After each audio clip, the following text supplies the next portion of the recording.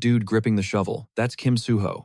But in this strange new world flanked by his loyal ride or die and his mascot squad, he goes by a different name, Lloyd Frontera. And the second that shovel smashed into the hilltop, boom, blueprint, structures, pure vision. We're talking a massive landscape dominated by colossal construction projects.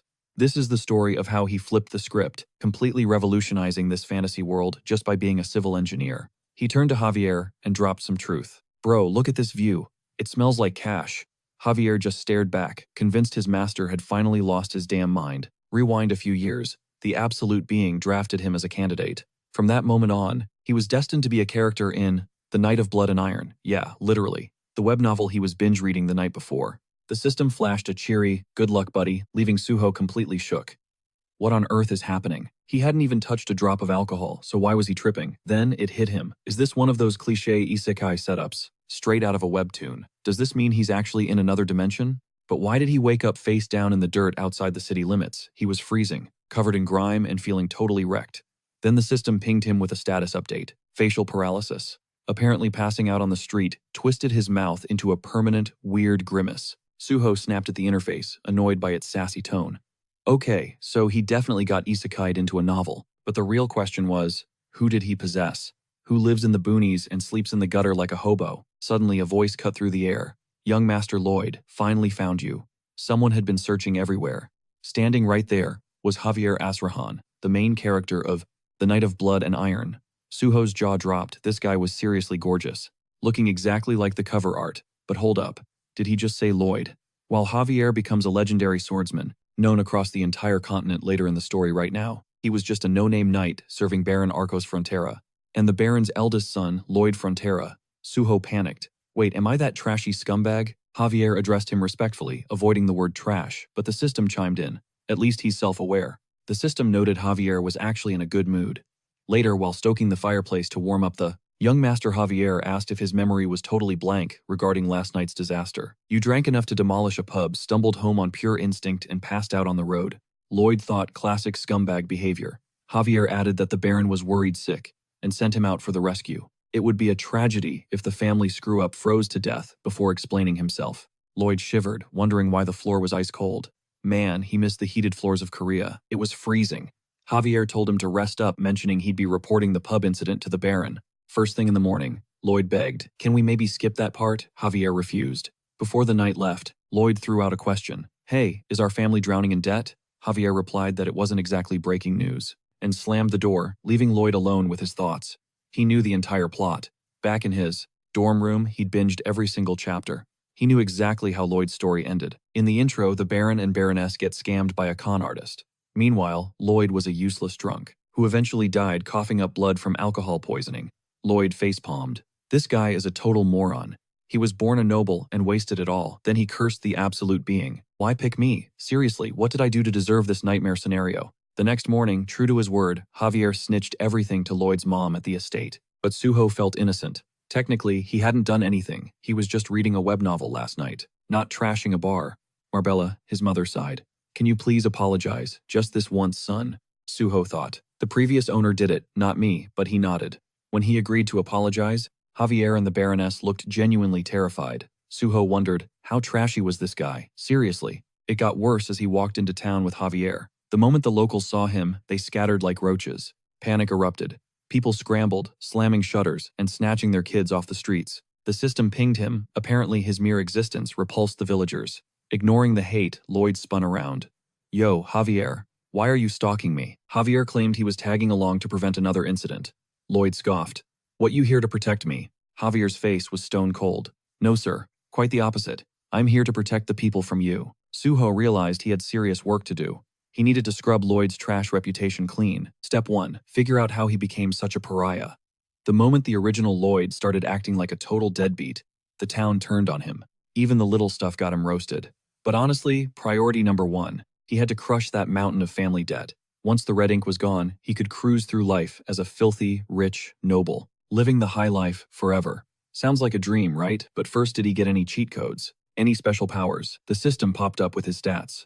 Passive skill unlocked scum. Effect makes everyone look at him like he's garbage. Second skill, problematic drunk. Lloyd was so ticked off.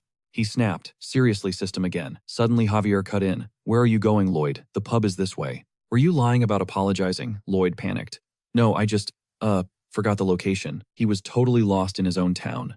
Javier gave him a long, skeptical stare before sighing. Fine, go ahead. You lead the way. But as Lloyd stepped into the bar, the vibe felt wrong. It was like the guy had swapped personalities overnight. Because last night was a disaster movie. The place was a wreck. Total devastation. Lloyd awkwardly took a seat among the debris. He started mumbling an apology for the rampage. The owner approached, trembling on high alert, ready to dodge a punch. It's no problem at all, young master, the owner stammered. The man was practically begging for his life. Lloyd realized the original owner of this body was a total monster. Just saying hello terrified the locals.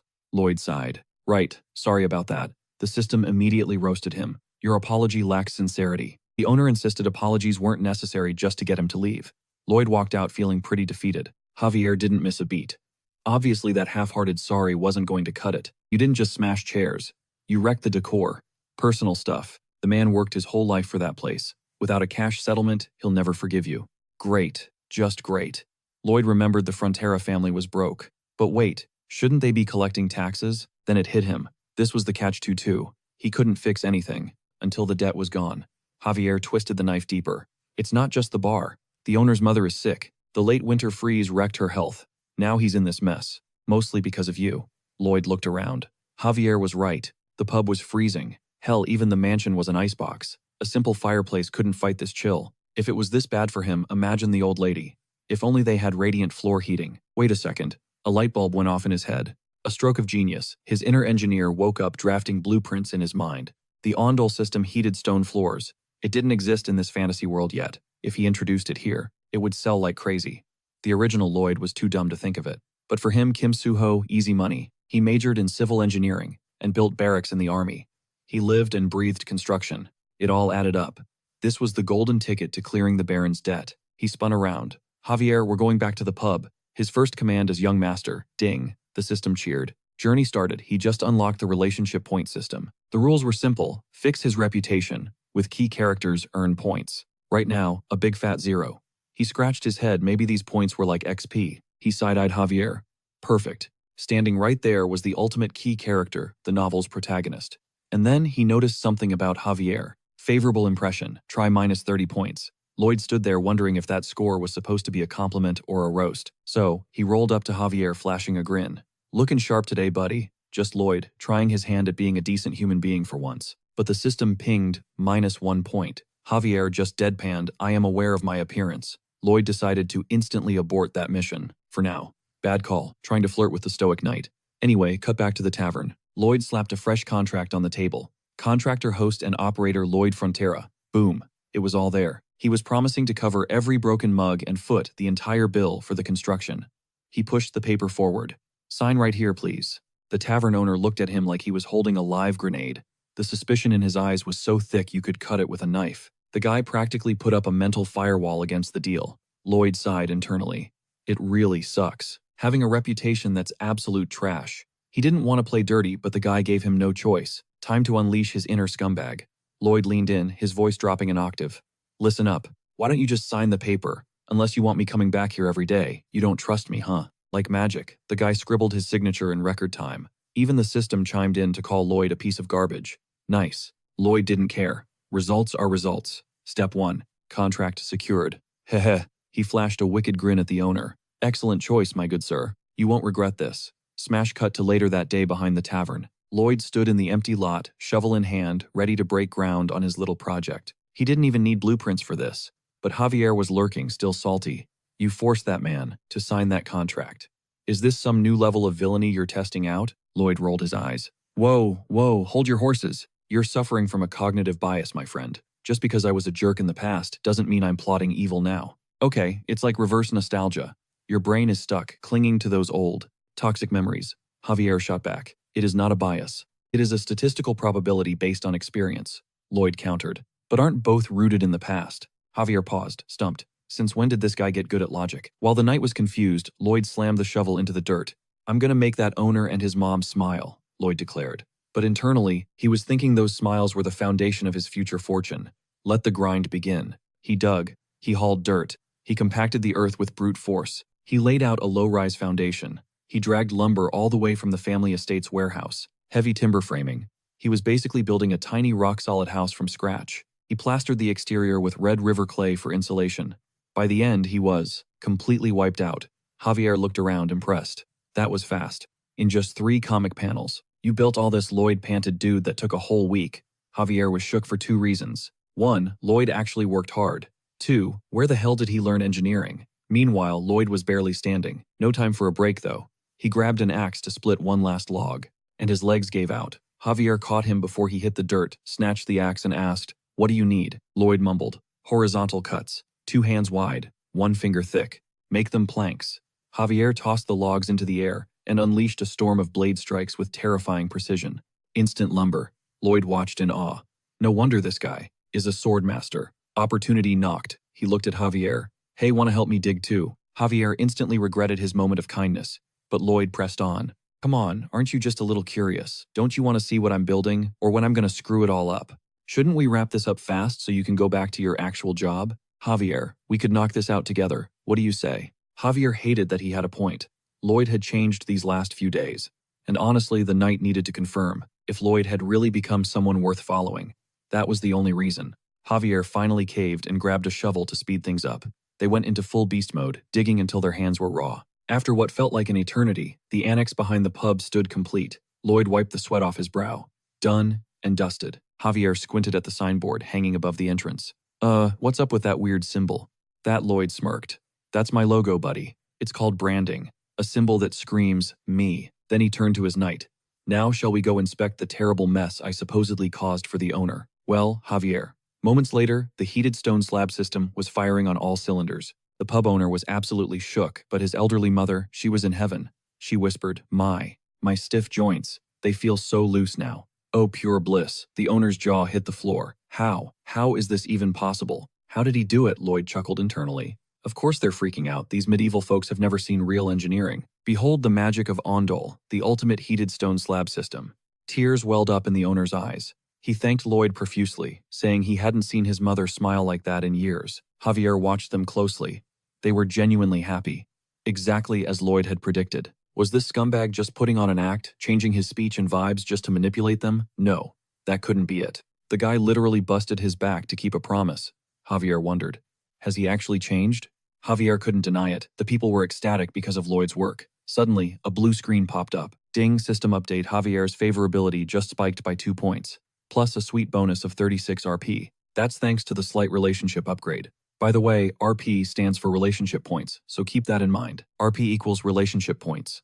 Got it. Lloyd turned to his knight with a smug look. I bet I know what you're thinking. How did a total piece of trash like Lloyd pull this off? How is he actually helping people? Yada yada yada. Javier stiffened, looking away. I am thinking no such thing, Master Lloyd. Obviously. Lloyd ignored the lie. First contract, successfully executed. Sure, the premium wood cost a fortune, but that's just an investment. This isn't just a shed. It's a model home. The ultimate marketing stunt for his work. Cut to a few days later, the pub owner was raking in cash thanks to that little annex. Actually, the villagers were literally lining up around the block to get into the sauna. Everyone walked out toasty warm, completely forgetting the brutal winter outside. Lloyd pounced on a satisfied customer. Enjoyed the heat, didn't you? How about having your very own sweatbox at home? He flashed 2 blueprints. Plan A is the external unit, just like this bad boy. And Plan B, we give your current bedroom a total makeover to function exactly like this. Sign right now for both, and I'll slap on a 10% discount on construction. Huh. The guy flat out refused. The system chimed in. Civilian trust level critical low. Lloyd fumed. Why won't they trust me? With a price like this, it's a steal, man. Just then, a heavy shadow loomed over him. It was the big boss himself, his dad, Baron Arcos Frontera. Lloyd, what are you doing? Cut to the estate. Lloyd got dragged back home, and now he was stuck in a super awkward one-on-one dinner with his old man. Lloyd picked at his food, sweating bullets. He tried to stay as still as a statue, hoping to stay off the radar. What if the Baron bans his construction hustle? Suddenly, Arcos spoke up. I want an explanation. What kind of scheme are you cooking up this time? Lloyd sighed. No point in beating around the bush. He kept it straight. The pub owner wanted a warm room. I built him a warm room. Simple as that. Arcos narrowed his eyes. So you're making contracts with the commoners now, Lloyd shrugged. Seems like you already know the whole story. Obviously nothing gets past the Baron of this territory. Arcos's voice grew stern. Our priority is to protect our people. I will not tolerate scams, lies, or you swindling the villagers. No, it's not like that. Lloyd stood up abruptly, panic rising. If you have nothing else to say, I'm heading out. He tried to bail before things got heavier. Wait. Arcos stopped him cold. Is this about the family debt? I have eyes and ears, Lloyd. I know we're in trouble, but don't worry. I will handle this situation immediately. So please, do not stray from the righteous path. Lloyd froze. Those words, he'd heard them before, from his real father in his past life. Just focus on your studies, son. Let me worry about the bills. That's exactly what his dad used to say. And Lloyd knew how that ended. Everything was chill. Just kidding, that was a total lie. It was an absolute dumpster fire. Lloyd told his dad not to quit, promising he'd hang in there too. Flashback to a few years ago. Back in his old life, he really should have dropped that same pep talk on his own father. Anyway, he's strutting down the hallway deep in thought. He was crunching the numbers. There were 32 Type A requests and 57 Type B tickets. He'd secured half the payment for the construction, but suddenly vibes off. He walked right past two sketchy dudes. Loan sharks. Straight up ignored him. Didn't even nod at the Baron's son. The disrespect. Cut to the Baron's office. The shark Shiloh is pressing hard. How much longer you gonna stall, huh? Mitchell chimes in, reminding him the clock's ticking. You got 5 days until the deadline hits. Whining ain't gonna save you either, Pops. Then Charles gets nasty. Why so quiet, Baron? Why not liquidate the estate, sell the junk in this mansion, and pay up? Lloyd thinks perfect timing. It's time to make an entrance. But first he checks his stats. He's sitting on 36 RP. No clue how to spend them until the system drops a hint, burn RP to level up skills. Suddenly, the interface scans his entire physique, unlocking his past life's toolkit. Soil mechanics, hydraulics, structural engineering, the whole package. Everything he crammed during his civil engineering degree. It's all coming back. Even the system's impressed. User is actually sharper than he looks. Thanks, I guess. Lloyd snaps back. Excuse me, I was a scholarship kid, okay? Top of my class. Based on that big brain energy, he can unlock 2 skills right now. Basic surveying costs 15, and basic design costs 20. Lloyd's clueless about the magic part, but he's got the budget, so he swipes both. The second he equips basic surveying, his eyes start glowing. Literally. Whoa, what the heck? The world lights up. He looks outside and boom, he's got built-in GPS vision. Precision measurements just by staring. And that basic design skill, it's like having Photoshop installed directly into his cerebral cortex. No more pencils, no more paper. This gig just got a whole lot easier. But he can't solo every construction site. If only he had some heavy-duty backup, like a tractor or something. The system pings, you can summon a unit. Lloyd's like, come again, behold the random fantasy specimen summon system. Spend RP, roll the dice, and design a fantasy creature with wild stats and skills. Lloyd frowns. Sounds like a sketchy gambling app. And 50 RP per draw. That's robbery. Is this inflation? But wait. Fantasy specimen. His gears start turning. If he's right, he could summon legendary beasts. A unicorn.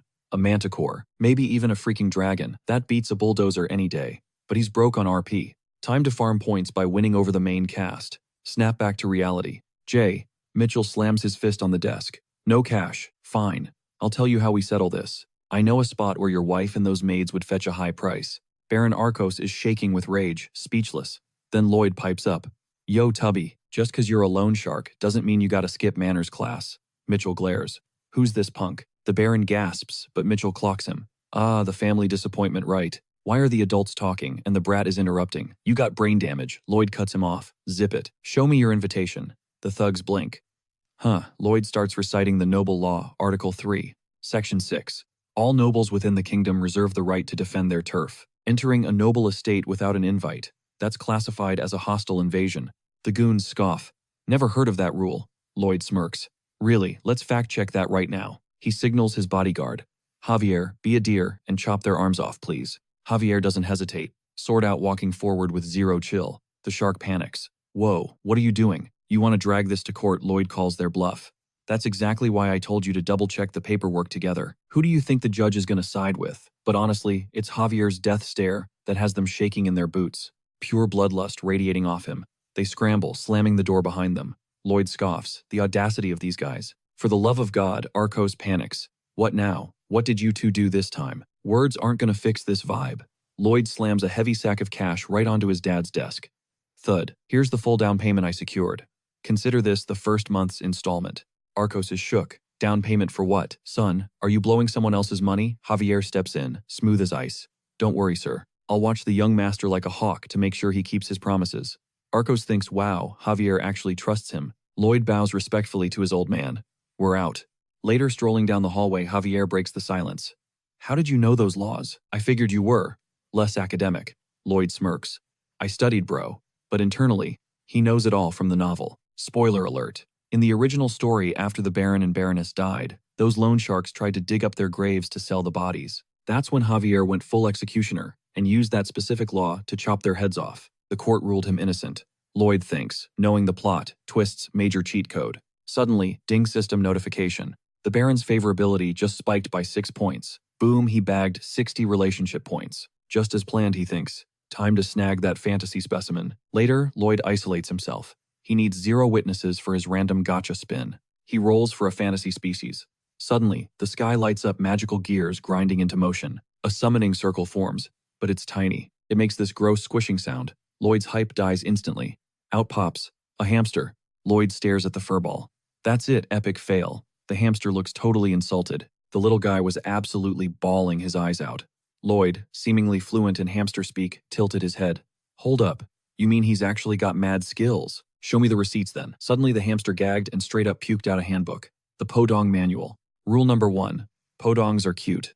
Handle with extreme love and care. Feed them sunflower seeds to hack their biology. Red seeds turn them into absolute units. Effect lasts 12 hours. Blue seeds do the opposite, shrinking them down. He can buy these cheat items for 1 relationship point a pop. Lloyd's skeptical. How big we talk in human size? The critter squeaks. Podong Lloyd grins. Guess we gotta field test this right. Alright, bet. He feeds it a red sunflower seed. Instantly, the hamster headbutts Lloyd, launching him across the yard. He scrambles up and sees a kaiju hamster. We're talking 16 feet of fluff, maybe more. 30 feet easy. The Podong looks down at him totally smug. Time for the first skill. Excavation level 1. It tears a massive hole in the empty lot. Then hardening skill activates. Finally, the cheek pouch. It scoops up all the debris it just dug up for recycling. When it spits the dirt out, slime goes everywhere. Lloyd doesn't even care about the gross factor. This thing beats a heavy excavator any day. Later, walking back through the castle, he knows the deal. Showing up with a fantasy beast out of nowhere. Super sus. He stuffs the Podong in his pocket. He'll grab a summoning book from the library to fake a new class, Summoner. Now, to solve the labor shortage. Big construction projects need bodies. Next morning, he's got a crew lined up. Lloyd barks orders. Repeat after me. Safety first. The crew chants back. Safety is. Come again. First place. He surveys his army of 30 workers. Look at this sorry bunch. Absolutely zero motivation. Lloyd scanned the so-called baronial army. With the estate drowning in debt, how are these guys still on the payroll? Total dead weight. But then, it hit him: free labor. Since they're already salaried, this project won't cost an extra dime. That's a win. He clapped his hands, demanding their undivided attention. Listen up. This is where you unite. The army. But what's the real core of military life? Glory. High-stakes operations. Please. Lloyd flashed back to his own service. It was 90% shoveling and pulling weeds. Just endless grunt work. He practically built his own barracks from scratch back then. See that mound over there, he barked, pointing to a heap of earth. I dug that up. By myself. All night. Complete lie, obviously. His summoned Podong crushed that job in 30 minutes flat. This, he announced, is step 1 to saving this hellhole. We are engineering a top-tier floor heating system for the locals. And to make that happen, you lot are moving this dirt to the construction site. Now, as soon as the words left his mouth, the vibe shifted. The soldiers were not having it. Zero desire to work. Lloyd predicted this pushback. But before the mutiny could start, the senior knight of the frontier, Neumann, stomped onto the scene. He glared at Lloyd. Young master, what exactly are you ordering my troops to do? Lloyd smirked internally. Right on cue. He knew this guy would show up. This estate had 3 knights on the roster. Neumann was the top dog. Below him was Bayern, and at the bottom, the novel's main character, Javier. In the original story, only Bayern and Javier went down with the ship, staying loyal to the bitter end. Neumann, he was the rat. The first to bail, selling the Baron's secrets to loan sharks. Oh yeah, this guy needs to go down. Lloyd tilted his head. What does it look like we're doing, Neumann? The knight scoffed. I cannot believe you are assigning dirty manual labor to honorable soldiers. As their commander, I refuse to tolerate this. Lloyd rolled his eyes mentally. Give me a break. I'm literally earning the cash to pay off your debts, buddy. I have the Baron's full authorization, Lloyd stated calmly.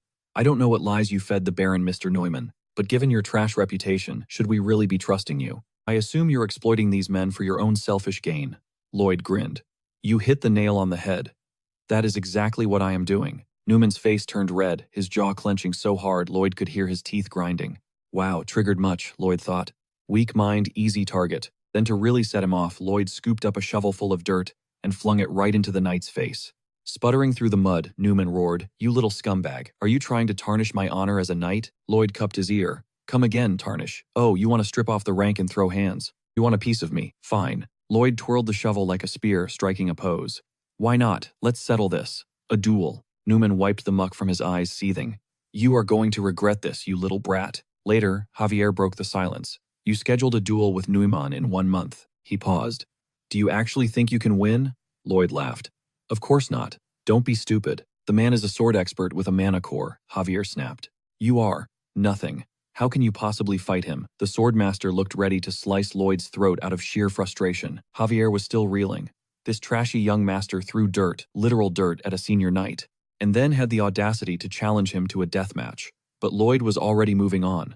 Step 1. Get the Baron's approval. Step 2. Provoke Neumann so hard he gets sidelined. With the senior knight busy fuming, Lloyd appointed Bayern as the temporary supervisor to lead the construction crew. Javier watched it all unfold, disgusted. He couldn't believe this was happening. He wanted to carve this manipulative jerk into pieces. Suddenly, Lloyd snapped his fingers. Oh right, Javier, I need a favor. Teach me swordsmanship. Javier didn't hesitate. No. First of all, my duty is to protect you. Young master, not tutor you. Second, you are garbage. Giving someone like you power would be a disaster for everyone. Lloyd leaned in, dropping the bomb. If you train me, I'll cure your insomnia. Javier froze. How does he know about that? Lloyd cracked the code instantly. Why? Because he read the script, you moron. He knows every detail about the insomniac hero from the Knight of Blood and Iron. In this world, knight rankings are a rigid hierarchy: expert, junior, swordsman, intermediate, advanced, and the legendary swordmaster. Javier is currently sitting at advanced swordsman, just inches away from reaching god tier status. But here's the catch. The reason he can't catch a wink of sleep is that his superhuman nerves are too dialed in. He's perpetually wired for combat, never for rest. It's a curse known as swordmaster syndrome. Lloyd figured this rural backwater obviously hasn't caught up with modern medical science yet, so even Javier himself is clueless about his own condition. Lloyd asked if he's in on the deal. It's written all over Javier's face that he's sleep-deprived, so there's no point in faking it. Javier let out a heavy sigh and agreed to give it a shot. Lloyd smirked. Oh really, buckle up, because this won't be a walk in the park. Javier shot back that he expects it to be tough. He's basically saying he expects Lloyd to fail miserably. The guy has tried every trick in the book to cure his insomnia, starting with cognitive behavioral therapy, herbal concoctions, aromatherapy, and even ancient oriental treatments. A few seconds later, lights out. He was out cold. Lloyd scoffed. He knows exactly how to treat insomnia, you dummy. It turns out, Javier passed out while Lloyd was droning on, listing every single mana technique from the magic manual. Now, Lloyd was pumped to absorb all those high-level sword skills. Ha ha ha. The next morning, Javier glared at him and barked an order: run 50 laps. Right now. Lloyd didn't hesitate. He started pounding the pavement without a single complaint. After a few rounds, he breezed past Javier and thought, am I just supposed to run? Where are the flashy skills? He knocked out a few more laps while Javier watched, thinking, I didn't see that coming. The guy is running without whining. Lloyd circled back again. Javier must be thinking he has zero talent for the blade, right? Wonder what's going through his head. Whatever, Lloyd decided to grind it out until the end. Suddenly, the system chimed in. His passive skill, being absolutely hideous, just evolved to level 4. Now anyone who locks eyes with Lloyd instantly knows he's a scumbag and feels an overwhelming urge to punch him in the face. After a few more laps, the exhaustion hit him hard. But honestly, this was a vacation compared to his past life back in Korea. Back there, he didn't have a loving family waiting for him. He'd wake up in a cramped, suffocating dorm room every single morning. He hauled bricks up to the 4th floor of a construction site. By night, he was loading heavy boxes onto trucks, guys. All that just to keep from starving to death. He lived on hope constantly, wishing, I just want things to get better someday. He was desperate to hear those words, it's going to be okay, everything is working out. Did he even deserve that comfort? He never made it to the finish line in that life. So Lloyd, feet pounding the dirt, realized that compared to that despair and agony, this little workout is absolutely nothing. Javier noticed the sheer grit Lloyd was showing and decided, okay, I'll teach him the sword technique. Javier's approval rating ticked up, earning Lloyd a sweet 18 RP. Of course, the rat Neumann reported every detail straight to Arcos, leaving the Baron completely shook. He muttered that he thought Lloyd was finally acting rational these days. Looks like he misread the situation again. Arcos stated his duty was to let the duel proceed, but he begged Neumann not to go too hard on the boy. Just hurt him enough to knock some sense into him. Neumann replied with a polite, yes, Baron. But internally, he's thinking there's no way he's holding back. He's going to beat that cursed brat until he stops breathing. And if the Baron makes a fuss, he'll silence him too, along with the Baroness. He'll frame the whole mess as a tragic double. Suicide by fire. According to his plan, he's going to loot the place and bolt to a major city. Thanks to the young master's stupidity, his retirement plans are happening way sooner than expected. 1 month later, the stage was set for the duel. Lloyd's family watched from the sidelines, standing right next to his instructor Javier. Newman gripped his sword, asking if the kid was ready to bleed. Lloyd dropped into a combat stance, wielding a shovel. He grinned and said he was born ready. Then he asked if Neumann was ready to get his butt kicked. Bringing a gardening tool to a sword fight obviously made things awkward and pissed Neumann off royal. Javier analyzed the weapon. It's a custom iron shovel. Lloyd had the blacksmith forge it specifically for this moment. Arcos sighed. Is this brat making a joke out of everything again? But Javier thought otherwise. If Arcos knew what his son had been doing for the last 30 days, he didn't just do basic training. Morning grind, 0 complaints. By afternoon, he was on-site schooling the locals on his construction blueprints. Come nightfall, they were fencing until they literally collapsed from exhaustion. Javier knows the look. That isn't the spirit of someone messing around. Is Lloyd actually dead serious right now? The referee signals the start. It's Lloyd Frontera versus the Knight Neumann. But as Lloyd squares up, Javier spots the problem immediately. His stance is absolute trash. Neumann smirks, tossing out a, "Is this some kind of joke? Kid." He launches a heavy strike, but Clang stopped cold by Lloyd's iron shovel. Neumann resets his grip, thinking pure luck. He won't get that lucky. A second time, he swings blocked again. Javier's eyes widen. That movement, it's extraordinarily efficient. That's not random. That is a technique forged in the fires of real warfare. It looks like swordplay that's evolved over decades. Even Neumann is starting to sweat a little. Lloyd grins to himself, surprised. Literally every guy in Korea can do this. It's modern combat doctrine, the bayonet charge. And he keeps spamming these thrusts to pressure Neumann directly. Of course, Neumann's a pro swordsman, so he's parrying the shovel strikes. But after trading blows for a while, Lloyd slams the shovel into the dirt and starts using it like a pogo stick. Hopping on top of the handle, literally taunting Neumann into attacking again. Come get some, you loser. Javier wonders if he's trolling. But one look at Lloyd's face says otherwise. He was baiting Neumann, and the guy took the hook.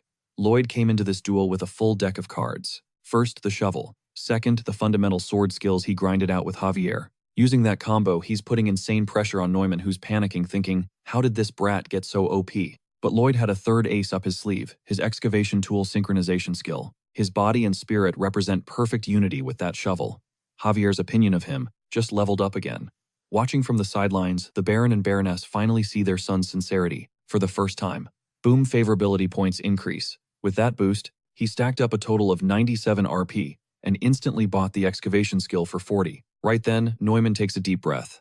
Playtime is over. He has no choice. He never thought he'd need to use this on a regular civilian, but he starts funneling all his power into his mana core. Lloyd senses the energy shift immediately. Neumann roars, "Welcome to reality, you scum."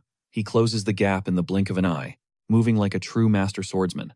Javier's heart drops because there is no way Lloyd can block that. Neumann has the XP gap. Creating a mana core takes 5 years of combat. As Lloyd raises his shovel, Neumann thinks, "Idiot, I'm going to smash through that tool and split his skull." But the script gets flipped. Lloyd catches the strike with the very tip of the shovel. He anchors his legs and activates the fourth weapon in his arsenal, the mana technique, destined to make Javier the strongest character in the novel, the Asrahan core technique. The moment shovel met sword, it drained the mana straight out of Neumann's body. The knight is so shook that he leaves himself wide open for a savage shovel smack to the face that sends a tooth flying. After that, it's a total shovel beatdown until he begs for mercy. One final bonk to the back of the neck, and Neumann is out cold. The crowd is stunned into silence as the ref announces Lloyd Frontera as the winner. Neumann, the expert swordsman, just got clapped. Lloyd looms over him, whispering, "You hear that, Neumann? He won. Now it's punishment time." The referee jumps up, shouting, "What is he doing? The match is over," but Lloyd keeps wailing on Neumann's head, with the shovel like a total psychopath. Obviously, his dad is losing his mind, but Lloyd doesn't stop. The soldiers have to physically restrain him before he turns Neumann into paste. Another knight yells that he's lost it. Javier thinks honestly, justified. Lloyd puts his hands up, "Fine, fine." The soldiers let go and he takes a deep breath. Then he immediately turns back to get a few more hits. And Javier realizes, wait, if you look closely, Lloyd is carefully avoiding every vital point. His expression was stone cold, like he'd already read the script. But deep down, he was absolutely terrified of Lloyd. It was like Lloyd held all the cards. Flashback to 15 days before the duel. That's when Lloyd dropped the bomb. He wanted to learn the legendary Asrahan core technique. Javier looked at him like he had two heads, totally shook. Lloyd just tilted his head, playing innocent. What's the big deal? It was like asking a master thief for his blueprint. This technique doesn't just use internal channels. It rips mana straight from the atmosphere and converts it into expenses. Raw personal power. Right. Javier narrowed his eyes, suspicious. Wait, how do you even know about my secret technique? He'd never spilled the beans to a soul. Plus, the technique wasn't even finished yet. Lloyd just smirked. Remember when you knocked me out? Javier blinked. While you were unconscious, the pieces started clicking for the night. But he still shook his head, apologizing. Sorry, can't teach you. Lloyd didn't back down. Is it because the technique is broken? What if I fix it for you? Then will you teach me? Javier stared at him. Where was this guy getting this insane confidence? Lloyd went into lecture mode. Listen up. If your mana core tries to suck in external energy on its own, it's gonna go boom. Total meltdown. Everything leaks out. Think about it. To your core, that outside mana is basically a stranger, an intruder, oil and water buddy. They aren't gonna mix naturally, so keep them separated. Spin the external mana around the core like an auxiliary engine boosting the main generator. Like a turbocharger on a construction rig, Lloyd grinned. Pretty genius, right? Javier didn't know jack about heavy machinery, but the logic held up. That actually might work. He looked at Lloyd, baffled. How did you come up with this? Lloyd put on his best poker face. Oh, just a wild guess. Ha ha ha. Totally lying through his teeth. Should work though, right? And guess what? It didn't just work. Javier actually perfected his family's secret technique thanks to Lloyd's random construction metaphor. He formed mana circles, spinning like orbital rings. 1, 2, 4, 5 rings. Ding, the system notification popped up. Javier's favorability toward Lloyd just shot up by 5 points. But Lloyd was stressing over the timeline. He didn't need to master the whole technique. He didn't need an ocean of mana, just enough to make contact. Javier, seeing this, assumed Lloyd was some hidden combat prodigy. He was already betting on Lloyd to absolutely crush Neumann. And boom, reality matched the hype. Lloyd took the W. Suddenly, Baron Arcos shouted, "Stop." He wasn't about to let his son drag a knight's honor through the mud any further. Lloyd paused, sighed dramatically, and looked up. Honor? What honor? He pointed a lazy finger. Check under that tablecloth over there. Then tell me if the word honorable really fits. Sir Neumann. They lifted the cloth, boom. A stack of letters. Arcos froze. Lloyd broke it down. See that, addressed directly to Neumann. It's got everything, estate secrets, security layouts, even the Baron's personal preferences. Oh, and a nice little tutorial on how to forge fake property deeds. Neumann wasn't just a traitor. He was leaking intel like a broken pipe, straight to the enemy. Neumann's face went pale. How? How did Lloyd find the stash he had? Carefully bricked up inside a wall, Lloyd smirked internally. Perks of reading the original novel Losers. Last night, he sent Podong in hamster mode to squeeze into the cracks and retrieve the loot. Baron Arcos looked devastated. Lloyd knew his dad wasn't just soft, he was the textbook definition of a good man in the story. Too nice. Most people would execute a traitor like Neumann instantly, but Lloyd knew there was a massive gap between being a nice guy and a good leader. He looked at his hesitating father. If you're stressing about how to handle this trash without getting your hands dirty, I've got an idea. We could dump a bucket of rabid rats on his head and kick him out of the estate. Or we demote him to a grunt, strip his rank, and let him work off his debt, starting from absolute zero. The crowd started whispering. Was Lloyd being cruel, or was this actually 4D chess Baron Arcos realized what Lloyd was doing? He wasn't just punishing, he was offering mercy with a leash, a chance for redemption, but with a blade hanging over Neumann's neck if he slipped up again. Even the other knights were nodding. A wise and generous move, one muttered. Risky but smart. Arcos nodded solemnly. Agreed. We proceed as young Master Lloyd suggested. He glared at the traitor. Any objections, Neumann? The guy was trembling. None, sir. Thank you for your mercy. Lloyd chewed on the concept of mercy. Giving a second chance to a villain. It doesn't make them repent. It just emboldens them. They don't see grace. They see weakness to exploit for their next betrayal. Neumann was already smirking, convinced the Baron was a soft touch he could crush later. He was practically fantasizing about revenge. Lloyd caught that look. Oh, that's nice. Lloyd stared dead at him, feeling smug knight. Better enjoy it. That's the last smile you'll ever crack. He tossed a crimson seed to his boy Podong, then yeeted the little creature high into the air. Go ask for forgiveness in the afterlife, buddy. Mid-air Podong morphed, expanding into a colossal titan that blotted out the sun. The crowd gasped as the giant hamster beast body slammed straight down, flattening Neumann into the pavement. Lloyd dusted off his hands. Sorry, not sorry. Consider yourself permanently banned. Plus, looting this guy was exactly what the estate needed to fix the cash flow problem, just like Javier had hinted. 2 birds, 1 giant hamster smash. Cut to the city center, total construction chaos. The engineering squad, once a bunch of slackers, was now strangely swole and grinding hard. Lloyd was channeling the Roman Empire. Those guys knew civilization started with killer infrastructure. He was building his own Via Appia, laying down a massive road network starting right now. The plan, pave, a straight shot from the Baron's mansion to the eastern slope. Javier wasn't buying it. Why a road? Lloyd grinned. Watch our clout skyrocket. but Javier's eyes narrowed. Where did you learn civil engineering, young master? And the underfloor heating tech? No one here knows that stuff. You even summoned a high-tier creature. Javier stepped closer. Are you really Lloyd? A system alert flashed red in Lloyd's vision. Warning, Javier is seriously sus about your identity. Lloyd kept a poker face. He knew this was coming. Javier was sharp, too sharp. The guy could decapitate him before Lloyd could blink. Lloyd shrugged casually. I hid the books in secret. Why? Is self-improvement illegal? Lloyd triggered his innocent skill, widening his eyes. Javier scoffed. Studied you. You were a raging alcoholic. Lloyd fired back. Were you watching me 24/7? Didn't think so. You have no idea what I did in my downtime. Javier pressed on. Explain the summoning then. That takes master mages 20 years to pull off. Lloyd flipped the script. And what about you? You're basically a sword master with only 20 years of life. Huh, you're a freak of nature. A genius. Maybe I'm just like you. Javier hesitated. I don't think you're a genius. Lloyd leaned in. If you're a genius, why can't I be one too? Huh, what's the logic there? Huh. Javier opened his mouth, then shut it. He was stumped. Right, glad we cleared that up. Back to work. Lloyd activated shameless persistence to force the conversation over. He walked away, sweating bullets. That kept Javier off his back for now. He beelined for the other night. He told Bayern, hold down the fort while I'm gone. You're in charge. But Javier stepped up, hand on his hilt. I'm coming with you, young master. It is my duty to guard you. Lloyd rolled his eyes. Why do you always state the obvious? Duh, you're coming. We're going on a long road trip to collect some overdue debts. Meanwhile, in the backwater town of Rudinia Todes, a shady real estate scammer was fuming. He kicked a chair. I lost a fortune. He was ready to murder someone. I'll make those idiots pay. His mercenary bodyguard leaned against the wall. Listen, pal. Gambling is risky. You win some, you lose some. More importantly, if you can't pay my fee, I'm walking. Toads panicked. No, I can pay. I still have cash stashed, the mercenary glared. If I don't see gold by the deadline, I'm out. Toads gritted his teeth. I just need to scam a few more suckers. Too much heat on me right now. I gotta lay low until crash. The door exploded inward.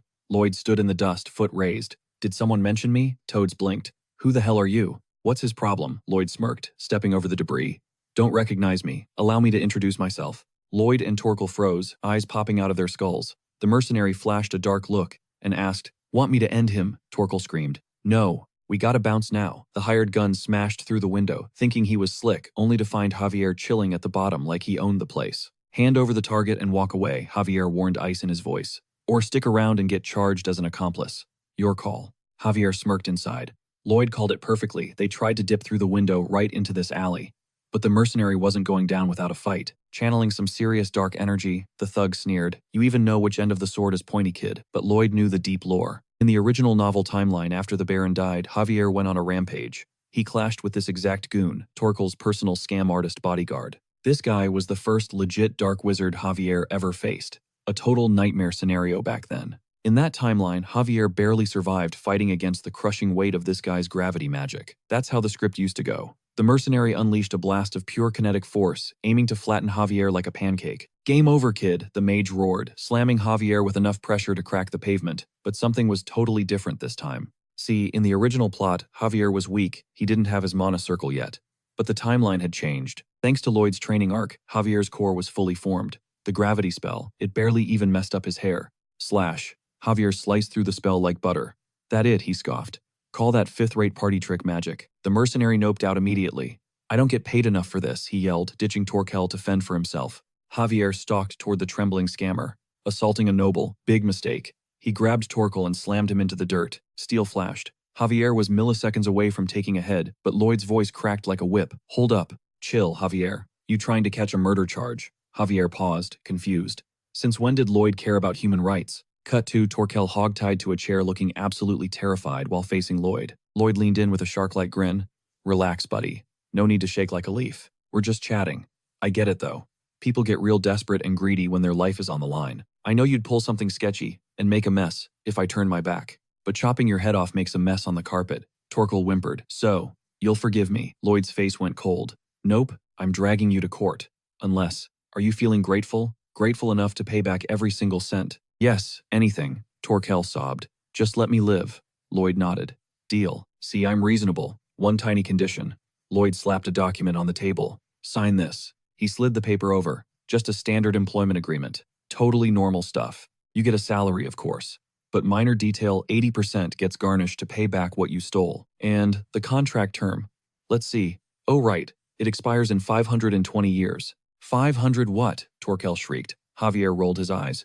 There it is. Lloyd isn't being nice. He's being a demon, Lloyd smirked internally. Why kill a debtor? That's a waste. I'm going to squeeze every drop of labor out of this guy until he turns to dust.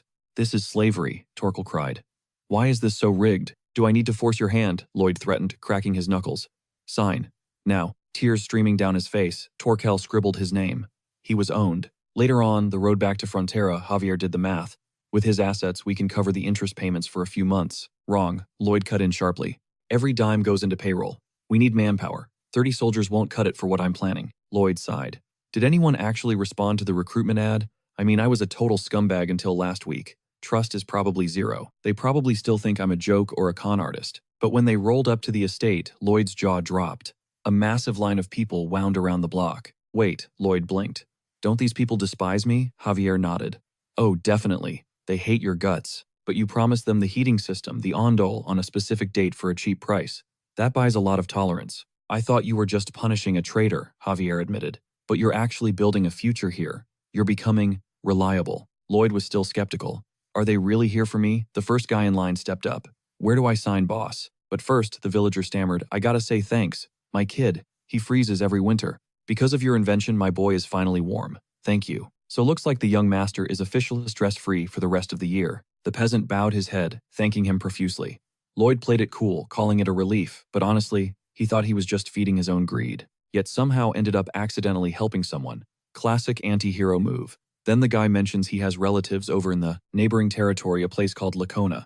He asked if Lloyd could maybe possibly install these magical heating systems over there too. Bingo. Lloyd realized this was the first step in his master plan. He didn't build these heater houses for charity. He's going to jack up the price, blame it on travel expenses, and completely drain the wealth from that other territory. He. Javier caught that look again, that filthy, scheming glare. That means Lloyd is plotting something nasty. He started wondering if that's the real reason Lloyd paved a road, straight toward the mountains. Later, overlooking the landscape from the cliff edge, Lloyd dropped some truth on Javier sooner or later. This entire mountain is going to be bald. The heating houses burn through resources like crazy. These trees, they won't last the winter. Javier asked if he knows that's going to happen, then why are they still? Lloyd cut him off. That's exactly why he's canceling the construction of the Appian Way. At the end of that road, they're going to dig up bituminous coal and sell it for an insane markup. Once people get addicted to the heating houses and seeing how effective they are, they won't be able to resist. They'll export the coal to every territory around. Of course, the Frontera folks get the homie discount, but the outsiders, full price. Hey, Lloyd grinned, asking Javier if he thinks that's unfair. But if he doesn't do it, does Javier really think they can pay off that massive debt? Javier thought it over, and he had to agree it's the most efficient way to handle the crisis. But the Baron doesn't know about the coal deposits. And the ground there is tricky. Other barons have tried and failed repeatedly. Lloyd said, yeah, he knows. They failed because the terrain was weak, but Lloyd, he's bringing modern civil engineering tech to the table. He told Javier to keep up. They've got a mountain of work to do. Javier realized this is yet another method he's never seen before. He's going to keep a close eye on his young master, who seems like a totally different person now. Meanwhile, inside the cave, where he planned to snag the minerals, and the coal, a bunch of creatures were guarding the spot. Lloyd was daydreaming, wishing he had some OP skill, where he could just look up and summon a luxury high-rise apartment instantly. Too bad he's not that powerful yet. He was stuck there sketching blueprints with his basic design skill. It was taking forever. Actually, wait, his skill had already leveled up to intermediate design. Lloyd muttered that he'd kill to summon 100 undead workers who don't need paychecks. The system chimed in. Keep complaining, and I'll remove your ability to draw by hand. Lloyd panicked. Nope, this skill is awesome. He went straight back to sketching.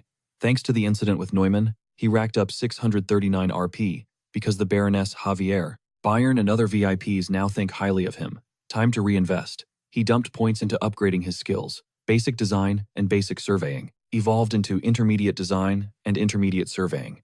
Nice. Later on, standing at the mouth of the cave, he fired up intermediate surveying. He could visualize the tunnel structure ahead, calculating exactly how to build inside. The range was capped at 5 meters, but that's still a huge help for plotting a safe mining route. The real problem, how to dig this stuff out. Without heavy modern machinery, Podong was out of commission, sick from overworking on the road project. Even if the giant hamster recovered, it wouldn't work. He's too massive. He'd bring the whole cave crashing down, so Lloyd had no choice. Time to roll the dice on a new fantasy species. The next spin cost 70 RP. He's sitting on 119. Let's go. He summoned that loud as hell magic circle again. After the circle, which sounds like a beat-up car engine did its thing, a tiny creature popped out. It looked like a snake this time, complete with a cute little ribbon on its head. It was Belle. Lloyd stared at it, wondering why on earth he would want a snake. Assassination poison, nah. Look, I know Podong seemed totally useless at first glance, but you gotta see this little guy's hidden specs. Lloyd asked for a demo of his ultimate ability. Fast forward a few weeks, Podong was absolutely crushing it. We're talking giant mode, engaged sunflower seed, equipped, and ready to roll. He was basically a living, breathing heavy excavator, munching through bedrock like it was cotton candy. Think of a runaway train but for digging. Why? Because his earth excavation skill was effective even at level 1.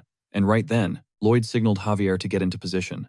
The second Podong triggered his soil digestion. He spat out processed steel. Enter Phase 3, Javier. With surgical precision, he sliced that metal into perfect ingots for the blacksmiths waiting on Phase 4. They were reinforcing the cavern walls, rigging a support system to keep the whole mountain from crashing down on their heads. Phase 5. Just a quick sanity check on Javier.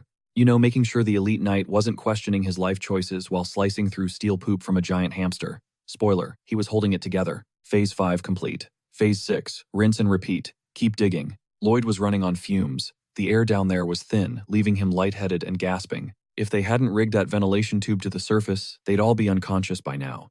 Plus, the heat was absolutely brutal. Javier turned to the young master, suggesting they call it a day and evacuate. Even a machine like Javier needed a break, just like the rest of the crew. But Lloyd, he wasn't budging. He was the foreman here. He had to see this through to the bitter end. He knew how it worked back in Korea, bosses who just barked orders and did nothing. Or worse, the jerks who didn't even show up to the site. Lloyd refused to be that kind of leader. He was going to micromanage this operation perfectly. That's when his scan picked it up. Bingo.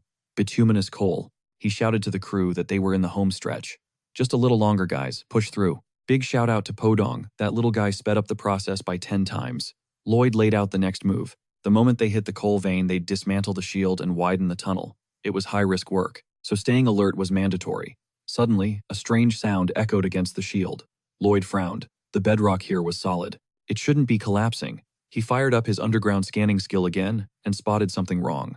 A hole, a void that definitely wasn't there a second ago. In a heartbeat, the ground gave way, the hole ripping open. And out surged a nightmare, a massive ant lunging straight for Lloyd's throat. Javier moved like lightning, slicing through its mandibles to shield his master.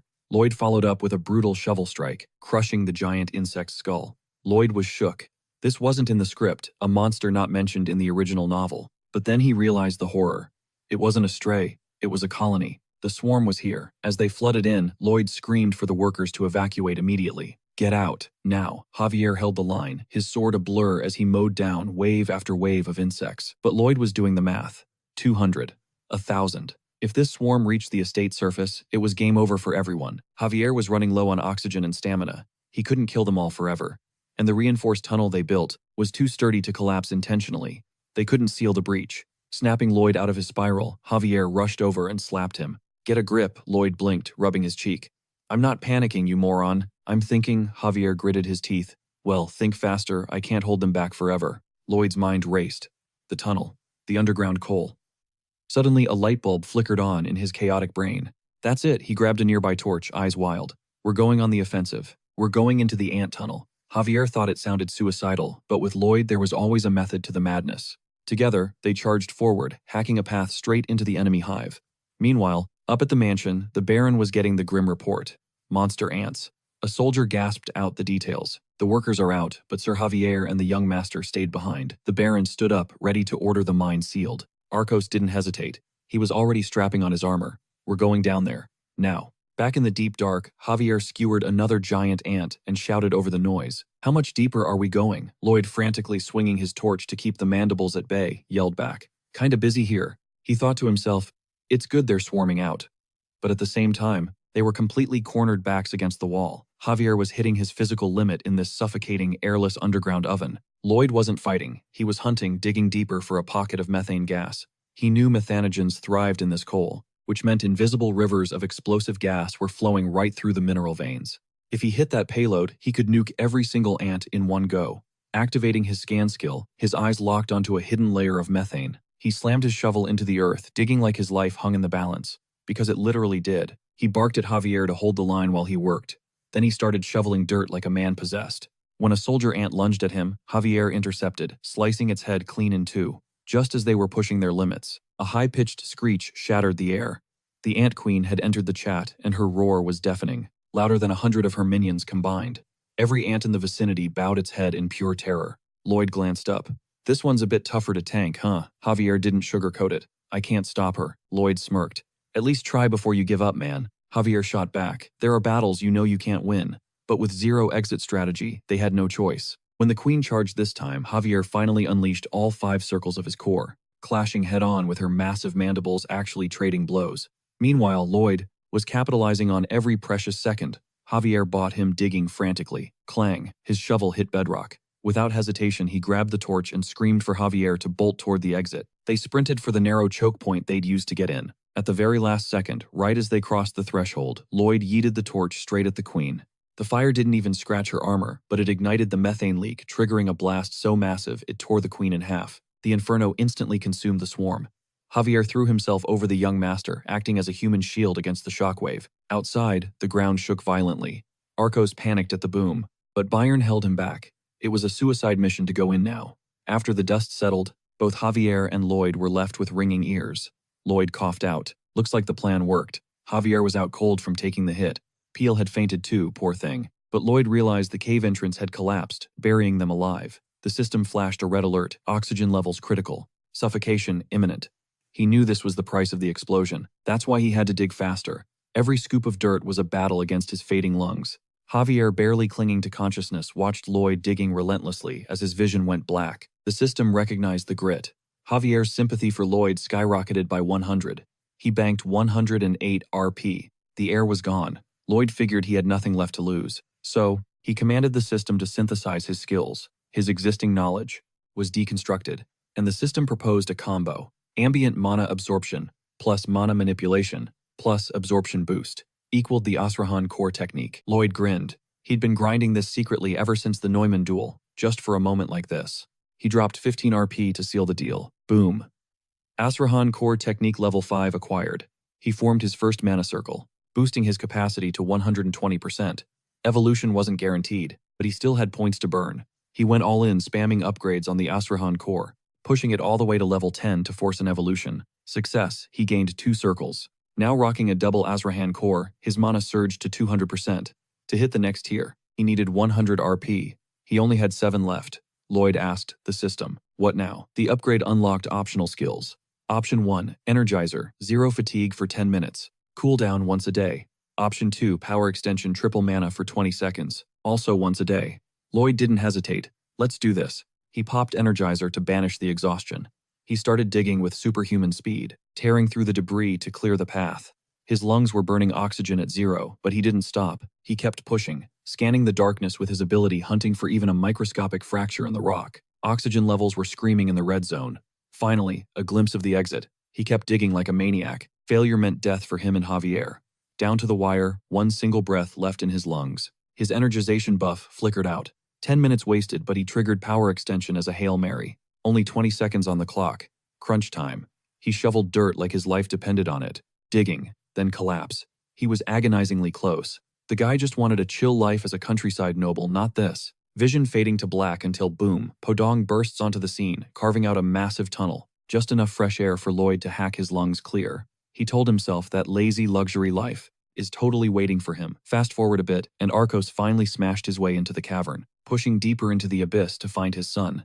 Lloyd was dragging Javier, teetering on the edge of a total blackout. Surviving that nightmare and pulling off a miracle, Boom System reward a brand new skill. A passive mode that kicks in even when drained, allowing the use of the Azra core technique. Arcos rushed in, catching his son right before he hit the ground. Finally, he was safe. Come morning, the rumor mill was on fire about young Master Lloyd's heroics. Public opinion did a complete 180. People whispered that the old scumbag Lloyd was gone, a totally different beast from the Lloyd they knew. Hours later, our boy finally woke up in his bedroom. The system chimed in. Everyone in the Frontera family was floored by his courage and heroism. He bagged 500 RP in one go. Lloyd was still weak, thinking they really lucked out this time. But after a quick recovery, straight back to the grindstone. This guy is a total workaholic. Stepping back into the mine, the workers stared in awe, practically bowing down to him, saluting the young master with mad respect. They were blown away by the guy who fought for their survival. He wasn't like other nobles. But Lloyd, he was just feeling extra claustrophobic, trapped in this space. It had been 2 weeks since the whole monster ant disaster. Coal mining operations were smooth sailing, zero issues, but he had to sniff out even the smallest risk factor to stop history from repeating. Lloyd and Javier marched right back to the ant tunnel entrance. On the way down, Javier finally asked why he keeps throwing himself into danger like this. Strictly speaking, he could just order the workers to handle the dirty work. He's the heir to the estate after all. But Lloyd called him a moron. He should be the one handling the hazards. He's the boss here. Why do people stay quiet even when he blows massive amounts of cash? Hey, Javier couldn't decide if that was brilliant or terrible. Suddenly the system alerted that his relationship points almost spiked but then stalled out. They hit a dead end, but Lloyd wasn't quitting. He popped his skill to scan deeper. After digging further, he stumbled upon an orc trapped alongside some other beasts, all tangled up in a nasty web nest. Javier stepped up saying he'd handle it since it looked dangerous. Lloyd asked exactly what kind of creature that was. Javier said, "It's obviously an orc."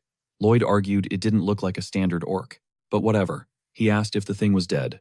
Javier figured probably not. Rumor has it ants like to paralyze their prey for long-term storage. Lloyd realized this was a massive windfall. He rescued the orc and dragged him back to his estate. The orc introduced himself as Harote and told his savior he'd never forget this. Lloyd asked if the snorting was intentional, like a character trait or something. Harote had no clue what he was talking about. Harote was actually the son of an orc chieftain.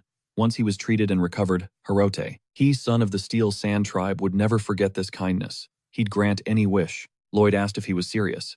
Then he politely requested a squad of 120 orcs to work the mines. Harote said absolutely not. Lloyd asked, why exactly? Harote explained that orcs are warriors, and warriors only follow the orders of their war chief Lloyd. Wait, warriors can't give orders, even if the workers are slacking. Lloyd's face fell. Ah, so that's the catch. For these savage orcs, the rite of passage is brutal. You gotta decapitate a giant ant, just to prove you're a man. Arot, totally choked in the tunnel, got paralyzed. But Lloyd, he sees an angle. He hypes Arot up like congrats on becoming an adult bro. Arot's confused, like, nah man, I froze up, I failed hard, didn't catch squat. Lloyd gaslights him instantly. What, we took that head down together, didn't we? Arot says his memory is blank. Lloyd's like, that's just the shock talking. You were paralyzed so long your brain rebooted. Poor guy. It was a masterclass in manipulation. Listen, when I walked in, that queen ant was shaking. She told me she just fought a young orc with insane power. Thanks to you softening her up, Arot, finishing her off was a piece of cake. We did that together. You're a beast, Arot. Just like me. Arot buys it, asking if Lloyd is a warrior too. Lloyd pivots. So, about those 120 workers. Arot salutes. I'll recruit them for you, boss. 1 week later. Lloyd pulls up to the Steel Sand tribe, but the chief shuts him down cold. No can do. Savior Lloyd. After that long trek, Lloyd's thinking. Why the sudden 180? He bows to Great Chief Akus and asks for the real reason. Akus drops the truth bomb. They can't spare the energy. They need massive calorie intake for their gains. Stop hunting for 3 days. They lose muscle mass. And for this tribe, muscle atrophy is basically the apocalypse. They can't risk losing warriors. Just to work. Lloyd clarifies. So you hunt every single day. Akus nods. If they don't eat meat immediately post-hunt, they shrink. Lloyd thinks. These guys are obsessed gym rats. Javier whispers, protein and muscles are their religion, sir. We should bail. But Lloyd's brain is cooking. Hold up. What if the meat didn't spoil? After a few days, you wouldn't need to hunt for 3 days straight. Then you could spare some workers, right? Akus wants to pay back the debt, but the gains, bro. Lloyd explains. That food preservation is a thing. There's a hack to keep meat fresh for days, and he has the blueprint. Flashback to when Arot reunited with his dad. They locked into this super muscular, veins-popping manly embrace. The shockwave from that hug was so intense a normal human standing there would have been turned into hamburger meat. Lloyd was drooling over that power. Imagine 120 of those units working for me. But then he spotted something even better. Arot presented the queen ant's head, and Akus was like, heck yeah, bursting with fatherly pride. Tonight we feast. They started celebrating by grabbing random treasures they found lying around and using them for bicep curls and squats. Lloyd's jaw dropped. Why do they have legendary loot? It looked like stolen goods. One dude was curling a massive candlestick, worth more than an entire army's budget. That's when Lloyd drafted the contract. He gets the labor and the loot. Javier asks later, you promised them a stone, cold storage, and we get treasure for it. But you need something to mix with the stone. Javier is lost. What is a stone cold storage? He's clueless, Lloyd explains. You know how royal mages Keep food fresh with ice magic. A cold storage does the exact same thing, but zero magic required. Javier asks the source. Lloyd smirks. A little birdie told me. Yeah, right. He's not spilling his secrets. They need a specific rock to build this thing, called granite. It's tough as nails, Javier. Granite isn't easy to mine, is it? Lloyd admits it's a nightmare. They don't have TNT, but they have the next best thing. A living, breathing stick of human dynamite. Javier gets a sinking feeling he's the explosive. Meanwhile, Lloyd recalls a key plot point from the novel, Night of Blood and Iron. In Mara, a city trapped in a magic barrier, there were thousands of refugees that Javier. It was do or die. By this point in the saga, Javier wasn't just good, he was a swordmaster elite, rocking a 4th mana circle right in his chest. But the clock was ticking for those refugees. Time was a luxury they didn't have. Javier put everything on the line to save them, accidentally unlocking a god-tier lethal skill in the process, without even realizing it. He treated his heart like a reactor, smashing all the cores together until a blazing supernova formed at his blade's edge. Boom. Barrier vaporized. That explosion wasn't just a fluke, it became his signature move. The trademark of the Iron and Blood Knight, right alongside the Asrahan mental arts. And with that shameless poker face of his, or should I say iron face, Lloyd casually asks if he can spam that same nuke again.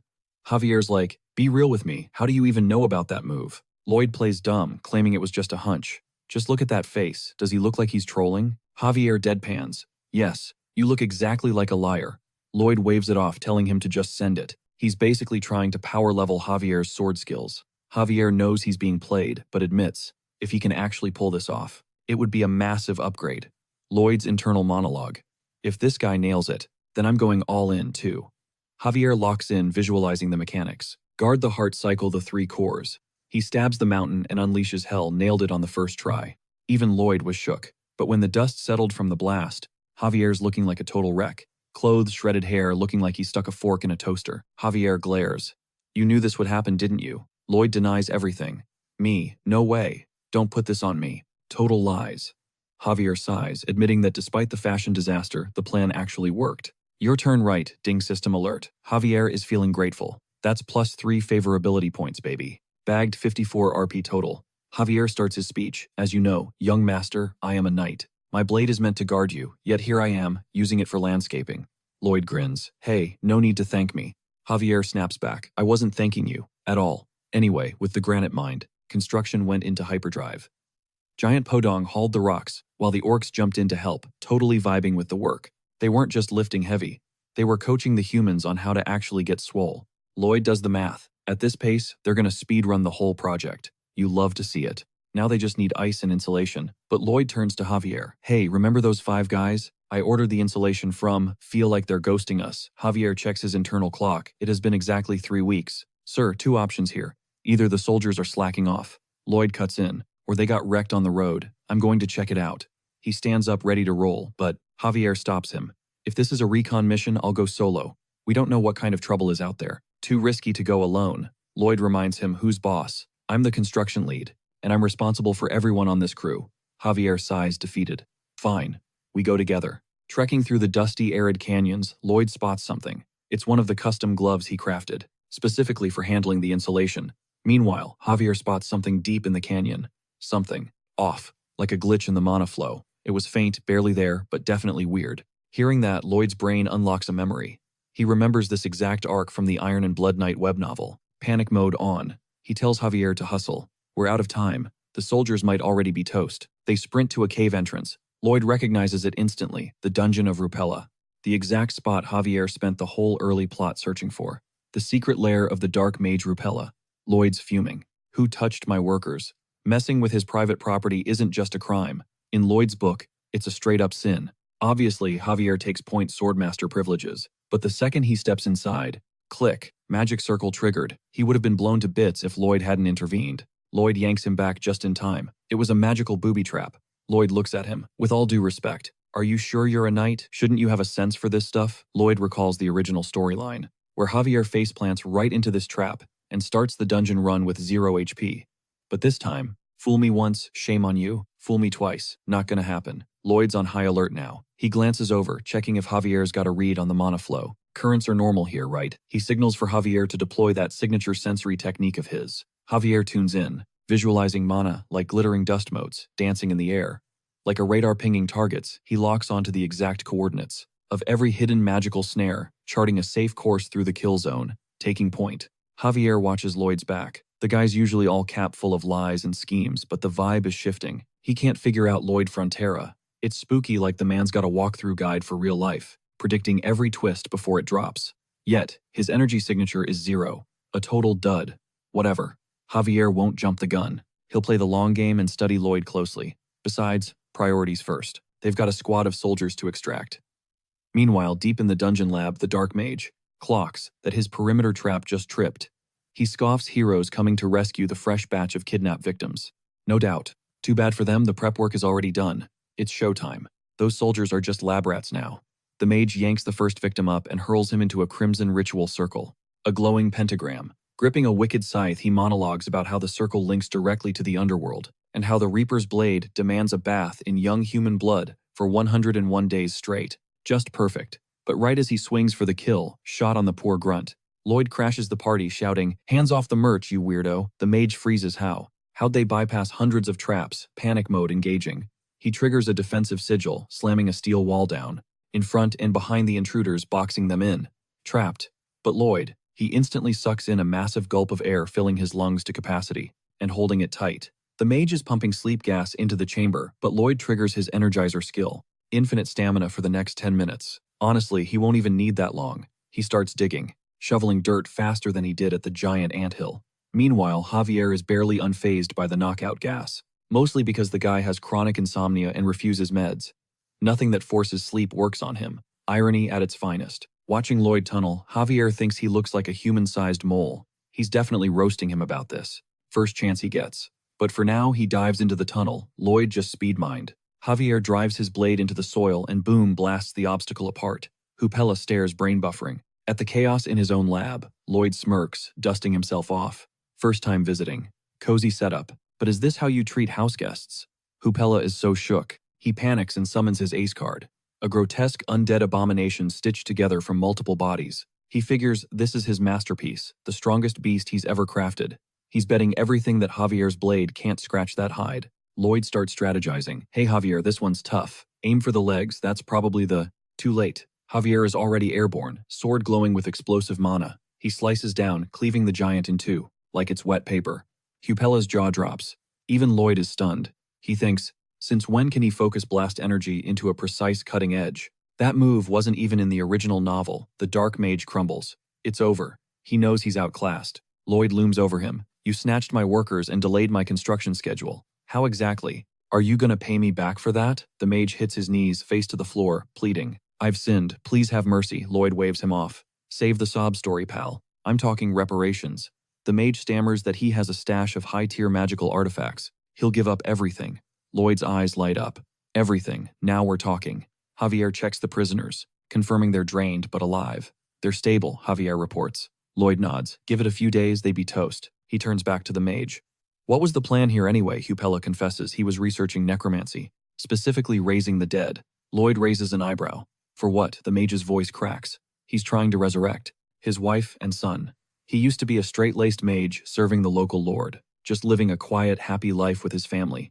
But the lord he served was a monster. Suddenly, the guy tries to play the victim card, claiming he was just gonna grab his wife and bail with the fam. Lloyd immediately shuts that noise down. Cut the crap. Save the sob story for someone who cares. You think if you actually dragged your wife and kid back from the dead, they'd be jumping for joy, like, "Gee, thanks for slaughtering hundreds of innocent people just for us, Dad. That undead army you raised, the actual human lives you sacrificed, their families, their happiness, none of that meant a damn thing to you." Lloyd wasn't buying what this guy was selling. Zero sympathy. I don't care how tragic his backstory is. Nothing changes the fact that he wrecked families exactly like his own. Hupelend went dead silent, just stood there, shaking, tears streaming down his face. Lloyd stands up, dusting himself off. "Cool. We'll circle back later to collect those magic compensation items. If you promise to be a good boy and never hurt anyone again, consider yourself forgiven." Hupelend bows deep, thanking him profusely. But Lloyd, he knows the meta. In the original novel, Javier spares this guy and kicks him out of the lab. Big mistake. The guy turns around, massacres hundreds more, and mutates into something straight up nasty, a full-blown demonic villain. Knowing exactly how this plays out, Lloyd deliberately turns his back on him. You know why? Because he knew this snake would try to stab him in the back the second he looked away. And boom. Lloyd sneers. "Did you really think I'd let you walk, you moron?" Javier was already on trigger.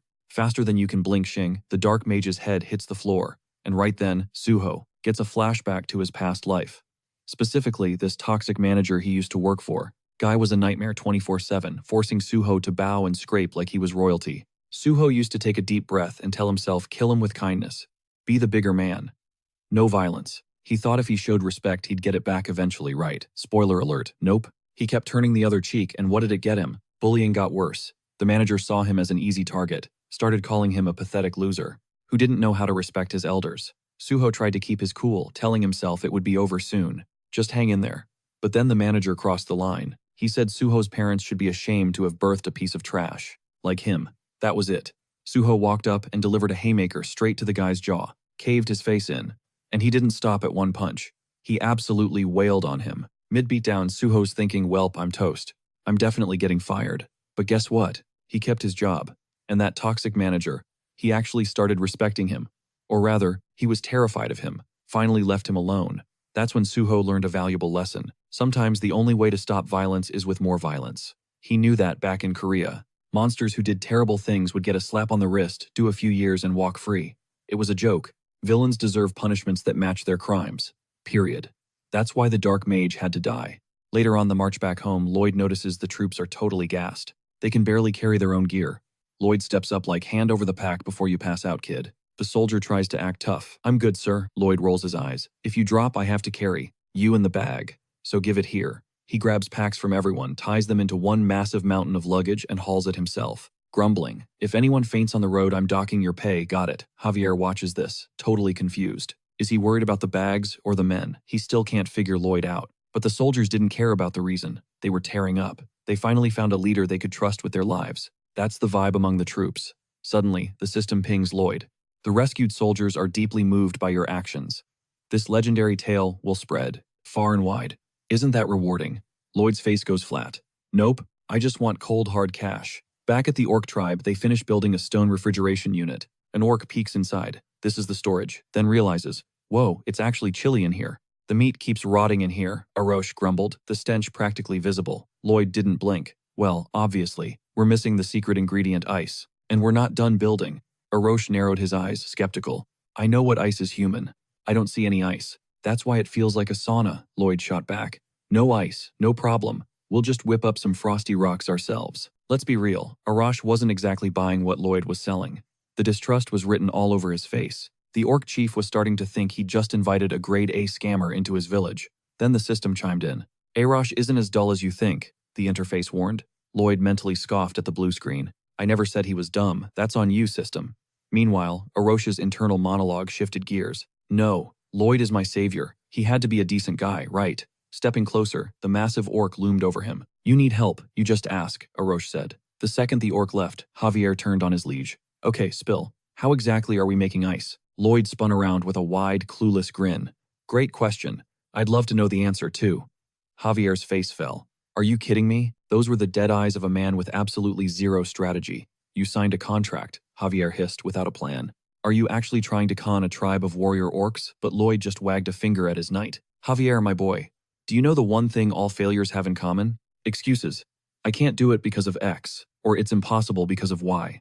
They find a dozen reasons to quit before they even start. But winners, successful people, they dive in head first and figure out the mess later. That is innovation. That is the entrepreneur mindset. Great speech, but they were standing in a giant warm box. Javier stared blankly. This is going to be a disaster, the knight thought. But Lloyd, he pulled an all-nighter, racking his brain for a solution. Step 1. Construct a massive ice cube mold. He rallied Podong and Bell for the heavy lifting. Their job, haul water from the lake to fill the tank. Now ice magic exists in this world, but Lloyd didn't have a clue how to cast it. It wasn't just about dumping mana. No. It was about rearranging the mana flow. Physics meeting fantasy. Lloyd had felt it before. He could tap into it using that mana absorption training he did with Javier. Nature is full of different mana types, each with its own elemental vibe. Could he actually pull this off? Lloyd locked in. He couldn't just blast mana like a wizard, but he could hack the system. As his giant pets filled the mold, Lloyd stepped up. He activated the Asrahan core technique. The plan siphoned out the heat mana, leaving only the freezing energy behind. Reverse engineering. Oops. At first he accidentally boiled the water. Okay, this is harder than it looks, he grimaced. But Lloyd didn't quit. He focused, sweat dripping. Watching from the sidelines, Javier's expression changed. Lloyd was actually trying. Javier had pegged him for a reckless idiot, but the guy was legitimately fighting to solve the puzzle. I just can't figure him out, Javier thought. Meanwhile, Lloyd pushed his limits, so hard that Ding his Asrahan double core technique leveled up to rank 2. A few days later, the storage room was an icebox. Literally.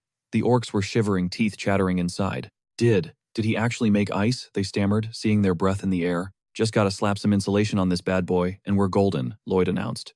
Arash stared wide-eyed. This is huge. No more rotten meat, the chieftain realized.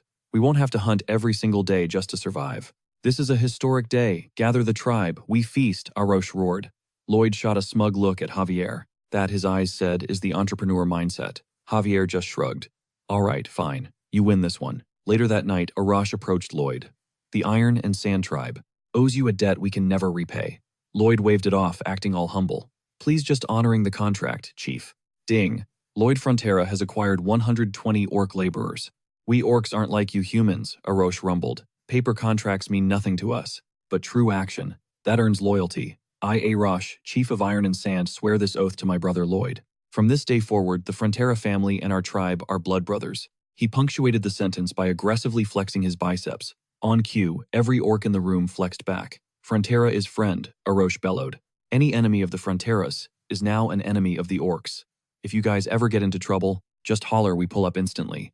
Ding system update, the tribe is unlocked. They've accepted Lloyd as a true blood brother. And talk about a clout boost. That little alliance just earned him an extra 100 RP. Lloyd was vibing, fists in the air, shouting, "Long live the Steel and Sand Tribe, baby." But rolling back into town after that long trip, yeah, the locals were about to freak out. Imagine seeing a squad of 120 jacked orcs marching down Main Street. Lloyd realized he needed to do some serious PR damage control before the townsfolk had a collective heart attack. Even Lloyd's parents were shook. His dad knew about the deal, sure, but actually seeing that wall of green muscle in person, the guy completely froze up. Lloyd wasn't expecting the rewards to keep stacking up, though. Word on the street was that he clapped that dark mage and saved a soldier, and that rumor alone earned him another 300 RP. He was sitting pretty at 911 points. Time to get down to business. The Baron mentioned hunting for some wealthy merchants to offload the orcs' workout gear. Now the only mystery left was what to do with the dark mage's creepy loot. While Lloyd was analyzing the stash, Javier asked if any of this junk had actual cash value. Lloyd was like, honestly, no clue. But then he flipped through a specific book, and his eyes went wide. He immediately bolted toward the mine, telling Javier to stay put and handle the inventory.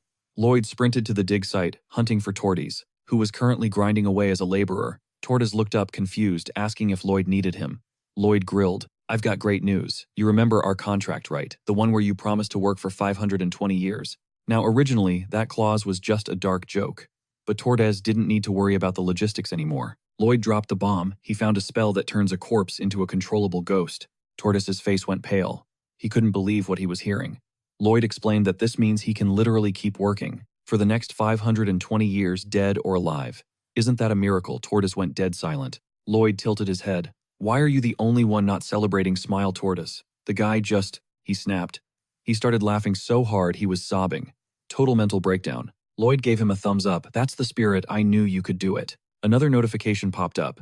The King of Hell is absolutely loving Lloyd's twisted personality and is considering hiring him in the afterlife.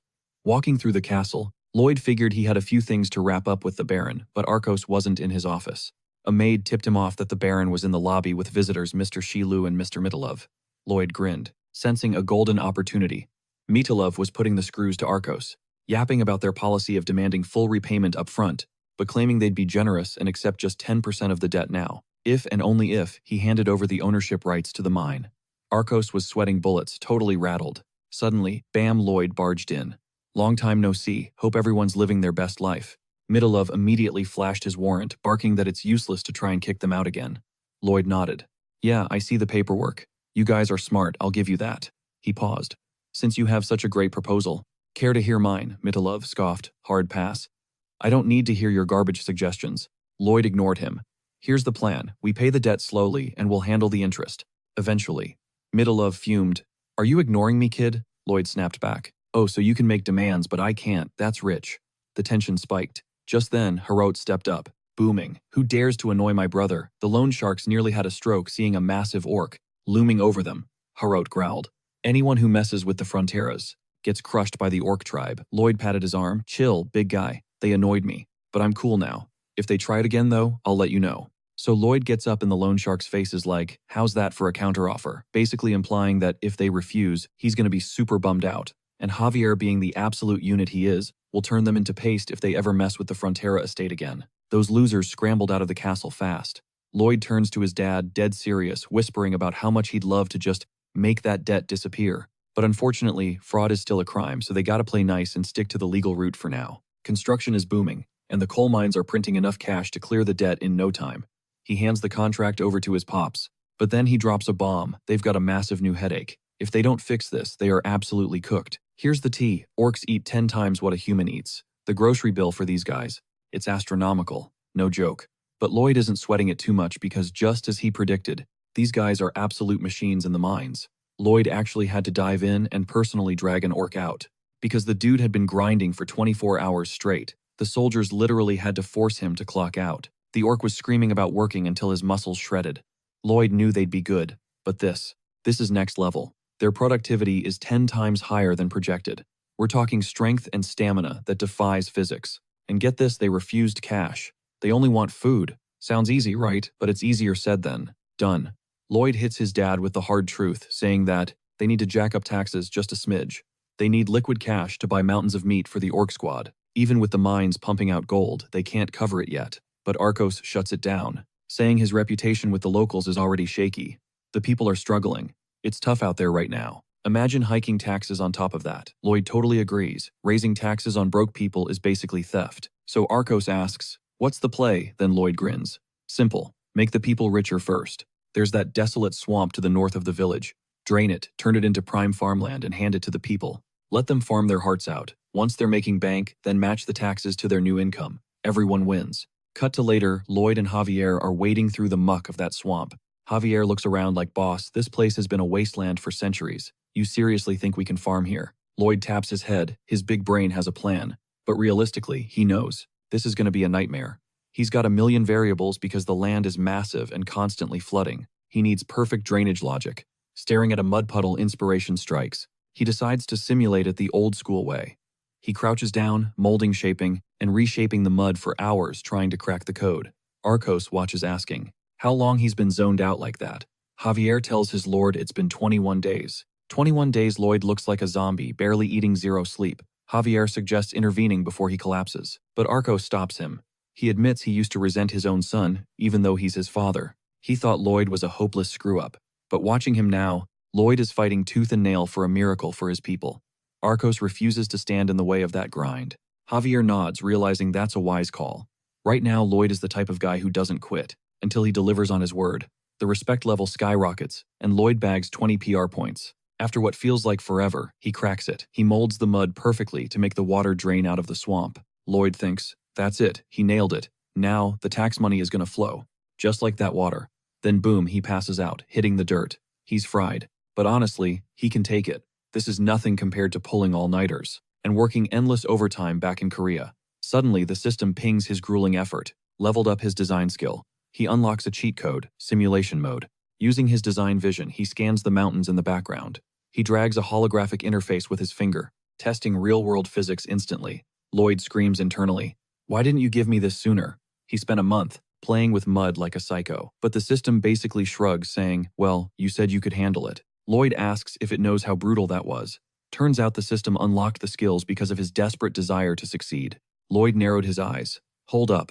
When I first got here, you claimed this was all my deepest desire. What's getting isekai'd into a fantasy world have to do with what I want? Dude, I just wanted to graduate college, snag that diploma land, a cushy corporate gig, and live that sweet, debt-free life. That was the dream. But the system shut him down cold. Those aren't desires. Those are just objectives. True desire burns hotter. It rips through the fabric of space and time. Lloyd realized the truth he ended up here. Because deep down, he was desperate to escape his grim reality. He stood up, brushing the dirt off his clothes, ready to grind. Calling out to Podong and Bell, he grinned. Who wants to meet a new buddy? The next morning, Lloyd stood at the edge of the swamp. It was go time for Phase 1 of the Wetland Reclamation Project. He pointed at the murky water and told Podong and Bell, we need to drain this entire bog. The little guys looked absolutely terrified at the workload. Lloyd waved it off. Chill, guys. I know you can't handle this. That's why I'm bringing in backup. He checked his RP balance, planning to spam as many summons as possible. First pull was 100 RP, and with the price hiking 1.5 times per roll, he could afford exactly 4 loot boxes. He fired up the summoning ritual, and that blasted magic circle roared to life again. The thing sounded like a rusted-out engine screaming for mercy. Lloyd winced, covering his ears. Why is this garbage always so loud? Suddenly, something shot out of the light, smashing right into Lloyd's face. Blood dripped from his nose as he looked down at a tiny baby hippo. Hippong, Lloyd stared. A hippo. Okay, that's actually perfect. Right on cue. The mascots locked eyes and immediately started vibing. Absolute cuteness overload. Lloyd broke up the party. Sorry to kill the mood, but what can you actually do? Just like the others. Hippong hacked up his instruction manual. Reading it, Lloyd's face fell. This thing wouldn't grow even on a diet of sunflower seeds. Total gotcha fail. He glared at the useless hippo for a second before opening the system menu to re-roll. Access denied. Daily summon limit reached. Hippong slumped over, looking absolutely crushed, while Belle started chirping aggressively, basically calling Lloyd a heartless monster. Well, in hamster speak, Lloyd rolled his eyes. Look, we need heavy machinery for this job. That shrimp is way too small. End of story. But the squad wasn't having it. They staged a full-blown protest, demanding Hippong get a shot. Lloyd sighed. Fine, but don't blame me when he fails. He turned to the new guy. All right, what's your skill? If it's just dehumidify, go sit in my closet. Hippong puffed up his chest and revealed his power. 1 gulp. Lloyd raised an eyebrow. So you can chug water, is that it? How much are we talking? Hippong slapped his tiny belly, signaling that was his tank capacity. Lloyd face-palmed. Conceptually, great skill for a swamp. Physically, you're the size of a football. You'll explode. But Hippong was determined to prove him wrong. He waddled to the water and started sipping. Slurp, slurp. Then the pace picked up. And weirder, his body started swelling. Lloyd rubbed his eyes. Am I tripping? Or is he actually inflating? The hippo kept chugging, expanding with every gallon, growing larger and larger and larger. Before Lloyd could even process it, Hippong was a colossal titan, and the swamp was bone dry. Fish were literally flopping on the mud. Lloyd's jaw hit the floor. Okay, maybe a few puddles were left, but holy smokes, that beast swallowed a lake. At this rate, the entire wetland would be clear in days. Podong and Bell gave Lloyd a smug, told you so look. But Lloyd was suspicious. He pulled up the system. Is this gotcha actually rigged? I always pull exactly what I need. The system chimed in. Typically, Isekai protagonists receive overpowered cheat skills. However, since you are a talentless human, with 0 luck and massive debuffs, we balance the scales. Your summoning RNG is statistically manipulated to aid survival. Lloyd frowned. That's a fancy way of calling me pathetic, but I'll take the win. Suddenly, a booming voice echoed from the giant hippo. More water. Lloyd told the crew to get absolutely wasted tonight, because the real grind on the Matrix terrain kicks off at dawn. The vertical drainage project launched the very next morning, but the second those soldiers laid eyes on Hippo, they completely freaked out. I mean, it's a colossal monster. Meanwhile, Lloyd was cool as a cucumber, executing his master plan. Step 1. Hippo went full vacuum mode, siphoning the swamp water and blasting it straight into the river like a living fire hose. Then boom, he'd shrink down, rinse, and repeat. While the beast did the heavy lifting, the squad got down and dirty, ripping out roots and clearing the brush. And Javier, my man, was literally drilling into the earth with mana blasts. Talk about OP. They shoved bamboo stalks into the fresh craters and packed them with sand. Then, it was Paybadong's turn to shine, bouncing around to compact the soil and squeeze every last drop of moisture out. Hippo treated those bamboo pipes like oversized drinking straws. Slurp game strong. Once the ground was prepped, Lloyd flexed his upgraded simulation skill to blueprint a massive dike. And just like that, one entire sector of the swamp was conquered. That's when Javier had a mini existential crisis. Like, since when did manual labor feel this natural? Wait, isn't his job description night? But before he could spiral, Lloyd slid up with a new mission. Yo, plant these seeds and water them. Javier tried to object, hitting him with the classic, Sir, I am a noble knight of the sword. Lloyd didn't miss a beat. Exactly. This kills bugs. You're protecting the property from invaders. Do your duty, Sir Knight. And he fell for it. Again. Cut to later, Javier is out there watering dirt, thinking, why am I like this? I gotta learn to say no. Suddenly Lloyd popped up next to his knight. Look at that. The swamp is legit turning into a rice paddy. The whole crew was in awe. They were looking at the land and Lloyd thinking, okay, this is actually a miracle. The soldiers were absolutely wrecked, dead on their feet, but their chests were puffed out. Pure pride in the grind and their crazy leader. Cha-ching. That morale boost scored Lloyd 450 RP points. Time passed and the greens started sprouting. And Javier, the guy who was complaining about being a glorified gardener, caught in 4K, looking adorable and happy watching his little plants grow. Meanwhile, Lloyd was taking a well-deserved break. Just one piece of the puzzle left, Lloyd said. We need a water wheel to flush out the rain. Otherwise, we're back to Swamp City. He mentioned engineers were en route, but instead, a super fancy entourage rolled up. Javier's eyes narrowed. That's Viscount Lacona. The guy controls the territory north of the swamp. One of his lackeys stepped forward looking for trouble. Who's running this show? The knight barked. Javier was about to throw hands, but Lloyd stepped in. Chill, I got this. Lloyd stepped up. I'm the boss. How can I help? The knight sneered. Don't you know this land belongs to Viscount Lacona? Get off this property. Now. The audacity, the mayor's swamp hadn't been touched by a soul in centuries. Technically, the north is Lacona turf, and the south is Frontera turf. But this Viscount guy, he was pulling a claim out of thin air. He saw the hard work was done and wanted to snatch the fertile land without lifting a finger. Classic villain move. Lloyd's brain started churning. He could fight for this. I mean, the northern part was basically abandoned until now. Lloyd tilted his head. So, you're accusing us of trespassing, the knight smirked. Exactly. By the authority of the king himself. Lloyd's expression dropped. Hey dummy, can't you see the adults, the nobles are talking? You piece of trash. Why don't you zip that lip? The knight looked like he was about to explode, but he stayed quiet. The drama was so loud, even the construction crew stopped working to grab some popcorn. Lloyd strolled up to the Viscount, turning on the charm. So sorry for the late intro. Lloyd Frontera, eldest son of the barony. The Viscount scoffed. You're the heir. With that trashy behavior, I've got nothing to say to you. Go get your daddy. Javier clenched his jaw. The disrespect. The Viscount yelled, Are you deaf? I said fetch Baron Frontera right now. Lloyd just waved his hand. No. See, my hearing's been spotty lately. All I hear is this annoying buzzing, like a little dung fly circling around. The Viscount actually looked around for a bug. But the knight, he realized the dung fly was his boss. Then Lloyd dropped the hammer. Kingdom Land Law, Article 321, Special Clause regarding the reclamation of wasteland. The Viscount tried to interrupt, but Lloyd steamrolled right over him. Lloyd keeps the pressure on reciting the law like a sermon. Article 1, Purpose, the reclamation of barren wasteland. Specifically land that's been ghosted and abandoned for ages, aimed at establishing new ownership. Article 2, Definition. We're talking about dirt left purely for the worms for 100 years, no houses, no residents, and zero crops produced. Now, pay attention. Article 3, Ownership. If you want the title, you gotta tick the boxes. The land belongs to the developer, who actually put in the sweat and cash to tame it. First requirement, it's developed through raw labor and capital investment. Second, it's stable enough to support residential structures. And third, it's terraformed, to handle long-term agriculture. But wait, there's a fourth condition. Lloyd smirks, bends down, and yanks a fat onion straight out of the ground. The land must have produced at least one lawful harvest of a specific crop. The Viscount's jaw practically hits the floor. Javier looks just as shook. He flashes back to the day he planted these things. Lloyd totally scammed him, claiming it was to get rid of bugs, specifically some nasty pests. Lloyd grins, holding the veggie like a trophy. Congrats, Viscount. You are witnessing the first ever harvest in the history of this swamp. We don't need your money. Consider this onion a free souvenir. Then his face drops. Now, could you kindly get the hell off our property? The Viscount looks like he swallowed a lemon, but he retreats without a word. Once he's gone, Javier asks, Did you receive some divine prophecy that these guys would show up? Lloyd shrugs. Nope, it's just my first time dealing with this specific brand of trash. Garbage people who try to steal the credit for someone else's grind. The soldiers erupt, hooray. The young master saved our land, but Lloyd cuts the celebration dead. Am I paying you guys to work? Or to stand around acting like cheerleaders? Get back to it, you slackers. Later that evening, the sky opens up.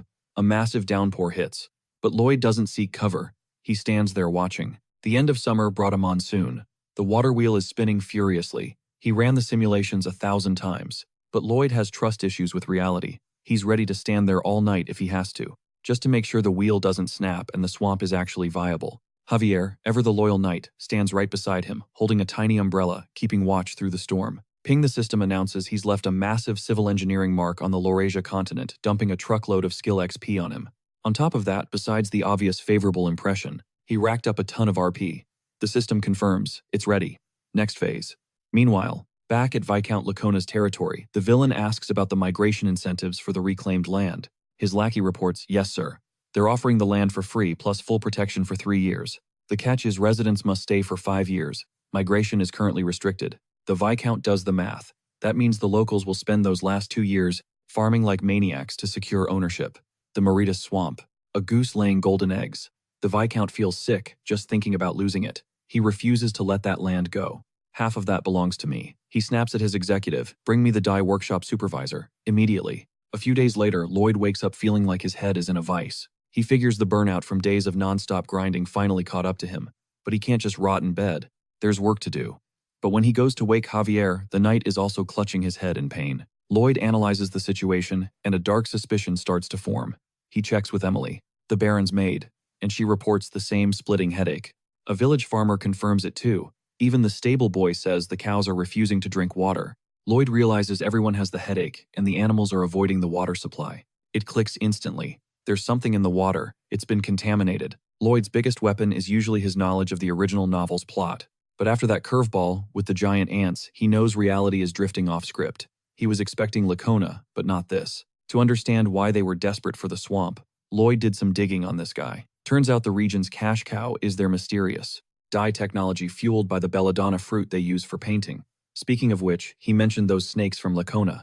Cut to Baron Arcos Frontera facing down that pompous knight sent by Viscount Lacona. The guy didn't mince words. They wanted 50% of the swamp. Hand it over, and they'd stop dumping toxic dye waste into the water. Arcos called it out, immediately poisoning his people just to blackmail him. The knight just smirked. That's exactly what it is. Blackmail. The Baron asked if he feared the law threatening to drag him before the king. The knight didn't even flinch. Go ahead. You'll win, sure. But a verdict takes at least 2 years. He taunted Arcos. Could he really afford the legal fees and the cost of importing fresh water for that long? The knight stood up mocking him. I'll await your wise decision. But Arcos wasn't having it. His son and his people had poured blood and sweat into this land.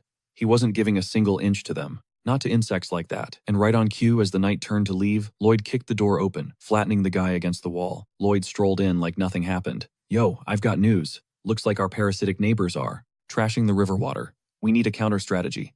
From behind the door, the knight raged. How dare you? Speak of him that way. When he's right here, Lloyd feigned shock. Oh, didn't know you were there. And I definitely didn't know parasitic. Bugs could speak human. Guess you're special. That was the last straw. The knight was fuming. He drew his sword, screaming that his knightly honor had been insulted twice. In the name of Cornote, he challenged Lloyd to a duel, and a few moments later, he met the exact same fate as Newman. Absolutely wrecked by Lloyd's shovel, the guy tapped out, begging for mercy. Lloyd paused, claiming he was satisfied. Psych. He whacked him one more time for disrespecting his pops. And Arcos. He was watching with a massive grin, asking his son what he was up to. Good lord. Is the duel over already, son? Haha. Javier stared in disbelief. He had never seen the Baron vibe like this. Back at headquarters, the Viscount stared at his battered knight. I sent you to blackmail them, and you come back looking like a punching bag. The knight begged for forgiveness, my lord, but the Viscount actually laughed. No, you did a great job. The only move the Baron has left is taking us to court. Now we can countersue for assault and drag this out for 4 more years. Lloyd predicted the Viscount was thinking exactly that. But the Frontera estate, they don't do useless legal battles. They were going to flush these pests out of their water, using their own methods. They were going to work this land with blood, sweat, and tears. They would shield it from the evil of greed. And the crowd, they were hyped. Lloyd's master plan. Phase 1 survival. They needed a reservoir immediately. Poto was hauling in clean water from upstream, bypassing the contamination. Javier noted it was a solid fix, but it meant 0 days off for him or Poto. Lloyd shrugged. You're absolutely right, but that's just a band-aid. We're building a full-scale water supply system. He was planning infrastructure to pipe water straight from the Capoa River in the eastern mountains. Javier hesitated. Sir, that is insanely far. Lloyd's eyes lit up. Yeah, I know. It's gonna be a grind, which means I can charge a massive construction fee. I'm talking 100 times the profit. A few months later, Viscount Lacona was losing his mind. How did he pull this off? How is this even possible? An aide stepped in nervously. Sir, the eldest son of Baron Frontera is requesting an audience. The Viscount tried to dodge it, saying he was busy. The aide whispered. He says he wants to help you with certain problems you might be having, sir. He met with Lloyd, who strolled in, radiating confidence. Looking sharp, Viscount. The Viscount glared. What do you want, kid? Didn't you hear? I'm busy. Just here to help with those issues you're dealing with right now. Even though the Viscount refused to admit anything was wrong, Lloyd leaned back, a wicked smirk playing on his lips. Let's keep it 100. Maybe you should focus on fixing your own mess. What mess? The Viscount's face went purple. You mean my dyeing business? Are you admitting you sabotaged my dye workshop? Sabotage, I call it enterprise. Lloyd shrugged. And hey, thanks for dumping all that toxic sludge into our water supply, by the way. Because of your little gift, We had to haul fresh water all the way from the eastern mountains. Total nightmare. Of course, we were clueless at first. Didn't know who was poisoning us.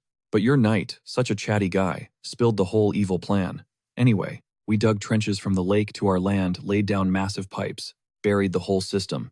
It was a grind. The Viscount slammed his hand down. I don't care about your plumbing. What did you do to my shop? Hold your horses, Lloyd chuckled. I'm building the suspense here. So we hit a snag. Disaster strikes. A massive valley right in our path. Panic mode. So what's the move? We went old school. Roman aqueduct style. Iconic. Had to blast a ton of limestone for construction. But oops, some rocks took a tumble. Accidentally carpet bombed the riverbed. We might have blown up the entire limestone foundation. The Viscount blinked. So what? Lloyd grinned. That valley water, loaded with limestone now. And guess where it flows? Straight into your workshop. That hard water turned your fancy fabrics into tie-dyed trash. You lunatic, the Viscount roared. I'll sue you. I'm taking this to the royal court. Lloyd yawned. Be my guest. Litigation takes what, at least 2 years. By the time the gavel drops, nobody will even remember your brand existed. You'll be history. This kid is a snake, the Viscount thought. Lloyd stood up, dusting off his coat. Glad I could clear that up. I'm out. You're making a mistake, the Viscount hissed. You don't know who you're dealing with. I have friends in high places. I'll make you pay damages until you're destitute. Lloyd didn't even look back, just gave a lazy wave. But Javier looked stressed. Sir, I don't get it, Javier whispered. You just poked the bear. He's furious. He's got connections. A court battle will drain our treasury dry. We can't afford this. Lloyd's eyes glinted. I know exactly where he's going. Just watch. Let's see who bleeds out first. Cut to 1 month later. The Viscount is literally face down on the floor, bowing to Lloyd. Please, he wailed. Save my workshop. Lloyd raised a brow. What happened to your powerful friends? Did they say you'd lose? I was a fool, the Viscount sobbed. I was reckless. I regret everything. Save the speeches, Lloyd said coldly. Look at me, the Viscount begged. I'm throwing away my pride here. Your pride, Lloyd laughed. That's not even worth 1/10 of a gold coin. I don't want your apologies. I want your signature. He slapped a document on the table. A water supply contract between Frontera and Racona. Sign this, and you get clean water in a week. The Viscount skimmed the paper and gasped. This price is extortion, and since when do you charge for water? Huh, Lloyd leaned in. Who was it that taught me water isn't free? Oh, right, you. The Viscount slumped. Checkmate. Later that day, Arcos stared at the contract, eyes popping out. Are we seriously getting this check every single month? You bet, Lloyd smirked. The Viscount was signing his life away. This is insane, Arcos muttered. We can pay off the interest and still be swimming in cash. Our neighbor is so generous, isn't he? Lloyd said, voice dripping with sarcasm. He started a war but ended up funding our entire recovery. What a guy. But looking at Lloyd then, he looked like the devil himself. No expiration date on that contract. It was a life sentence. He'd be milking the Viscount dry until the guy kicked the bucket and his kids too. Lloyd wasn't the type to let someone off with a warning. If he could harvest the guy's organs for profit, he would. Oh, Arcos, piped up, breaking the tension. By the way, I've got good news. The Baron recoils in pure horror, stammering, why? Why is his face contorted like that, son Lloyd? I apologize. But get this, Lloyd isn't possessed. He's just hallucinating on pure capitalism. The sheer joy of landing that contract literally reconstructed his facial muscles. Arcos explains it's about the loot Lloyd snagged from the orc tribe. Apparently, Count Cremo slid into their DMs with a letter offering a fat stack of cash to buy it all. Lloyd's scammer senses start tingling. It's suspicious. Why would a loaded noble buy used gear when he could easily afford brand new top-tier equipment? Arcos shrugs, admitting he's clueless on the details, though the Count mumbled something about wanting materials to build a statue. Meanwhile, cut to Cremo, the city of trade, where the vibe is absolutely apocalyptic. Count Cremo is staring dead-eyed at a nightmare rising from the abyss. A colossal beast is breaching the waters right off his coast. We're talking a tangent-level sea monster, a literal kaiju ready to wreck everything. Flash forward a few days. Javier updates the Baron. They bounce in exactly 7 days. The hydraulic engineering in Lacona is a wrap. And because Lloyd is fiscally responsible, he only wants a squad of 10 men to keep costs low. Arcos is chill, with the budget cuts casually pruning his roses. But Javier gets serious with his lord. Don't stress, sir. I'm going to glue myself to Master Lloyd. I'll watch his every move. The Baron gets emotional, admitting that back when the Viscount's knight came to shake them down, he would have folded like a lawn chair out of fear. But watching Lloyd grind, sweating blood and tears for the estate, gave him a backbone. He confesses he felt like a total NPC, an indecisive, incompetent leader. Javier shuts that self-pity down immediately. Objection, sir. You were the kindest soul alive. You saved me from the gutter when no one else would look my way. The Baron appreciates the hype, but counters that vibes don't make a good leader. A real ruler needs steel in his spine, someone willing to get their hands dirty like Lloyd. Javier's inner monologue, however, screams that Lloyd's only principle is chasing the bag. But obviously, he's not going to roast the air in front of his dad. I mean, liking money isn't a crime, right? Arcos then drops a new quest for Javier. His mission isn't to babysit Lloyd anymore. It's to guard him with his life. Lloyd is the future of this territory. Javier bows, understood as you wish. Internally, he admits Lloyd Frontera pulled off a miracle, reviving their dead bank account, but he still can't stand the guy. Javier flashes back to when he was just a tiny shivering kid, right after the Baron saved him. Arcos asked the boy about his dreams, promising to support whatever path he chose. Little Javier didn't hesitate. He vowed to become a knight, a shield to protect his savior. Arcos was touched, noting that if the kid could survive that brutal winter, all on his own, he was built different. He predicted Javier would become the strongest sword in the entire world. The Baron then gifted him a rough wooden sword he had carved himself. But the original Lloyd, that absolute brat, stole it, snapped it in half, and trolled Javier relentlessly. Javier still keeps the splintered remains in his room. That core memory is exactly why he can never truly vibe with Lloyd. Back to the present. Javier is in Lloyd's room. Lloyd hits him with, "I can't just leave you behind," and starts yapping about his master plan. It's just endless noise. Javier feels the hate flowing through him, but slowly his eyelids get heavy, which was Lloyd's plan all along, boring him to sleep. That's why Javier crashes in Lloyd's room every single night. Drifting off, Javier realizes that, after surviving this chaotic arc with Lloyd, it's like the guy underwent a total personality transplant. As Lloyd wraps up his monologue, Javier is out cold. But while they snooze, a shadow creeps through the window. An assassin slips in thinking, this is all Lloyd Frontera's fault. He lunges, aiming a lethal thrust at Lloyd's heart. Javier's eyes snap open. In one fluid motion, he wakes up, slices the assassin's sword in two, and slams the guy into the floor. Zero hesitation. Next morning, business as usual. Lloyd is out there, micromanaging the water pipe construction. Javier casually mentions later that he shipped the assassin off to the Viscount of Lacona. The guy attacked because the Viscount was furious about the high water prices. Right, Lloyd nods. Yeah, bro probably got fired and blamed me. It was that salty night, wasn't it? Honestly, I'd be mad too. He lost a cushy paycheck, but all he does is catch L's, so he came here for revenge. Typical small brain energy. Javier asked him point blank if he saw this coming. Lloyd shrugged, admitting not exactly, but it made sense in hindsight. Javier didn't let him off the hook, though. He accused the young master of getting sloppy and totally skipping safety measures. But deep down, the knight was actually stunned. Lloyd usually had a contingency plan locked and loaded for every single disaster. Lloyd just scoffed at the lecture. What are you even talking about, Javier? Why would I waste energy on precautions? When I've got you, you're a powerhouse. With you watching my six, I can move around however I want. It comes down to trust. Think about it. Could a 5-year-old kid who watched his whole village get wiped out by monsters survive a brutal winter alone? No way. But you did. You made the impossible happen. So tell me, is there anyone on this planet more reliable than you? Javier went dead silent. Lloyd rolled his eyes. You're so weird. You usually never shut up with the complaints, and now, nothing. Javier finally grumbled back. He hated to admit it, but Lloyd actually seemed like a decent human being for once. Suddenly, a system notification popped up. Javier Asrahan has finally let go of his long-standing grudge. That was huge. His approval rating bumped up by 6 points, finally crossing into positive territory. Cha-ching, Lloyd just scored 320 RP. Riding that high, Lloyd laid out the next move. We wrap up the pipe construction by tomorrow, most likely. Then we head straight for Cremo, the city of trade. It is time to go make some serious bank. When they left, Lloyd refused to sit in the carriage like a proper noble. He insisted on riding right next to Javier, only to pass out cold on the horse's rump. He was literally drooling all over Javier's back. The knight jabbed him with an elbow, jolting him awake. Lloyd blinked. Did you just hit me, Javier? No, sir. Javier lied smoothly. Lloyd rubbed his side. I definitely felt something.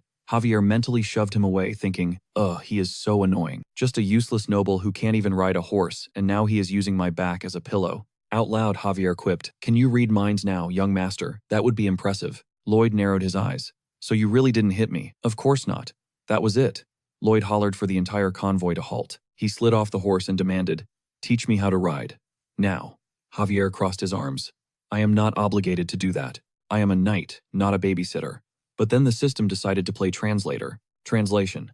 He actually admires your drive to learn new things. Lloyd barked. It is an order, you moron, the system chimed in. What he means is, I promise to learn diligently, my dear knight. Javier made a face. You are absolutely repulsive. The system translated that as, I know, let us do our best together. Lloyd's jaw dropped. Excuse me, what did you just say, you little? System, thank you, Javier. Javier snapped. This translator is getting on my nerves. Turn that garbage off. Jokes aside, the system actually dropped some gold intel for Lloyd right then. Rumors travel faster than light. Word was getting out that Lloyd had engineered the continent's very first running water supply. His rep as a master builder was skyrocketing. His name was being etched into the history books of the kingdom and the entire continent. Boom. That little ego boost netted him another 600 RP. Lloyd grinned. This was perfect. It meant he could build something even massive next time and rake in even more points. Fame equals cash, and cash equals living the sweet life of a noble who never has to lift a finger again.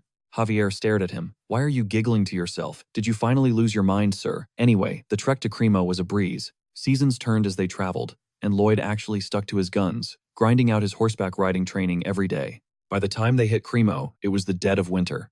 Count Cremo came out to greet them personally, thanking them for the long haul. Lloyd stepped up, chest out. I am the young master of the Frontera family at your service. The Count looked confused. You look different than I expected. I heard rumors of a genius architect. I pictured a seasoned veteran. But you are just a kid. Then the Count walked right past Lloyd and beelined for Javier, assuming the handsome knight was the young master. Now this man. I would believe it if you told me he had royal blood. Lloyd waved his arms frantically. Hey Count, over here. Count Cremo snapped back. How dare you? The insolence of a mere servant, interrupting his betters. It was so humiliating that even the system started laughing at Lloyd's face. Later on, once the Count realized he had totally messed up, he was mortified. He apologized profusely for the mix-up naturally. I didn't mean to roast him, but look at that face. He rolled a natural one on charisma, born with NPC servant energy, zero lordly vibes. Lloyd dismisses the guy as a total moron, but then it hits him. Flashback to the original web novel plot. This dude is actually a major player in the lore. In the original timeline, Javier goes full rogue mode. We're talking wanted posters everywhere after he sliced the heads off those scumbag loan sharks, Shylock and Middlelove. He went underground, but the Count of Cremo tracked him down. Instead of arresting him, the Count took one look at Javier and sensed that main character energy, pure integrity and grit. After a quick vibe check, the Count decided to back him up. But back to the present, the old man wants to buy Lloyd's gemstones. He's planning to bling out a massive statue submerged in the ocean. Why? Because Cremo's economy is tanking harder than a cancelled YouTuber. A few years back, this kaiju-level threat called a gigantite started lurking near the coast. It hasn't attacked directly yet, but just its shadowy presence is paralyzing maritime trade. It clicks for Lloyd. He definitely remembers reading this plot point in the novel. The problem: they have zero underwater combat capabilities. The Navy is basically useless against a beast that stays submerged. Cremo is doomed to slow decay, and the Count is facing a total meltdown. He was betting on Javier being the solution. But here's the kicker: in the original story, this arc was just bait. The novel ended abruptly. No Season 2 announcement, nothing. It left this massive plot hole wide open. When Lloyd first got isekai'd here, he thought he had the ultimate walkthrough guide. But clearly the author left some serious unfinished business in the manuscript. The Count explains he's been obsessively researching ways to yeet this monster out of his waters, and he found a loophole: mermaids. Turns out these aquatic ladies are actually top-tier warriors. They rule the ocean, and even that terrifying gigantite is scared stiff of them. So the logic is simple: scare the monster off with a giant mermaid effigy. That's why he needs the statue planted in the seabed, but he's ready to rage quit the project. If they raise the seabed enough to support the statue, the water becomes too shallow for trade ships to pass. The Count sighs, telling Lloyd to forget about it. The plan is scrapped, but the Count still promised to buy the gems right. Wrong. Lloyd steps in. He's not letting this bag fumble. He's not just selling treasures. He's about to upsell the solution for a premium price. Because Lloyd just realized he can totally build this statue without messing up the water depth. His engineering brain is already drafting blueprints, friction piles, plus a caisson foundation. Combine those techs and it's game on. Cut to Lloyd and Javier out on a tiny dinghy. Lloyd dunks his entire head underwater, activating his simulation skill. He scans the terrain and breathes a mental sigh of relief. The seabed here is perfectly flat, with a solid sedimentary layer over bedrock, ideally stable. He wonders if he needs a deeper spot, then yanks his head out of the freezing water. He's shivering like a wet chihuahua. He looks up and catches Javier smirking. What's so funny? Javier apologizes, but with zero sincerity. Sorry, sir. I just realized watching you suffer brings me immense joy. I'm literally getting hypothermia here, you sadist. Javier switches back to business. He asks if Lloyd is actually confident about this contract. He can't wrap his head around it. Building vertically from the ocean floor to the surface. That sounds like it requires high-tier magic. Lloyd grins. Oh, I'm using magic all right. The magic of concrete. The real challenge is manufacturing it here. But if he sticks to the ancient Roman recipe, he can totally pull it off. They dock at the port, and suddenly, this girl approaches, holding a shy little letter. Lloyd immediately flushes, acting all bashful, thinking it's for him. The girl introduces herself as Christine, the Count's daughter. She blushes and asks, "Please accept my feelings." Then she walks right past Lloyd and hands the love letter to Javier. Lloyd dies a little inside. He should have seen that coming. Whatever, it is what it is. That's just the natural order of the universe, right? Protagonists get the girls. Extras get ignored. Javier casually takes the letter, pockets it without reading, and the girl runs off squealing in delight. Then he turns to Lloyd like nothing happened. "Shall we go, young master?" Lloyd snaps. "Hold up, you jerk. It's not just jealousy. It's the nonchalance that ticks him off. You just got a confession. You stuffed it in your pocket like it was a grocery receipt. What is wrong with this guy?" Javier tilts his head confused. "Have you, perhaps, never received a love letter before, sir?" Lloyd freezes. Don't play dumb with me." Javier looks at him with genuine pity. "I honestly don't know what to say to comfort you, sir. Stay strong. Good luck." A system notification pops up confirming that Javier isn't being sarcastic. He genuinely feels bad for Lloyd's loveless existence. Lloyd took that personally, like deep down. But instead of moping, he turned that rage into pure grindset fuel. Dude was absolutely livid. Jealousy, please. He convinced himself he was way above that. So when Count Cremo pulled up to chat, Lloyd snapped, barking out a, "What the hell do you want?" before realizing who it was. Oops, quick apology. He was just too locked in. The Count admitted he was terrified, said Lloyd had the eyes of a cold-blooded killer. Anyway, Cremo secured most of the requested supplies easy peasy. But there was one major snag: volcanic ash. That stuff is rarer than a legendary item drop around here, which is a disaster because Lloyd needs that ash for his secret weapon Roman cement. We're talking structures that stay standing for 2,000 years. That durability is basically cheat code level tech for this era, so the ash is non-negotiable. Cremo shrugged, saying it's not impossible, but they'd have to trek all the way to a volcano. Best case scenario, a 6-month round trip. Lloyd shut that down immediately. They didn't have that kind of time. "Don't sweat it," Lloyd told him. "I'll figure it out. Time for plan B." He scrapped the Roman recipe and pivoted to the heavy hitter Portland cement, the grandfather of modern construction. He knew the general concept, but the exact chemical ratios, that was the tricky part. Lloyd redlined his engineer brain, pushing his cognitive limits. He ran trial after trial, mixing combinations like a mad scientist. Soon, his workshop looked like a bomb site of failed concrete. Lloyd groaned. Another failure. Sample 129. But he was inching closer. He just needed to crack the golden ratio. He scribbled furiously, running on fumes, completely burning out. Even his summoned beasts were getting worried watching him destroy himself. Podong waddled over and violently shook him, screaming for attention. Master Lloyd tried to brush him off. "I'm busy, go play without me." But the squad wasn't having it. They piled onto him, shaking him until his brain rattled. That motion triggered a memory. A flashback to his past life before he got isekai'd here. He remembered his dog who passed away from old age. That pup had a good life, but the guilt still haunted Suho. That dog was his last real family member. He regretted not brushing him one last time, not playing one last game of fetch. He wasn't going to make that mistake again. He hugged his monsters tight. "All right, screw the research. Let's walk." Even in the freezing night air, Lloyd led his pack outside. He felt like trash. He'd been a terrible owner, hadn't he? Just barking orders at them like they were construction equipment. He was such an idiot. If this was his old life, he would have lived with that regret forever. He thanked the creatures. None of this success would exist without them. Suddenly, a system window popped up. The fantasy creatures sensed his genuine heart. Relationship status updated family. The master servant vibe was dead. He was part of the pack now.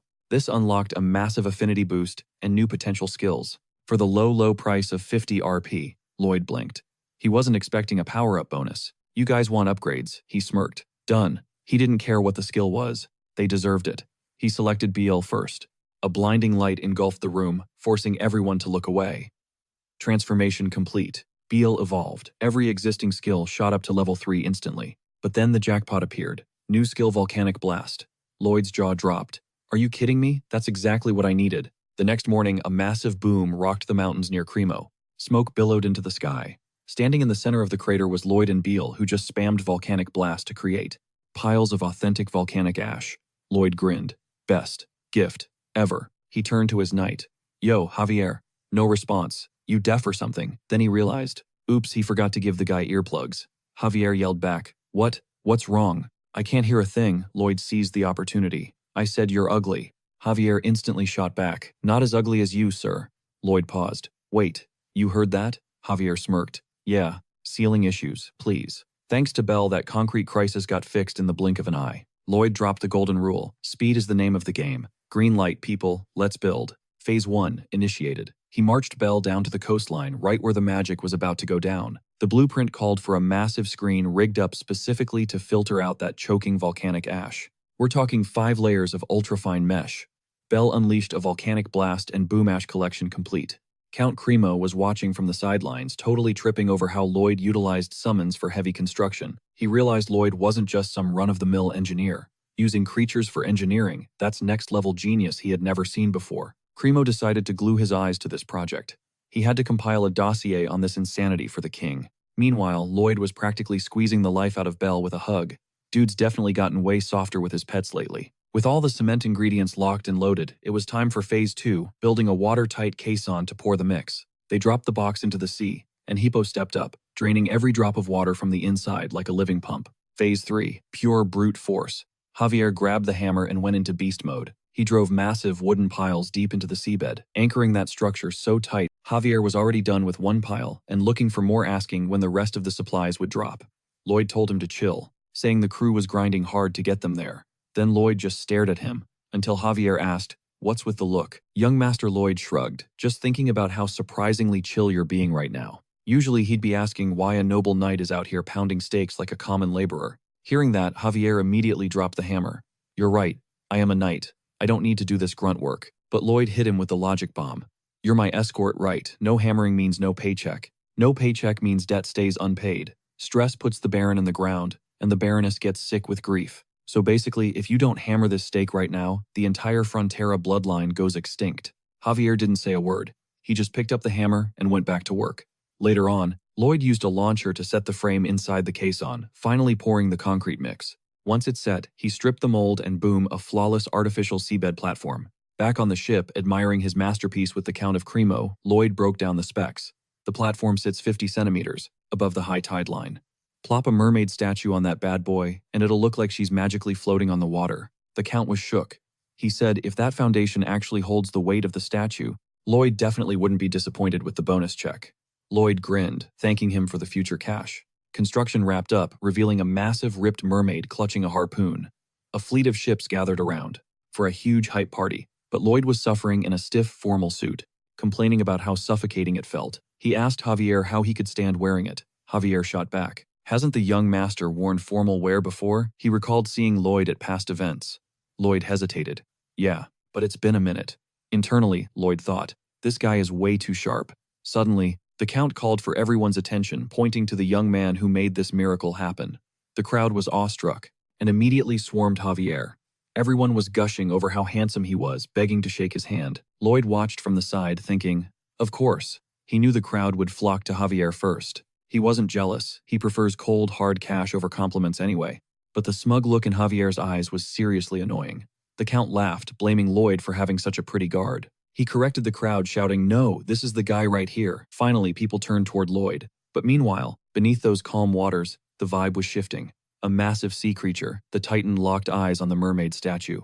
That statue looked exactly like its natural enemy, and Titans don't share territory. Deciding to kill the intruder, the monster surged toward the surface at breakneck speed while the party raged on. Javier, who was sipping some wine and staring at the horizon, suddenly felt a chill. His hand trembled. He turned fully toward the ocean. His senses were screaming danger. Lloyd walked up joking, "Yo, what are you doing? Trying to outpose the statue or what? You think you look like a Greek god right now, because you don't." But Javier completely ignored the roast, his eyes locked on the water. "Something is coming," Javier said grimly. Lloyd asked what it was. Javier shook his head. "I don't know, but it's fast. Probably twice the size of this ship, maybe bigger than Hippo, in his giant form." Lloyd's face dropped. "Holy sht." With the creature closing in fast, Lloyd pushed through the party crowd to find the Count. He told him a monster was incoming, and they needed to alert the passengers and evacuate immediately. The Count looked at his own bodyguard, asking if he detected anything out there. The guard replied, "Negative, sir." The Count turned back to Lloyd. "My guard here is a swordmaster level fighter. His senses are razor sharp. We're fine." Lloyd thought, "Yeah, but Javier is the main character. His stats are just better." The Count tried to reassure him, saying a Titan hasn't come this close in years. There's no reason for a random attack. Lloyd cut him off. "There is a reason. The statue." That wiped the smile right off the Count's face. "Anchors up, move it," Lloyd screamed, commanding the crew to steer the ships away from the statue stat. The crew scrambled, moving like molasses. "Too slow," Javier barked. Lloyd didn't hesitate. Javier wrecked those anchors now. Javier cannonballed into the freezing depths while Lloyd summoned Podong, instantly supersizing the hamster into its colossal form. Beneath the surface, Javier unleashed a monoblast, slicing through heavy iron chains like butter, while up top, Gigant Podong gnawed through the thick mooring ropes with those massive buck teeth. Total chaos erupted on deck, but they freed the ships just in time. Javier's blood ran cold, though he sensed a massive presence closing in fast. The fleet scattered engines roaring to get away, but they were seconds too late. A colossal shadow surfaced, capsizing a ship instantly. Podong bailed, just as the creature snapped the stone statue in half like a twig. Javier launched himself out of the water, riding a jet stream of pure mana, and snagged Lloyd midair, clutching him tight. The creature's strike was so insane it yeeted the broken statue straight into the city skyline. Below them, the ocean was a nightmare, people flailing in the debris, screaming for help as they drowned. Damn it, Lloyd cursed. They couldn't save everyone. Thinking fast, he summoned Hippo to deal with the flood, who inhaled the water, sucking up drowning civilians to safety.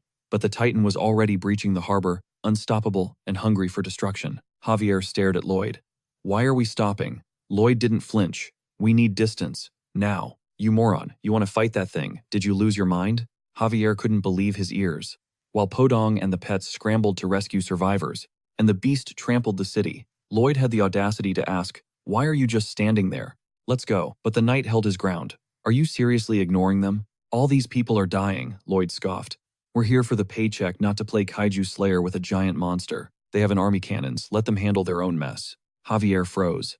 He always thought Lloyd Frontera showed brilliant ingenuity in a crisis, that he never gave up, never turned his back on the helpless. But hearing "don't worry about them," that was cold, reckless, irrational. Javier saw Lloyd's true colors. System alert approval rating dropped by 5 points. "I will never abandon these people," Javier declared, drawing his blade. Lloyd rolled his eyes. "Quit playing hero. You go back there, you're dead meat." Javier didn't care. He leaped, surfing a wave of explosive mana straight back into the hell zone. Meanwhile, the city defense was unloading everything they had, but their cannons didn't even tickle the Titan. To make it worse, the beast had its own artillery, blasting pressurized water jets that shredded buildings like wet paper. But the Titan wasn't just invading. It was on a mission to pulverize every last chunk of that mermaid statue. It marched forward, relentless.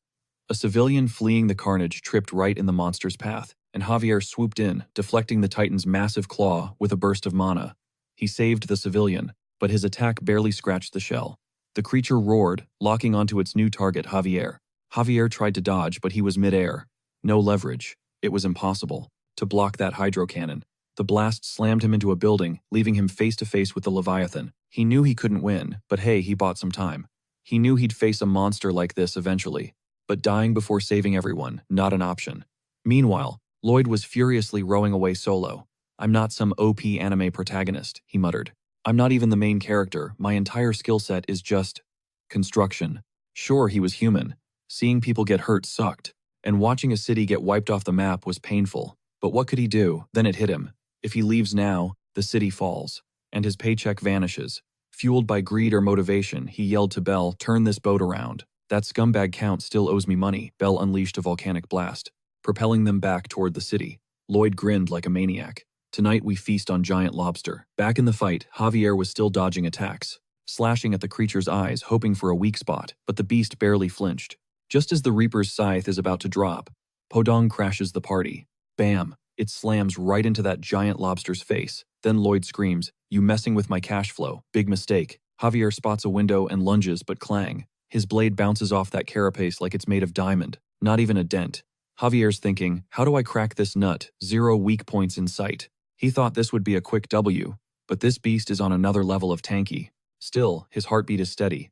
Why? Because Master Lloyd is back, and that means they've got a shot. Cut to 2.5 minutes ago. Lloyd's parkouring across rooftops with Podong keeping his distance. It wasn't a retreat, it was recon. He needed to scan this monstrosity for a fatal flaw. He knew that shell was tough. Even Javier's mana nukes were bouncing off harmlessly. So Lloyd engages his big brain. What is this thing made of? Time to activate his scan ability. Bingo. The system treats the monster just like a building blueprint. Biology. Nah, let's talk structural engineering. He realizes that exoskeleton isn't just bone. It's a nasty cocktail of organic concrete. We're talking a blend of dentin and chitin stacked a whole 1 meter thick. Zoom in to the molecular level, it's a hexagonal honeycomb lattice. Interwoven fibers. Practically indestructible. It's basically biological Kevlar on steroids. Nothing's getting through that. But wait, when Javier landed that last mana blast, Lloyd tracked the thermal resonance rippling through the shell layers. All that kinetic energy wasn't disappearing. It was funneling to a single release valve inside the beast. The horn, that hollow spike on its head, it's a heatsink. It vents the shockwaves out, which means the play is simple: shatter the horn. Digging deeper, Lloyd spots the hydraulic sac powering its attacks. It also doubles as a shock absorber. Smash the vent, pop the sac, and it's game over. Suddenly, Javier looks back. "Master, what are you doing?" Lloyd's frantically playing charades, pointing at his own head. "The horn, get the horn." Slice it off. Javier gives him a look like, "Are you losing your mind, young master?" Lloyd snaps. "It's sign language for cut the horn." "You idiot." Javier barely ducks a massive claw swipe. Cutting a horn won't kill it, right? Doesn't matter. Javier leaps onto the beast's back. "Trust the master." Lloyd wouldn't ask unless he had an ace up his sleeve. As Javier charges, Lloyd screams, "It's hollow, but it's tough. You can't just hack it." Javier grits his teeth. Then what? Lloyd roars back. "Speed. You need velocity." "Weak but fast, go lightning mode," Javier mutters. "Easy for you to say." His first strike dings off the surface. All right, no holding back. He dumps every ounce of mana into his blade. The sword starts vibrating insane fast, turning into a literal mana-powered chainsaw. Lloyd smirks. High-frequency oscillation theory. He knew his golden boy could pull it off. Sparks fly. Javier's grinding it down, but it's taking too long. The lobster swings a massive pincer around. Clang Podong parries the blow just in time. With the opening secure, Javier revs the engine and slices clean through pressurized water sprays everywhere. Lloyd barks the next order: center mass, underbelly. Between the middle legs, draw a line from tail to head and strike. Javier doesn't hesitate. He dives. He locks onto the kill spot. Lloyd's eyes turn to dollar signs. Nail this, and our paycheck is secured. But the monster plays dirty. It slams its entire body weight flat onto the ground, trapping Javier underneath. Crunch. The knight is pinned. His sword skitters out of reach. Javier thinks, "If I go out, I'm taking you with me." But wait, Podong swoops in, snatched him right before the pancake moment. Podong's looking at him with big, worried eyes. Javier sighs. "Sorry, buddy, I don't speak blob. You're probably scolding me for being reckless, huh? All right, I promise. I won't die today." He puts his faith in Lloyd's insanity. Meanwhile, Lloyd's running the calculations. The scan is complete. Time for Plan D. It's risky, though. The Gigatitan is faster than the data predicted, but they have to roll the dice. It's the only way to end this nightmare. We're combining Plan A and Plan D. Lloyd shouts into the chaos, "Podong, get back here now." Lloyd hopped onto Podong, barking at Javier to drag the target to the rendezvous point. He warned him, "That thing sees you as a snack now." The mission: lure that monstrosity out of the burbs and deep into the woods. Lloyd figured this gamble would buy them precious seconds, but he's betting the house on the Count coming through. Flashback to 15 minutes ago. The Count was a total wreck watching a kaiju dismantle his mansion. The knight bowed his head in shame. "My lord, if only I'd sensed it sooner." But the Count cut him off. No. The Count admitted he got complacent. It was his own fault for thinking a stone statue could scare off a literal monster. But Lloyd, perched on Podong like a cavalry commander, corrected him. "Actually, the statue worked too well. Listen up, that beast came ashore specifically to smash that mermaid. It's obsessed." Lloyd grinned. "We're gonna weaponize that grudge." Javier and Lloyd would stall for time. Just keep the thing busy. But right now, Lloyd needed the Count to pull off one specific miracle. Back to the action. Javier was playing the decoy perfectly, even while running on fumes, dodging massive claws. He led the giant lobster away from the populated zones. The guy was exhausted, lungs burning, but he kept sprinting. His mission: keep the collateral damage to zero. The creature chased him down, convinced Javier was public enemy number one. The knight was losing steam, and just when he was about to get snipped in half, Lloyd's voice boomed. "Give it up for the one, the only bronze mermaid." He rolled up with the statue, all patched up and strapped to a wagon pulled by Podong. Lloyd screamed, "Over here, you stinking crustacean." He brought the real target. Sure enough, the lobster's eyes locked onto the statue. It wanted that thing gone. Hook, line, and sinker.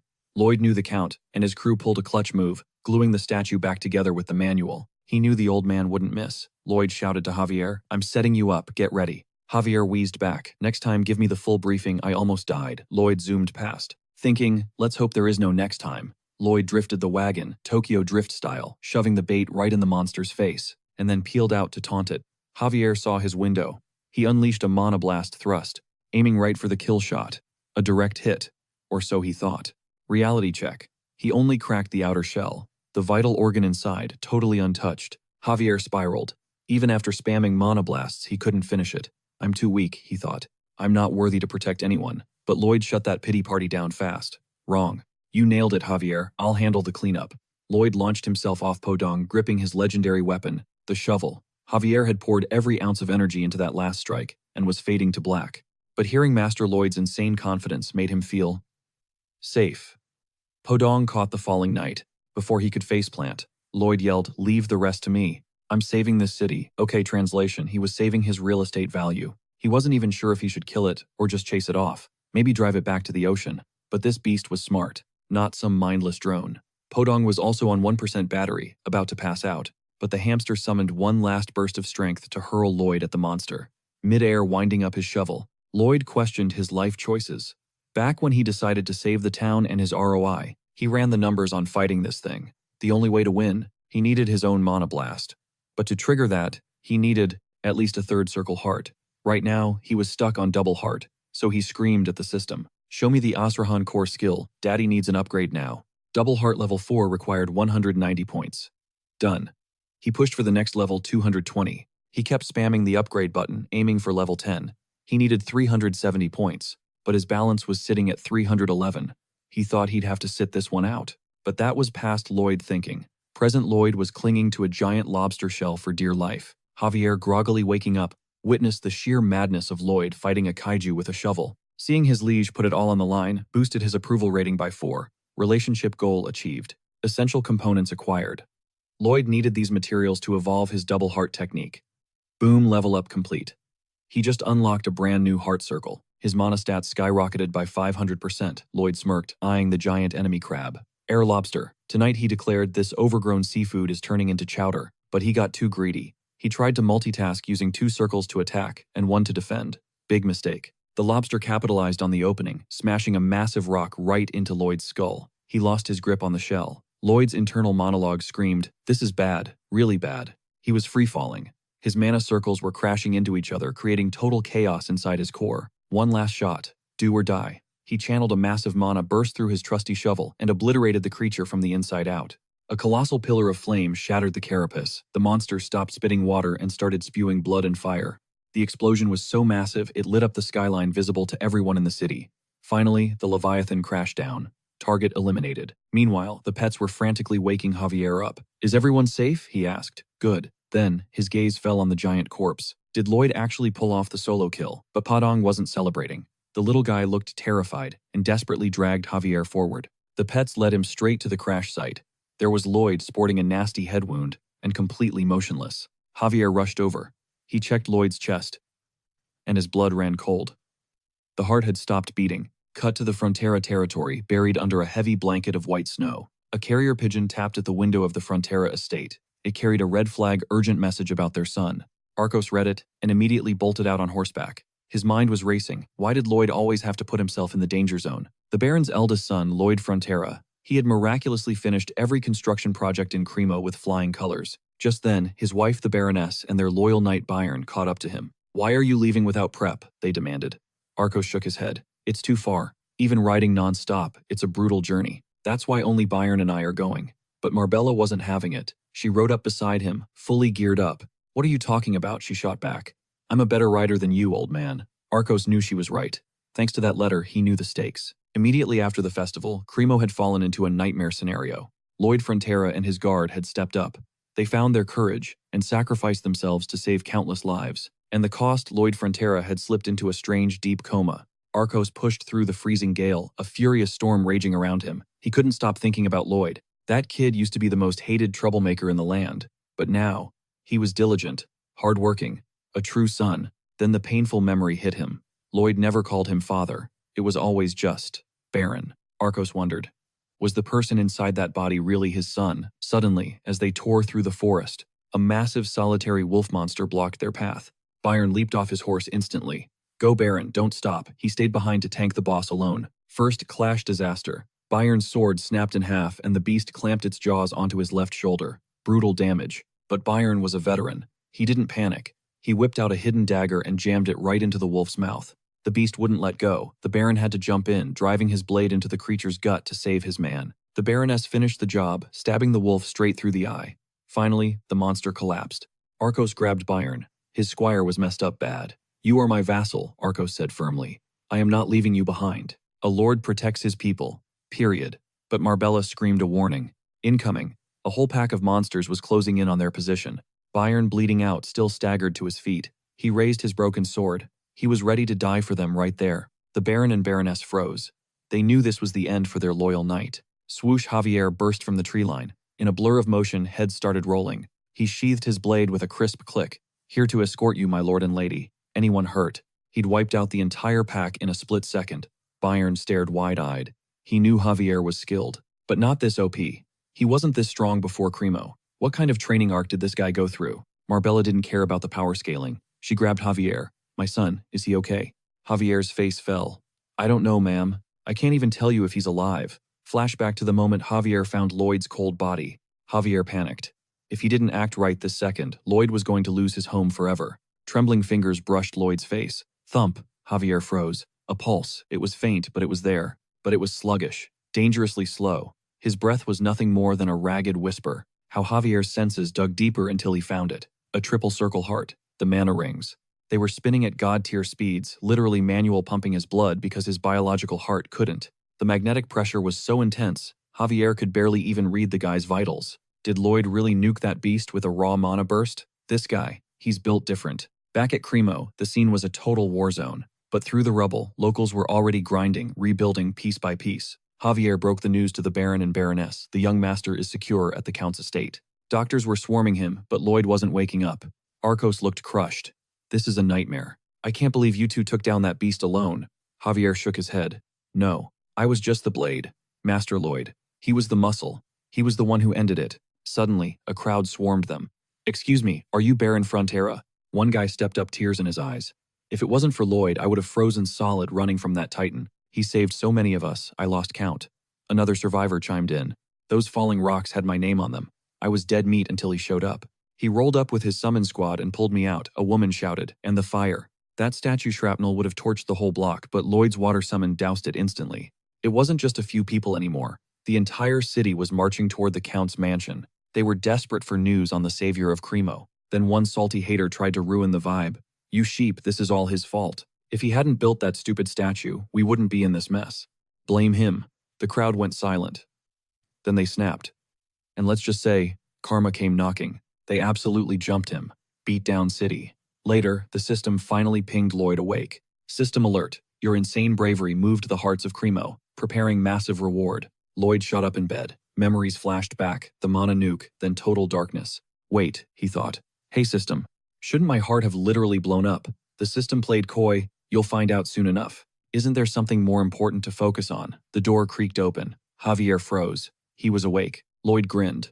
Perfect timing, my guy. He looked Javier dead in the eye. So, how much cash are we talking for the construction gig? Javier was too stunned to speak. You seem healthy. My son. His parents burst in, squeezing him so hard he almost flatlined again. They were sobbing with relief. He was alive. Arcos sighed. Our Lloyd is back. He wasn't sure if this was the real Lloyd anymore, but who cares? Meanwhile, at the royal capital Magenta, a letter arrived from Cremo, dropping all the tea. Every single detail. The woman reading it smirked. Interesting. To think a man like this exists in my kingdom. She immediately dispatched orders, bring Baron Frontera's son and his knight, drag them to the capital. She needed to verify if the rumors were legit. She was going to size him up personally. Enter Her Royal Highness the Empress, Alicia Termina Magentano. Quick pause. Did you smash that like button yet? Did you sub? Hit the bell. Come on, don't leave me hanging. Alright, back to the action. Don't forget. Since Lloyd's brain is 90% dollar signs, the system message didn't hype him up much. Your legendary tale of sacrifice and big brain plays has gone viral across the kingdom. Bonus 1,500 RP. Okay, now he was listening. And that mana heart skill. It had been totally upgraded.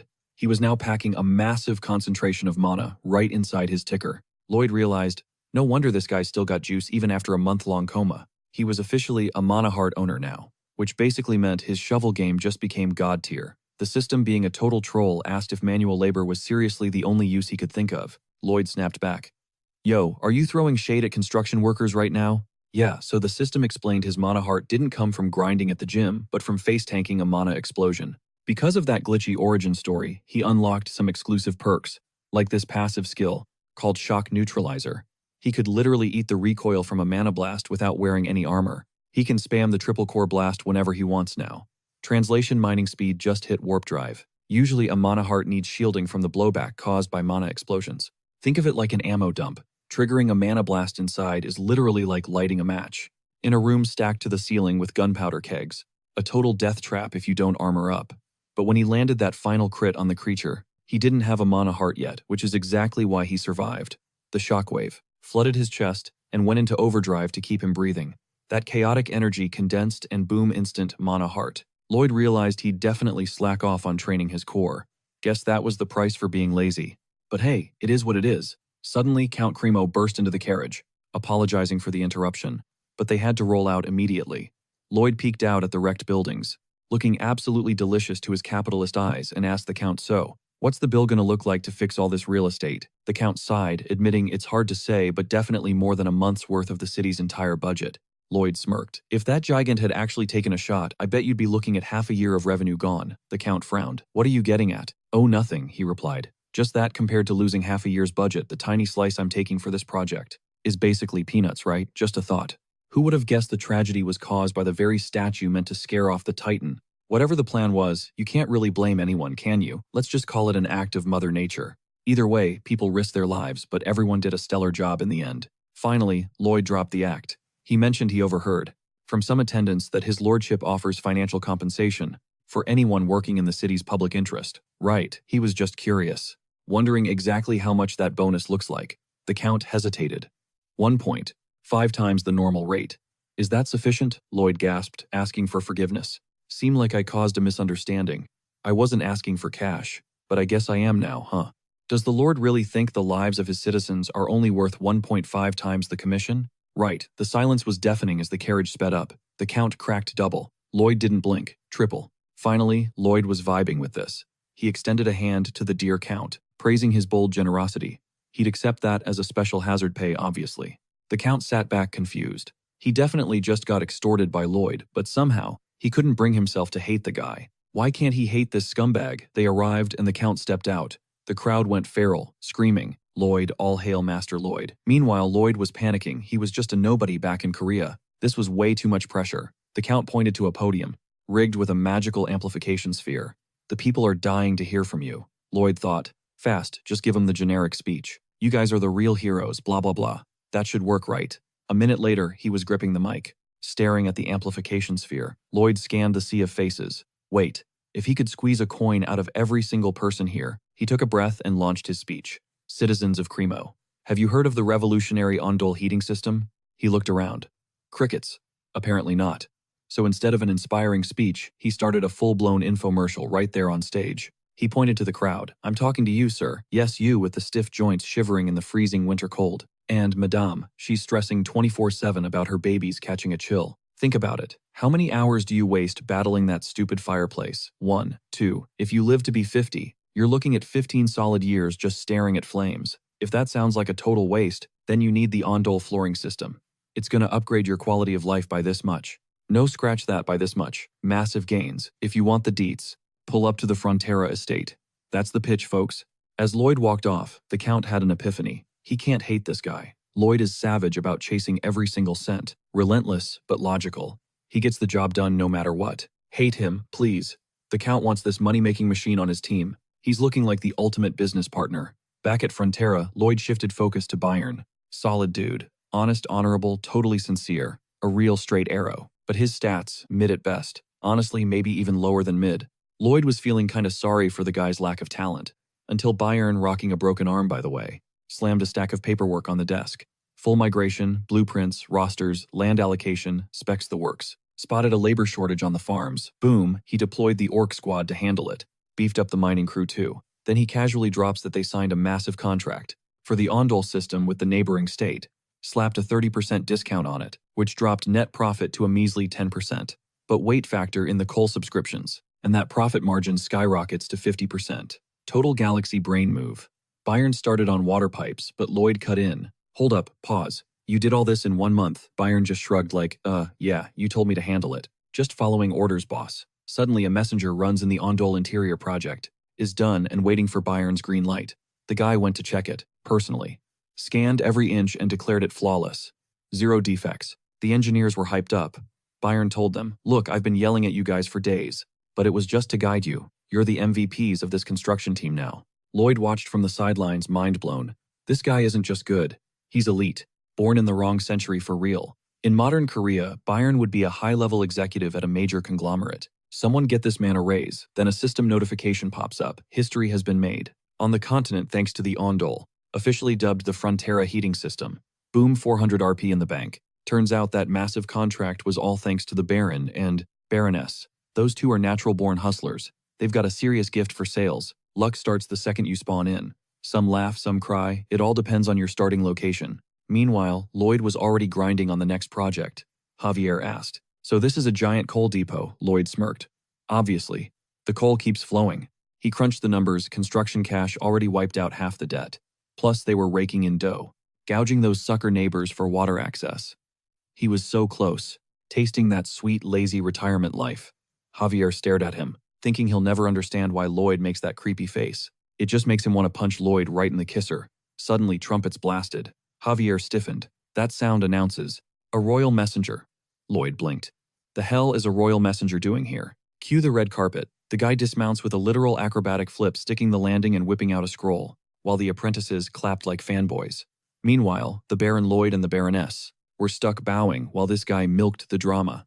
Lloyd thought, "Cut the cringe performance and get to the point, weirdo." He's got a seriously bad feeling about this. The messenger started yapping about how since forever he and the big bosses before her have been grinding to keep the peace for the VIPs and the normies. Lloyd wondered if this was all about the drama back in Cremo. Her Highness threw in some PR talk about being relieved the people are safe. It is her responsibility, yada yada yada. Lloyd barely caught the important part of the speech. The messenger said that because of those reasons, she has to personally vibe check the two heroes who clapped the giant and hype them up. Boom, Lloyd just scored 9 approval points with his dad. Pop's dignity stat shot up by 90 points. Arcos was beaming, telling Her Majesty what an honor it was and how his son killed it. Meanwhile, Lloyd was thinking, "Gee, thanks for the clout, Dad, but this actually sucks." He learned this lesson the hard way back in boot camp. The golden rule: do the bare minimum to avoid heat. Never go above and beyond. He broke that rule exactly once. A superior officer asked, "You're a civil engineer, right? Build me a sauna next door." Kim Soo-ho tried to argue that civil engineering isn't exactly about building steam rooms. The boss pressed him. "Are you saying you won't do it?" Soo-ho panicked. "No sir, starting right now." That was his fatal mistake. He worked like a dog and built a literal 5-star sauna. You know what the problem was? They started asking him to fix everything else, and he worked himself to the bone. Once Her Majesty gets her hooks in, you kiss your chill life goodbye because you can't leave the Empress on red. The messenger dropped the bomb. Lloyd Frontera and his guard are ordered to travel to the royal capital immediately. Lloyd stood there thinking, "I shouldn't have built that damn ocean platform.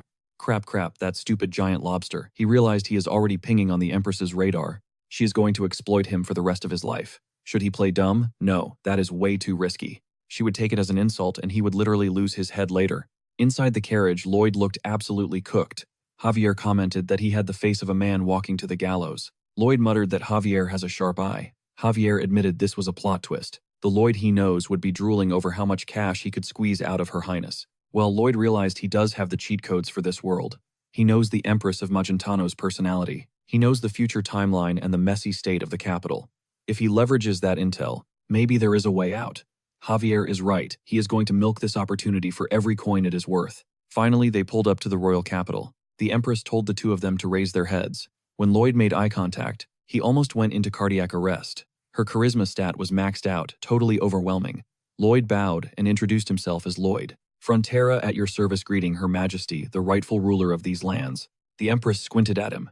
"Is that really him?" Based on the aura, the guy next to him looked more like the noble. She asked, "That is Javier Asrahan, isn't it?" She sensed a mana flow coming from him unlike anything she had ever seen. He looked like he could actually go toe-to-toe with her in a fight. Javier humbled himself. "Sorry, Your Majesty, but I am just a nameless knight." Lloyd realized she clocked Javier's main character energy instantly. Just by looking at him, she is one of the few swordmasters in this kingdom. Buttering her up won't be easy. She announced she had read the receipts in Count Cremo's report. She appreciates the guts and selflessness he allegedly showed. However, she does not rate a man based on rumors. She only trusts what she sees with her own eyes. So she is going to put his skills, Lloyd Frontera, to the test right now. Lloyd thought, okay, at the very least, this is my shot to lock in a massive contract with Her Majesty. It is showtime. She dropped the big question. Given the current state of things, what construction project is the most critical right now in Magenta? The royal capital. Lloyd mentally smirked. Ah, so it is a pop quiz. The most important build. He knows exactly what it is. The Empress thought to herself. If he is actually the real deal, he would have spotted the issue the second he stepped into the palace. If he doesn't know, The royal capital Lloyd instantly clocked the vibe. Oh, I get it. So we're doing a trick question. The most critical construction project. Please, he knows that answer cold. The Empress watched him like a hawk, thinking, if this guy is the real deal, he would have spotted the issue the second he stepped foot in the palace. If he's clueless, she wouldn't even recognize him. Both of them locked onto the exact same thought. The most critical construction project was obviously repairing the crumbling palace, but Lloyd flipped the script. He pointed to the Magenta River, slicing through the capital, and declared he would span it with a bridge. Her Excellency the Empress. Yeah, she looked less than impressed with that pitch. And Lloyd, he knew damn well that wasn't the answer she was hunting for. But given her personality, the test wasn't over yet.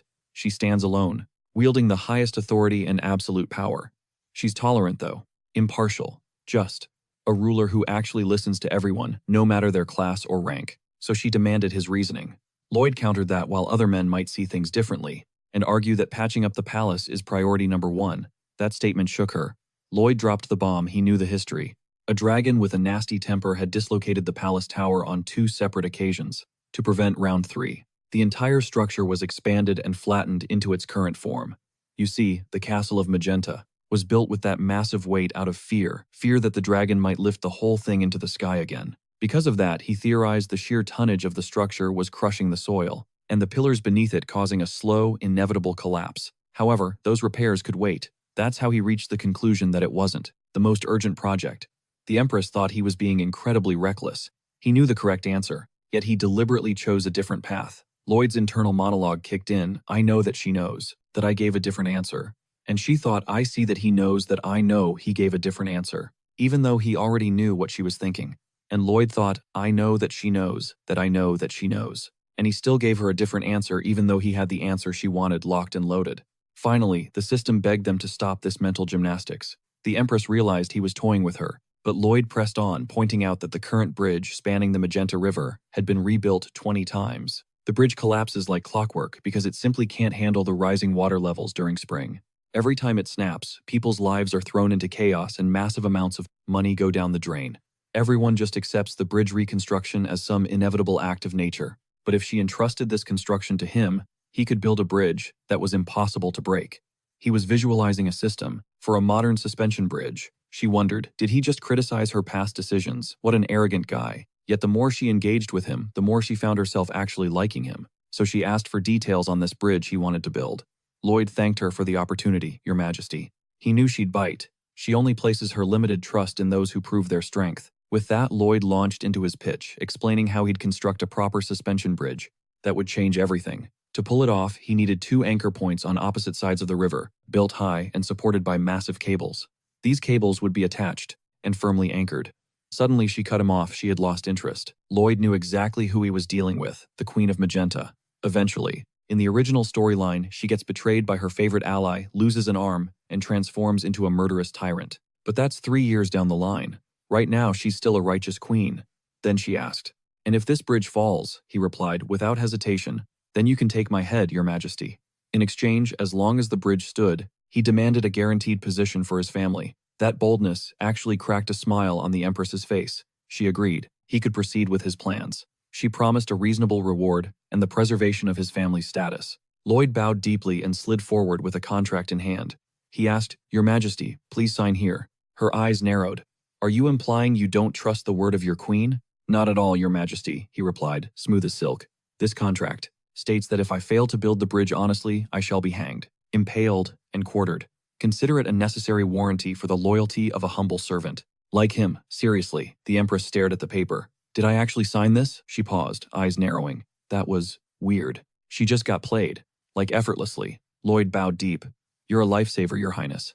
But she wasn't letting him slide that easy. One question. Why the pose? Why is your rear end pointing at the ceiling? Lloyd didn't flinch. My head can't be higher than your waist, ma'am. It's called respect. So he popped his booty up just to lower his forehead. The Empress smirked. I see what you're doing. Now drop the glutes. The second they cleared the throne room doors, Lloyd busted out the victory shuffle. Total cringe, total joy. He started throwing hand signs at Javier, their secret bro code language. Peep this paper, my guy. That's the signature of a dude who just hustled a queen.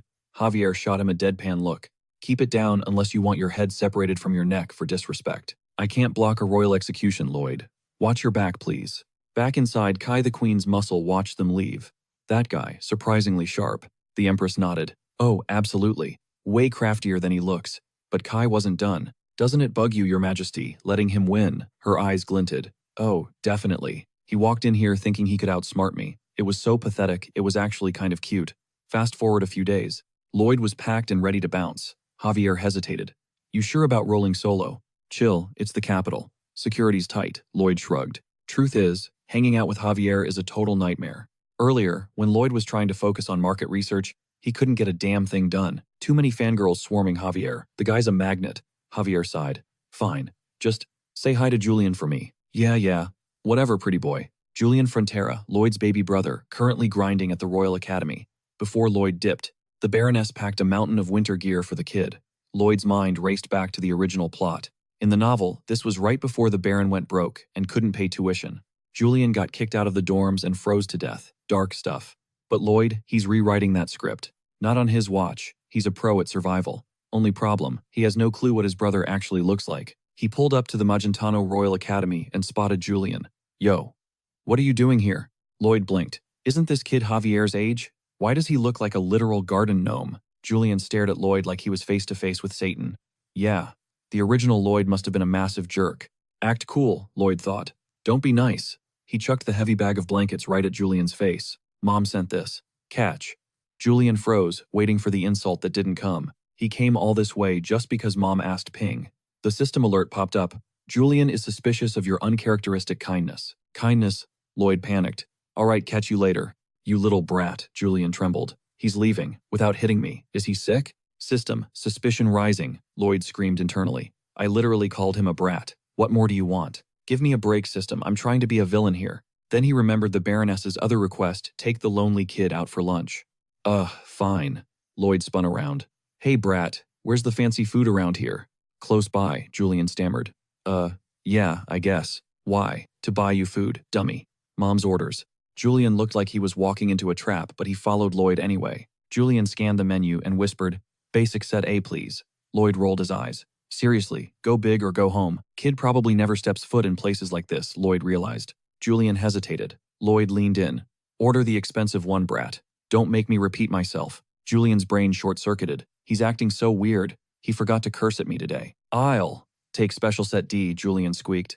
Lloyd nodded to the waiter. Make it 2 special set Ds. Wine with that, sir, the waiter asked. Lloyd waved his hand. Nah, I'm sober now. Julian's jaw hit the floor. Dino couldn't wrap his head around it. Since when did Lloyd kick the bottle? The guy used to be a walking keg stand causing drama 24/7. Flashback to a few days ago. A messenger from the palace dropped a bombshell the Cremo trading port had been besieged by a colossal Gigas, and the hero who took down the beast, Lloyd Frontera. Dino called total cap on that. The Lloyd he knew didn't have the skills or the brain cells for a feat like that. Watching him now, Dino figured he must have snatched the credit from Javier. Classic scumbag move. Or so he thought. But the vibe is off.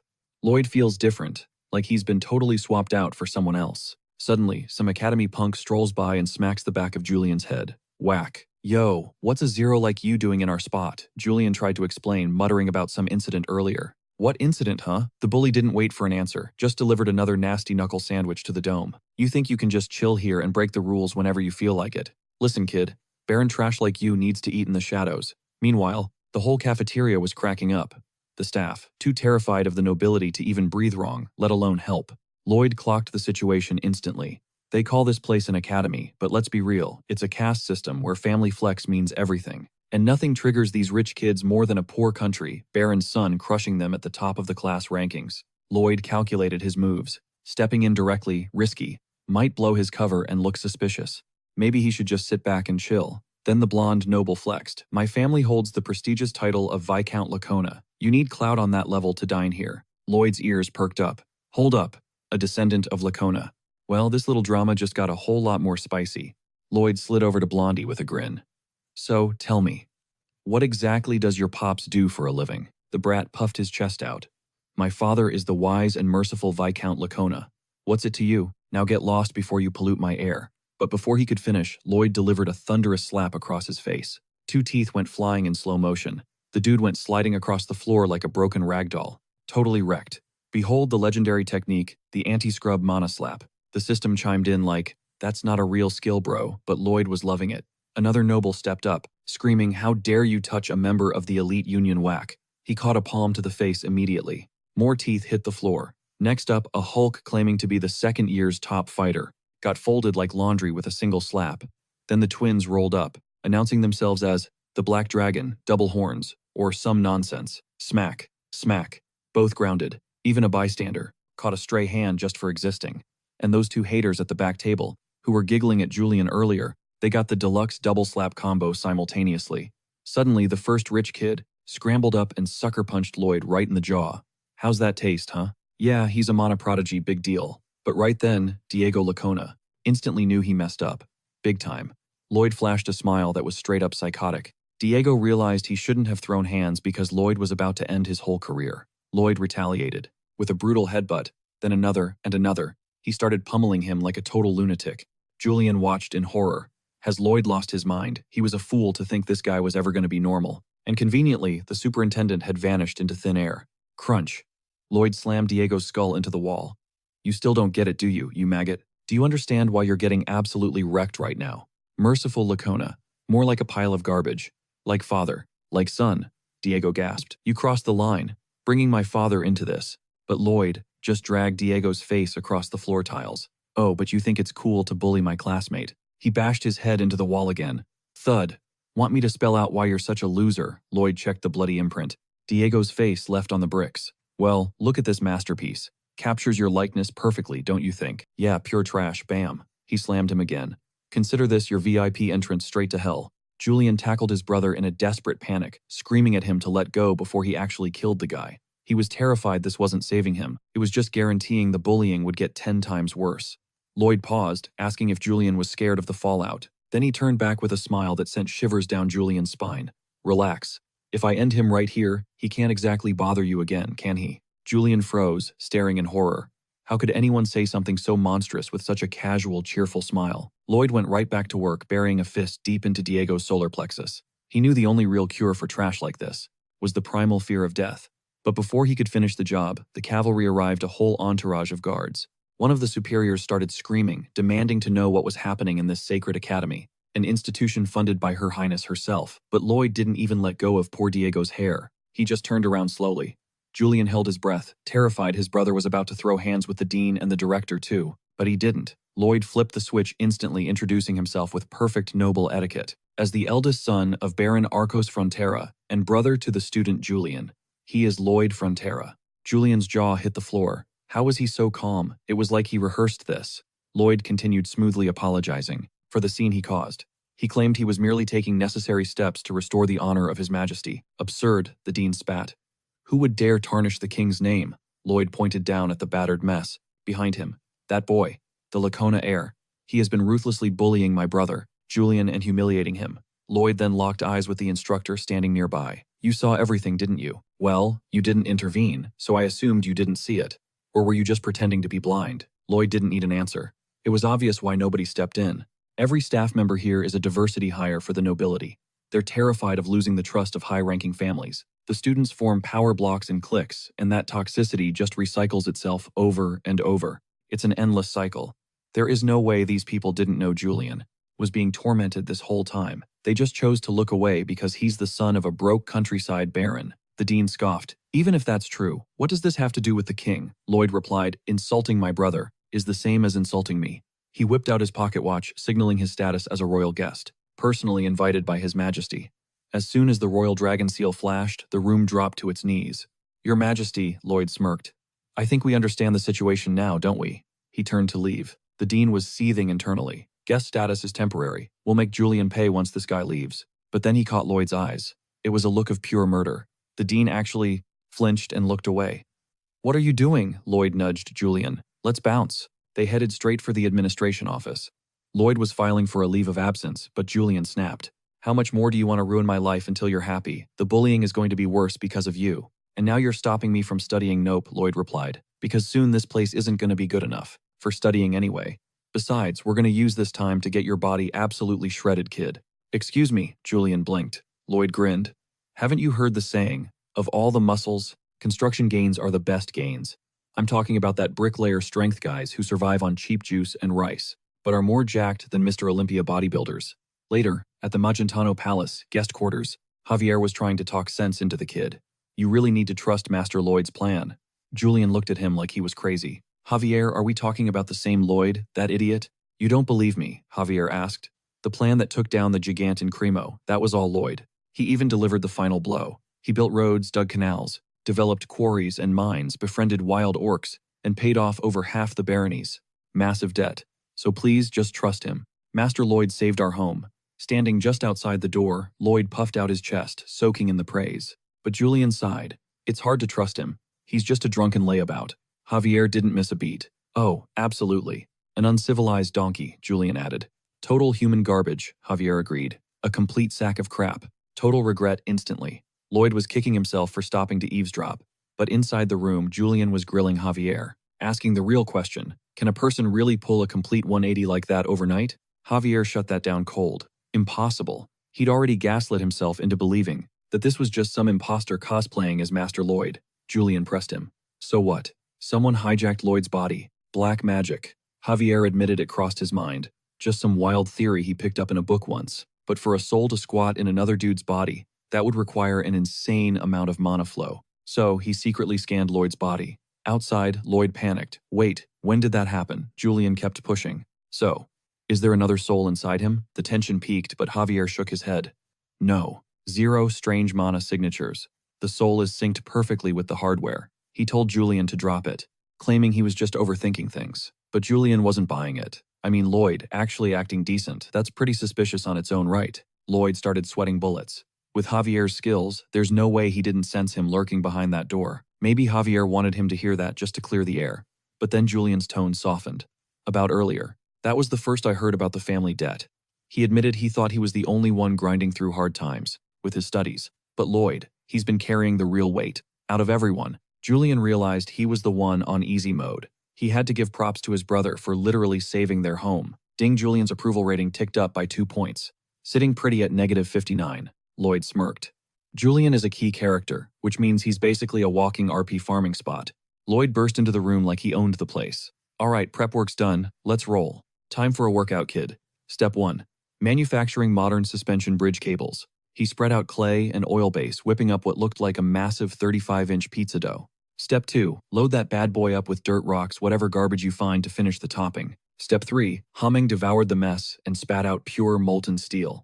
As the metal cooled, Podong grabbed it, twisting 120 strands together. Boom. High-grade cable, ready for action. Lloyd, looking wiped out, turned to Julian. Tutorial's over. Listen up, this is the most critical part of the entire build. We mess this up, the whole project goes down the drain. It's not just the debt on the line, it's your future at the academy too. Julian nodded seriously. That sounds incredibly important, asking if Lloyd really trusted him with it. Lloyd grinned. Exactly, because it's critical. I need someone big brain and responsible. Someone like you. Right, short stack. Let's get moving. Pint-sized Julian paused, realizing he completely forgot to call Lloyd a piece of trash. Again, later on, Lloyd was strategizing. The modern suspension bridge, genius idea. He had the engineering specs from his old life locked and loaded. But let's be real, even if he grinded 24/7, he couldn't do it solo. He needed to borrow some serious firepower. From a different kind of tech tree, he marched straight to the forge of the master artisan, the royal dwarf Korgus. And the guy just said, no. Lloyd hadn't even pulled out the blueprints yet. Excuse me, Korgus waved him off. Not interested. Get lost. Lloyd kept his cool. He knew the deal. This guy was a stubborn old goat exactly like in the novel. The lore said he doesn't lift a finger, unless he's genuinely hyped. Even the queen can't boss him around. That's why Lloyd brought a secret weapon. Lloyd casually flashed the schematics. Just some specs for a new bridge project. I'm putting up over the Magina River, Korgus snorted. Don't care. 0 interest in your garbage human designs. But his eyes snagged on the details. As he analyzed the structural load, Lloyd made his move, apologizing smoothly. My bad, sir. I'll just take this to a different blacksmith. Peace. Wait, Korgus squinted. That design. If you don't nail the structural rigidity perfectly, you know what happens, right? Oh, absolutely.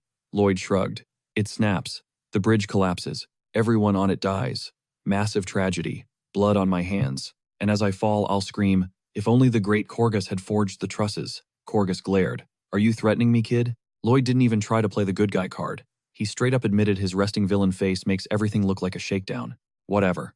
Old man Kordos just sighed and demanded a closer look at the blueprints. After scanning the docs, Kordos dropped a truth bomb. Lloyd is the only operator in the kingdom capable of pulling this off. Everyone else is a total amateur. Lloyd smirked. Exactly why I'm asking for help. Cordos groaned, telling him to wipe that thug expression off his face. The old master realized he'd been played. Lloyd designed this masterpiece specifically to bait him into joining. Right, Lloyd scoffed. Like I'd rely on your charity. Cordos rubbed his temples, begging him to quit making those creepy faces. Deal sealed. Cordos is in.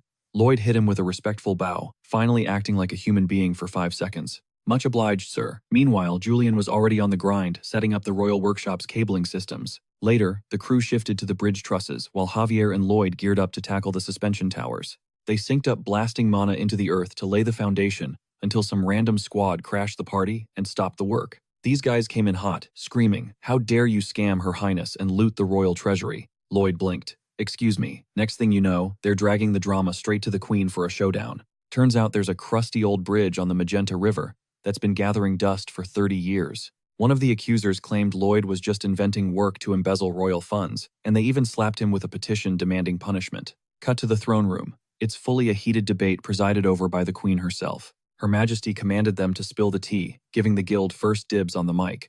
Victor, the head honcho of the Magenta Construction Guild, started yapping about the Magenta Tower. "My predecessor built that," he bragged. "It stood for 30 years. The wedge pillars are flawless." He claimed the design handles the river's current perfectly, so saying it'll collapse is a direct slap in the face to the guild's legacy. Lloyd kept a poker face, but internally, he's like, "Yeah, it's definitely gonna collapse." He read the spoilers in The Night of Blood and Iron. There's a canon event where the royal army clashes with rebels right at the Magenta River. In the novel, a massive storm hits the bridge, snaps like a twig, and it stays broken forever. But Lloyd can't exactly say I read the script, can he? The Empress turned to Lloyd for his defense. Instead of talking about bridges, Lloyd pointed at the official, sitting next to the guild leader. "Quick question," Lloyd grinned. "How big was the bribe they paid you?" The guy exploded. "How dare you make false accusations before the Queen?" But Lloyd saw right through him. That panic was a dead giveaway. It was practically tattooed on his forehead. "I am corrupt." Anyone from Korea knows exactly how this game works. When a suit meets a politician, it's never just lunch. Either the politician is grabbing the bag, or the businessman is buying favors. In this scenario, definitely option 2. They shut out the competition to monopolize the entire budget. Classic corruption arc. The Empress's eyes went cold. "I thought you were sharp, Lloyd, but you just made a fatal error." The official was sweating bullets, but the Queen ordered Lloyd's immediate judgment. The vibe shifted instantly. Moments later, Lloyd is tied up, forced to his knees with an executioner's blade hovering over his neck, while the Empress scolded him for slandering her loyal servant. "You insulted my vassal with lies," she declared. "Now, you will restore honor with blood." Javier gripped his sword hilt, ready to throw down while the pets were freaking out.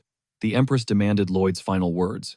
Lloyd looked up, eyes wild. "Exterminate the entire bloodline of the guilty party." Javier almost had a heart attack. The Empress paused. "Agreed." Javier ripped his sword from the sheath, ready to protect his liege. Then the Empress flipped the script. "Now prove the innocence of my vassals." The corrupt official froze. "Wait, what?" Suddenly a squad of royal mages materialized out of nowhere. Lloyd smirked. He knew this was coming. The Empress didn't miss a beat. "Cast the truth spell," she commanded. The politician shrieked, "Wait, your majesty." But it was too late. Lloyd let out the most unhinged villainous cackle of his life. Cut to the two corrupt weasels tied to a post, thoroughly whipped and looking like they were at death's door. Lloyd stood before them, casually mentioning that their families were innocent civilians who didn't deserve to suffer. He turned to the Queen. "Let's end it here, your majesty." "Wow, look at him being merciful. What a saint, right?" Javier watched him, remembering that demonic laugh from earlier. "Yeah, right," he thought.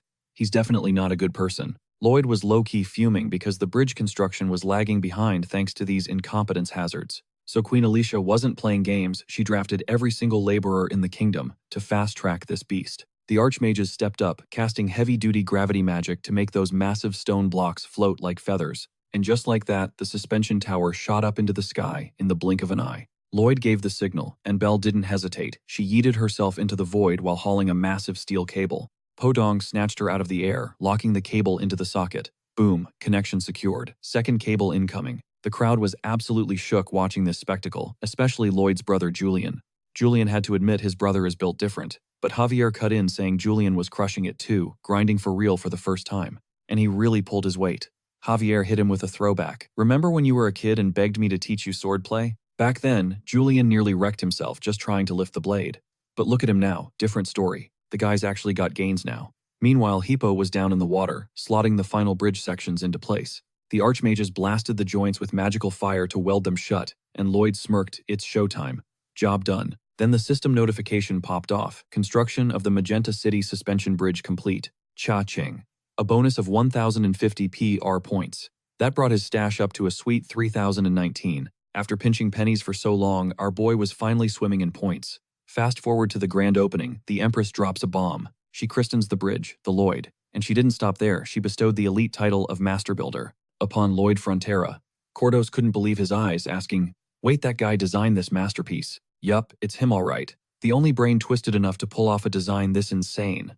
Lloyd's mind immediately went to the bag. With the cash flow from this project about to hit the Frontera, Barony's massive debt was as good as gone. But there was one massive glitch in his plan, the Queen herself. You could practically see the gears turning in her head. How do I exploit this asset? The possibilities were endless. Lloyd clocked that look instantly. She wanted to own him, but he was not about that life. Yet the second she dropped a request, he folded like a lawn chair. He figured he could outsmart her later, by using the Academy issue as an escape route. Classic Operation Two Birds, One Stone. But later, Queen Alicia Termina Magentano stood before the court and dropped the mic. She declared Lloyd Frontera would receive a high-ranking noble title and an estate to match his god-tier skills. Naturally, the peanut gallery of nobles lost their minds. They were deeply offended that a country bumpkin's son was getting flexed on them. With her pride taking a massive hit, the Queen realized she was in a corner. The backlash was inevitable. Lloyd, smooth as ever, showered her with praise for her endless generosity, playing the humble servant perfectly. But then he dropped the act. "If I may be so bold, I have a much bigger request." She didn't blink. "Spit it out." He told her straight up, if she grants this, she can keep the title and the land. She paused, calculating. She'd hear him out before deciding. "What is it? A seat at the royal table? A fatter paycheck?" "Nope." Lloyd threw a curveball. He demanded a total purge of the Royal Academy. The Magentano Royal Academy. Right now, it's a cesspool of corruption, inequality, and absolute trash behavior. Students care more about cliques than grades, subjecting low-rank kids to mental and physical torture. The faculty sees it all, but turns a blind eye. They're too busy chasing the bag to care about education. These kids are drunk on power when they should be learning, building social walls, instead of chasing their dreams. They've completely lost the plot. The Empress sat there silent, listening. The nobles started sweating bullets. Lloyd signaled Javier. "It's showtime." He handed a file directly to the Queen. It was the receipts.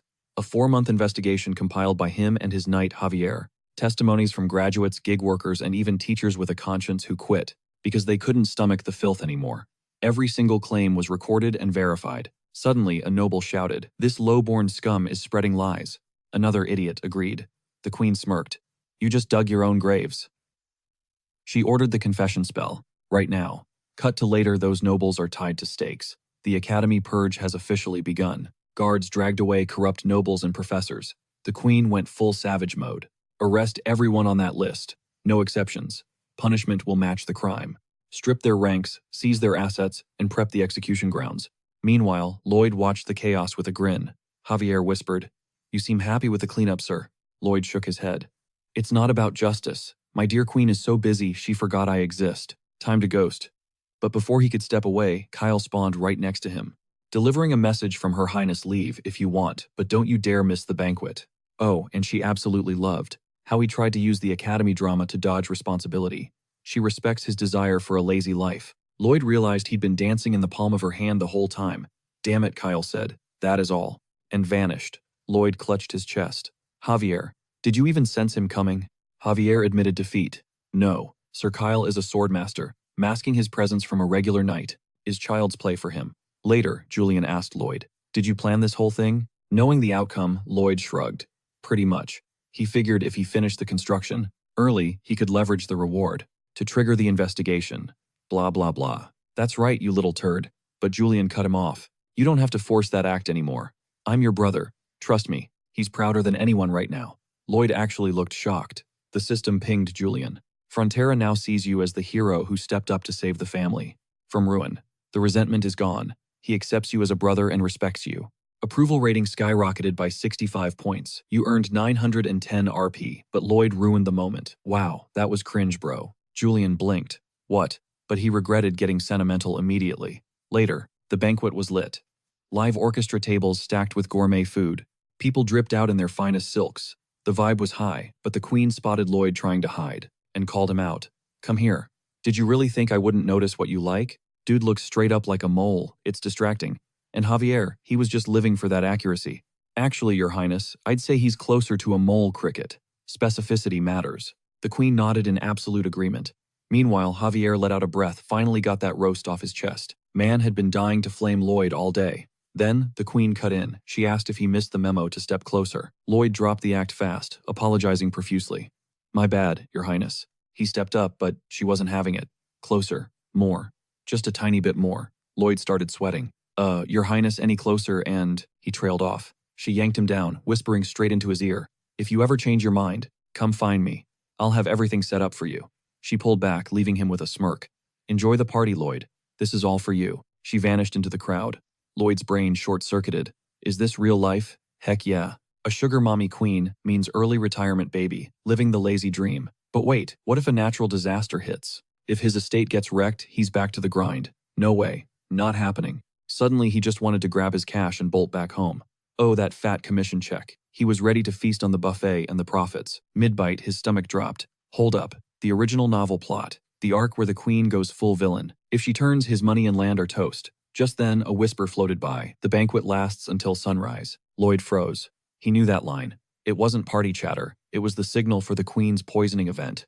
The night she loses an arm. But that's supposed to happen in 3 years. Why is the timeline glitching now? And why did that voice sound exactly like Kyle? Cut to the queen. She was swaying, feeling totally off. Just the booze hitting too hard, maybe.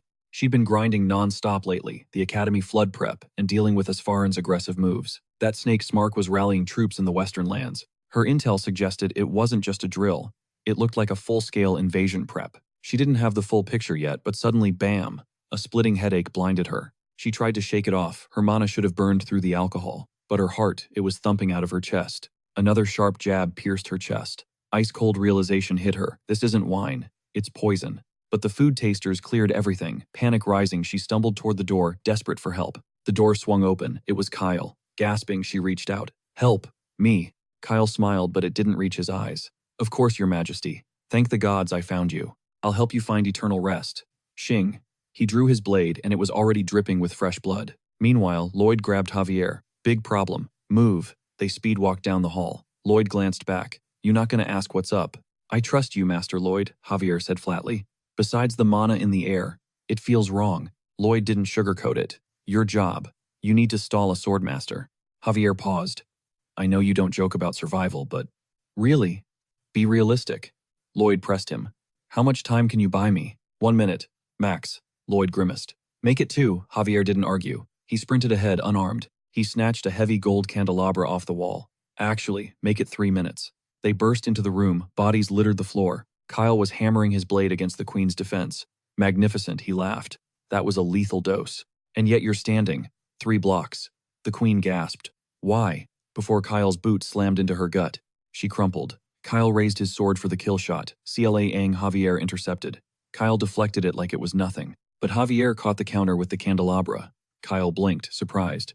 Javier didn't waste a second. He focused channeling a high-frequency monocircle collision, wrapping that candlestick in a pure aura coating. Sparks flew as brass met steel. Javier unleashed a barrage of lightning-fast strikes.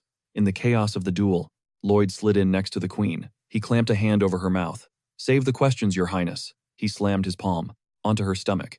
Asrahan Core technique activate. He started sucking the poisonous mana straight out of her veins and into his own, acting as a human filter. Meanwhile, Javier was going toe-to-toe with a literal swordmaster. Kyle stopped playing and ignited his sword aura. Javier grit his teeth, bad news. He hurled the candelabra at Kyle's face to interrupt the aura charge. He snatched the weapon back out of the air, ready for round 2, completely suppressing the sword aura before it could even manifest. He tightened his grip on that makeshift weapon again. Unleashing a raw mana burst, even Kyle had to admit, this kid's got serious skills. But experience beats talent. Kyle landed a haymaker so brutal, it sent Javier coughing up a fountain of blood. Then came the follow-up, a direct hit to the chest that turned Javier into a bloody mess. Meanwhile, Lloyd was locked in, banking everything on his knight, holding the line while he siphoned the lethal poison into his own veins. Failure wasn't an option. If he flopped, everyone dies. Back in the fight, Kyle looked at the damage he just dealt, figuring that shallow wound was his ticket to end this. But Javier, instead of blocking, he went full aggro. He ducked under the strike and signaled Podong. The little guy tossed him his blade, armed and ready. Javier unleashed a concentrated mana nuke.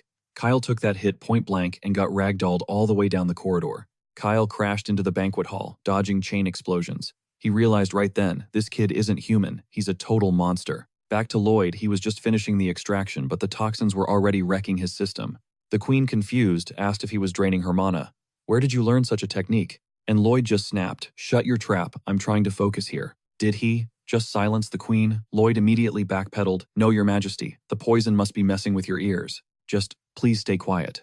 Suddenly he coughed up a bucket of blood, making her wonder if he was trading his life to save hers. Meanwhile, Kyle was on the receiving end of another blazing explosion. He got blasted right back into the banquet hall. Javier stood his ground. As long as I breathe, you're not getting past me. Kyle realized the stall tactic but decided playtime was over. He commanded the troops, target that man. He's plotting to assassinate the queen. Naturally, the soldiers obeyed. The kingdom's swordmaster, but they were fodder for Javier. He mowed them down one by one with devastating strikes. Kyle watched in disbelief. These are elite units, and Javier is dropping them like flies. Unheard of. There hasn't been a warrior this capable in history. He realized if this kid actually becomes a swordmaster, he could single-handedly wipe out nations. But that's a hypothetical. Because he dies today, Swordmaster Kyle summoned his aura blade. Javier knew he was in trouble. Faced with that blinding light and overwhelming energy surge, there was zero counterplay. Javier got completely crushed by the sheer pressure. Blown backward, he crashed into the hallway, the gash on his chest ripped even wider. Right then, Lloyd finished the job. He had soaked up every drop of poison. He was in agony. The queen panicked. You'll die if we don't act. Focus all your mana into your arm, so I can sever it. Lloyd realized she was trying to chop his arm off, exactly like in the original novel. No way. Hard to dig ditches with one arm. So he grabbed a random knife, lying nearby, and triggered a mana blast, firing a poisonous projectile so volatile, it shook the whole foundation. Kyle paused. What the hell was that tremor, Lloyd? Suddenly, Javier stood up looking like death warmed over. Kyle was shook. He took a direct aura blade hit, and he's still standing. Javier had sworn an oath, and he wasn't about to break it. Flashback to the campsite with Lloyd, where Javier admitted he was losing hope. He was supposed to be Lloyd's shield, but he bailed. Even the big guy was disappointed when Javier refused to team up. Up until then, Lloyd had relied on Javier's soft approach and his lack of true strength. Javier felt unworthy of knighthood for shirking his duty. Finally, Lloyd got it. Yeah, don't sweat it too much. I'm still docking your pay for 6 months, though. Javier shot back, make it 3. Lloyd smirked. You think you're in a position to negotiate? Hell no. But Javier swore to him right there. As his lord's sword and shield, he would never abandon his post again. He also realized Lloyd had already hit the 3rd circle. Javier had to hustle to catch up if he wanted to keep calling himself a bodyguard. I need to become a swordmaster within 1 year, Lloyd laughed, bold claim. Sounds like saying, I'm gonna lose 10 pounds this year, right? Just saying it doesn't make it real. Then Lloyd got serious. Listen up. Humans have hard limits on how far they can push. It all comes down to mana hearts, right? Theoretically, you could grind for centuries and still never break that glass ceiling. So what's the secret sauce for a swordmaster? He realized raw mana isn't something you just get from basic rep ranges. Lloyd was breaking it down for him, sketching diagrams in the dirt with a twig. But Javier wiped that dirt canvas clean. He looked Lloyd in the eye. This time he needed to level up solo. No more riding Lloyd's coattails. If he was going to become a swordmaster, he had to forge that path himself. Flash forward to the duel with Kyle. Shing enemy steel pierces straight through Javier's chest, blasting his insides with a wave of aura. Kyle smirked. You never cease to amaze. That hit should have turned Javier into red mist, but the guy focused every ounce of mana. Right at the impact point to keep his heart beating. Kyle sighed. Love the parlor tricks, kid, but it's time to check out. With the blade still buried deep in Javier's chest, Kyle channeled his aura, turning the steel white hot to roast him from the inside. Javier let out a guttural scream, but he didn't fold. He gripped Kyle's burning blade with his bare hands. Through the searing pain, Javier visualized it. The aura wasn't just burning him, it was a roadmap. It flowed from the sword, straight back to Kyle's core, his mana heart. Kyle realized what was happening and violently kicked Javier off his blade. Javier slammed into the wall, crumbling like a broken doll. He looked totally unalive. Kyle dusted himself off, sensing 0 breath, 0 mana. Wasted too much time on trash, he thought. Time to end the queen. But the corpse stood up. Javier, dripping blood, muttered, I get it now. That's how a swordmaster's mana breathes. As he spoke, he didn't need a steel blade. He manifested a massive, majestic construct of pure green aura. It was blinding. Kyle's eyes went wide. What the hell is that? He'd never seen energy like this. Javier's aura blade extended, pulsing with raw dominance. Then he unleashed it. Not a swing, but a tidal wave, a literal waterfall of pure destructive power. Kyle tried to counter, firing off his own aura blast, but it looked like a water pistol against a tsunami. When the dust settled, Kyle looked down. The arm he used to hold his sword, gone. Vaporized. sliced clean off by the same strike that carved a massive canyon through the castle floor. Royal guards rushed in, but Javier barked, "Stay back, unless you think you can tank a swordmaster." Meanwhile, the queen was desperately trying to wake Lloyd. She'd collapsed right after that massive mana explosion, asking, "You can siphon mana, right? Take mine, just wake up." She couldn't let a talent like him fade out. Suddenly, finally, Lloyd's eyes fluttered open. Ding. The system flashed. Survived fatal poison. Unlocking new feature. Custom mana heart upgrade. You are now immune to all poisons. Skill acquired. Overcharge. This bad boy lets him suck mana straight from the atmosphere when he's running on fumes. Lloyd grinned like a maniac, thinking, "Jackpot baby whack." The queen smacked him upside the head. "Why on earth would you, reckless idiot?" She saw the color returning to his face and decided to drop the lecture. "Can you stand?" she asked. Lloyd tried but grimaced. Might be a tall order, Your Majesty." His legs felt like jelly, zero juice left. But Javier needed backup, like right now. Only one play left. Overcharge. He mentally revved up his mana heart, spinning those internal circles faster and faster. Overcharge activate. Instantly, he became a black hole, ripping every ounce of mana from the room. He drained it all. It looked like he was sucking the literal life out of the furniture, draining the color from the walls. The queen gasped. She'd never seen absorption on this scale. He was in a total trance state. He couldn't even hear her. She watched him thinking, "This man, he really saved us." She channeled her remaining energy into him so he could save her night.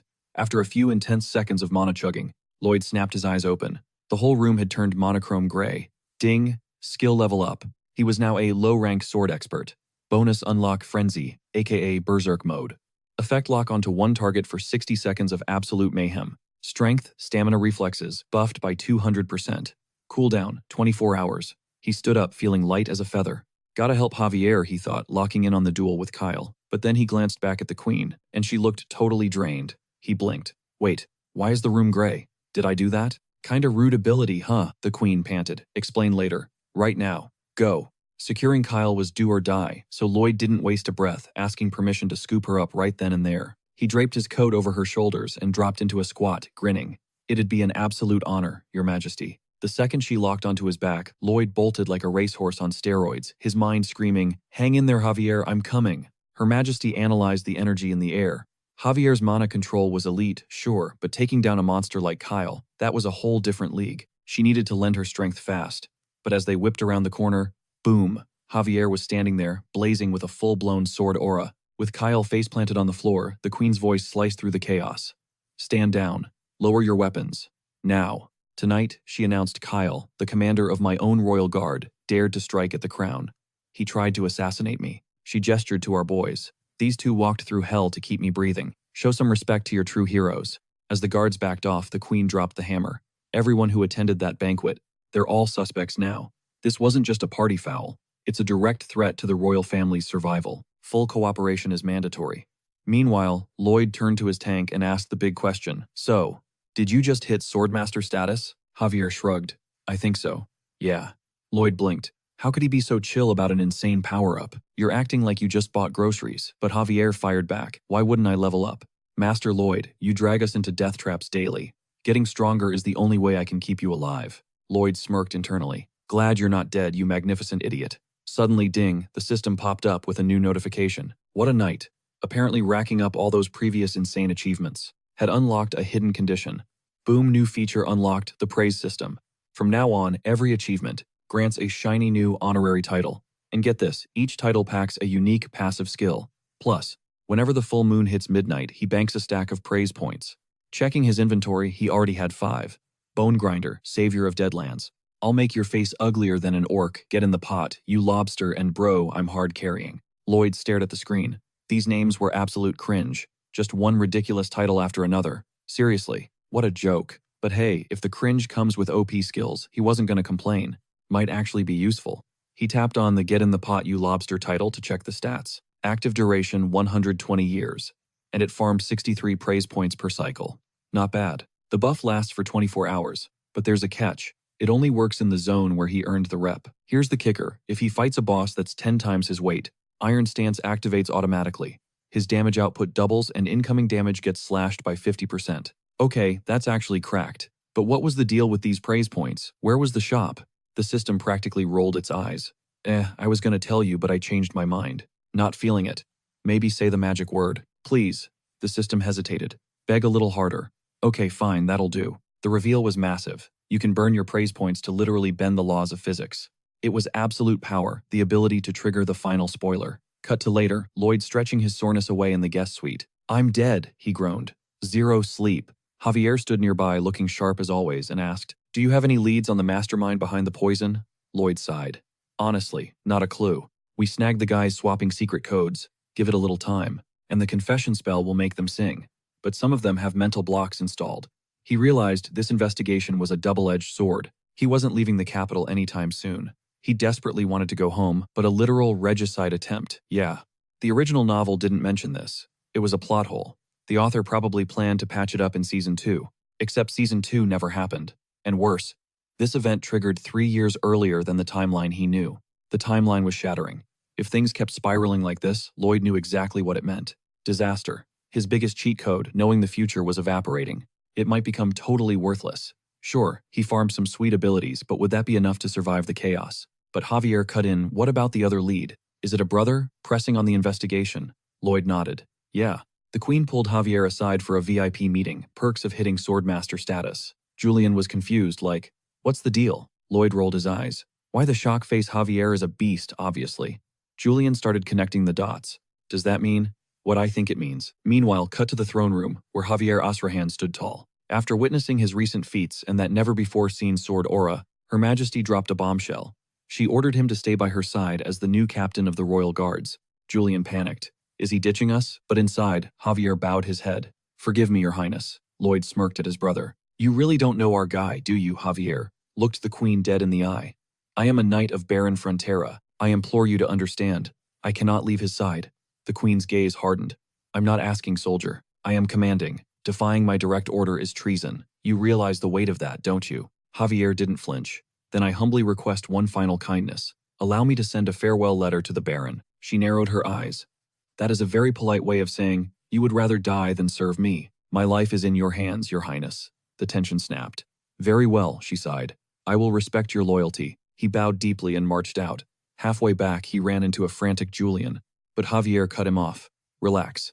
I will always be a knight of the Frontera family. Julian beamed with relief. Back in the throne room, the Queen mused, I really can't win with these Frontera people. Later that night, Lloyd was bored, staring up at the stars and scrolling through his skill menu. First up, Bone Crusher, a souvenir from Wrecking Newman. It basically made everyone in the territory listen to him, no questions asked. Then there was, I'm gonna make your face look like an orc. Let him unleash a literal orc roar. But the real MVP was Magenta, I'll carry you. Total trust from the Queen. She'd never suspect him of anything. Heh, that's the good stuff, Lloyd grinned. Then he noticed the full moon. Wait, full moon payday, his SP count hit 22, just enough for the final spoiler. It promised a glimpse of the arc's finale for 20 points, Lloyd thought. With this cheat code, my easy life is guaranteed. He hit the button. But instead of a preview, everything went pitch black.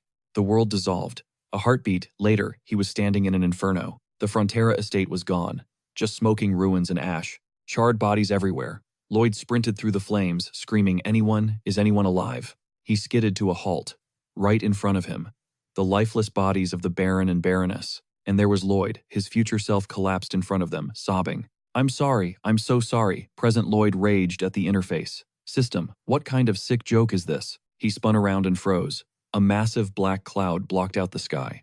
Locusts. A biblical plague. Javier was there, unleashing his sword aura, slashing desperately through the swarm. But it was hopeless. For every bug he squashed, 1,000 more appeared. The swarm engulfed Javier alive. Lloyd gasped, jolting awake in a cold sweat. System, what the hell was that? Is that my future? The system replied coolly. Believe it or don't. But consider the consequences if you ignore it. Lloyd went silent. No way. He bolted straight for the Queen's office, his own words from the vision echoing in his head. If only I had arrived sooner. How much sooner he had to return to his territory. Right, now. He knew what caused that swarm. Later the Queen looked at him like he was crazy. Wait, slow down. You're saying the entire Cremona region is going to be wiped out. Lloyd bowed, deadly serious. Exactly. Your Highness must mobilize the army. A calamity is coming. She frowned. This is coming out of nowhere. Explain yourself. Lloyd didn't hesitate. It's the enemy nation. Asfahan. They're engineering a monster domino effect to cripple us. They're seizing the monster habitats, forcing the beasts into our lands. It's going to trigger total chaos across the entire eastern region. Lloyd's internal timeline just crashed. According to the original novel, this catastrophe wasn't supposed to go down for another 3.5 years, and the location way off. It was supposed to hit far north of the Frontera estate. Why the remix on the timeline? Who knows? Doesn't matter now. The queen locked eyes with him, processing the intel. She'd seen Azrahan making moves in the eastern jungle. Plausible, yes. But she hit Lloyd with the million-dollar question. How exactly do you know about Azrahan's shady business? Lloyd's brain froze. Crap. Lie, idiot lie. Before he could speak, she leaned in. She called him out on his secrets. Honestly, right now, Lloyd looked way sketchier than the actual villain. A light bulb went off. Connections, he blurted. A blood pact, actually. With the orcs of the wastelands. The Iron and Sand tribe sent me a carrier pigeon. Smooth. As for the hit on Kyle, Lloyd spun another tale. I saw him and the staff chief acting weird. Their vibes were off. I thought, where are they sneaking off to? So I tailed them. Saw him draining mana, wrecking the place. And hey, you know, my boy Javier is a literal genius. We've been besties since diapers. He taught me secret self-defense magic. The queen just thought, sure, okay. He dumped all this info at once. None of it added up. Why did it sound like he was making it up on the fly? Probably because she knew he was making it up on the fly. Cue the awkward silence. Then boom, he triggered his tidal effect. The queen's suspicion melted. Fine. She handed him the keys, 500 troops, the white cavalry, plus 50 mages for backup. You know the enemy, you lead the charge. Lloyd bowed. Your generosity is unmatched, your majesty. Don't thank me yet, the queen cut in. You know better than anyone that everything has a price. Lloyd didn't flinch. Absolutely, your highness. He knows the game. Nothing's free. If we stop this monster wave, I'll tell the world that this victory was all your master plan. We'll scrub that assassination stain right off the crown's reputation. She smirked. I've never met anyone as shady as you, but she liked the hustle. Deal struck. Lloyd and Javier bolted instantly. They were moving so fast Lloyd's face was flapping in the wind. He was trying to talk, but it was just gibberish. Javier, unbothered, replied, I'm sure you have your reasons. Take your time explaining. Can you believe this guy? He actually understood that. Javier nodded. I get the gist. After a few more unintelligible screams and garbled noises, Javier decoded the message. We need to hit the Frontera estate. 5 days. Got it. Meanwhile, Lloyd, still getting face-slapped by the wind, was calculating. Javier is a one-man army now. He could wipe a small nation solo. If human enemies saw him wrecking shop, they'd lose hope instantly. But this time, the enemy isn't human. They don't have morale to break. They're just mindless beasts sprinting toward an all-you-can-eat buffet. And it's not a squad, it's a swarm. They're coming from everywhere. 2 OP fighters aren't enough firepower for this tsunami. So he turned to Padong. We split up here. Meet me at the exact time, okay? I'm counting on you, buddy. He leaped off. Lloyd had a plan. He was going to save the Frontera estate, aka his personal money printer. After a brutal non-stop ride, they breached Frontera territory. The monster wave was already closing in. Spread out but deadly. Farmers and civilians froze, staring death in the face. Absolute terror. Lloyd screamed, get inside now. Then he grabbed a villager. I need a pot lid, the biggest one you've got. Quick pause, fam, check that sub button. Did you smash the like? Hype this video up, ring that notification bell. Seriously, click the bell. Do it now. Back to the chaos, the beasts had already breached the Baron's castle. A giant bug monster cornered Emily the maid. Suddenly the Baroness went full WWE mode. Smashing a chair over the creature's head, she grabbed Emily and bolted for safety, but she couldn't stop thinking. Seeing the swarm flood in with 0 safe zones left, Arcos didn't hesitate. He sprinted down the hallway, sword drawn, and ready for blood. He ordered everyone to evacuate and linked up with Sir Byron. But the second those doors swung open, it was pure nightmare fuel. Voracious monsters were everywhere. Byron was tearing through the streets, screaming for his soldiers, trying to set up a defensive perimeter at the Count's estate. But the civilians, they were totally defenseless, getting mowed down by the beasts instantly. Byron knew the villagers were doomed, but his duty was to the Baron. Then Arcos's words flashed through his mind if the estate ever faced annihilation. Save the people first. He truly believed a lord, and his knights exist solely to serve the masses. That flip switched.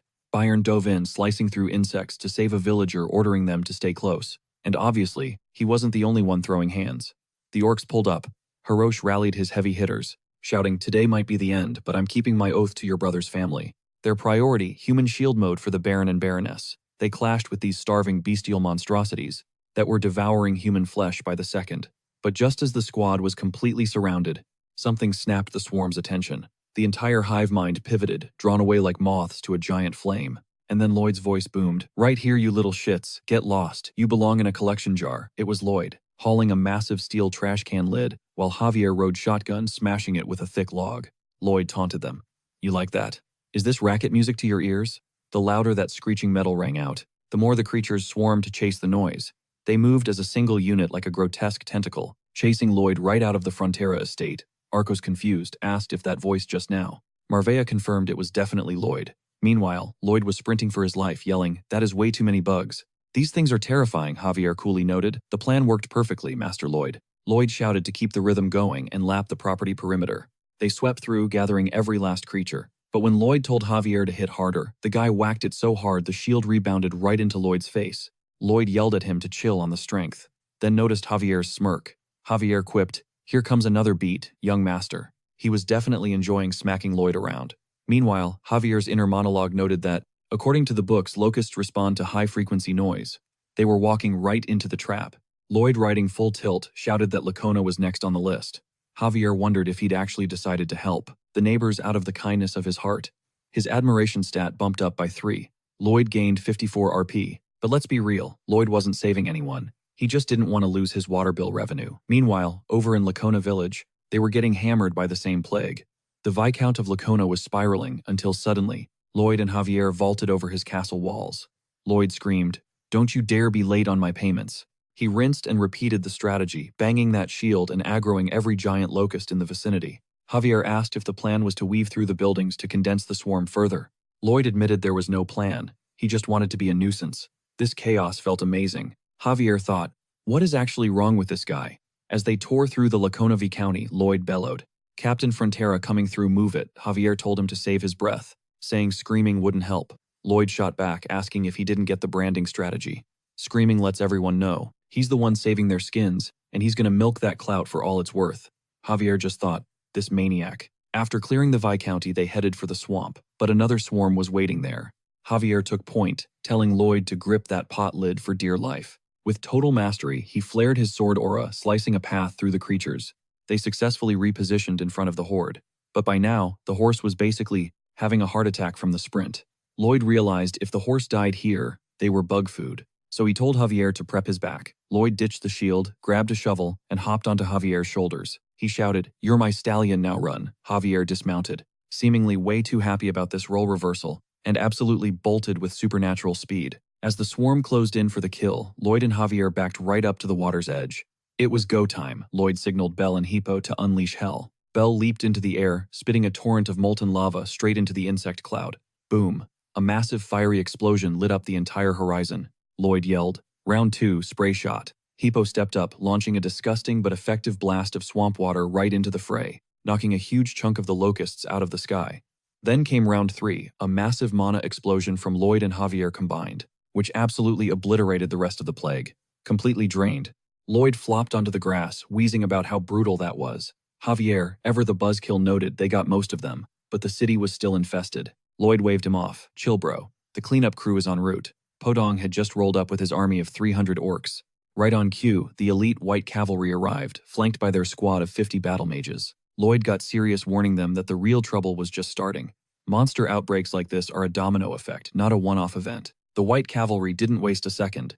In the name of the Great Majesty, they and the mages went full exterminator mode on the remaining locusts. The orcs, they just started skewering the bugs for an impromptu barbecue. Crunching down, they shouted one thing: protein. Meanwhile, a mage shyly approached one of the orc warriors, handing him a flower to thank him for saving her life earlier. When she walked away, the big guy turned bright red.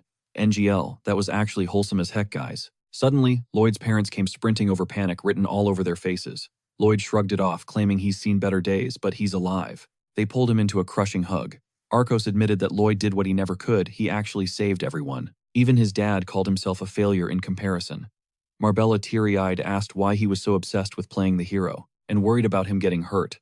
Lloyd internally screamed, "For the cash," but the system just laughed in his face, mocking him and asking if he'd already forgotten the prophecy from the final spoiler. Since his memory was blanking, the system decided to just let it slide for now. Lloyd pushed the thoughts aside. They had to prep for Wave 2. Suddenly, a notification dinged. New title unlocked. Round 1 Pest Control. The reward 2 praise points added to the stash. The perk is totally OP. Now Lloyd just has to glare at a bug, and it freezes in absolute terror. Later that night, Lloyd summoned the head honcho of the Knights, Commander Baylor of the White Cavalry. Lloyd started smooth, thanking the guy for being the MVP in the Locust wipeout operation. Baylor tried to brush it off, saying anyone could see they were just on janitorial duty. Nah, don't sell yourself short, Lloyd countered. Without you, we'd be squashing bugs for weeks. The commander got real. He admitted to Lloyd that honestly, he was furious at first. A decorated knight taking commands from a lowly civil engineer. It was insulting. But upon arrival, he realized something. The timing, the location, everything went exactly according to Lloyd's math. The guy is a tactical genius. There's no denying that. Still, his ego was bruised. He asked Lloyd why he sent the mages back but kept the knights. Fighting for the queen is their ultimate honor. He made it clear he respects the skill, but he doesn't like Lloyd personally. Now that he'd aired his grievances, he told Lloyd to spill it. What do you actually want from us? Lloyd smirked internally. He knew this guy's deal from the original novel. He was the commander, forced to execute a brutal purge when the queen eventually went full villain. He had gone toe-to-toe with Javier, who was trying to defend the innocent. Back then, Javier hadn't even awakened as a swordmaster, so it was a narrow victory. But as Baylor lay dying, he whispered something tragic. He begged Javier to stop the queen. The man was a warrior of unwavering loyalty, trapped by duty. Back in the present, Lloyd launched his scheme. How about a duel, if I win? You and your fancy cavalry become my manual laborers. But if you win, I report back to the queen immediately. Baylor scoffed, seeing right through the absurdity. I am the queen's blade, he said. I don't duel civilians without a direct royal decree. Wrong answer, Lloyd grinned. I have temporary command over you. Consider this an order. Besides, Lloyd taunted, I bet the thought of shoveling dirt hurts your knightly pride, doesn't it? So here's your chance to defend your honor. Prove your chivalry right here, right now. Valallard demanded a weapon check. Lloyd didn't even blink, he just gripped his rusty shovel. The commander had heard rumors about that tool flattening a traitor, so he scoffed and kept his sword locked in its sheath. Lloyd smirked internally. Hook, line, and sinker. He needed that handicap because in a fair fight, his odds were absolute zero. Sure, he had a triple circle mana heart, but that was just raw, unrefined juice. Valallard was a monster strong enough to nearly put Javier 6 feet under. However, Lloyd had his secret weapon, his absolutely trash-tier personality. Valallard declared this a duel between a noble knight and a civilian, so the standard rules were going out the window. If I have to move to dodge a single attack, you win. Lloyd grinned. Deal. Then the devil himself unleashed a triple mana blast, a beam of pure destruction so volatile it sent a chill down Valallard's spine. Survival instinct screamed. He threw himself sideways just as the blast erased an entire mountain peak behind him. Panting Valallard whipped around to face Lloyd, who looked like a wrung-out towel after dumping all that energy. But that scumbag was grinning. He'd won the bet. Just like that, the kingdom's elite 500, the White Cavalry, became the Frontera Barony's newest construction crew. Cut to the labor camp. One soldier was already gassed out. He tossed his shovel in the dirt. Sir, I know he has command, but this is twisted. It ain't right. We pledged our lives to the battlefield, not the dirt. Why are we playing gardener? The commander shook his head. This isn't just a whim. He recalled that night when Lloyd promised to show him something mind-blowing. I'll prove a dirty shovel can carry more honor than a gleaming sword. The commander clung to those words. He needed to verify if the brat was bluffing or onto something. Meanwhile, surveying the site, Javier looked skeptical. Is this really going to have any effect on them? Relax, Lloyd scoffed. Learn this straight from the jungle orcs. Battle-tested, mother-approved. This baby's gonna keep your valley safe from becoming an all-you-can-eat buffet. They were carving a massive creature into the mountain face. Time skipped to a little later. The ground began to quake. Rhythmically.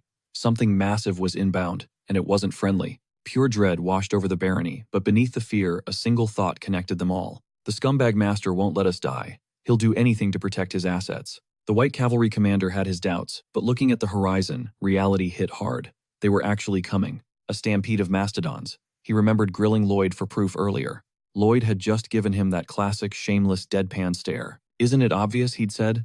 It's just like basic vibes, bro. General knowledge. Valallard thought he was just deflecting, but damn it, the kid was right on the money. He slammed his helmet shut. Battle stations. We form a perimeter and encircle their main force. Crush the vanguard. The second they stall, we wrap around and wipe them out. His tactical brain calculated 20 casualties. He hated it, but this was war. No guarantees everyone walks away. They prepared to charge, but Bayern blocked their path. What do you think you're doing without armor? The commander barked. Standing there in his tunic, Bayern shrugged. Master Lloyd said armor would just slow me down. This is a kill zone soldier, Valallard roared. Bayern sighed. Look, his lordship is weird. I'm used to it. I'm just here to decode his nonsense. I'm essentially the translator for his crazy. Eyes up. See the master on that white crag over there. Right on cue, Lloyd started flailing around with white and blue flags like a caffeine-addicted cheerleader. Bayern squinted, translating the signals. Soldiers of the White Cavalry, head to the southeast border. Move your rears, double time. Valallard blinked. First off, how the hell did you get that from that dance? Second, He wants us to open a lane that invites the mastodons right into our living room. It's suicide. A flank attack won't stop a stampede, but Lloyd just kept twirling and gyrating on the rock. Byron continued. He says if you keep arguing, he's snitching to His Majesty. Valallard's jaw dropped. Is he for real? He said all that with a flag wiggle. Valallard couldn't process the madness. It went against every tactic in the book. As the ground shook with the approach of the mastodons, he gave the signal, incoming Lloyd, chilling on a boulder, watched the stampede thunder right past him. Inner monologue time, phase 1 is a go. That massive wall of muscle and fur slammed on the brakes the second they saw the dirt wall. Why? Because Lloyd had sculpted a nightmare, a perfect replica of their natural predator, the Megalania. The beasts panicked, screeching to a halt and crashing into each other like a pileup on the freeway. Phase 2. Lloyd cued the next move. Blanc ordered the white cavalry to charge forward, kicking up a massive dust storm and making absolute chaos. Smash your spears together, louder, make some noise. The commander knew the plan was live, but he was thinking, what on earth is this actually doing? Meanwhile, behind that mud barrier, the mastodon herd was freaking out, terrified by the commotion. Lloyd grinned. He knew that rhythmic metal clanging sounded exactly like another Megalania stomping closer. Fight or flight kicked in. The herd pulled a hard U-turn, completely ignoring the dirt wall. Valellard was shook. He didn't see that coming. The monsters were charging straight toward the excavation zone. He had been wondering why they dug a pit the size of a canyon. Click. It all made sense. This was Lloyd's Phase 3. The entire stampede plunged straight into the abyss. Then Podong popped up, unleashing a hydro pump that turned the pit into a raging river, washing every single monster. Right off the property line, Lloyd dropped the flags and flashed the V sign. Easy money. The beasts were swept away, scattering in total disarray, formation broken, confused, and soaking wet. Valallard was stunned. A total victory, without swinging a single sword. Lloyd looked at the aftermath and quipped, looks like a buffet for the local wildlife, huh? Plus they aren't coming back to a place that smells like an apex predator. And hey, free irrigation channel. The commander stammered. Did you actually plan to use it for that? Lloyd shrugged. Not exactly. But halfway through digging I figured, multitask. Valallard's mind was racing. Usually a clash like this costs at least 5 good men. He thought about the routine delivering bloodied belongings to weeping wives and children, telling them their father died a hero for the kingdom. The cavalry regiment, and the kingdom of Magentano would honor the sacrifice. But honor doesn't fix the grief. It leaves behind. He used to watch soldiers weep for their brothers while he had to pretend that he was made of stone. But after burying so many friends, the mask was cracking. Every funeral they shouted, bravery, honor. But let's be real, that's total garbage. Deep down they knew death didn't bring glory. It just brought hell on earth for the survivors. But today, look around. Every single soldier is still standing. One guy was even loudmouthing about inviting the whole squad to his wedding. Back in town, walking with Lloyd, he overheard the duo. Javier asked, wait, so the monster attacks aren't over? Lloyd sighed. Eventually. But we've got a few more waves to surf. Javier pointed out that a mega project like this every time would bankrupt the fief. Lloyd smirked, tapping his temple. I leveled up my brain, Javier. Care to take a wild guess at what I'm cooking up? Javier didn't hesitate. It's obvious, my lord. You want a strategy that wipes out the invasion at the source for pennies on the dollar. Lloyd beamed. He was so proud of him. Suddenly, Valallard stepped up. The white cavalry is at your disposal for the plan. Lloyd blinked. Aren't you guys heading back to the capital? The commander shook his head. I'm writing the king to request an extension.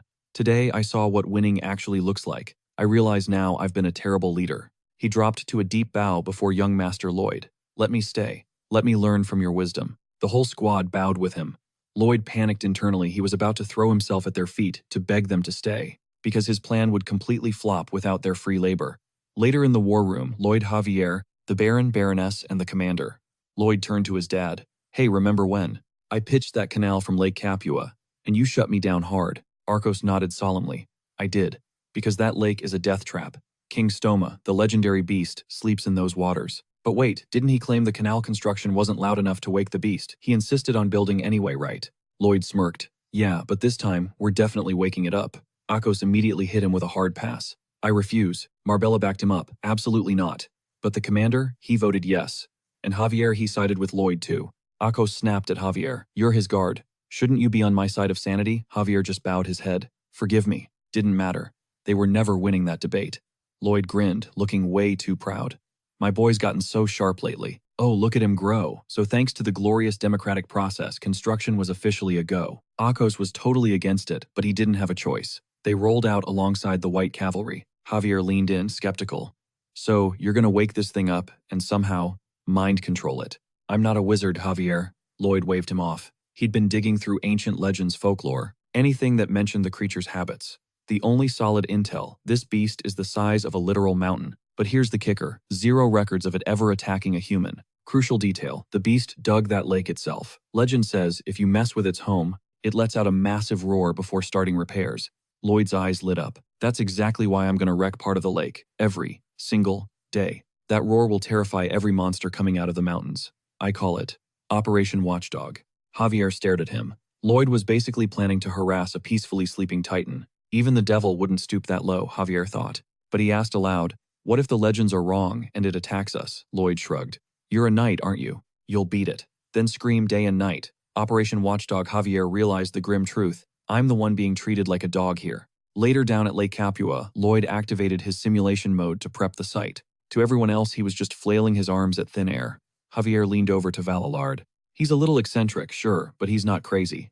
But the commander was staring with awe. I just want to witness that extraordinary intellect in action. And right at that second, the beast deep below the surface sensed them. It let them slide last time. But if they meddled again, it would slaughter them all. Meanwhile, Lloyd strolled past Byron, who was having way too much fun with his new pets, tiny baby elephants. Byron froze mid-giggle when he saw Lloyd staring. Lloyd just stared right back. Byron stood up, clearing his throat. Young master, I have a request. These little mastodon calves. They lost their mothers during the horde attack. They seem healthy. Please permission to raise them. Lloyd raised an eyebrow. You know, the bigger they get, the more vicious they become, right? Isn't that dangerous? Byron didn't blink. No, sir, because they are adorable. Lloyd sighed. Raising livestock isn't a hobby, Byron. It's a grind. It won't be a grind, sir, because they are adorable. Lloyd gave up. Fine, do what you want. Byron beamed at his new squad putting Pudang, Pundong, Pungding, and Pudong. Lloyd had to admit, Lord Byron would probably crush it as a caretaker.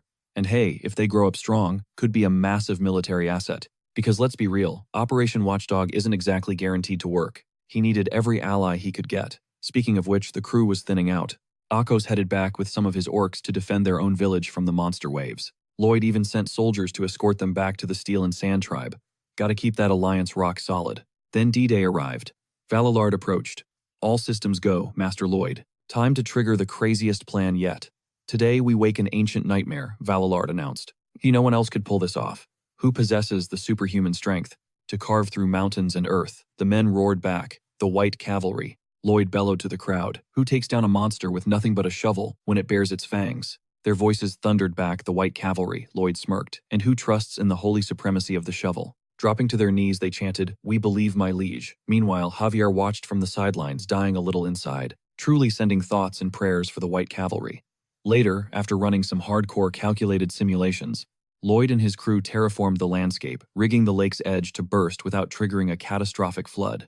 Lloyd signaled Javier, who was already locked and loaded. Without hesitation, he fired a massive mana blast. The shot triggered a massive landslide right into the water. It wasn't an instant crisis, but ignore it. And that pressure, it would be enough to totally collapse the dam. Seconds later, everyone dove for cover, eating dirt to protect themselves. Because something just woke up, and it woke up choosing violence. It absolutely obliterated the foundation in the middle of the lake. Suddenly, they were staring down a kaiju-sized beast, a giant beaver. Lloyd just stood there buffering. The soldiers looked at the monster, then back at Lloyd thinking, it's kinda adorable. But oddly, Lloyd could understand every word the creature was screeching. The thing was just venting about being ticked off. It felt exactly like dealing with Pudong. Whenever Hippo and Bell chatter, Lloyd gets it instantly because they are his summons. Lloyd's gears started turning.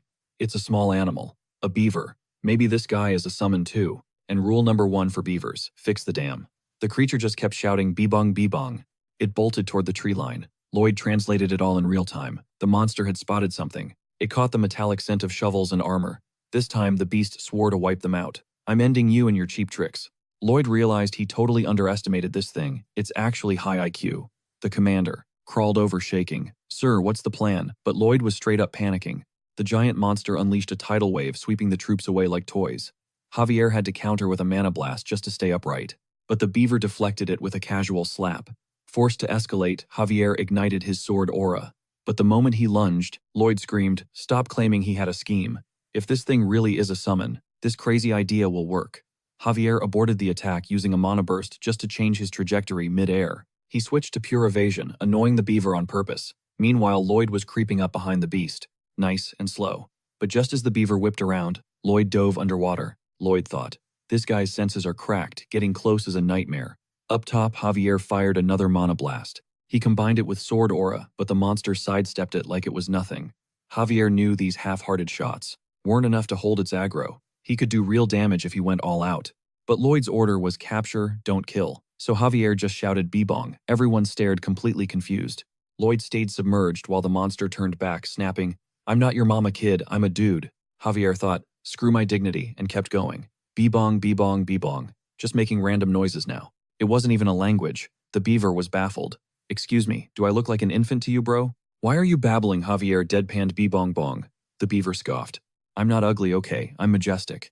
But he didn't notice Lloyd already perched on top of his head. The beaver tried to swat him, but his little T-Rex arms couldn't reach. And Lloyd vaulted off the creature's skull and slam-dunked a blue sunflower seed right into its open mouth. Instant debuff.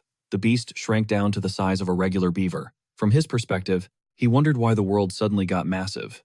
Lloyd snatched him up, but the furball started throwing a tantrum. Lloyd tried to negotiate. "Hey, listen," only to get tail slapped across the face. The beaver bolted, and the squad gave chase. Lloyd deployed his pets. Podong immediately took a punch to the snout, but the little hamster didn't back down. He swung back, turning it into a full-on street fight. Hippo tried to flatten Bebong with a body slam. The beaver dodged, causing Podong to crash into Hippo. Lloyd rushed the target while Bell just face-planted in the background. But here's the thing, this beast was born on this earth for reasons nobody knows, even himself. For 500 years, he just breathed and slept. This was the first time in his life. He witnessed the light. He fell head over heels for Bell. And Lloyd, watching from the sidelines, oh, he knew he had him hooked. So he asked Sir Azrahan, "What's the verdict on her? Pretty amazing, right? Why not sit down and chat?" Podong took a seat, smoothed back his hair, gotta look fresh, and claimed that, since Lloyd was dying to talk to him, he'd indulge him. Classic knight behavior. Just like that, Lloyd had officially bagged the legendary beast. Later back at the estate, the Sword King cut to the chase. "What do you want from me?" Lloyd dropped the simplest request ever. Once in the morning, once at night, just scream. "Podong. Across the lake. That's the whole gig." Podong looked at him like he was crazy. "Bro, do you even know how to negotiate? You're supposed to offer something I actually want." True Lloyd shrugged. "Honestly, I've got nothing material for you. But if you do this, the vibes around here will be immaculate. Right, Bell?" Bell flashed a smile so bright it could end wars. Boom. Sold. Lloyd thought, wow, what a hopeless simp. Bell has zero feelings for him. Despite being the opposite sex, the guy is the Sword King, the eternal bachelor. Enjoy dying alone. Wait. Lloyd froze. He realized he is also single. They are. Both single. Suddenly, it was a trauma-bonding moment. Lloyd hugged Podong, leaving the beast confused. But you know what? Podong didn't pull away. Lloyd poured his heart out to him. "Can we be besties now?" Lloyd asked. Podong grumbled. "Do whatever you want." Just then, Officer Greg burst onto the scene, reporting that they found one of the orc tribes charging toward the estate. But it wasn't an attack, they were begging Erosh for backup. Word is their tribe is getting wrecked by a pack of megalanias right now. It was a massacre. Several megalanias were tearing the sand and steel village apart.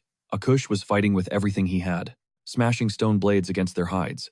But these megalanias were tanks monstrous, gigachad crocodiles.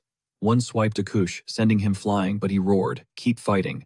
Orcs never fold." Lloyd immediately ordered the white cavalry to assemble at the village entrance. But Greg hesitated. "Sir, it might be game over already." Lloyd smirked. "I'll handle it." He grabbed Podong. "This is the perfect setup." Javier asked, "Setup for what, sir?" Lloyd replied, "Time to flip the monster dominoes." He tossed a red sunflower seed to Podong. Its counterattack o'clock. Moments later, Podong was leaping over the Frontera estate. Lloyd shouted, "Go be the main character, show your cool side," and steal Bell's heart. Hearing that Podong went supersonic toward the orc tribe, they arrived in seconds. First move, Podong absolutely flattened one of the megalanias. That thing was massive compared to the others. Lloyd amplified his voice. "Burn this image into your eyes, spread the word. There is no food here. Go west, and you become the prey." The megalanias didn't stand a chance. Podong slapped them into next week. Returning to his normal size, he saw Bell looking delighted. Podong blushed all shy. The cavalry commander thanked Lloyd for the summons, but noted, "Doesn't look like we're needed this time." Lloyd shook his head. No. I never call you for nothing. A major new mission drops today." When poor Akush limped over, he realized no blood pact was needed. He and his men flexed, saying Lloyd saved them twice. They swore eternal loyalty to the Frontera Baroni, and Lloyd was loving it. In that case, initiate Project 3, resurrect the Sand and Steel tribe. Here is the lore. A while back, Asfaran, a kingdom bordering the eastern desert, torched the reed fields for strategy. That triggered a massive monster domino effect. Even the intelligent barbarian tribes were displaced. They witnessed the whole catastrophe. 3 apex megalania predators got folded like cheap origami and yeeted into the horizon. Those traumatized, monsters started spilling the tea to everyone they passed, and the rumor mill went nuclear. A legendary kaiju, the size of a literal mountain, had spawned in the far west. We're talking a beast so massive it was scraping the stratosphere. Its tail, the physical embodiment of divine wrath. A single whistle from this thing could trigger a typhoon. Its eyes were pitch black, voids that had seen the abyss, and it rocked 2 massive fangs ready to snack on the entire server. And behind the beast, the glowing eyes of a demon controller. But plot twist, it was literally just Podong being extra. Meanwhile, back at the Asfaran Palace, a messenger dropped the intel for the Grand Sultan. Just as the script predicted, the Steel Sand Tribe, whose military power has been scaling up terrifyingly fast, ditched their base and migrated straight into the Magentano forest. The Sultan leaned back, smug.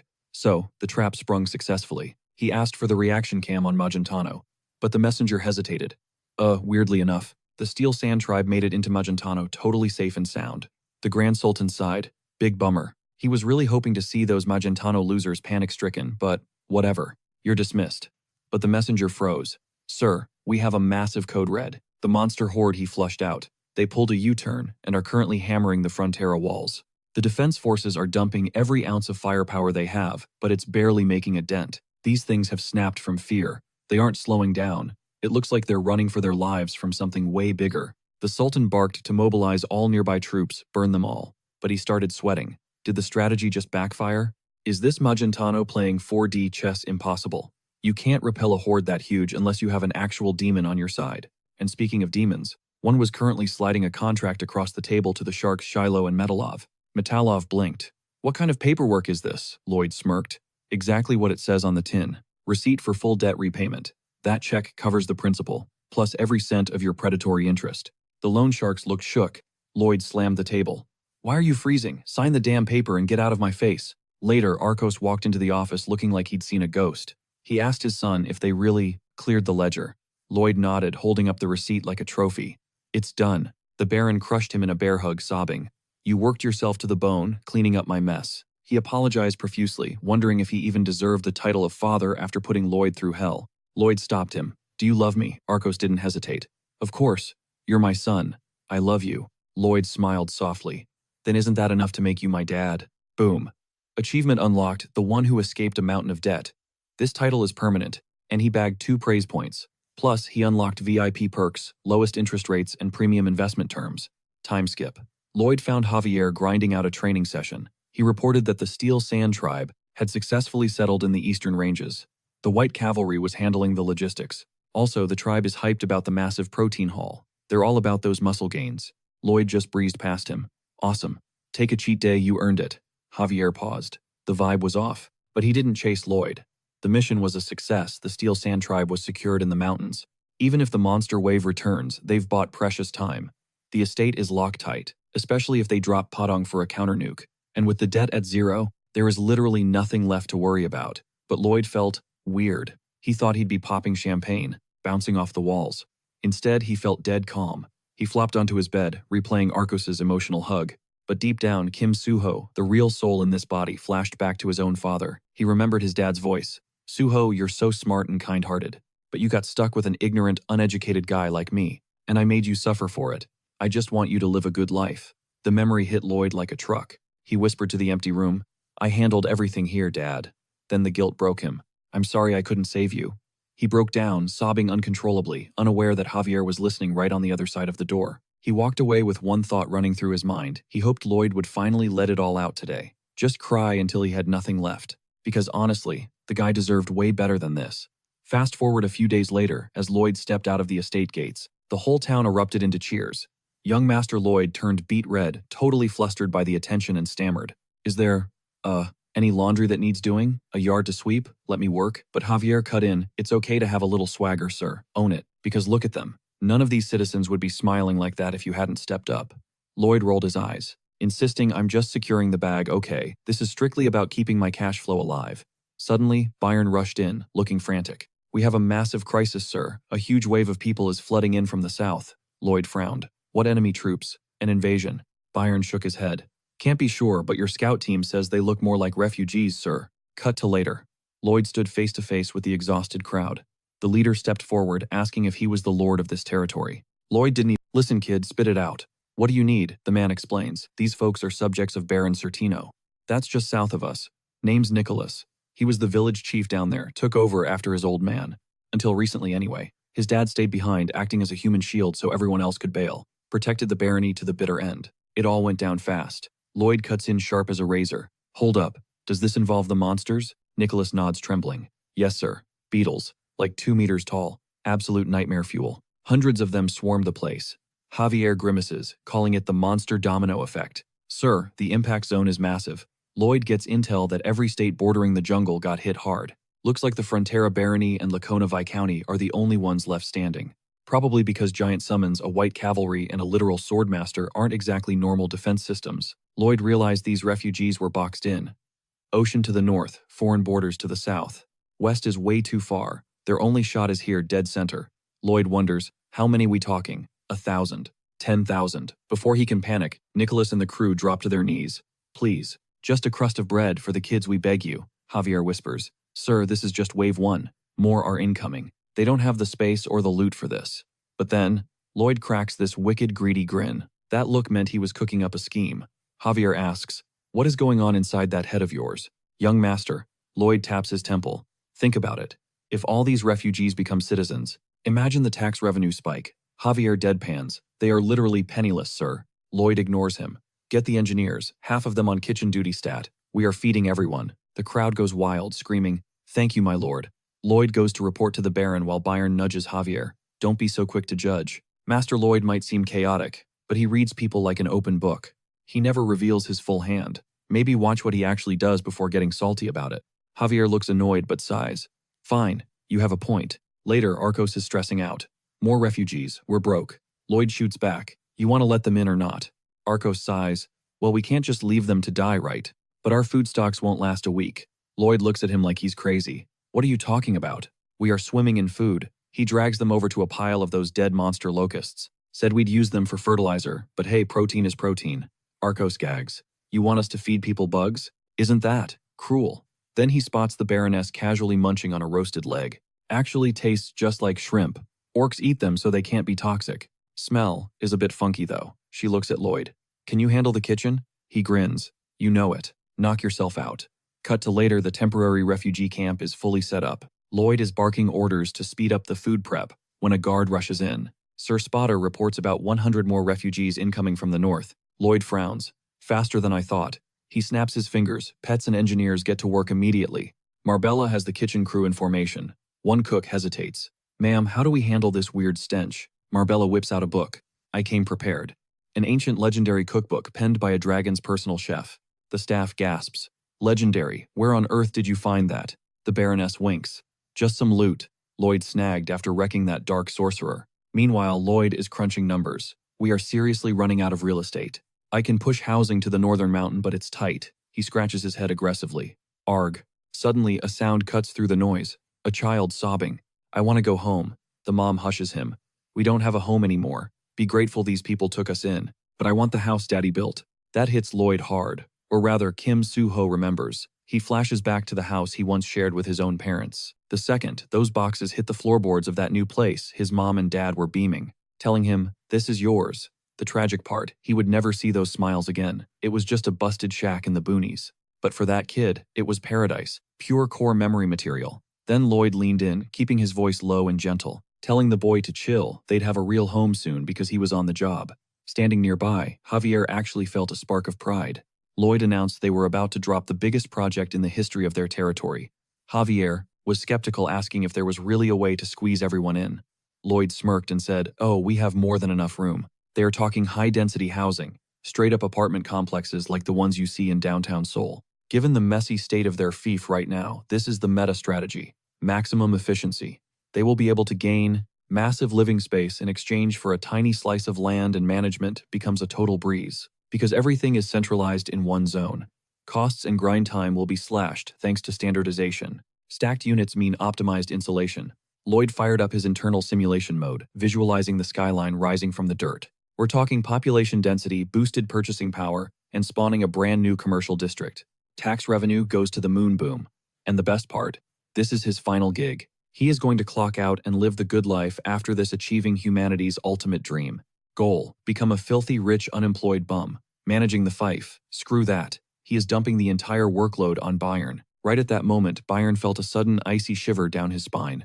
Cut to later. Inside the war room, Lloyd slammed down the blueprints for the Frontera territory construction plan, introducing the hive apartments and telling everyone to glue their eyes to the handouts. Javier immediately threw a red flag. That name sounds super sketchy. Lloyd waved him off. Not relevant. Quit interrupting my flow. Then he pivoted to his stressed-out aide, asking why Bayern looked like a zombie. Bayern mumbled, I keep having this nightmare where a demon works me until I die of old age. Lloyd lied through his teeth. Relax, that will never happen.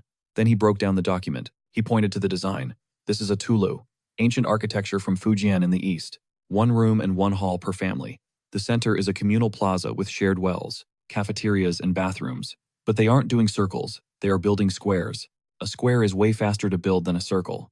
But there were a few key features he wanted to highlight. In those papers, he saved the biggest flex for last. If we slap a steel gate on the entrance to the plaza, this place becomes an impenetrable fortress. The commander was losing his mind, clapping like a total fanboy. Lloyd grinned and said, okay, hit me. Q&A time.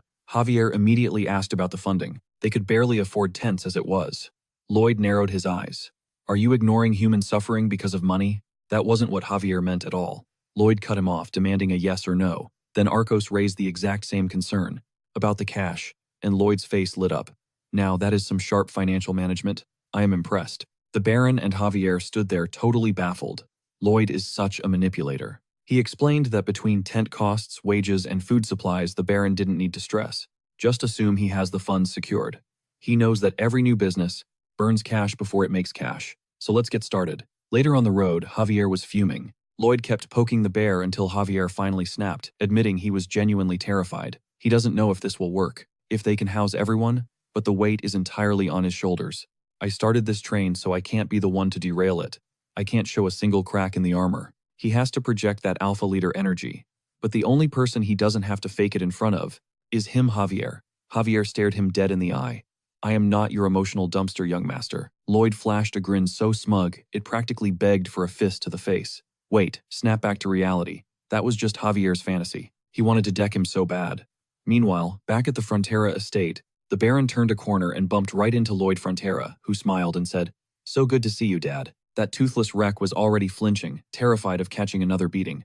Lloyd cut straight to the chase, asking if he got kicked out of school. Diego nodded. Yep, he was out. Regarding your old man, Lloyd reassured him with a smirk. Chill out. You've got nothing to worry about. I'm here to help you get back into the academy, but that depends entirely on your dad playing ball. He let out a dark, hidden chuckle. Lacona snapped, asking if he was hiking the water prices. Lloyd confirmed it, but wrapped the answer in so much fancy jargon it sounded like a riddle. Lacona seethed. This scumbag got my son expelled, and now he wants to gouge me on water. You want more money, but Lacona smirked, thinking he had the upper hand. Read the contract, pal. It says right here, explicitly, that the rates are fixed. You can't just jack up the price whenever you feel like it. Lloyd whipped out a magnifying glass, inspecting the fine print like a detective. Ah, look here. Prices declared above are subject to change at the supplier's discretion. You con artist, Lacona roared. Lloyd waved a hand dismissively. Whoa, take a chill pill, neighbor. We're practically family, right? I wouldn't hike the rates for no reason. Think of this as a mutual exchange. It's a win-win. Did you know 17 states just got wiped off the map, total domino effect from those monster attacks? Refugees flooded in here for safety, and you kicked every single one of them out. I can keep my mouth shut. The queen never has to know how heartless you were. Lacona blinked, confused. How does that make me money? It's basically blackmail, Lloyd admitted with a shrug, though he insisted he deeply cared about Lacona's well-being. I write a nice little letter to the queen, and poof, Diego is back in school like nothing happened. Lacona sighed, defeated. How much is this going to cost me? Lloyd gasped, clutching his chest. Why so hostile? I'm not some gangster shaking you down. I just hope you can spare a tiny bit more cash, okay? Wouldn't want to let me down. Just enough to keep our beautiful friendship intact. Lacona ground his teeth. How much do you want, you absolute demon? Javier watched in silence, thinking, this guy is repulsive. Lloyd leaned in. No pressure. Just throw out a percentage. How much can you hike it? I'll be super grateful regardless. Any amount is fine. Lacona was sweating bullets, panic setting in. 20. 20%. Lloyd's face twisted into pure disgust. Wait, I didn't mean that, Lacona stammered. 30%. Lloyd's expression went stone cold. Lacona felt like he was suffocating. He caught Javier holding up 5 fingers. Desperate, he screamed, 50%. Even with that hike, Lloyd just ground his teeth, looking ready to murder someone. Why is he still mad? Lacona wondered. Javier sighed, shaking his head. Nobody. Not percent. 5 times. Lacona's jaw dropped. That's insane. 5 times constitutes highway robbery. Lloyd suddenly softened. You're right. 5 is too much. Let's settle on 4 times. That's fair. Lacona, relieved, asked really, and signed the paper immediately. Moments after Lloyd walked out, reality hit Lacona like a truck he'd been played.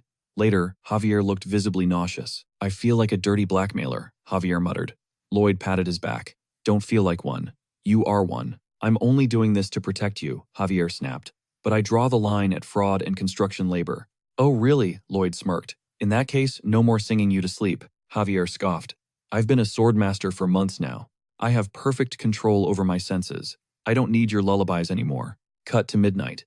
Javier, looking absolutely furious and sleep-deprived, marched in to beg Lloyd for a song. Nah, not feeling it, Lloyd teased. Ever heard of a sleep routine? Once the habit locks in, your body literally cannot shut down without that specific trigger. I get it, okay, just sing, Javier groaned. A bit later, Lloyd was droning on about the structural integrity of roof tiling. Javier was out cold, snoring. With the guard dog asleep, Lloyd started his graveyard shift. He spread blueprints across the table and activated simulation mode. I got lucky with the Ondol heating system, he thought.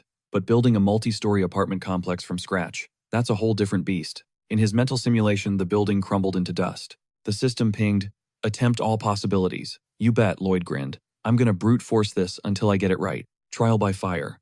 By the next morning, the guy was completely fried. He was already barking orders, getting the crew to grab their gear and get grinding. He spent the entire night spamming the simulation mode. Then Javier drops a bomb. 300 new refugees just pulled up. Sir Lloyd said to take them all in. It's gonna work.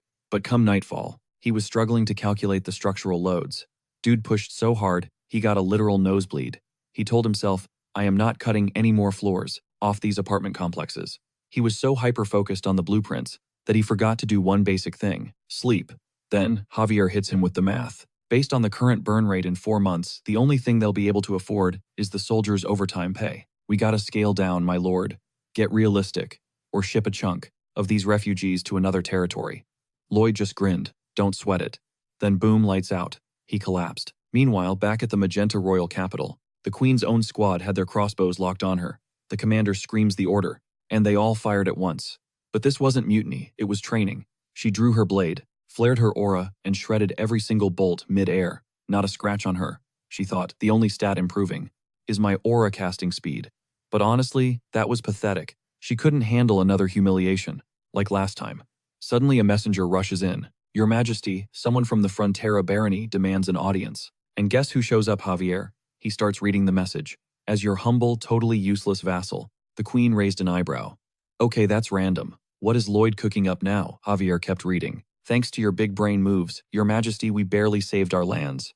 But big bummer. Just like the White Cavalry reported, refugees from 17 territories are homeless. And they're all flooding into Frontera, now aligning with the massive generosity of our Empress, who loves the common folk. Lloyd, your loyal simp, vassal, decided it's only right to adopt all these poor souls. Therefore, he's stepping up to fulfill your great will.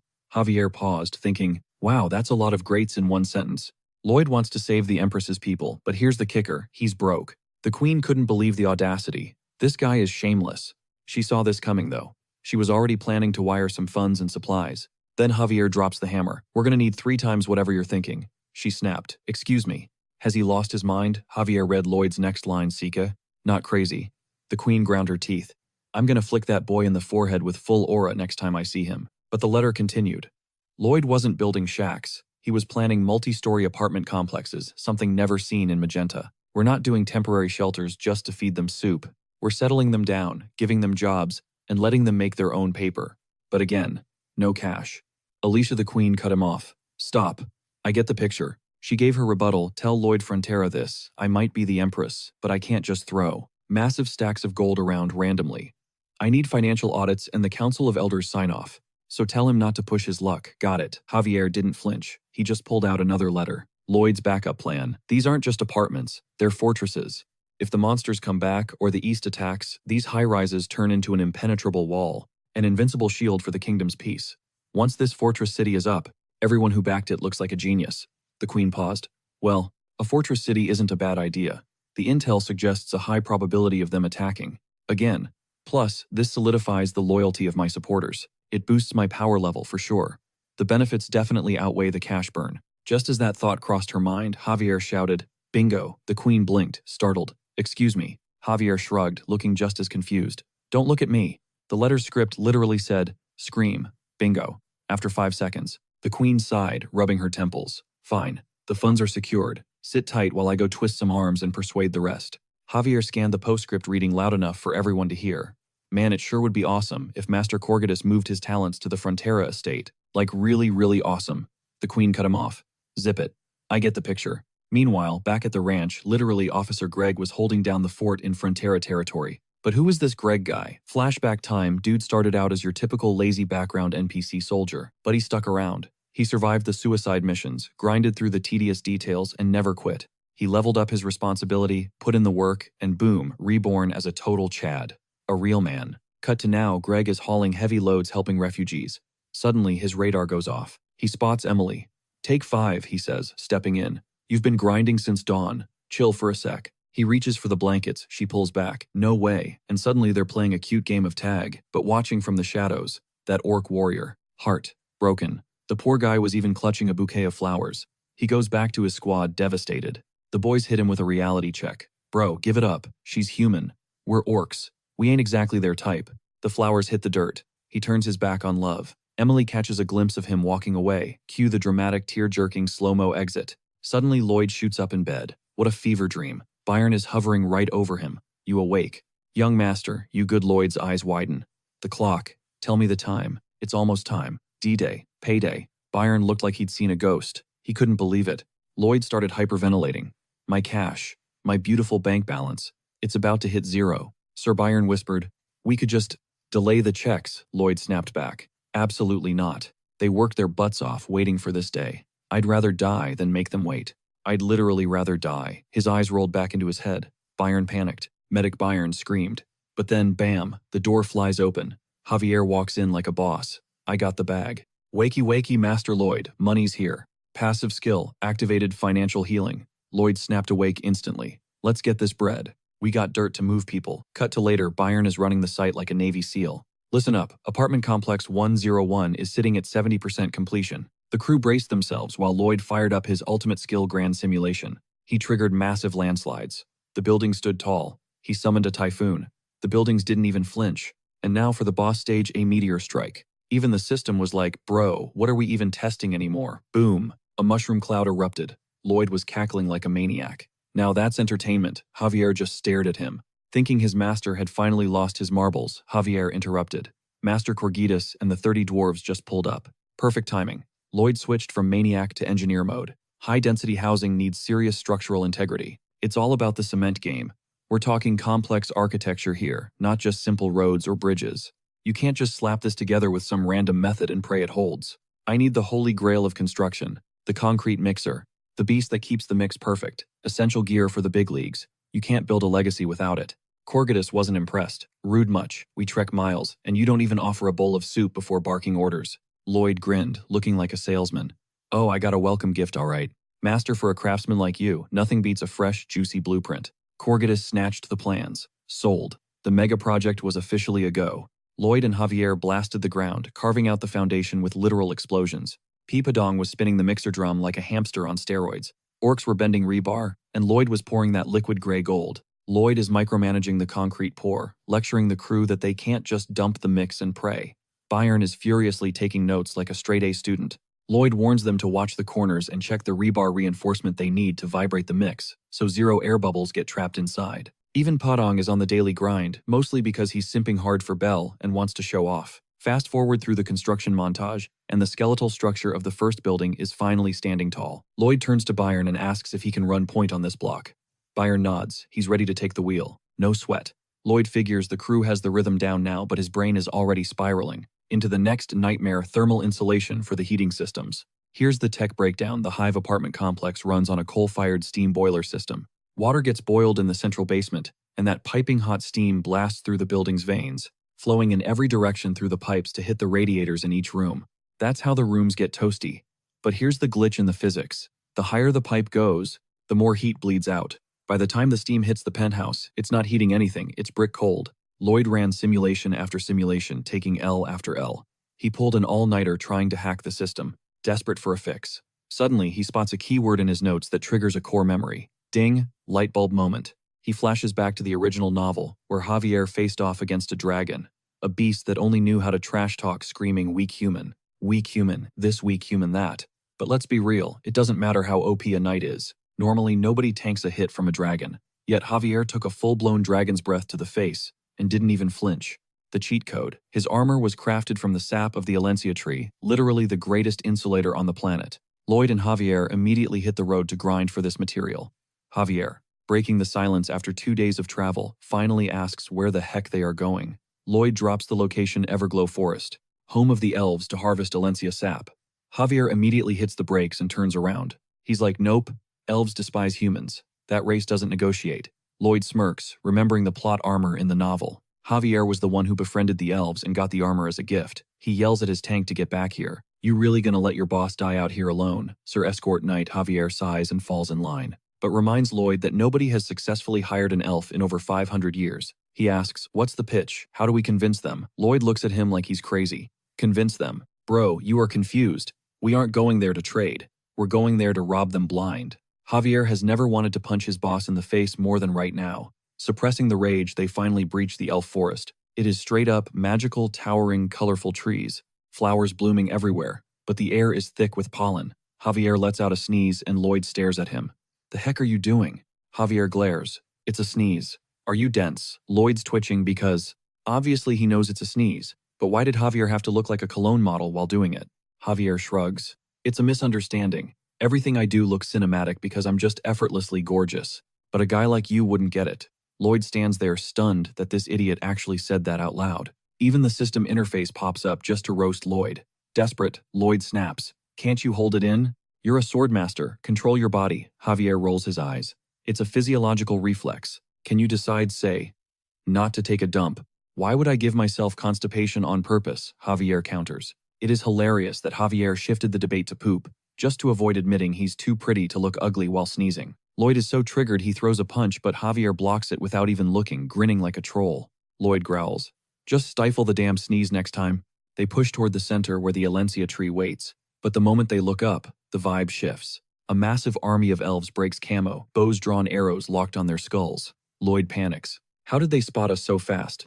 The lead elf scoffs. How could we miss you? With all the racket you two were making, you moron. Javier just stands there. This isn't a big deal. All right. Lloyd said nope. Things just went 0 to 100 real quick the second those arrows started flying. Javier didn't even flinch. He flared his sword aura and straight up deflected every single shot. Lloyd yelled for them to scatter. Plan B. Meet at the Alliance tree in 30 minutes. Javier hesitated, asking if Lloyd would really be okay solo. Lloyd smirked, claiming he'd draw their aggro, until the lead elf roasted him. She called the ugly guy just a harmless little squirrel. Then she screamed to chase the hot guy instead. Lloyd took massive emotional damage from that one. Meanwhile, the elven squad was on Javier's tail, moving at breakneck speeds. These weren't normal soldiers. They were, light as feathers bounding across leaves without even bending them. Javier realized his intel on elves was thin, but Lloyd called it. He was absolutely right again. He explained earlier that elves are total plant simps. They use a special footwork just to avoid hurting the greenery. Since counterattacking innocent elves is a moral gray area, the plan was just to outrun them. Totally doable, especially if he exploited their tree-hugging nature. The second an elf aimed a headshot at Javier, he ducked behind a thick trunk. Checkmate. She couldn't take the shot. She'd only fire if the tree was safe. Javier abused this glitch in their logic to dodge a literal rain of arrows, but then it clicked. If they wanted him dead, he'd be a pincushion by now. They were intentionally herding him into a trap. Cut to Lloyd, he's already at the Alliance tree, shovel in hand. He revved up his mana core and popped an upgraded energizer, infinite stamina, for the next 20 minutes. Then he started digging like the human mole he is. Back to Javier, he was still sprinting, but realized the elf captain had vanished, and his gut feeling was spot on. They steered him to a lake, open water, zero cover. As the deadly volley rained down, he spun his sword, aura, whipping the water into a massive whirlpool shield that swallowed every attack. One elf noted this human could wipe them out if he tried, but another smirked. Sure, he's a sword master, but we have Melika. GG. Enter Malika, a gigantic, buffed-out Amazonian elf wielding the dragon hunter bow, a weapon bigger than she was. She let loose an arrow that didn't just fly. It roared like a cannonball straight at Javier. He barely caught it.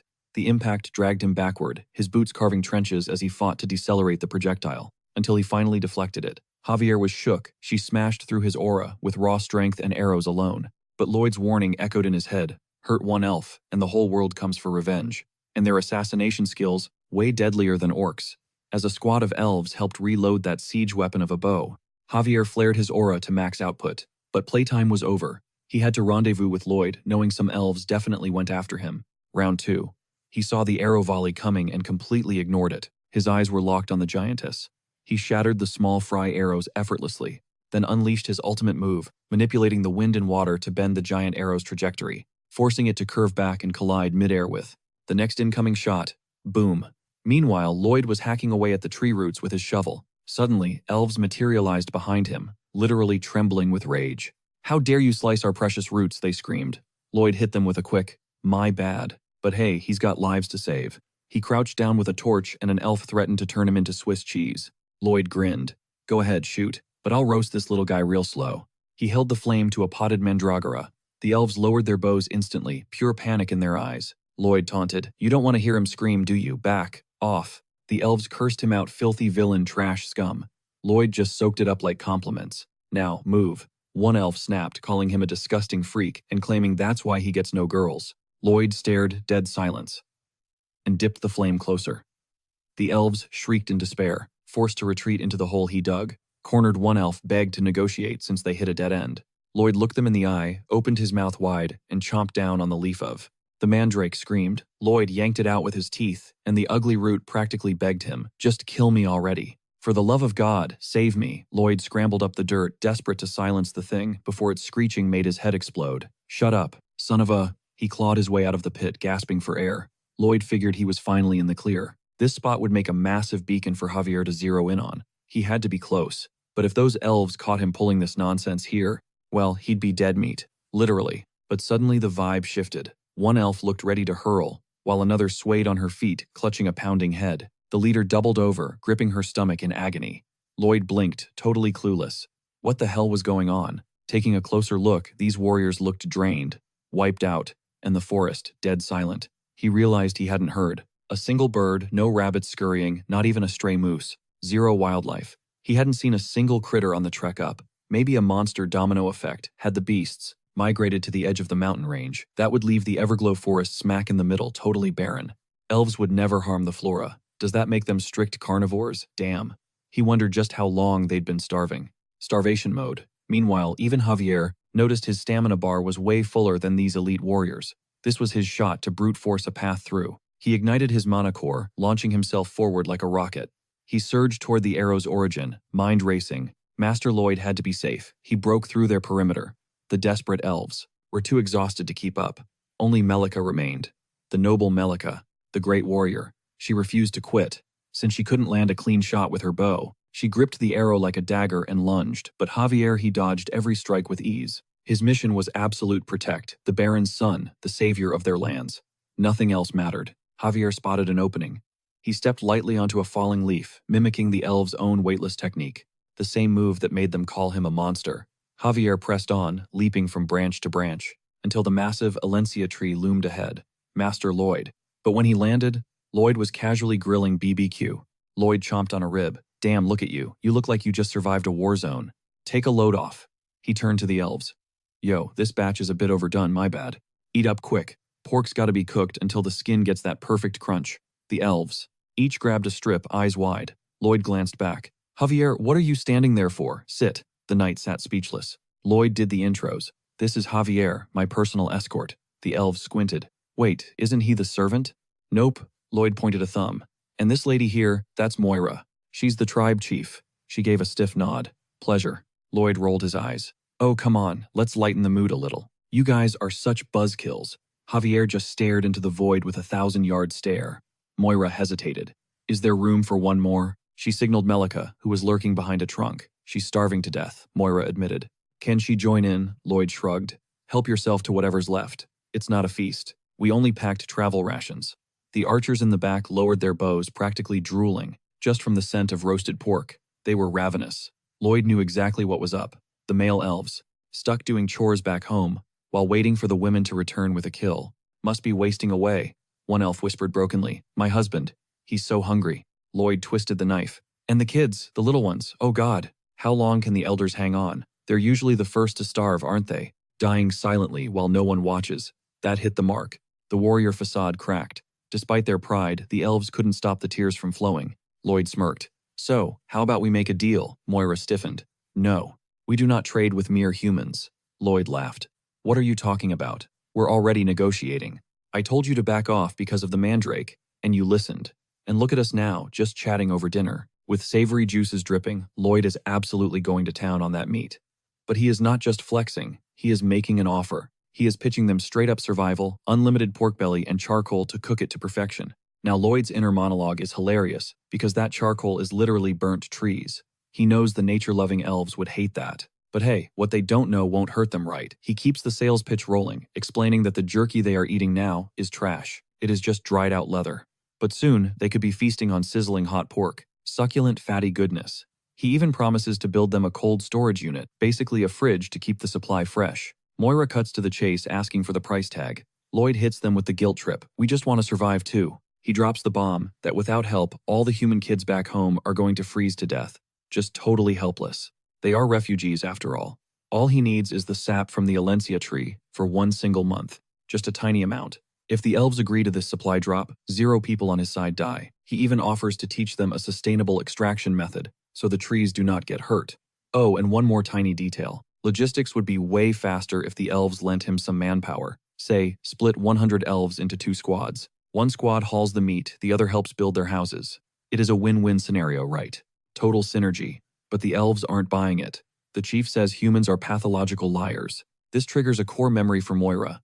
Her mom used to spill tea about a human named Gapel back in the day. The lesson was simple. Humans have tragically short lifespans, so they try to speedrun their happiness. That rush makes them greedy monsters capable of terrible things. So the rule is, never trust a human, unless you are 100% sure they are a true friend. So Moira shuts him down cold. She says she only makes deals with friends. Lloyd is internally screaming, this is going to be a massive pain. But Suho, his past self, had spent a lifetime analyzing this concept. What does friend even mean? In his original world, he was always a loner. He was considered gross, unattractive, and dirt poor. When he joined the traditional architecture club, it was just an impulsive attempt to learn a skill, but he knew the vibe. Everyone was laughing behind his back, calling him broke, boring, a total loser. But Suho had diamond skin. He tanked every insult just to steal their knowledge and escape poverty. One day, he was grabbing BBQ with a friend who told him, "Hey, don't let them get to you, man. You actually get better grades than them. You're smart, you don't need to suck up to anyone." It sounded nice, but it was just facts. This guy was paying for the meal, acting like Suho's savior. He tossed a piece of beef onto Suho's plate and said, "Eat up as much as you want." For a guy whose main diet was canned tuna, this was luxury. But then Suho saw it. That look in the guy's eyes. That condescending, arrogant smirk. He felt like a stray dog being tossed a bone. But the twisted part, he was happy. Suho actually cried tears of joy because he liked it. He swallowed his pride because the meat was that good. It was delicious. That guy was so kind to him. He shoveled down 2, maybe 3 servings. That guy became his only friend. So Lloyd knows the truth. Friendship is a transaction. He is just going to buy their friendship with premium pork. He pulls a massive slab of beef from his inventory. Moira is stunned by the marbling. It is literally glowing. He grills it up right there and hands it over to the elves. One bite and they are weeping with joy. It is so flavorful that Moira caves instantly. Deal, screw the elders. Give them the meat. The narrator explains that the evergreen elves have been isolated and haven't spoken to other tribes for 500 years. But a sizzling steak just ended that streak. They signed the contract immediately. On the walk back, Javier is having an existential crisis. Why did he even come? If a slab of beef could solve geopolitical issues, was he necessary? Meanwhile, the elves visiting the city are shook. Lloyd is collecting alliances like Pokemon first, orcs, now elves. But walking through the city, Moira is horrified. Everything is made of wood. Dead plants everywhere. To her, it looks like a massacre, but Lloyd hits her with some perspective. Hey, some tribes think eating animals is murder. You know, different races, different regions, different rules. Small squads, different vibes. If you want to survive, you gotta compromise on your values, to chase the bag together. Lloyd believes in a world where everyone wins, mostly him. Moira claims she's on board logically, but her gut feeling, that's a whole different story. Lloyd tells her to chill, take her time, and really marinate on the decision. while she demolishes a massive, juicy steak. Suddenly, with a full stomach, she's like, okay, I get the vision now. With the Alliance secured, the grind on Hive Apartments 101 and 102 kicks into high gear. But Lloyd had one massive headache before heading to the Everglow Forest, the temperature drop. If those buildings didn't cure, before the freeze, it was game over. He's stressing about the freeze-thaw nightmare. Here's the science. If the moisture inside that wet concrete turns to ice at 0 degrees, it expands. Then, when it melts, in the spring, it leaves behind gaps. Repeat that cycle, and you've got a disaster waiting to happen. Thousands of microcracks form, and the whole skyscraper could crumble like a stale cookie. But Lloyd's stress levels just dropped to 0 because his squad of agile elves is parkouring all over the scaffolding, installing the final touches. Their motivation, the promise of an endless beef buffet later. Talk about clutch timing. The moment the first snowflake drifted down, apartments 101 and 102 were officially finished. Climbing the stairs of the first tower with his crew, Lloyd is already plotting the next move. Before moving the tenants in, they need to survive the winter beta test. The secret weapon, a custom blend of Valencia tree essence mixed with soy oil. They slathered that concoction on every radiator and cranked the boiler on the top floor to max power. And boom, total victory. The room is toasty warm. Lloyd immediately signals the team to start the intake process for the refugees. Javier opens his mouth to give some noble speech about the move, but Lloyd instantly hits him with the shush. He's in flow state. He barks out orders. Families with kids get first dibs, then the elderly and the sick. It's pure triage logic. Everyone else gets routed to the Ondol houses, so nobody freezes. Under his watch, freezing or starving isn't an option. Javier stares at him, totally shook. He was about to suggest the exact same moral high ground. But inside Lloyd's head, it's pure capitalism. The faster these NPCs get healthy, the faster they can get back to work for me. Time to visit the Baron. The winter grind isn't over yet. Javier looks at Lloyd thinking, this guy is so punchable. Yet he can't bring himself to swing. Ever since Lloyd's personality swapped, it's impossible to hate him. He forces everyone to trust him, whether they like it or not. Suddenly, the vibe shifts. A royal messenger just pulled up to the Frontera estate. He unfurls a massive scroll. The queen herself is sending kudos. She's stunned by the Frontera barony's hustle, praising them for taking the lead and setting the meta during the recent crisis. Because they carried the region, she orders that, the moment this scroll is read, the barony is officially leveling up to her earldom. Count Lloyd acts surprised, but he totally read the spoilers. The messenger congratulates the newly minted Count Frontera. His parents are losing it, tears, hugs, the works. They never saw this glow-up coming. But the messenger isn't done dropping loot. He lists their achievements. First, stopping the monster wave from the east like absolute bosses. Second, clutching the safety of the homeless refugees. And third, rebuilding the east into an impenetrable fortress. Because of this, Frontera is now independent from the Cremo County and has full jurisdiction to rebuild the east. Plus, the crown is sponsoring the construction materials for the next 10 years. And here's the cherry on top. They are exempt from paying royal taxes for 20 years. Lloyd's inner monologue goes wild. All hail the sugar mommy Empress, long may she reign. She is generous with a capital G. Pulling off a tax break like that in this economy? Impossible. But she trusts him. He signals Javier. While the messenger keeps yapping, Lloyd whispers, I've been cooking up something special for this moment. Arcos shot a glance at his boy, eyes glistening with pure emotion. He knew the truth. None of this wild success happens without his son. The kid didn't just nuke their debt. He snagged them a whole earldom. To Arcos, Lloyd wasn't just smart. He was a walking, breathing miracle. Then things got weird. Next thing you know, they erected a statue of the Empress and started a mosh pit around it. The royal messenger took one look at the vibes and got totally creeped out. It gave off major, sinister cult energy. He sprinted back to spill the tea to the queen the second he returned. Alicia immediately shut that nonsense down, way too cringe. Fast forward a bit, and Viscount Lacona rushes the Arcos estate, literally kissing the dirt and bowing like his life depended on it. He was panic, asking if he bad been summoned. Count Arcos played it cool, telling him to drop the stiff formalities. Viscount, please.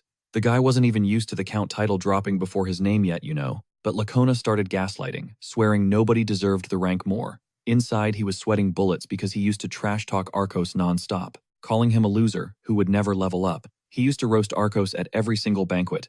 Pure bullying behavior. He figured Arcos would fumble the bag soon anyway. But right now, he had to simp hard if he wanted to survive this shifting power dynamic. That is when Arcos dropped the bomb.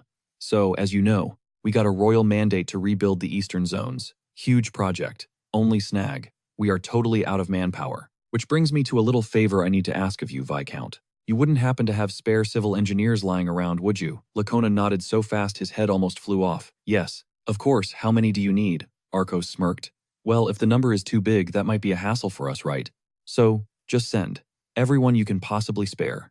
Lacona realized he was staring at a true boss now. Arcos politely suggested sending everything, unless he wanted their friendship to take a hit. Lacona scrambled out of there in full panic mode, literally face-planting before he could even mount his horse. Arcos watched him go. He had never bullied anyone like that before, never threatened a soul. But, honestly, it felt kinda intoxicating. Meanwhile, Javier and Lloyd were finalizing the move-in process for the new tenants in Units 101 and 102, and just like that, ding, the system unlocked a monumental construction achievement. He just spearheaded the first ever apartment complex on the entire continent of Laurasia.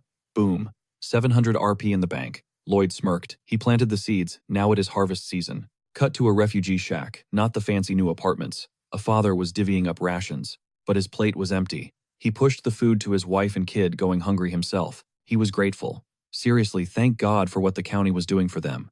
But back in the day, this guy was a grinder. He worked his fingers to the bone to provide. Now he is stuck here helpless, living off charity. He hated feeling this useless. It was eating him alive. Suddenly, the streets erupted. People were screaming Lloyd's name.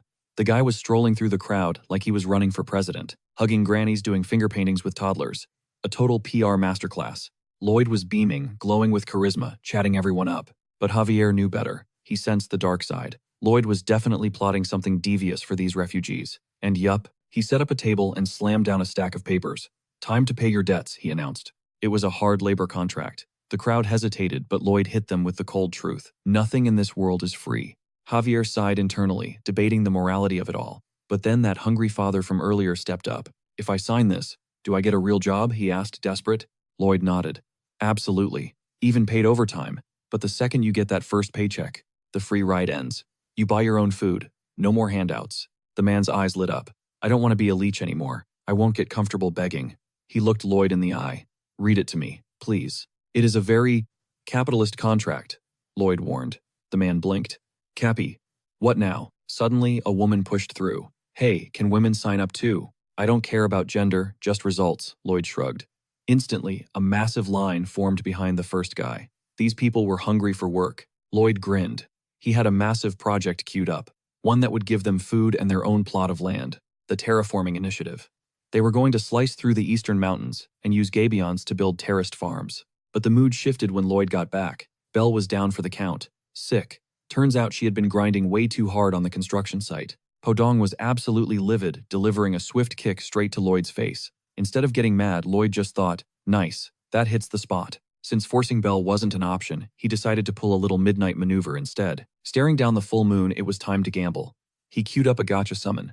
The price tag, 150 RP. Expensive, but Lloyd figured it was the only real way to save the day. For real. And the system, it was practically cheering him on like a devil on his shoulder. Come on, do it. Pull the lever, summon it already. Just imagine the loot, could be legendary. Do it. Hit that button. Lloyd knew the system felt sketchy, total scam vibes, but hey, it hadn't failed him yet, right? Podong Hippo Bell.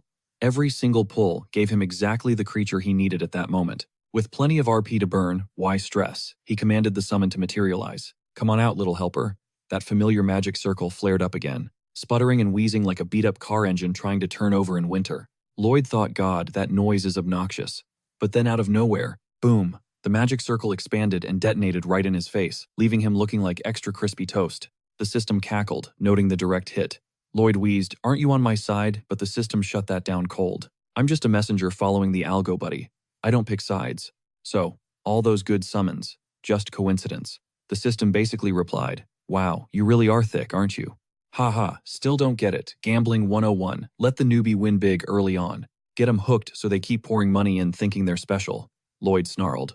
You dirty scammer. The system scoffed. No free rides. Lloyd actually respected the villainous logic. Next spin, 225 RP. He pulled the trigger, kaboom. Another explosion to the face. Naturally being an addict, he went for a third try. This time, jackpot. Of the wrong kind. A massive beast materialized and charged straight at Lloyd, thirsty for blood. Pure chaos everywhere. Lloyd sprinted to Javier's room, violently waking him up to deal with the horror outside. Javier, being a boss, sliced the thing in half instantly. Later, Lloyd stood alone with his pets staring down the system interface. The system trolled, better luck next time. Lloyd screamed, I'm gonna murder you, you piece of trash. Ding, secret achievement unlocked. Since his body and his wallet got absolutely wrecked. By getting scammed 3 times in a row, the system offered a pity prize. He could choose one summoning skill. A huge list scrolled down, but Lloyd realized it was all hot garbage. Look at this trash, lick your own nose, sleep well after chugging espresso. Eat cold pork without gagging speed. Read a novel chapter in 40 seconds. Basic meditation. Post-lunch nap mastery. Impersonate D-list. Actor's stomach. 100 sweet potatoes. Instant headache truly savor. The taste of pepper hear noises from 10 kilometers away. Gender swap. Hands-free nose. Picking fold. Origami turtles. Pen spinning. Receive a skull love nature. Become a chatterbox, instant depression, or the useless. Run 50 meters back and forth. Twice in 10 seconds. But then, right at the bottom, create spider webs. Lloyd's eyes lit up. Webs, like a giant spider. That's actual combat potential. Elastic, durable, high tensile strength. It handles humidity well, and won't rot in the sun. Bingo. He selected the spiderweb creature immediately. No hesitation, he hit summon. The next morning, Javier woke up groggy, muttering about a bizarre nightmare. Later that day, something soared over the skies. Of the Frontera estate. Something fast. Something aerodynamic. Something majestic. The locals thought it was an angel descending. Nope, it was just Lloyd, riding his brand new summon. Is it a bird, a plane? He zoomed past, buzzing the workers and striking a heroic pose to look cool. Lloyd grinned, thinking, I'm basically Spider-Man now. At first, seeing that massive bird triggered his fight or flight, but then Lloyd realized, wait, free air travel, that's a major upgrade. His brain immediately went to stonks. He could skyrocket everyone's work efficiency, and the locals would just think they were being blessed by the gods. And divine blessings mean he can jack up the taxes. Now, Goming's main utility isn't just flying, it's spinning high-tensile spider webs. The bird's secondary skill is spreading those webs to weave massive nests. Lloyd tried hacking through them earlier, but that silk was harder than steel. It was literally the perfect construction material. So he points Goming toward the plains, ordering him to carpet the area in a massive web grid. Lloyd was actually vibe-checking this plan, thinking it was genius. But then Goming lets out a heavy sigh, flies off to a random patch of woods, dumps Lloyd on the dirt, and just flops down. Complete quiet quitting. And honestly, Lloyd was totally stumped on how to motivate this feathered slacker. It was the same energy as last night. Lloyd asked for a web demo, and the bird just sat there like a statue. Zero effort. He just wasn't feeling the grind. Definitely not employee of the month material. Lloyd realized this little punk was built different from his other obedient minions. That's when Podong waddled over trying to be the hype man to get the bird moving. He started giving a whole TED talk about building societal infrastructure to maximize quality of life and find inner satisfaction, telling him to adopt a winner's mindset. Be the change, bro. Become an existence that brings joy to the world. Goming hit him with a maybe, but don't count on it. Podong thought he had him hooked for a second, but looking at him now, the bird was back in full potato mode in the forest. Podong popped out of Lloyd's pocket like, let's hustle bestie, and Goming just went, nah. The bird did the math and realized the ROI on working was absolute zero. The world's gonna keep spinning without me, right? Why should I lift a claw? This gullible human is gonna feed me regardless. Lloyd was seeing red. He was about 2 seconds away from turning this bird into a bucket of fried chicken. Podong tried to intervene with positive vibes only, and Goming literally spit a twig right at his face. Then the bird has the audacity to turn to Lloyd and beg for a red seed snack. Lloyd forces a smile. Sure thing, buddy. He grabs the seed, but the vibe shift is so terrifying, Goming tries to bail. Too late. Podong latches onto his leg and get this swallows the bird's entire head like he's stuffing cheeks for winter. It's straight up horror movie logic. After a session of pure medieval torture inside that hamster mouth, he spits the traumatized bird out. Podong looms over him. You want round 2, pal? Goming is shaking. Nope, I'm good. I love working. Let's go. He is fully reformed. Podong flashes that demonic grin at Lloyd. And Lloyd shoots back the biggest, most chaotic thumbs up in history. Violence is always the answer. Time for the montage. Phase 1. Excavate the trench and create a gap. Next, Bebong hits the giant sieve to filter sand, while Goming weaves a high-tensile mesh over the whole setup. Meanwhile, Podong is on the sidelines, acting like the site foreman keeping morale high. Lloyd whistles for the white cavalry, and they line up with shovels at the ready, screaming, "Sir, yes sir." They bury the web in sand layer by layer, repeating the process until the coverage is total. Phase 6. Once the sides are secured, they dump tons of gravel and rock into the gabion to lock down the first section. Lloyd's calculating the timeline at this speed, they'll crush it before spring. Perfect for the refugees. This accelerates the apartment project timeline massively. They'll be done by next year. Lloyd raises his shovel like a trophy, fantasizing about the day he can finally retire from this manual labor life. The dream of being a rich, useless heir is within reach. The whole crew is grinding hard. Even Arcos and Bayern are buried in paperwork. Flash forward to spring, and the system pings terraformed farm construction complete. Undisputed fact, Lloyd is the engineering goat of this continent. Boom, 800 RP in the bank. While he's literally stopping to smell the roses, a new title drops Leader of the Exhausted, valid for 30 years, plus a sweet bonus of 3 praise points. This area buff locks in for 24 hours, and depending on Lloyd's moves, that timer either ticks up or winds down. The perk, a massive terraforming glitch mountain farm efficiency, skyrockets by 300%, with harvest quality pumping up by 200. Later on, Lloyd is caught playing chess against his own reflection. Javier shoots him a look, asking if that's actually fun. Lloyd doesn't hesitate, he's loving it. It's a total rush. Anything that isn't manual labor is a win in his book. Javier notes he's never seen this level of slacking before. Ever since that day, Lloyd claims his schedule is wide open. Bayern is crushing it, managing the construction sites and keeping the mages grinding on the infrastructure. It's all smooth sailing. But then a thought hits him. He remembers something his old man told him, way back in the day. When life looks perfect, check your blind spot. Something's probably wrong. Lloyd snaps to his feet, telling Javier he's going to be up late tonight. He's got business to handle before his nightly lullaby performance. Javier asks what could possibly be urgent at this hour. Lloyd replies, he's just doing a quick reality check. It's time to unlock another final spoiler for this story arc. Lloyd knows the unemployed rich kid lifestyle has a price tag. To secure that bag and a safe future, free of obstacles, he has to grind. He confirms the purchase on the final spoiler. Instantly, he glitches back into the system's dreamscape. He spawns in his own room. It's the exact spot he just left in the real world. He spots his physical body unconscious on the bed, while Javier is frantically cycling mana into his chest. Lloyd realizes the intensity is enough to blow his heart out, wondering what the hell Javier is doing. But Javier is weeping, desperate to revive a version of Lloyd that looks completely drained. His body is a withered husk, pale as a ghost, looking terminally ill. Lloyd wonders if this is another bad ending, or he bites the dust. The sick Lloyd whispers for Javier to stop knowing it's game over, and commands him to survive and burn it all down. As Lloyd's strength fades to zero, Javier swears he was the hero who protected their home and saved countless lives. That's the legacy he'll leave behind. When Lloyd finally flatlines, his summons disintegrate into thin air. But our Lloyd isn't panicking. He thinks I've seen my own death before, so he stays icy and analyzes the scene. Javier hasn't aged a day, meaning this catastrophe is right around the corner. He notes his corpse looks dried out. Emaciated, classic severe dehydration. He follows a grieving Javier outside and freezes. It's a massacre. Piles of corpses litter the ground. The entire county has been wiped out. Javier douses the bodies in oil and lights the pyre. Lloyd finally clicks on why his future self ordered the burning. It's a plague. But he's hitting a wall. He's an engineer, not a doctor. He doesn't know the first thing about pathology. Suddenly, Javier stares right through him, Master Lloyd or whoever is watching from inside. He vows to keep his promise. The dying Lloyd had asked for one last word while his body burned, and Javier delivers the message, remember the void. Lloyd snaps back to reality.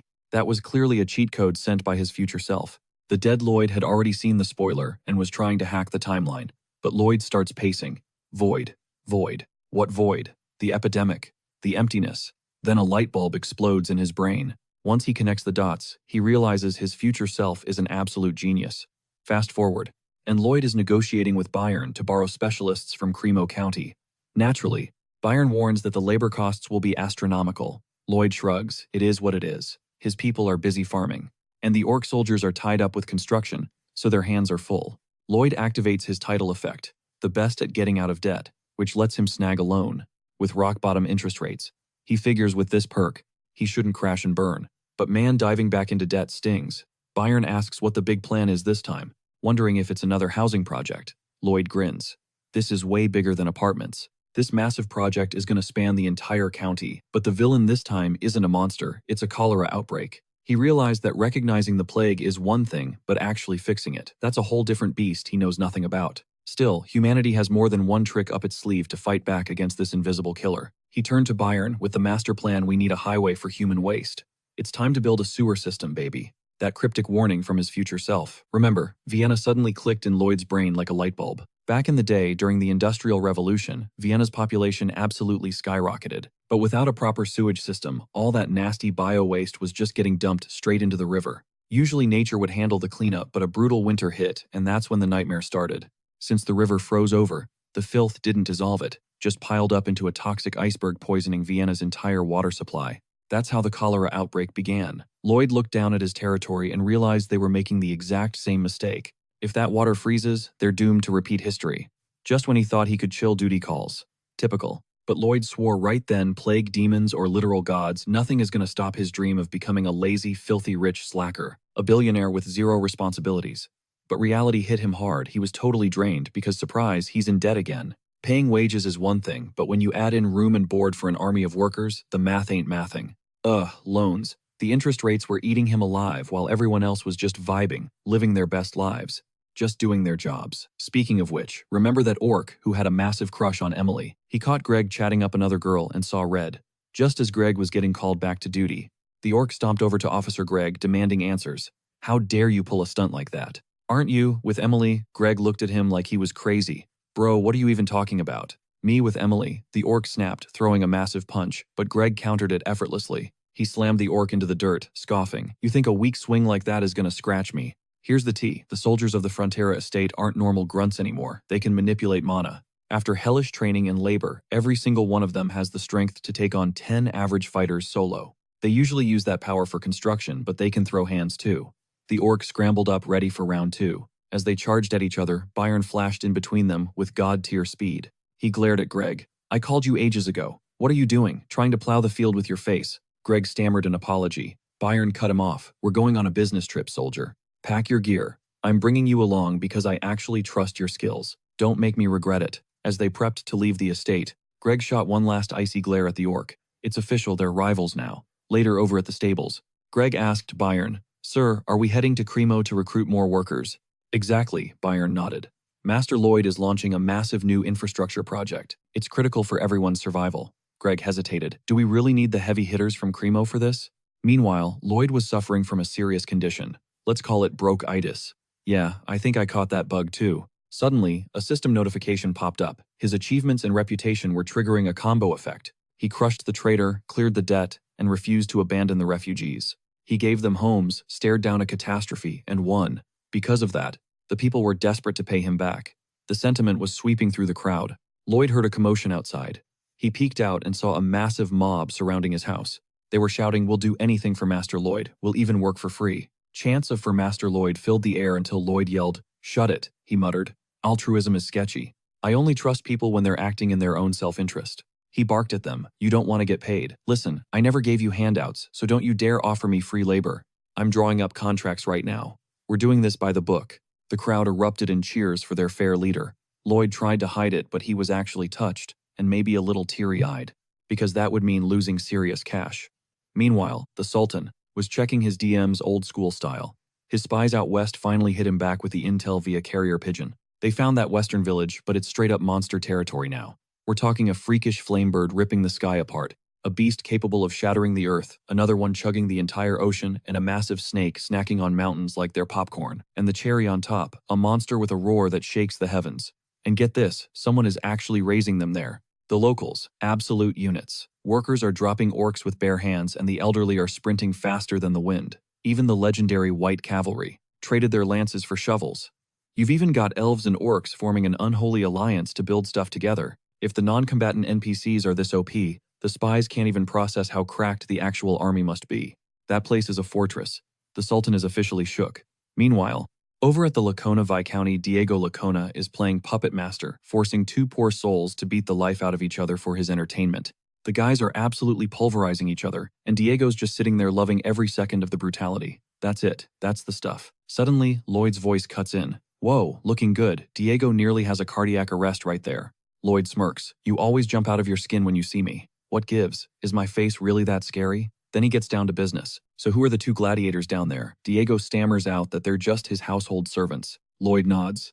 Ah, the perks of hierarchy. Absolute power is fun, right? You know what I want in on the action. How about it? Diego looks confused. Wait, you want to fight them? Lloyd's face drops. Of course not, you absolute moron. I'm sending my knight in. Diego, you take the red corner. My guy takes the blue.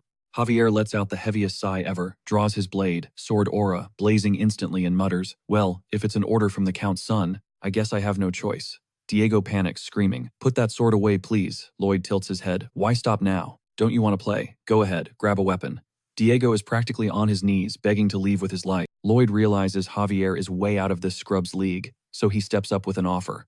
How about you take a swing at me instead? Before the poor guy can even blink, bam, a fist connects, caving in his skull and sending a spray of teeth flying across the room. Lloyd casually flashes a document. It's an application to get this guy re-enrolled in school, and he's keeping receipts on every single mess-up from today. Diego starts panic begging. Please, anything but that. Lloyd hits him with the hard truth. Why are you always begging for handouts instead of actually doing something with your life? You pathetic excuse for account's son. Cut to later. Haming is hightailing it back to the capital with the message. Meanwhile, Lloyd tells the servants to take a breather. He ships them off to the frontier to report to Bayern. Welcome to your new home, folks. Better hustle hard. Sudden jump cut. Viscount Lacona jolts awake in a cold sweat.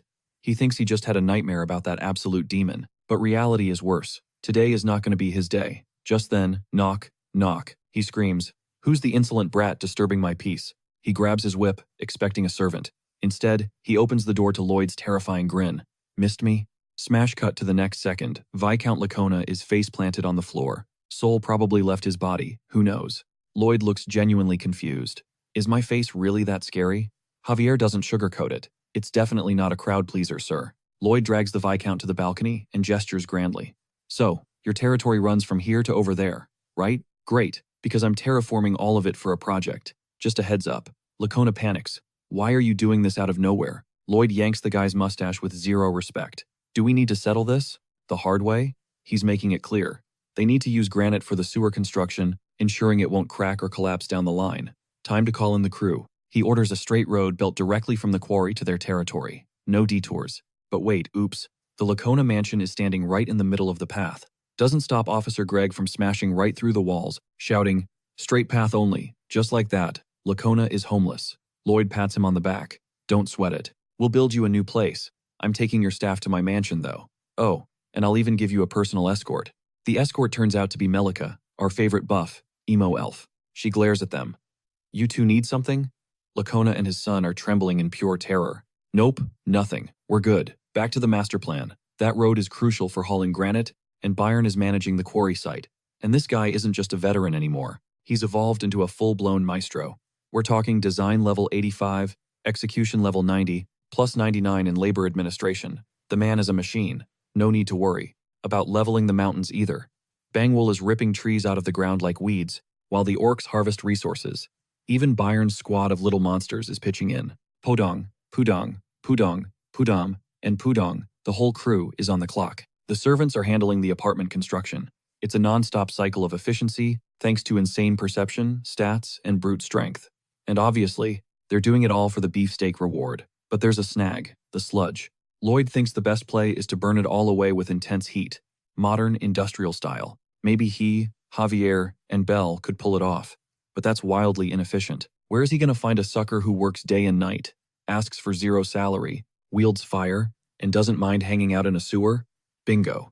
He gets an idea. He knows exactly the creature for the job.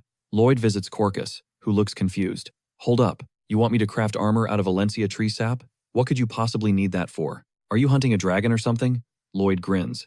Yep. Corcus asks who the lucky hunter is. Lloyd points to Javier. And judging by Javier's face, he already hates this plan. Meanwhile, deep in the eastern mountains, a dragon is feeling super depressed. He's surrounded by gemstones but can't refine a single one. Poor guy. All he craved was to put a ring on it, but these clumsy claws were absolute trash at crafting. He needed to forge gems that were both stunning and edible. That way, he could snack on them and feed his future hatchlings. It was the only way to earn his stripes as a competent alpha dragon provider. Look, he's a genius at smashing stuff. But delicate jewelry work? Well, it used to be a breeze. Back in the day, he'd just raid human castles, simple as that. Or kidnap a squad of dwarves and force them to run a gem factory for him.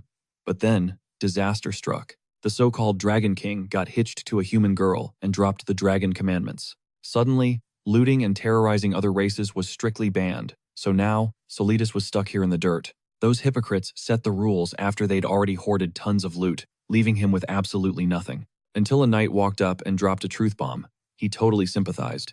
It's like watching the older generation rig the stock market, make billions, and then lecture the youth on why speculation is immoral. Ha ha. The dragon narrowed his eyes. If you're human, how did you survive my traps? Enter Lloyd, who smirked and said, Oh, we just had to chat with a VIP like you, so we deactivated them. By the way, are you Solitas? Because I've got a business proposition that'll blow your mind. Solitas replied by blasting a pillar of fire straight at them. Humans were the reason he was still single. But the duo just slammed their visors shut. Lloyd grinned inside his helmet. I knew this guy would have a spicy personality. You good? Javier asked. What's the play here? Lloyd scoffed. Did I stutter? You beat him up. Javier sighed. That's the objective, not the strategy. Quit clowning around and give me tactical instructions. Step 1. You fight. Step 2. You win. That's the whole plan. Then, Lloyd added, go get him, Tiger. Solitas blinked, realizing the knight was completely unharmed. Even after taking a direct hit from a dragon breath, that armor was definitely cheating. How annoying. Fine, he'd just squashed them flat. As Solitas swung a massive claw, Lloyd cheered from the sidelines, You got this, champ. Javier was totally over it, but he flared his sword aura, dodged the strike, and kept backpedaling. Solitas was getting triggered, while Javier wondered if this was actually doable. Lloyd, however, wasn't sweating it. In the original novel, Javier struggled but still clapped Solitas. Right now, he was dodging like he was in the Matrix. Novel Javier's power level was only at a newbie swordmaster tier back then, but current Javier, he's leagues above that. Suddenly, he kicked off empty space, launching himself at the beast. The dragon panicked. Did that hairless ape just step on air? Javier realized he could combine this with a mana burst for mid-air turbo boosts. Lloyd analyzed it immediately. He adapted elven footwork to create solid mana platforms. That's main character energy for you. Javier began ping-ponging across the sky, closing the distance to Solitas' skull. Even a young dragon is the apex predator of this world. Javier poured everything into his blade and unleashed an aura explosion. Ideally, it should have been devastating, but it barely scratched Solitas' chest scales. Yet, the dragon screamed like a baby. Ow, ow, it hurts so bad, Javier yelled. Bring it on! Solitas waved his claws frantically. Time out, bro, time out! Lloyd tilted his head. A dragon terrified of a tiny human? Is this what Solitas looks like when he loses his cool? Wait, Lloyd recognized this vibe. Imagine you're asleep, in your bedroom, and suddenly a massive, flying cockroach appears and chooses violence. You try to spray it with Raid, but it does nothing. The thing starts zooming around the room and then stings you right in the chest. We all know that specific kind of panic. Anyone would lose their mind, being hunted by a pest that defies physics. To Solitas, Javier was that unkillable bug. The poor dragon was hyperventilating. He yelled that he had a confession. Javier paused and immediately got flattened by the dragon's claw. Psych! Javier pulled a last-second dodge and slammed another heavy sword strike right into Solitas' back. The guy started eating a buffet of aura explosions. He was screaming like, it hurts. Make it stop. Meanwhile, Lloyd was just lounging there, soaking up the view, thinking, just as planned. Now, isn't it obvious what Solitas does next? Boom, smoke breath. It's like when you spray a bug, but the roach keeps coming at you. What's the move? You run out of the house. Solitas shifted back to human form and scrambled behind a rock, trying to trigger a teleport. Zap! Lightning struck his skull the second he tried. Then it hit him. Oh, right. I set up a teleport detection trap myself. Talk about a cell phone. The dude played himself. Lloyd took that moment to introduce himself like a gentleman. Oh, wise dragon. Solitas. I am the eldest son of Count Frontera, Lloyd Frontera. But the guy played dumb, claiming he wasn't a dragon. He looked around, asking, where am I? Where's the exit? Wham! Javier introduced an aura blade to his spine. Lloyd smirked. See, sir? A normal human would be sliced in half. But since you're a dragon, Solitas demanded to know why they were jumping him. Lloyd shrugged. I told you from the start. I came with a fantastic business proposal. Solitas snapped back. Then why didn't we just talk like civilized people? Lloyd countered. You tried to kill me first, remember? Defeated, Solitas asked to hear the deal. Finally, plot progression. Lloyd explained that when Solitas ambushed the elves, he clearly had anger issues. Since you can't reason with a rage monster, Lloyd had to administer a strong dose of medicine. Anger evaporates fast when you run into someone stronger than you. Well, looks like Lloyd successfully chilled him out, but he's still a dragon. Negotiating is tough if his ego is bruised. So, Lloyd turned on Javier, screaming, You absolute moron! Is there no limit to your recklessness? How dare you strike the wise dragon with your sword? Be grateful he's so magnanimous, or we would have been toasted to a crisp. You bird brain, he pointed to the ground. You inferior lowly knight, get on your knees and beg for forgiveness. Are you deaf? And Javier actually went along with the act. Lloyd ushered Solitas to a rock. Please, Lord Solitas, have a seat. He bowed respectfully and said, I have one question. You want to get married, don't you? Solitas flinched. How did you? Lloyd pressed on. It's tough because you suck at refining gems, right? Solitas was shook. How do you know that? How did you even find me? Lloyd dropped the offer.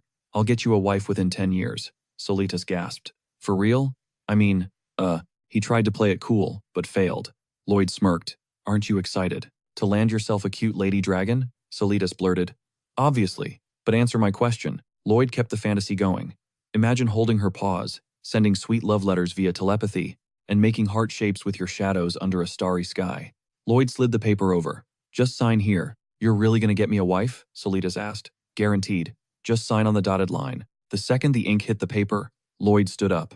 His whole vibe shifted instantly. He snatched the contract. There's a dragon commandment that goes a little something like this. Dragons who break contracts with humans will be incinerated by the Dragon King's breath. Right? A chill went down Solitas's spine. Instinct told him he hadn't signed a deal with a human, he signed with a devil. Cut to the return trip. The townsfolk gathered, watching Lloyd come back from another business trip. They whispered that he always brings back something crazier than the last time. They expected a massive dragon, but saw a tired-looking teenager instead. But inside, Lloyd was beaming. He actually secured a dragon. He marched Solitas straight to Corgadus and introduced him. Behold, the dragon. You could clearly see smoke steaming off the guy's body from all that pent-up dragon breath. Corgadus squinted. Didn't you say he sucks at crafting? Hold up, you got it twisted. Lloyd breaks down the fine print. Corgadus just has to teach Solitas the art of crafting jewelry. In exchange, Solitas just has to torch the sludge at the waste treatment facility once a day. But Solitas is having a full-on identity crisis. He's a legendary dragon, and he's stuck doing janitor duty for human waste. Lloyd gets it. It's a massive hit to the ego to accept that his glorious fire breath is now a glorified toilet cleaner.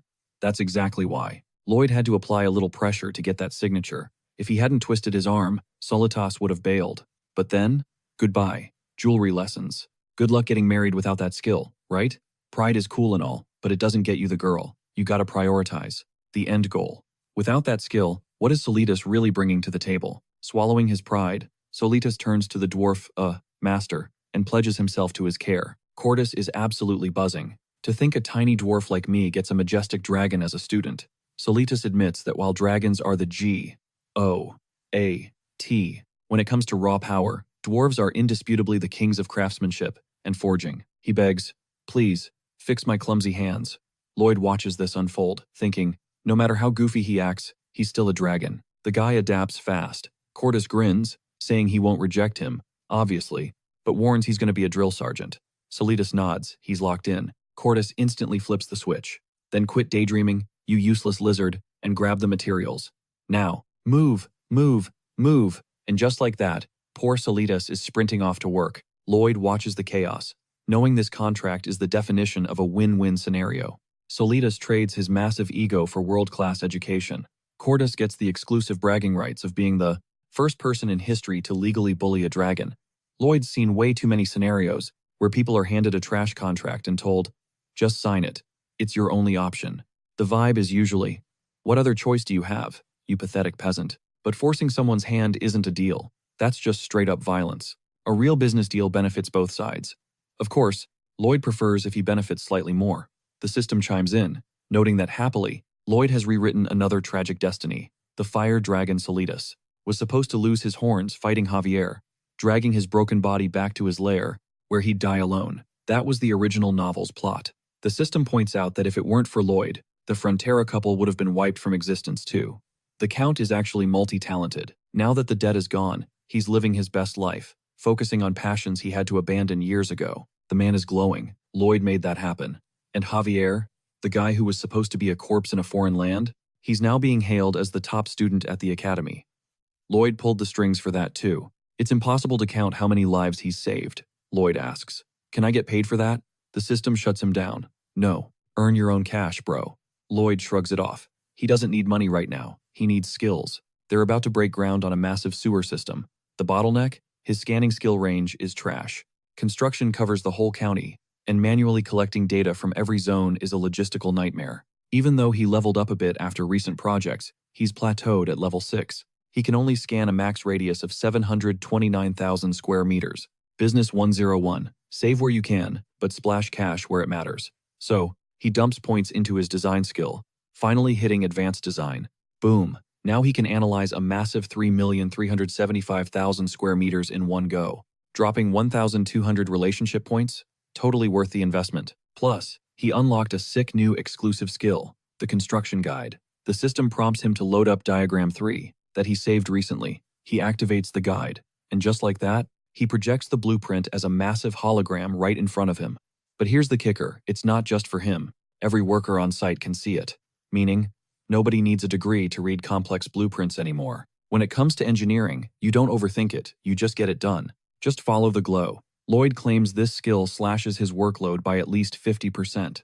Time for a live field test. Under the cover of darkness, Lloyd projects a blueprint onto the dirt and points Javier to the spot. Start digging right there. He'd explain the tech specs later, but right now, he just needs muscle. Lloyd orders Javier to stick strictly to the green zones, then dares him to swing his shovel outside the lines. Javier takes the bait.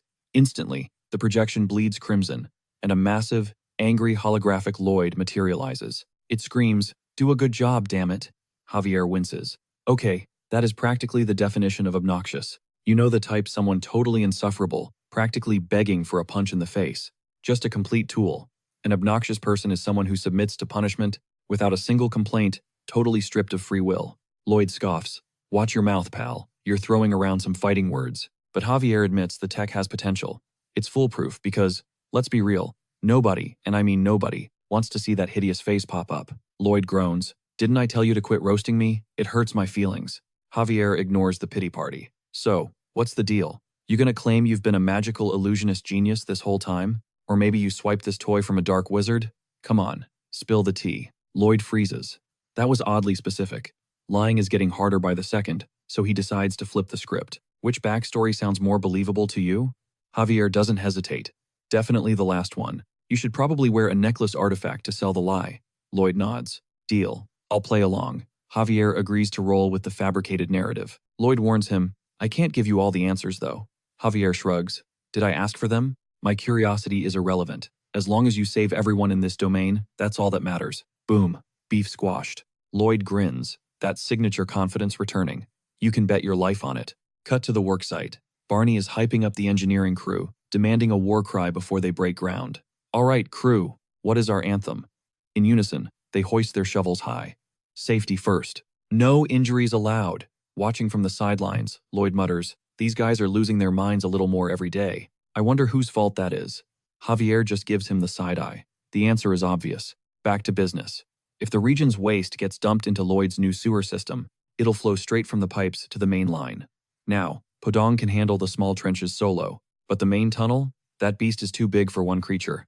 So Belle hypes up Bebong to step up to the plate, her heart racing like crazy. And right then, disaster or not, a worker digs off mark, triggering the angry Lloyd hologram. But instead of fear, the crew goes wild.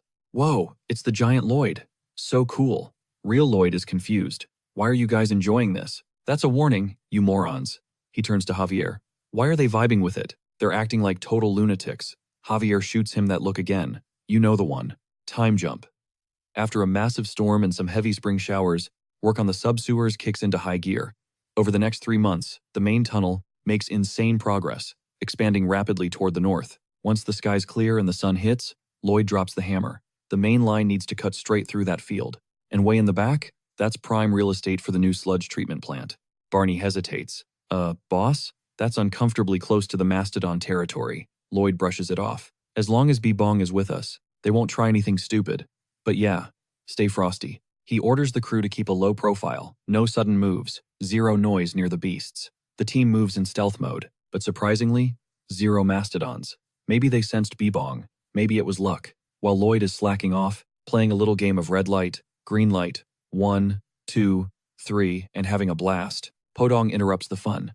He found something sketchy, so Lloyd kills the mood to investigate. The squad gathered around the massive crater, peering down into the abyss where Lloyd had just unearthed a massive surprise, the rotting carcass of a mastodon. It was one of the beasts from the monster horde. But get this, the flesh wasn't fully decomposed yet. That meant this thing didn't die of old age. Someone took it out recently and buried the evidence. But Podong's nose was twitching like crazy. He caught a scent, something was seriously off. Lloyd commanded the crew to keep digging. After moving tons of earth, the grim reality hit them. It wasn't just one body, it was a mass grave. Lloyd's mind raced. This wasn't in the original script. The novel mentioned mastodon habits, sure. But this? All bets were off. The only thing that matched this vibe was the Namara barrier arc, the exact spot where Javier mastered his explosion technique. That chapter featured some heavy dark magic, and just as that thought clicked, the pile of corpses started glowing with an ominous light. Lloyd's internal alarm screamed. I knew it! Crap! He yelled for everyone to fall back immediately. It's a corpse explosion trap. The blast was cataclysmic. A shockwave of pure destruction ripped through the air, sending flames roaring toward the team. Lloyd planted his feet, ready to counter the heat with his mana shovel, but Podong dove in front of him at the last second. The summon tanked the explosion, shielding his master. Meanwhile, Solitas picked up on that nasty dark mana signature. He recognized the spell instantly corpse explosion, fueled by something way bigger than a human. He figured the scammer was in deep trouble, not that he cared, obviously. But then he spotted Javier blurring past, heading straight into the danger zone. Solitas shrugged it off, figuring the guy would survive. Back at the crater, the smoke cleared, and Podong hit the dirt, totally knocked out. The engineers were panic screaming, "What is that?" Emerging from the smoke wasn't just debris, it was an entire army of mastodons. But these weren't living beasts, they were undead, risen from an even deeper grave beneath the explosion site. And there were legions of them, looking absolutely starved. The herd let out a bone-chilling roar, and charged straight for Lloyd and his crew. The white cavalry stepped up, shovels raised, ready to throw down. But Lloyd shut that hero complex down fast. "No, don't engage. Retreat, you idiots." Javier echoed the command. "Ignore the enemy, just run." Lloyd's brain was frying. He didn't know the terrain well enough to improvise. And mastodon behavior patterns? He needed a strategy. "Stat," he shouted to Byron. "Where exactly are we?" "We're near the field, sir," Byron yelled back. Lloyd turned to his summon. "Podong, buy us some time, now." Podong went full giant mode, throwing haymakers and dropping undead beasts with some surprisingly slick martial arts moves. Lloyd watched him work, confused. Seriously, what kind of action movies has this blob been binging lately? But even with those moves, Podong couldn't hold back a tsunami of undead forever. He was just a speed bump. Lloyd saw the line breaking. "You elephant scumbags." He locked eyes on his target, the baby mastodon Byron had been raising. Lloyd sprinted over, grabbed the calf, and held his shovel to its neck, like a hostage situation. He went full villain mode. "Hey, you undead freaks. I've got the kid. Back off or he gets it." One step closer and he's mastodon ham. The poor baby looked absolutely terrified. That got their attention. The undead horde froze. Lloyd sneered. "Feel that? That primal irritation? Yeah, I see it. Better back up before I turn this cute little guy into a rug." The psychological warfare was working perfectly. Every single undead eye locked onto Lloyd. He scooped the baby up. "Great acting, kid. You sold it." "Podong, Bebong, whatever, good job," Lloyd yelled, bolting away with the baby slung over his shoulder. Lloyd was banking on one specific lore drop from the novel. Mastodons are savage, but they are obsessively protective of their young. He remembered reading that even when Byron was raising the calves, the adults would constantly visit just to check on them, making sure their health bars were full. Sprinting alongside Podong, Lloyd directed the flow. "Head for the valley. We lose them in the forest." Lloyd hopped onto Podong's back and took off, effectively kiting the entire undead army away from his workers. Once again, the engineers watched in awe as their master risked it all to save them. Meanwhile, deep in the woods, Gominho was chilling, being absolutely useless, as per usual. Suddenly, Javier snatched the hamster up. "Hey, rodent, you still have those red sunflower seeds Master Lloyd gave you? How long to get to the north?" 10 kilometers. Meanwhile, Podong was gassed, his stamina bar blinking red as the mastodons closed the gap. He fired off a mana blast, blowing one of the zombies to bits, but it didn't matter. There were too many. They trampled right through the smoke. Lloyd grit his teeth, wondering if he had to dump his entire mana reserve right here and now. Blasting the mountain? Big mistake. The whole thing would collapse instantly. The project would be toast, and Podong hit a literal dead end. They were completely boxed in. Lloyd scans the terrain. Bad news. Podong is way too thick to climb that slope. Panic starts setting in, but Lloyd locks in. He needs a new strat, and fast. He hops off Podong, orders the big guy to hug the wall like his life depends on it. It's all to shield the baby mammoth. Lloyd revs up his shovel, terrified of the mana backlash. Using the blast meant risking that near-death nerf again. But right now, he doesn't give a damn. It's the only play. He ignites every single mana circle. Maximum output unleashed. But he doesn't aim at the beasts, he blasts the sky. Shovel drops. Mana tank empty. Time for the risky play. Overcharge. He starts draining everything. He's vacuuming dark magic straight from the undead mammoths and the mountain itself, concentrating all that toxic energy into his palm. Podong and the valley don't matter right now. It's just him and the juice from those zombies. He drains them dry. Flashback time. Remembering the Empress fight. Using overcharge to absorb everything around him. That was how his mana heart leveled up. He recalls asking Javier to be bait. Javier hit him with the hard pass. Lloyd was like, that wasn't a request, it was an order. He knew overcharge was the cheat code to level up his core. He needed to sip on Javier's mana like a juice box. He's pulling the exact same move now. Dumps his mana via the shovel, collapses, and triggers the absorption. Chaos everywhere. Back then, he focused on Javier, and it worked. Drained him like a battery. Cue the blood cough. System warned him. His trash-tier body couldn't handle that premium mana. He face-planted. Javier just stood there grilling him with a smile, asking if he was good. Lloyd cursed the author for building the protagonist wrong. But he realized something. Even with the pain, he successfully targeted his drain skill. So he does it again on the mammoths. System screams. Mana capacity exceeded. His mana heart is force expanding, blood spraying everywhere. Lloyd is taking massive internal damage. Dark magic is tearing him up, worse than poison. He spins his circles faster. His heart is cracking, but he pushes through. He drinks the entire army's mana, until nothing's left. Boom. Mana heart evolution complete. Intermediate sword expert unlocked. Physical stats boosted by 600%. Staring down the dying mammoths, Lloyd is absolutely livid. He commands them to kneel. New skill unlocked. Thanks to the dark magic, undead domination, the massive beasts bow down in reverence. Podong is shook. Lloyd tosses him a blue sunflower seed. Let's go home. System check. He can now dominate any undead weaker than him. He literally walks over the mammoths like a living carpet. They obey his every step.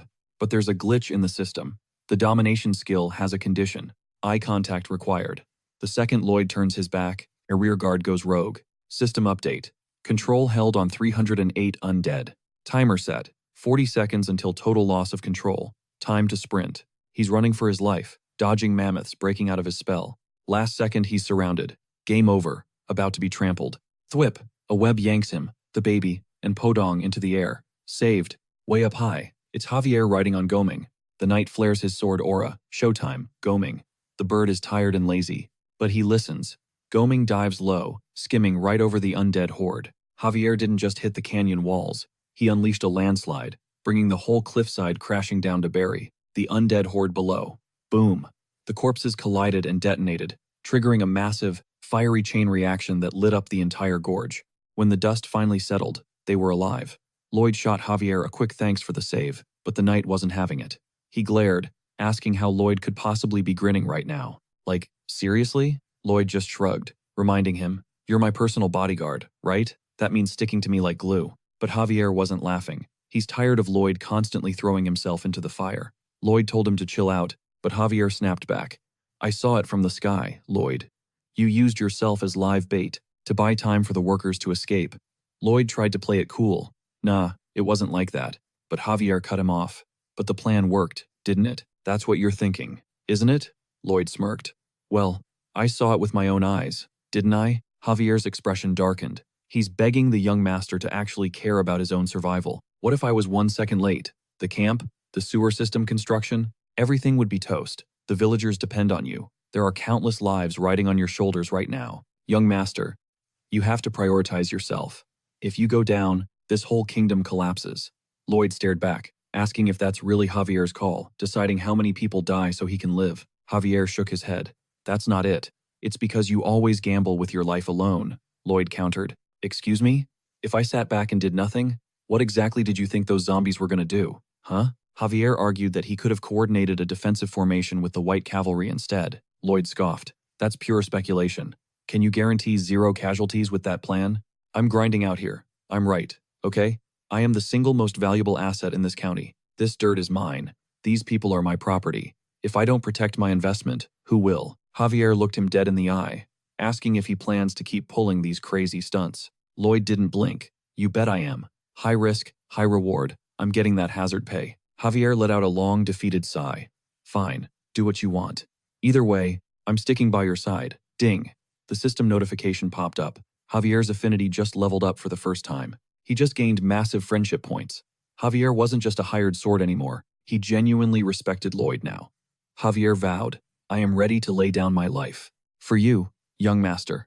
Lloyd waved his hands frantically. Whoa, no need for that drama. But Javier looked confused by the rejection. Changing the subject, Lloyd asked, who the heck engineered these mastodons? Javier suggested it might be payback from Asrahan. Lloyd shook his head. No shot. I don't think they have a necromancer crazy enough to pull this off. He knows the novel's lore inside out. This isn't Asrahan's style. Anyway, Lloyd decided they needed to pause construction and go into detective mode. His brain flashed to the Namara wall. This smells like a side plot involving them. He's got a solid hunch. Now he just needs the smoking gun. He's gonna make sure they pay for the damages. Officially, the project was frozen, but Lloyd had the engineers working overtime, on a new mission, digging for dirt. Javier grumbled that it was like looking for a needle in a haystack. Yep, Lloyd agreed. But we gotta do it. They were hunting for more mastodon corpses, specifically ones reeking of black magic. Lloyd's gut told him there was something else buried here. Suddenly, a scout rode up in a panic. Count Cremo has arrived from the west. Lloyd frowned. Why is he showing up out of nowhere? Later, in a sit-down with the Baron and Baroness, Count Cremo dropped a bomb. Lloyd, I want you to accept my marriage proposal. Lloyd blinked. Respectfully, you're not my type. The Count rolled his eyes. Not me, you idiot. My daughter. Lloyd scratched his head. Little sudden, don't you think? The Count leaned in. I don't like small talk, so I'll give it to you straight. I did some thinking after you left, and realized there isn't a better son-in-law on the market than you. You're blowing up right now. I know a ton of nobles are dying to link up with the Frontera family, so I got impatient and skipped the line. He looked Lloyd up and down. So, you got a date. Open on your calendar? Lloyd's sweat dropped. Whoa, hold your horses, Count. Nobody put a ring on it yet. The mood isn't just tense, it's shattered when Arcus suddenly shoots up from his chair. Bam! He slams a literal mountain of envelopes onto the table. These, he announces, are marriage proposals from basically every noble house in the kingdom. He was saving this flex for later, seeing as he's swamped, but Count Cremo isn't having it. The Count scoffs, calling those other lords fake for sending mail instead of showing up. Real men pull up in person, he implies. He's practically planning the wedding right here on Frontera turf, specifically in Frontera territory. Lloyd starts sweating bullets. Whoa, pump the brakes, he stammers, apologizing profusely. He hits him with the, I'm honored, really, but politely tries to shut it down. Lloyd is begging for a way out, but Count Cremo goes for the jugular. Listen, son, you're a 27-year-old bachelor. At that age, he continues, people start wondering if you're defective since nobody's snagged you yet. Savage. Meanwhile, Javier is fighting for his life in the corner, holding back a burst of laughter. Lloyd shoots him a death glare. The Count gets offended. You think my family isn't good enough? No. Lloyd waves his hands. It's just, look at the person standing next to you. She looks like she's attending her own funeral. Seriously, the girl looks like she's about to pass out from dread. She steps forward, trembling, introducing herself as Christine. I will do anything, she recites robotically, for the glory and stability of my family. She basically says she'd sacrifice her body for the cause. Lloyd looks at her with pure pity. It looks like she's being sold off to a demon lord. Javier is literally circulating mana through his heart just to keep a straight face. Lloyd pleads, dude, please stop. That's when Papa Arcus clears his throat to drop some wisdom. Look, Arcus says, duty is cool and all, but the feelings of the people actually getting hitched matter way more. You can't spend forever with someone if there's zero love. That's just a life sentence. He tells the Count to respect the kid's wishes. Christine's eyes instantly well up with tears at the save. It hits Count Cremo like a truck. He looks at his daughter and realizes his obsession with status was crushing her soul. Am I the villain? He realizes. He pulls her into a bear hug, dropping the arranged marriage scheme instantly. I love you, sweetie. He stands up, wiping a tear, totally fanboying over the Frontera family values. I learned a huge lesson today. Love is the answer. Arcus and the Baroness are beaming, soaking up the romantic vibes. Everyone gets a happy ending, except Lloyd. He's the only one left single. Even his parents look at him like, yeah, he's hopeless. Javier is trembling, holding back a cackle. Lloyd sighs, just thankful his knight isn't laughing directly in his face. In the end, Lloyd takes that stack of political marriage letters and marks them all. Return to sender. Hard reject. Sure, it's politically risky to snub the nobles, but Lloyd has standards. He's not about to drag some unwilling bride to the altar. Meanwhile, word reaches the imperial palace. The Fronteras rejected everyone. Empress Alicia just smirks. Saw that coming a mile away. Even if they said yes, I would have vetoed it. She pauses, picturing Lloyd. That guy really is just a potato in human form, isn't he? She snickers to herself. Chef, make me boiled potatoes for dinner tonight. Extra lumpy. Cook 'em whole. Jokes aside, she knows she needs to watch the Fronteras like a hawk. They are the powerhouses of the region now. Who they align with matters. Then her tone shifts. What about the letter to Asfar? The messenger reports those desert weasels are denying everything. No apology for the monster invasion. Instead, they're gaslighting the kingdom and causing a huge scene. It's a total slap in the face. The Empress narrows her eyes. That greasy old sultan is begging me to declare war. She decides to play the long game. Prepare a delegation team to head to Asfar. We move soon. Lock down all communication until then. A wicked idea forms. Why not toss a certain potato into that dangerous mission? Back at the Frontera estate, lunch is ruined when Burns slams a rotting goat head right onto the dining table. Arcus turns green and nearly hurls. Sorry, boss, Burns says grimly. We found this at the incident site up north. It's definitely connected. The skull is carved with creepy symbols that scream black magic. Lloyd freezes. He recognizes that symbol. He saw it in the original novel illustrations. That's the mark the Empress used during her villain arc. Lloyd's blood runs cold. The gears in his head start turning. This is a plot point the book barely mentioned, the Empress breaking bad, the Namaron barrier breach, the goat head. It's all connected. The story is going off the rails because of him. Getting involved in this world flipped the script entirely. The future has been rewritten, and the Empress? She never broke bad. And that whole catastrophe with the Namara barrier? Cancelled. Extinguished. The refugee crisis and the domino effect of monsters never triggered. But the bad guys, they were cooking up something else. A plot twist that wasn't in the original novel. If Lloyd didn't prep for this off-script nightmare, his dream of a lazy, rich life was toast. The dark mage behind the Namara death trap had a name written all over him. Cannavaro. Lloyd's gut screamed that he was the culprit. He grabbed Javier. They had to speedrun the construction. They needed to wrap this up fast before his next mission. The Baroness wasn't having it, asking why he was rushing off to work when the guy hadn't taken a single break. Arco stepped in, asking the destination. Lloyd dropped the bomb.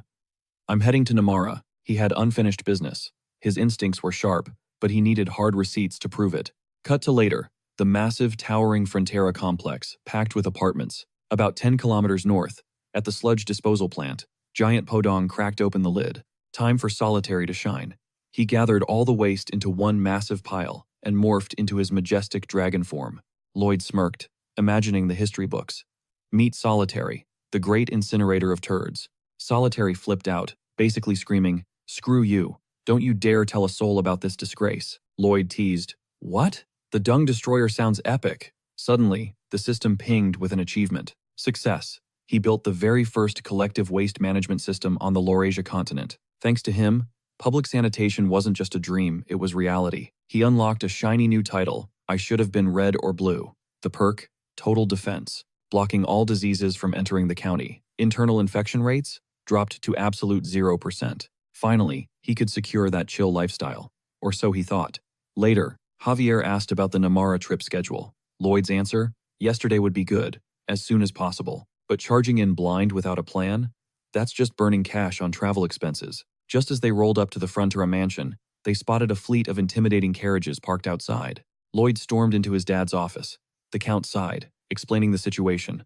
Remember all those rejected marriage proposals? Well, the Lord sent their daughters straight here, betting Lloyd would flip his decision if he saw them in real life. His hands were tied, so he had to set them all up in guest rooms. He even handed out numbered tickets to organize the queue of ladies waiting to meet him. Lloyd squinted. You're enjoying this way too much, aren't you, Dad? The Count denied it instantly. He just wants Lloyd to marry for love. Though, let's be real, he's dying for grandkids. The whole continent is whispering. What is wrong with that guy? But whatever.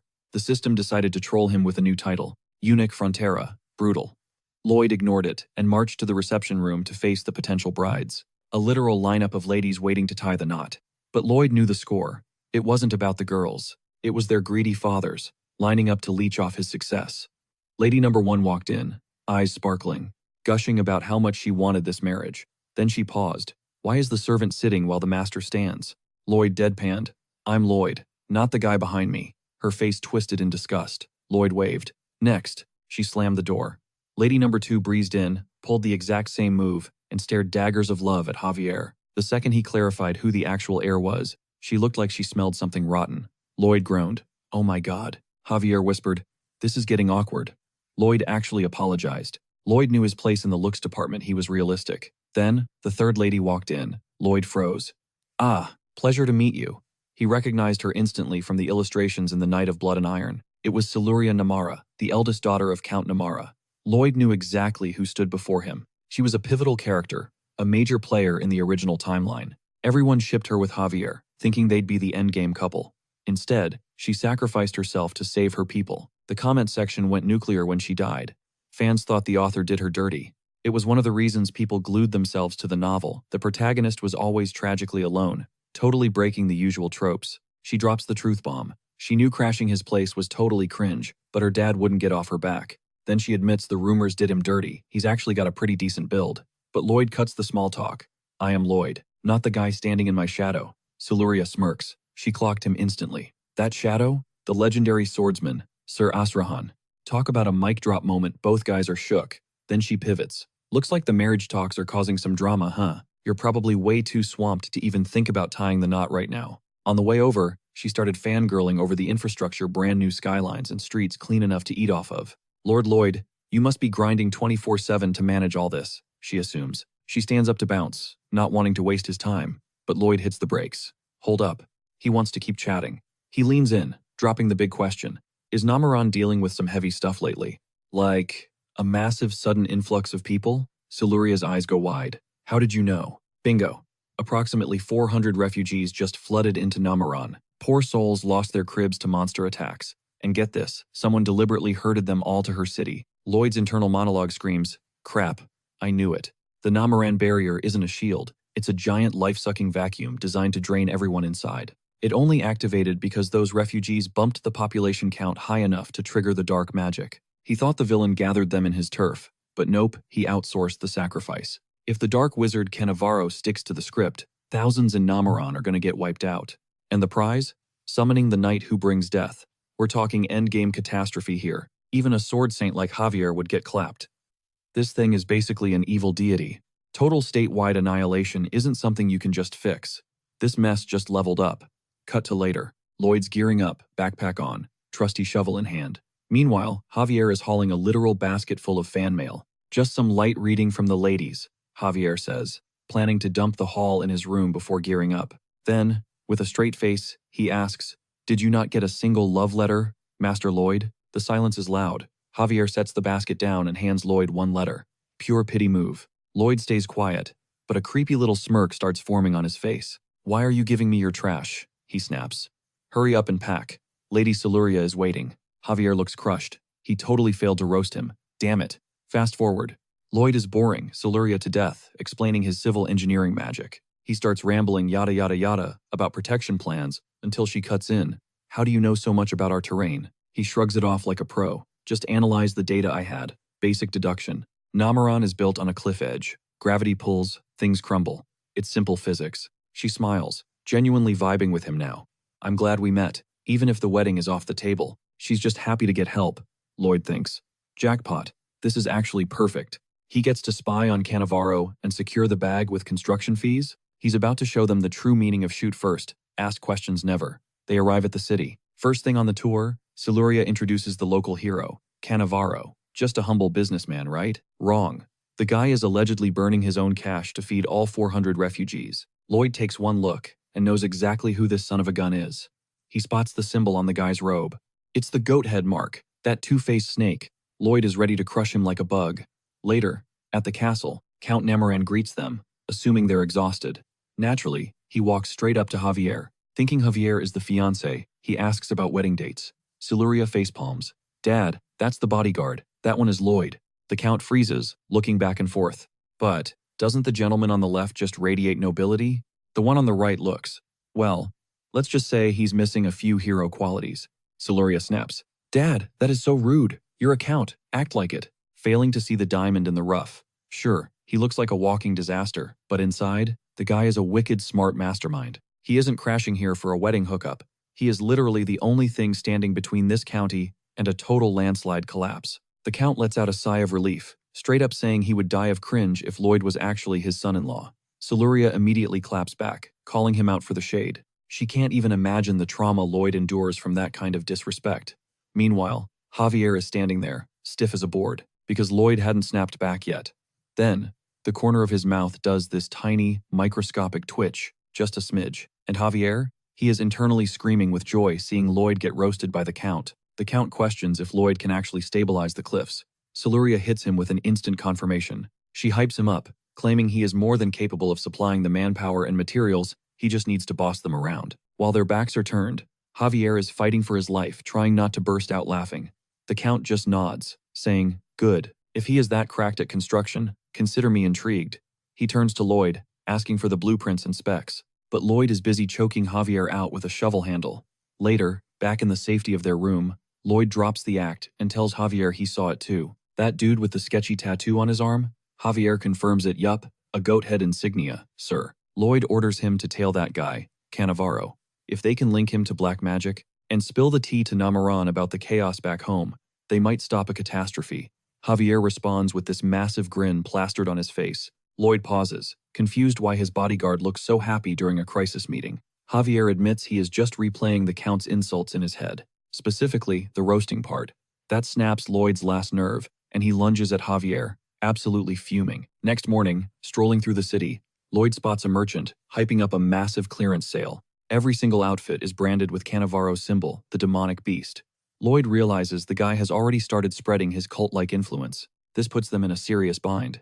Javier notes that, on the surface, the guy seems to be genuinely helping the refugees, right? But Javier wanted to snoop around his base. He figures the place must be locked down by a heavy magic seal, not something you can just smash through. Worried about blowing his cover, Javier decided to leave the lock alone for the moment. That shirt design is supposed to represent a wandering minstrel, since the guy is practically an influencer now. Major cities are pumping out merch with that weird pattern. Lloyd realizes his next move, track down a wandering minstrel. But how exactly does one do that? It is game over if Namaran's barrier activates while he is working. He would get trapped in the spell radius too. The original novel didn't drop any lore on the specific magic used to erect that barrier. Locating and stopping the progression is going to be a nightmare. But if he lets Javier handle it canonically like in the book, Siluria dies, and Lloyd refuses to let someone he knows get deleted. The novel mentioned the rank of Grandmaster, an existence that transcends a Swordmaster. With that kind of OP power, shredding the Hell Knight's barrier would take a split second.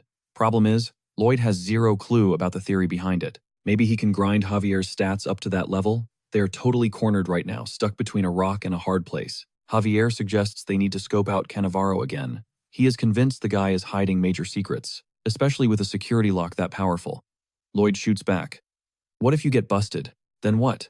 Javier replies, he has an entry strategy. He promises he will pull it off. He asks Lloyd to just trust the process. Later, the narrative breaks down the science of ground anchors, crucial for stopping landslides. The blueprint involves driving them deep into the bedrock, making the terrain rock solid. To do that, he needs a wedge bolt. But here is the glitch. The local tech isn't advanced enough to create a precise spiral. He already sent a carrier pigeon, SOS, figuring it would take ages, but he shot the diagram over to Master Corge anyway. First, he needs to run more analytics on the terrain. Meanwhile, cruising through the streets, he overhears some guys simping over a stunning lady down at the distribution center, making gross comments about her body. Lloyd pauses, confused. How are they talking trash like that out in the open? But then a thought hits him. A hottie like that at Cannavaro's base? That wasn't in the original storyline. Could be a new variable in the plot. Curious, he starts weaving through the line. Scanning the soup kitchen line, he spotted an absolute unit of a woman, just totally jacked. Wait, that's Javier in drag. Lloyd staring, thinking, dang, that lady has a serious gym grind set, right? Then Javier locks eyes with the crowd and sees Lloyd's face, completely frozen. Lloyd immediately starts throwing up hand signs, signaling, hey man, I respect your kinks, no judgment. Javier snaps, furiously signing back with one hand while violently ladling soup into a peasant's bowl with the other. He's signaling, it is not a fetish, it is a tactical disguise for the investigation, you idiot. Lloyd just hits him with the I'm watching you gesture, straight out of that investigator meme. He is watching. Javier is visibly losing his mind. Meanwhile, the scene shifts to Cannavaro, huddled up with one of his lackeys. He asks if everything is prepped. The minion nods, green light. They wrapped it all up last night, and naturally, Javier clocked the whole exchange. At the same time, Lloyd is out in the sticks with his trusty shovel and backpack, surveying the Namaran terrain. He heads up the mountain, checking the projected destruction path. But when he pops his topography and design skill, he spots something sus, a skull. And this isn't some ancient fossil. It hasn't been buried long. But why just a single skull? He scans deeper and sees a whole row of them, buried at perfect intervals, exactly 50 centimeters deep. It's a grid. Realization hits him. He starts digging like a maniac, unearthing every single one. Meanwhile, Cannavaro is giving his team a pep talk, saying good job. His master plan kicks off on the scheduled date. Back on the mountain, Lloyd digs up the bones and detects traces of dark magic. This is the battery powering the Namaran barrier, which means your plans are toast, Cannavaro. Lloyd absorbs and purifies the dark magic from the first skull. But as he pulls it out, a crystal drops from inside the bone. The skull was just the packaging. The The real catalyst for the dark magic was this gemstone hidden inside. He runs a scan. Estimated value, 500 million. That is Sir Bayern's entire annual salary in a single rock. He wonders if every skull is packing this kind of heat. He starts excavating solely for the loot. Jackpot. He literally struck gold. He is digging up straight cash. The system pipes up, asking, "Aren't you here for the barrier?"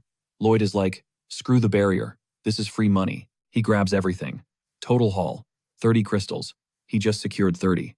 30 years of Bayern's salary. 30 more years of making Bayern his personal slave. Meanwhile, back at the Frontera estate, Bayern suddenly coughs, sensing a disturbance in the force.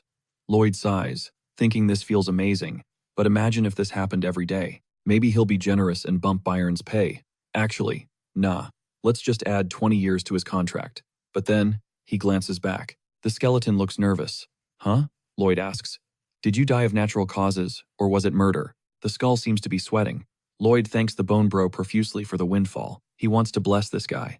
He grabs the skull, promising to take it to a sunny spot with a nice view. He's going to give them a VIP burial. The skull actually looks touched. Later on, Javier is frantically trying to explain why he was dressed like a bodybuilder grandma.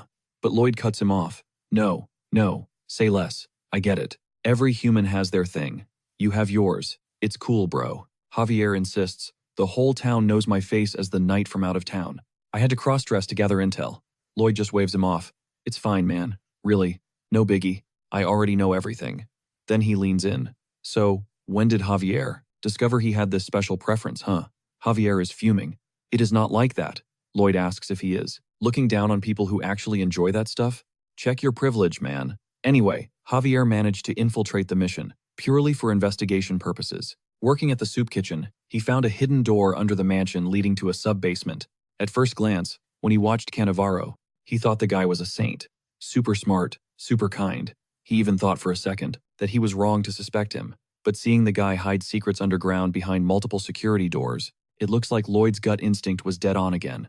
Javier is going to find the evidence, whatever it takes. Lloyd nods. Yeah, you should trust my words more. And hey, be proud of who you are, man. Cannavaro is absolutely losing his mind right now. He's staring in disbelief, demanding to know if the entire stash of Noctanium just vanished into thin air. His goons break the bad news. Someone didn't just steal some. They swiped every single skull in the inventory. Paranoia hits him hard. Who leaked the plan? If his enemies knew this much, why not just assassinate him and get it over with? Was it a lucky break? But how? The investors, a group of crusty old guys, are furious, demanding answers about the plan he promised was foolproof. One of them screams about the mountains of cash they poured into this operation. Panic rising in the room. Cannavaro plays it cool, telling them to chill. He's still got an ace up his sleeve. The Noctanium was just an emergency backup anyway. He assures them that if everyone sticks to the script like last time, the Hell Knight's summoning is still a total lock. Fast forward to the next morning. Javier, still rocking that impenetrable disguise, deliberately dumps a bucket of water over his head. It's a calculated move. The head maid freaks out about the wardrobe malfunction, rushing to get her dry clothes. Meanwhile, the guards are practically drooling, totally mesmerized by Miss Javier's physique and completely distracted.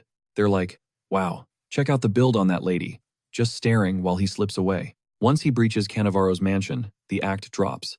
He switches back to his combat gear and preps for stealth mode. He suppresses his mana presence to 0, ghosting past the staff and locating the hidden entrance to the underground lair. He's staring at the door, figuring out how to pick the lock. When he realizes he doesn't have to lift a finger, Cannavaro himself shows up. The villain activates a complex magic circle to pop the seal, doing the hard work for him. That lock is top-tier security, way more advanced than the front gate. It only responds to a specific mana signature. Meanwhile, Lloyd is obsessing over his haul of Noctanium, wondering if he missed any hidden stashes that could trigger the Namaran barrier. He's scanning his brain, paranoid that there's more loot buried somewhere. He can't let that barrier go up. He decides to hunt for more easy money. Back at the mansion, Javier shadows Cannavaro's every move from the shadows. As soon as the boss exits the underground and the coast is clear, Javier steps up to the plate. He mimics the mana frequency perfectly, cracks the magical security code, and slips into the darkness. A massive, gloomy corridor stretches out before him. Suddenly, a creature lunges from the shadows. This isn't a normal zombie. Javier's aura-infused punch bounces right off, and the thing hits back with truck-like force. Javier realizes this is way above your average brain eater. It's on a completely different power level. And it's not alone, it's a whole squad. Javier draws his daggers, charging them with lethal aura. He grimly notes that his suspicions were dead on. Cannavaro is running a monster factory down here. A lab worker spots the intruder and slams the heavy door shut in a panic, trying to trap him. Bad move. Javier realizes talking is useless, so he decides to dice these undead soldiers into confetti. He shreds through the monsters and smashes through the reinforced door like it's made of cardboard. He tackles the employee instantly, forcing a surrender. Javier tells the guy he's got just one question.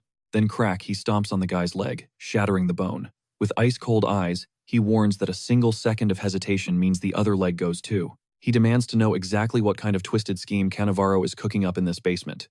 The guy spills his guts, claiming he's just a contracted undertaker, processing bodies Cannavaro sends over. He doesn't know the master plan. He admits he just prepped the corpses Cannavaro brought in after some chemical process. Javier demands the source of the bodies. The worker reveals they come from the trading post refugees who supposedly died of illness. It clicks. Javier remembers Cannavaro promising that woman, her sick husband, would get treatment at a special facility. It was all a lie. That scumbag was transferring them here to be butchered.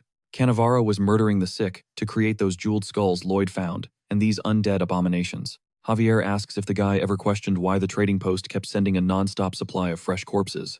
The guy stays silent. That silence confirms he's an accomplice. Snap. Javier breaks the other leg as punishment, but leaves him alive. Javier sprints out, knowing the alarm is raised. Someone's gonna find that broken door any minute. He needs to warn Master Lloyd immediately. But when he bursts into the room, it's empty. No time to wait. He grips his sword, realizing he has to handle this himself. He's going to take Cannavaro down solo. He leaps across the rooftops, racing through the city. He hunts the villain down, dead set on the trading post, the heart of this evil operation. Javier bursts in, ready to smash everything in sight, but he's met with dead silence. The hall is completely deserted. He figured this outpost would be crawling with bodies, packed to the brim.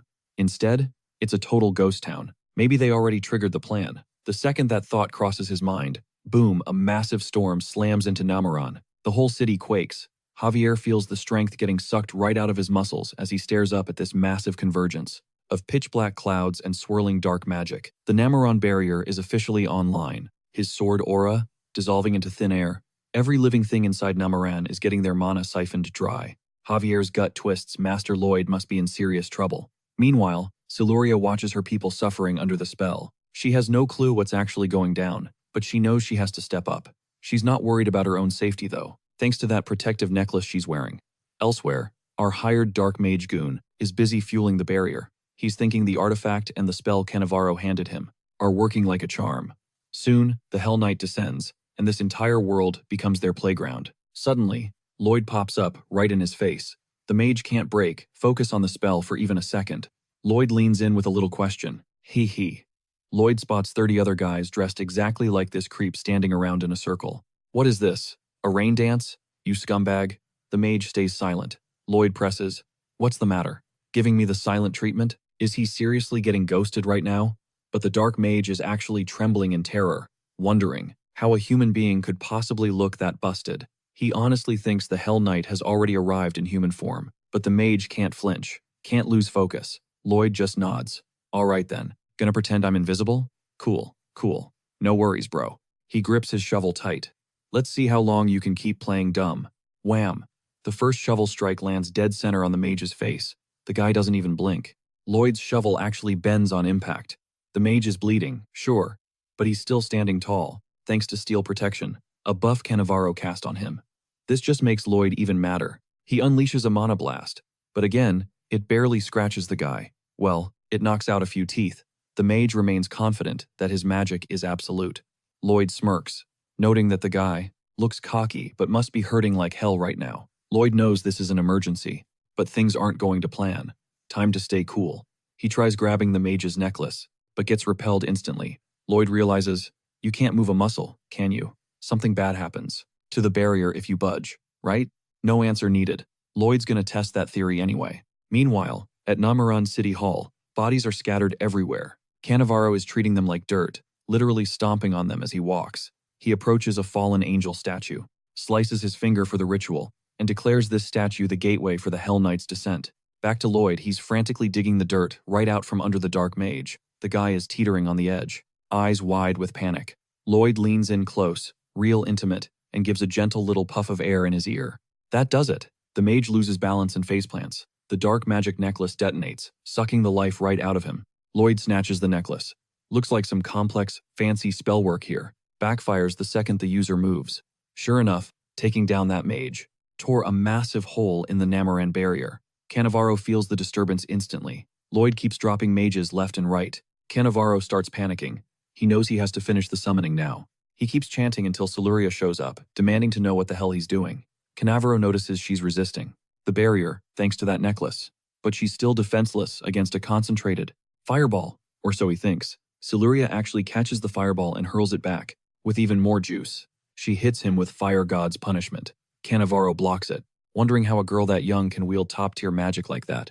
The explosion brings him to his knees, but as she steps closer, he keeps chanting, a twisted smile on his face, commanding the Hell Knight to descend upon this world. As the statue crumbled and the portal tore open, he seized the chaos, diving in to shank Siluria while her guard was down. But Ravi pulled a clutch save. He blitzed in at the last second, his sword aura slicing the guy's hand clean off. The villain tried to throw up a desperate block with his other arm, but the impact just snapped it like a twig. Still, the fallen god statue wasn't done. It was acting like a battery, pumping energy into that gnarly dark spell. Huge chunks of the ceiling started crashing down toward the civilians below, so Siluria tanked it, deploying the Earth God's shield to save them.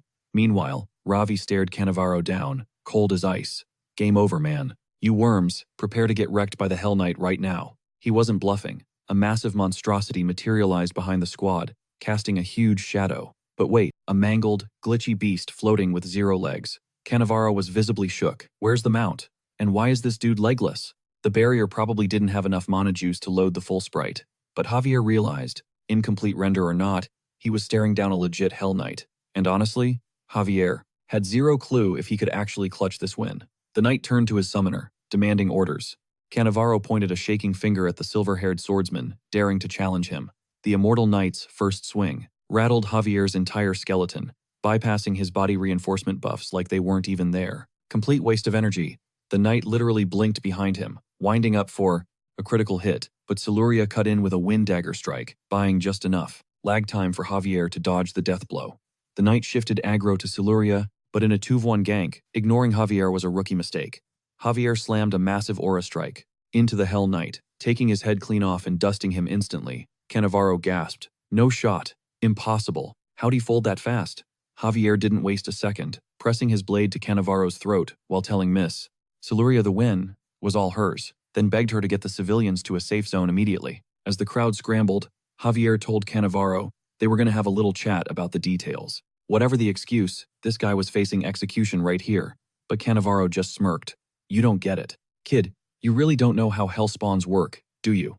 Javier glanced back and froze. The Hell Knight was back online, regenerating straight out of the shadows. Cannavaro laughed. Slash him all you want. It's useless. The great Hell Knight is immortal. Even the knight himself admitted he didn't expect Javier to be this cracked, apologizing for sleeping on his skills out of respect for the duel. He dropped his name, Sorexus, first captain of the Legion, serving the Hell Commander. Now it was time to see who takes the W. Javier introduced himself back as the Knight of Frontera. Despite the fear gripping him, Javier readied his blade. They clashed, trading strikes with earth-shattering power. Sorexus admitted Javier was impressive. This fight was actually starting to be fun for him, but his next attack flattened Javier, crushing through his dual sword and dagger block like it was paper. Sorexus was on a whole other level, totally overwhelming. While Javier scrambled to dodge, he realized this wasn't about sword technique. He was struggling just to track the demon swinging that blade. Desperate for an opening, Javier yeeted his dagger for a counterattack, but Sorexus snatched it out of the air. Javier decided to full send it, figuring the immortal knight was vulnerable without legs, basically grounded. Only one play left. He jumped to dodge the next strike, moving so fast he practically teleported. Javier pre-read the attack angle, blocking low and aiming a counter straight for Sorexus' skull. But before he connected, a hand clamped onto his leg. He got ragdolled into the ground. Not once. Sorexus kept slamming him into the dirt, telling Javier this was actually entertaining. He'd remember this fight, offered him a rematch in hell if he wanted. But the killing blow missed when someone screamed at Bonehead to stop. Lloyd stepped up. Far as I know, you despawn back to hell if your summoner dies, right? He had his shovel pressed against Cannavaro's neck. Step away from my knight. I'm counting to 3, or Cannavaro loses his head. Sorexus paused. Who is this guy? His face was terrifyingly ugly, and he clearly wasn't bluffing. He could sense something otherworldly coming from him. Who are you? Did you crawl out of hell too, with that face? Probably. Lloyd counted. 1. Sorexus moved to stop the execution, blasting hell energy right at Cannavaro, tearing a chunk off the poor guy. As long as he's breathing, Sorexus scoffed, it works. And even if he dies right now, I'm stuck here for another 40 minutes. Lloyd froze. Strategy failed. We are so screwed. Javier tried to exploit the distraction, but the knight was ready, launching Javier across the field. Lloyd stepped up to fight, barking at Javier to stay on the ground. That is an order. You bet. Javier scrambled to his feet instantly. He realized the boss was back in the building. Now they had a winning shot. Lloyd commanded, eyes on me. But his distraction was greeted by a nasty mana explosion, deflected right off Zeorex's armor, aiming straight for Javier. But Lloyd went full feral mode, leaping and latching onto the enemy's armor, while Zeorex mocked him, calling Lloyd a fool. Touching an infernal being, the mana fused with this darkness is going to rot your mana heart from the inside out. Lloyd's reaction? A sarcastic, oh wow, I'm shaking in my boots. Jokes on the demon, Lloyd has purified this kind of filth hundreds of times. Zeorex paused, utterly confused. Say what now? Then the system chimed in. Ding. The spicy mana from the Hell Knight didn't kill him. It just leveled up his mana heart. Sure, he isn't tanking like a Hell Knight yet, but he is definitely not some NPC you can ignore anymore. Lloyd popped his special human seal ability. Zeorex was thrashing around, trying to shake him, but Lloyd kept scrambling over that armor, like a super-glued flea. The enemy kept screeching in rage until Lloyd decided to switch genres and deliver a pro wrestling takedown, weaving past a sword strike, while literally laughing in the monster's face. Lloyd grinned at the knight. Yo, buddy, forgetting something? Cue Javier, who was already locked and loaded, ready to end this man's whole career. Zeorex tried to move, but he was frozen because Lloyd had him in. A simultaneous armbar and leg lock. The enemy was sliced cleanly in half by Javier's sword aura, but it wasn't over. Zeorex started spamming teleport like a cowardly gamer to dodge Javier's flurry. He yelled, I keep teleporting, so why is Lloyd still attached to me? Lloyd smirked. Bro, why did you keep the armor and the sword equipped? Should have thrown them away, you moron. Meanwhile, Javier was tracking every warp, staying right on his tail. But Lloyd was sweating bullets. Javier's speed was insane now, yet he still hadn't managed to land the finishing blow on this slippery demon. Lloyd was reaching his limit, filtering all that toxic mana. He was about to crash when suddenly, the system popped up. Activation request. Contract Clause 37, Paragraph 1. Request approved. The system now had permission to slide into Lloyd's DMs with personal advice. It told Kim Soo-ho, sing, just drop a beat and you win. Lloyd stared at the screen. What the actual hell? Meanwhile, Javier was still playing tag with Zeorex's teleports. Desperate times, right? Lloyd decided to trust the system. YOLO. He opened his mouth and started belting out a tune that was extremely off-key, vibrating through the demon's body like pure, agonizing torture. Zeorex realized this wasn't a magic spell. This guy just sucks at singing. The cringe was physically hurting him. His eardrums were imploding. Lloyd thought, it's working. Are demons allergic to hymns or something? He screamed, Javier, do it. Javier looked like his ears were bleeding too. Lloyd paused. Wait, him too? Why? Actually, he knew exactly why. Flashback time. Even his saintly parents in his past life, who loved him dearly, begged him to never sing in public. During a vocal test in music class, he barely let out a note, and his teacher literally threw a piano at him. In the army, he joined the choir just for the free chocolate pie. But the pastor stopped the service, convinced Lloyd was possessed by a demon, and waterboarded him with holy water. They say no skill is useless, right? Well, Lloyd was weaponizing his talent. By now, Zeorex was the one screaming, calling Lloyd the real demon, and begging for death. Javier plugged his ears, seizing the opening Lloyd created, as Lloyd body-slammed Zeorex into the dirt. Lloyd scrambled away from the Hell Knight, shouting hallelujah. Javier finally drove his blade straight through the enemy's heart, triggering a massive mana explosion that reduced Zeorex to literal dust. As the dust settled, Lloyd walked up, nudging Javier. No cool one-liner for the win? Javier shut him down. It is not over. He pointed to the air. Look at the mana. Sure enough, a mana vortex was swirling, condensing into a spooky ghost figure. Javier immediately stepped in front to shield Lloyd, but Lloyd waved him off. Chill, he is toast. He won't make it. Javier side-eyed him. Are you serious right now? Lloyd smirked. Want to bet? I say that guy is already dead meat. He grabbed his shovel and declared, if that creep survives, I will be your butler for a year. But if he dies, you have to drag Miss Javiella out of the closet again. Fine, Javier sighed. Just stop walking toward the deadly mana. But Lloyd grinned. Too late. The bet is on. So, Lloyd decided to go full kamikaze mode, triggering 3 back-to-back explosions to completely zero out his mana. It was a reckless gambit to force a mana overload, creating a vacuum that sucked up every last drop of the Hell Knight's energy. Xerxes scoffed, calling him a total idiot. There was no way a human vessel could handle that kind of raw power. And yeah, Lloyd was coughing up a fountain of blood, but honestly, it was the only play he had left on the board. He grit his blood-stained teeth, thinking, "Let's see who's still standing at the end of this, you demonic piece of trash." Xerxes taunted him, asking if he could feel the cold grip of defeat tightening. And real talk, Lloyd was seconds away from lights out. That is, until the squad pulled up to save the day. Alicia hit him with a clutch blessing of life, while Javier pumped a massive surge of fresh mana into him. Lloyd smirked, declaring, "This victory belongs to me, you scumbag." In the end, he drained the demonic energy dry and announced the exorcism was officially a wrap. Then bam, he just face-planted onto the floor the very next second. Javier waved off Alicia's panic, like, "Chill, don't even worry about it. He does this all the time. It's basically his victory ceremony." She looked at him crazy, asking how he could be so casual as his bodyguard. Javier shrugged, replying, "Hey, I'm worried too, okay? Theoretically." Meanwhile, the system pinged, confirming he had successfully defeated the commander of Hell. Even the king was shook by this insane achievement. The king of Hell was definitely paying attention to him now. As for the traitor Cannavaro, he got slapped in cuffs and dragged off to the dungeon by the royal knights. Since Lloyd and Javier had already handled the heavy lifting, the queen stepped in to mop up the rest. But there was still one massive headache. Construction was dead in the water because of that cursed barrier. It had drained the workers completely dry. Lloyd's main priority was securing the bag, but he needed to wake up first.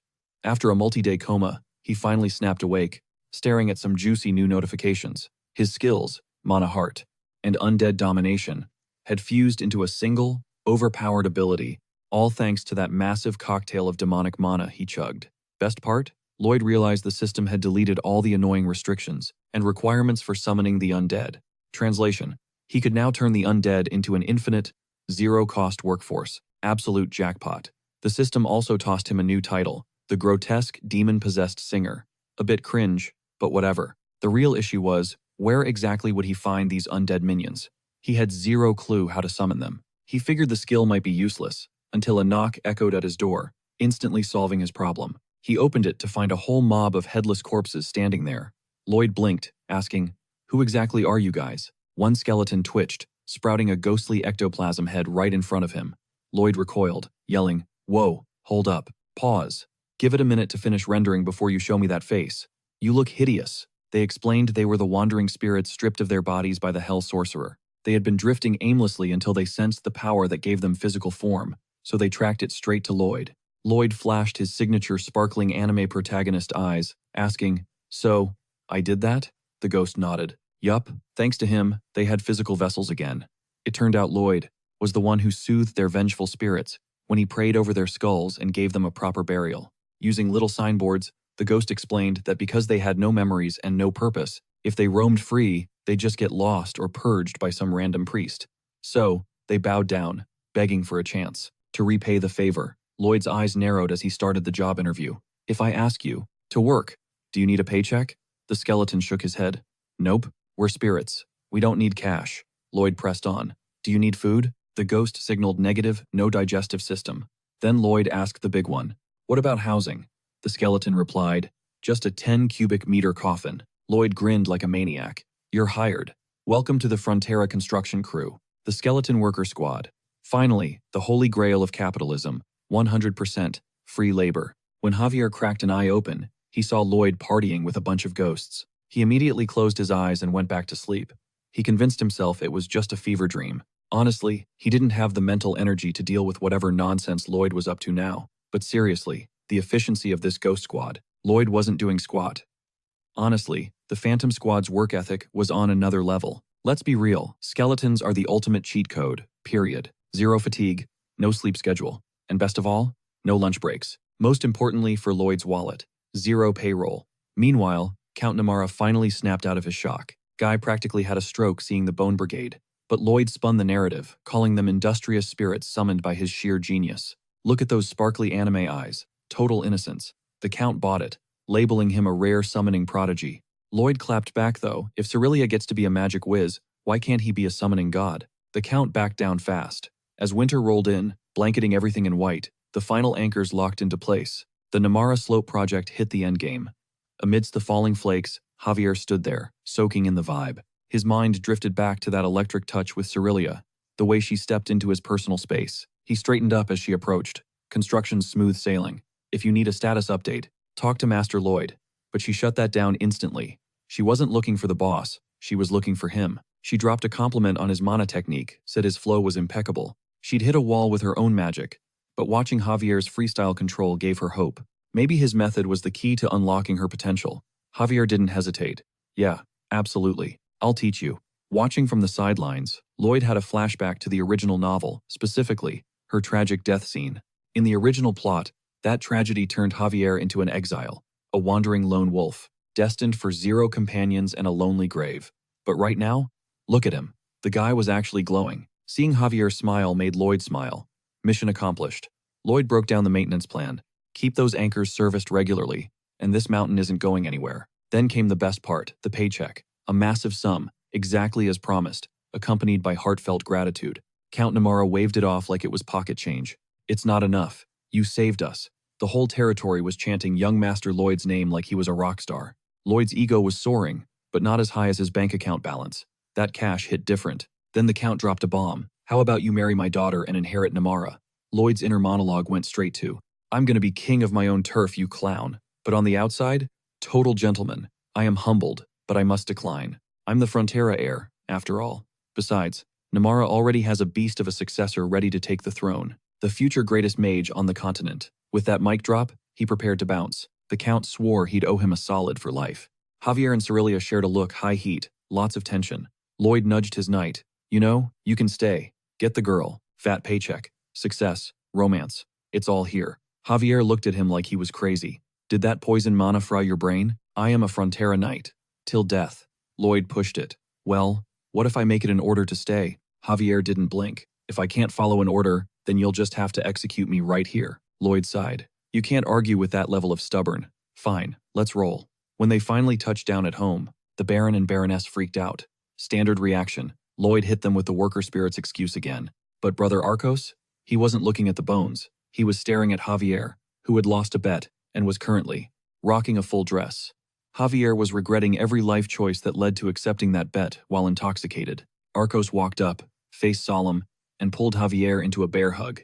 It must have been so hard for you, staying in the closet all this time. But hey, it's okay. Different isn't bad. We support you. Javier's face went pale. Sir, please. It's not that. You've got the wrong idea. Meanwhile, Lloyd was in the background, absolutely losing it. Oh man, pure comedy gold. Lloyd was vibing. But beyond the prank, he was genuinely at peace. He was home, safe, and sitting on a pile of cash, big enough to fund a lifetime of doing absolutely nothing. Finally, Operation Lazy Life begins. Except, psych, fate had other plans. Right on cue, the royal messenger shows up. He's got orders summoning Lloyd Frontera for a special envoy heading to Asfahan. Lloyd's jaw dropped. Excuse me? Why me? The messenger barely finished his sentence before the chaos started. Lloyd was instantly snatched up by the knights and physically dragged toward the carriage. His inner monologue? Pure rage. Screw every single one of you. Cut to a bit later, and our boy is completely broken, sobbing quietly. Javier, savage as always, tells him to knock it off. You look even uglier when you cry, master. Lloyd snaps back, asking how exactly he's supposed to stop the tears. Count Ventura, the captain leading this trip to Asfahan, is totally confused. You received an honorable mission from the Queen. Why the breakdown? Lloyd lies through his teeth, claiming he's just overwhelmed with honor. But inside, he is screaming. Why did the Queen do this to me? Meanwhile, Ventura is giving him the side eye. He is definitely not vibing with Lloyd's presence. Flashback time. Ventura had actually grilled the Queen about this decision. Why pick Lloyd Frontera for this squad? He admitted Lloyd helped rebuild after the monster attacks, but questioned if he had the skills for high-level diplomacy. The Queen shut that down immediately. She isn't sending him to be a diplomat. She guarantees one thing. The second he gets the order, he's going to cry, scream, and throw a massive tantrum, because his only dream is to live a lazy, stress-free life. She knows exactly who she's dealing with. She brings up the Namaran incident.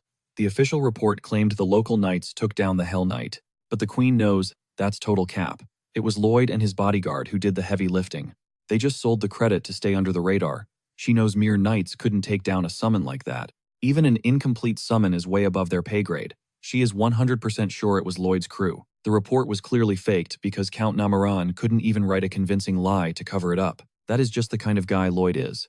He doesn't care about clout or reputation. He just wants to stuff his face and slack off. And that, surprisingly, is exactly why the Queen trusts him. He holds grudges, he's obsessed with money, and he is incredibly petty. Ventura stands there wondering, is she praising him or roasting him right now? The Queen doubles down. Even if he looks like he's on death's door, ignore him. He'll figure it out. Eventually, he'll do the math. He'll realize Asfahan has something he desperately wants. Back in the present, Ventura stares at the crying man-child. The Queen was right about the tantrum, at least. But Ventura still can't stand him. A greedy guy who ignores honor for cash? Absolutely disgusting. Meanwhile, over in the east, the Great Sultan gets word that the Magentano delegation is close. He tells his men to give the guests exactly the treatment they deserve. So when the Magentano group rolls up, they aren't taken to a palace. They get shoved into a literal dump. Ventura looks around at the crumbling shack. You cannot be serious. These are our quarters? The subordinate smirks. No mistake here. We're just following the Great Sultan's orders. Ventura demands to see the boss immediately. Bring him here. Lloyd is still in the background, nursing his depression. When they refuse to fetch the Sultan, Ventura asks how long the wait is. The answer? Who knows? Maybe 6 months. Ventura loses his mind. What kind of nonsense is this? That's when the guy pulls out a necklace with a gold tip, the patashiri. Don't like the room? Use this. Anyone holding a patashiri can find better accommodations. He explains that holding it grants the Sultan's blessings. Ventura asks if they are being treated like beggars. No, you misunderstand. It's an honor. He tosses the gold charm onto the dirt floor like he's feeding a dog. Ventura is absolutely livid. This isn't just rude. It's a massive insult to their kingdom. This is practically a declaration of war. The royal messenger asks for orders. Ventura snaps. Send a letter back home. We need a massive army escort to show these people who we really are. The messenger hesitates, looking around nervously. Sir? I haven't seen Master Lloyd for a while. Ventura waves him off. Ignore that brat. The important thing right now is our dignity. But the messenger interrupts again. Sir, where is the patashiri? They look at the spot on the floor where the gold was dropped. It's gone. Cut to the city streets, where a certain beggar is already making moves to survive, pushing torches nobody wanted. She was just praying she wouldn't freeze on the streets tonight. Then Lloyd slides into the frame, asking if she's looking for a roof over her head. He's got her covered. Next thing you know, he's whisking her away to the swankiest joint in town. Her friend said this spot is the capital's most expensive inn. No way she can let a total stranger foot this bill. But Lloyd hits her with a plot twist. She's got the situation all wrong. He didn't rent a room. He bought the whole building. Then he tells the girl, just sign right here on the dotted line. When she asks for his ID, he drops a bomb. I'm the guy, blessed by the almighty Samarkand. Then he strolls into a high-end restaurant and flashes that royal authority to feast like a king for $0, comping meals for the whole house, flexing the incredible blessing of the almighty Samarkand. Next morning, he's swiping the royal black card for the world's rarest silk. Then he cops a whole sailboat, all on the Padishah's tab. He buys out every perfume shop, every spice rack, everything, shipping it all straight back to Cremo and Frontera. The local merchants, they're practically worshipping Lloyd right now. He tells them to line up for a taste of Samarkand's generosity, but obviously, the Sultan wasn't going to let that slide. The big boss demands, are you the lunatic who blew through a year's worth of the palace budget? Lloyd introduces himself, son of Arcos, from the territory of Frontera, paying his respects to the great and powerful Samarkand. Pleasure to meet you. The Sultan's mind is racing. Is this the guy who slayed the monster? The one who triggered that domino effect? Maybe he pulled this stunt just to force a face-to-face meeting. But Lloyd's playing 4D chess. He's here to shut down this war before it even starts. Because if things go south, Frontera becomes ground zero. The Sultan, however, is running the numbers. If war breaks out, the first hurdle isn't an army. It's Lloyd Frontera. Crushing Frontera means mobilizing the entire kingdom's forces. And even then, victory isn't guaranteed. Who knows what shady ops this guy has running? Maybe it's smarter to just execute him right here, right now. But then he clocks Javier's aura and freezes. That is not some random bodyguard. Trying to take down a swordmaster inside the palace? The capital would be reduced to ash. Lloyd knows the Sultan is cornered. He's got to do some heavy mental lifting. He has to make a choice beyond just talking. The Sultan is fuming inside. This cursed demon, the audacity to walk into my throne room. I am the great Samarkand. But ultimately, he sighs and orders his guards to stand down. That's round one to Lloyd. Samarkand asks, you enjoyed that, didn't you? Wielding the Padishah. Made you feel powerful, huh? Lloyd plants his forehead on the floor in a deep bow. Oh yes, I absolutely loved it.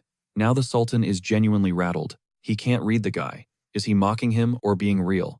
But in that moment, Lloyd is 100% serious. It felt exactly like a corporate CEO handing an unlimited expense card to an intern. Lloyd knows the truth. Cash is king. Always has been. If money doesn't buy happiness, you just aren't spending enough of it. The Sultan probes deeper. Aren't you afraid of how this looks? You're a Magentano noble, leading a national escort, yet here you are bowing to me? Lloyd shrugs it off. Nope, not scared. Samarkand is baffled. Where does this guy get the nerve? Lloyd explains. Sure, the Kingdom of Magentano gave me some funds, but that's peanuts compared to the fortune your grace just let me spend. The Sultan counters, so if I pay you enough, you'll betray your own kingdom? Is that it? Lloyd doesn't hesitate. Yes, absolutely. Samarkand is convinced this dude is clinically insane. The Sultan is practically shaking in disbelief. But then Lloyd flips the script. However, Your Highness, if I serve you just because you bought me off, wouldn't you always doubt my loyalty to you, too? Samarkand pauses. Fair point. I'll hear you out. My empire could use guts like that. That's victory number 2. Lloyd looks him in the eye. Now, great Samarkand, do you actually want a war? Maybe it's because he's desperate to silence his foreign enemies, right? After that brutal drought, his grip on power became shaky. It legitimately shook the Sultan. Then Lloyd drops the bomb. He can end the drought, promising to get the Sultan a sit-down with the Magentano delegation. That got the Sultan hooked instantly. He demanded to know every detail. A bit later, Lloyd was practically dancing over his third big win. He asked Javier if he saw the guy's face during the contract signing. He was sweating bullets. Javier admitted the demands were insane. Lloyd is going down in history as the first person to strong-arm a sultan. Lloyd scoffed. Strong-arm? Please. This is way cheaper than a full-blown war. The Asfahan regions are turning into a living hell because of this dry spell. Samarkand isn't lifting a finger to help. Eventually, that entire territory is going to revolt against the throne. Lloyd knows the score. He knows the timeline of this world, specifically this event, has gone completely off the rails compared to the novel. If a war kicks off before the rebellion, it's a massive loss. So, the only play is to block the danger now. Under the cover of night, the Sultan had a private chat with his daughter Scheherazade. He gave her a top-secret mission. A guy named Lloyd Frontera is heading to Kandahar. Her job? Be his escort and make him fall for her, no matter what it takes. Naturally, she agreed to follow orders. The next morning, she showed up introducing herself as his guard. Lloyd was like, are you blind? Can't you see I already have a knight? But she wouldn't take no for an answer. Lloyd's willpower was pretty weak anyway. But then it hit him. Wait, Scheherazade? He recognized the name. She's the Princess of Asfahan. Why is royalty heading to a dirty construction site? Suddenly, the princess seemed to realize something and struck this super elaborate, totally unnatural charming pose, trying to thirst trap Lloyd while saying she'd be in his care. Lloyd thought, where the heck did that come from? But her eyes? They still looked like she wanted to murder him. Lloyd finally pieced it together. Is this a forced romance plot? But does she actually love him? Nah, it's gotta be the Sultan. Trying to snag a son-in-law, right? It's always the old dudes sending love letters. Anyway, the secret to fixing the desert is a qanat, an underground waterway system the Persians used. See, the desert is so blazing hot that surface water doesn't stand a chance. It evaporates before even reaching the city. That's why they need to tunnel underground. About 10 kilometers out, there's a fresh water source made of perpetual snow. That is their liquid gold. Later on, in Kandahar, Lloyd was finally catching a break from the trip. All he wanted was to veg out for the day. Seriously. But everywhere he laid down, Scheherazade was there, stalking him with that weird pose, thinking it was actually working on him. But that stare, that intense glare, Lloyd was convinced if he blinked, she'd slit his throat and gut him like a fish. So, he asked for a timeout. Even for a second. He told them to chill out first. Just act natural around him. Then he dropped the bomb. Why do you look like you're about to murder me? Scheherazade, clutching her blade, this is my normal pose. Lloyd remembered she's the youngest of the 4 desert princesses, Samarkand's prized daughter, a sword prodigy who hit the expert level at a crazy young age. The princesses are kept secret, so nobody outside the palace knows their faces. Lloyd has to pretend he doesn't know who she is, but he has to shut down this seduction operation somehow. Lloyd asked, you gotta sleep sometime, right? She said Samarkand ordered her to guard him, day and night. Lloyd shot back, I don't need another babysitter. Okay, see that guy over there staring at us? That's my guard. He's a sword master, the highest level. He is way stronger than you. I'm pretty sure Javier could fold 10 of you like laundry, maybe even 50. Then he gave her a look that said, I'm good, thanks. He really spelled it out for her. Scheherazade finally snapped at the disrespect and ripped her sword out, but Lloyd didn't even flinch. Instead, he hit her with maximum sarcasm. Oh wow, you pulled out the little poker because you're mad? I'm shaking in my boots. He literally craned his neck, tapped his jugular, and dared her. Do it. Right here. Slice away, princess. Then go tell Samarkand. Oopsie. I decapitated the VIP I was hired to guard. My bad. But Lloyd kept poking the bear until, bam, she bypassed the sword and just decked him right in the face with a solid right hook. Lloyd started whining that she was beating up her client, then turned to Javier like, bro, why are you just watching me get pummeled? Javier was struggling not to bust a gut laughing, while Scheherazade looked at Lloyd like he was absolute gutter trash. She stormed out, slamming the door so hard the room shook. Lloyd, nursing a massive swelling on his cheek, grinned. Mission accomplished, baby. Javier raised a suspicious eyebrow. Sir, are you into that? Don't make this weird. Of course not, you psycho, Lloyd snapped. But if you knew it was a plan, why didn't you step in?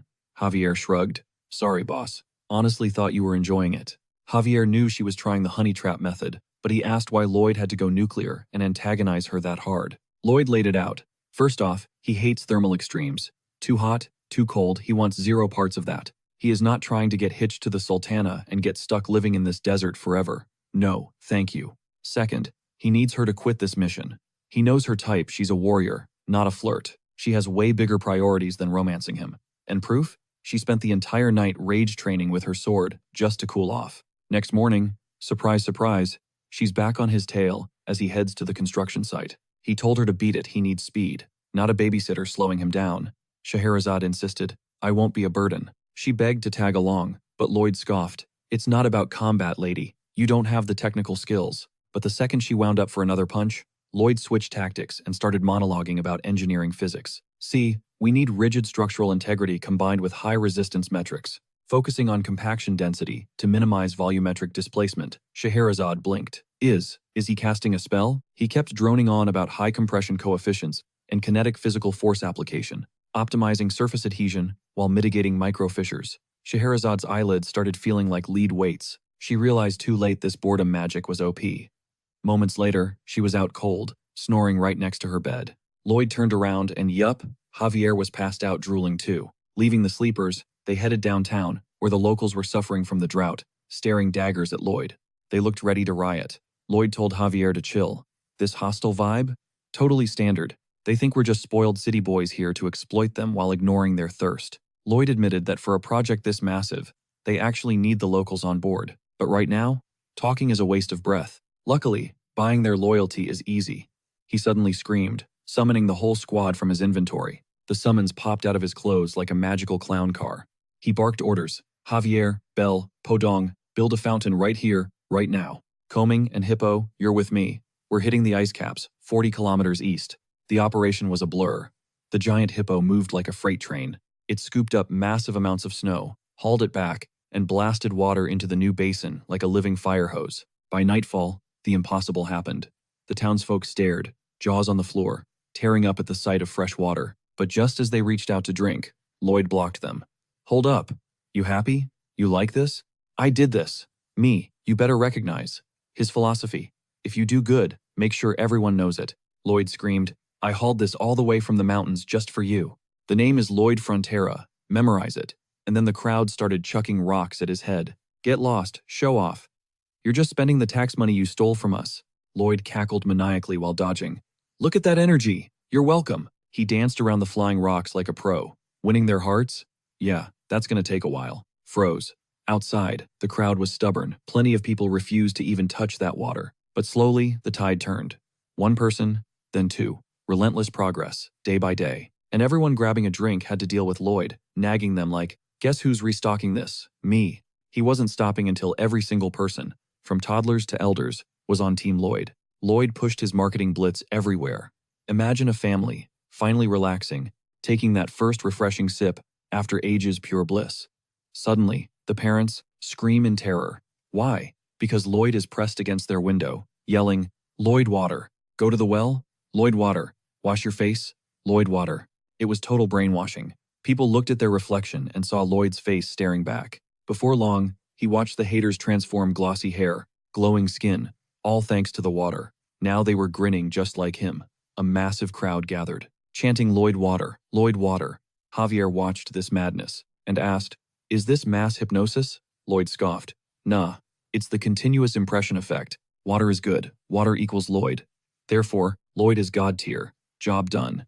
He set up his little contract booth right then and there. Listen up, he shouted. I need muscle to dig a massive underground waterway. One guy stepped up to Lloyd. Will there be food? Lloyd smirked. Don't sweat the small stuff. You'll feast on the best cuisine in the land. Why? Because he was still swiping the Padishah's credit card. He claimed it was all thanks to the almighty Sultan. But when the transaction history hit the Sultan's desk, he saw that astronomical bill and absolutely lost it. Later, Lloyd was scanning the desert from above, using his vision skill to pinpoint a specific target. Logic dictated that, if he couldn't see it, it had to be buried more than 16 feet underground. Plus, digging 21 miles for a waterway? That's impossible, no matter how many workers you recruit. He wasn't just digging, he was hunting for the rebel organization's secret tunnels. 100 years ago, religious refugees dug them to escape persecution. Now, the rebels claim them as a base, and there's only one way to find the entrance. Meanwhile, Scheherazade was threatening Javier. Move. Now. Javier bowed politely. Apologies, but the young master requested total privacy tonight. Are you insane? She snapped. Rebel forces are plotting a coup here. He's a sitting duck. Javier didn't disagree, but he held his ground. He'll be fine. And right on cue, intruders were already breaching Lloyd's room. Scheherazade gripped her sword. Escort knights exist. For emergencies like this, he's in danger. Javier shook his head. Negative. He said he's got this, so he's got this. Scheherazade glared. You're impossibly stubborn. She blitzed forward, unleashing her mana, but Javier parried her first strike like it was nothing. Good form, he noted. Few can grasp that technique. She gritted her teeth, slashing at him wildly. Don't force the mana flow, Javier lectured calmly. The human vessel cracks under that kind of pressure. He blocked every hit beautifully without moving an inch. Vibrate your mana particles, he continued. The energy generated from those microscopic collisions is the secret to becoming a true swordmaster. Scheherazade wasn't having it. I didn't ask for a lecture. Young master's orders. Javier shrugged. If you want to reach the next level, you better listen. While this class was in session, the squad was kidnapping Lloyd. What's your business in our city? One thug demanded. Lloyd, head still bagged, just let out a creepy, muffled chuckle. They yanked the bag off, only to find him wearing a lethal, demonic grin. The guy's brain is absolutely buffering. He's thinking, are we 100% sure they snatched Lloyd? Because looking at this scene, it definitely feels like Lloyd is the one terrorizing them. Talk about a total Uno reverse card. Lloyd pumps the brakes, though. Before he spills the tea on his actual master plan, he figures he needs to rewind the tape and explain exactly how he wound up in this mess in the first place. Makes sense, right? Then he drops a casual flex, complaining that his wrists are chafing a bit. He hits them with a breezy, hey, mind unlocking these cuffs for me? The ringleader got up in his face, don't even think about pulling a fast one. Lloyd? He just shrugged like, me? Try something stupid? Never. We're talking elite insurgents going toe-to-toe with the Sultan himself. A guy like Lloyd trying to throw hands? Please. He'd be flattened in a nanosecond. The boss knows Lloyd's onto their little rebellion, but the guy stays ice cold. Totally saw this coming. Lloyd drops the card. I'm the guy Samarkand sent. That's me. He knew they'd take the bait. Internally, though, Lloyd's plotting. He knows Termis is about to flip the script and revolt. And he knows Termis is destined to crash and burn in the flames of the incident. The whole Asfahan province? They're gonna rally for the big uprising. Termis signals his crew cut the ropes, but if he acts sketch, he warns, end him. The second his wrists are free, Lloyd rubs them and flashes a grin. Aw, you're a total sweetheart. Bless your soul.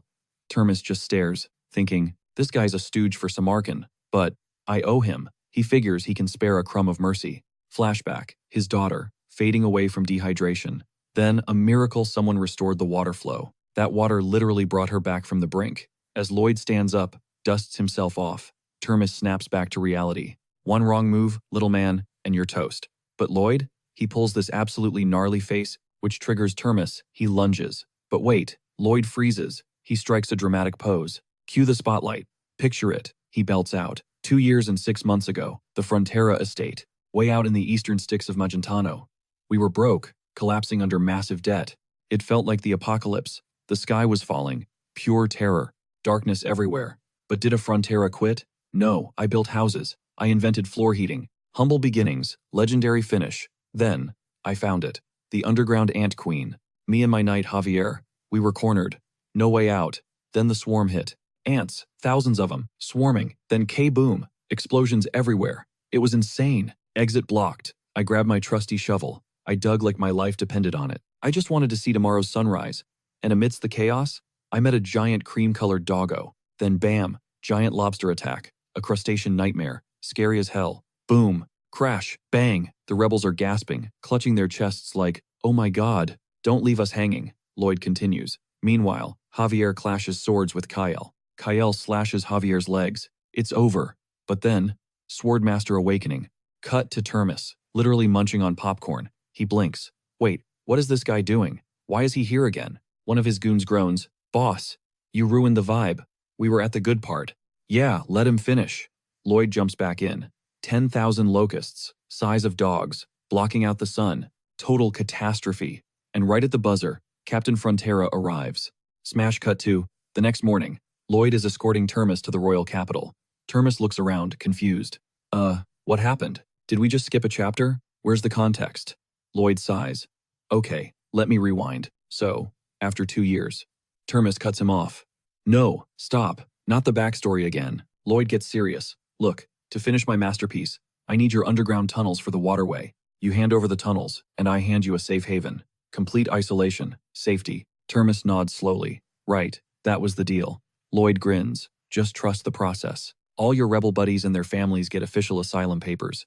Meanwhile, back at the royal capital, Cannavaro is in the hot seat. The interrogation is brutal. He finally cracks, spitting out a name. Targa. Then he coughs up a lungful of blood.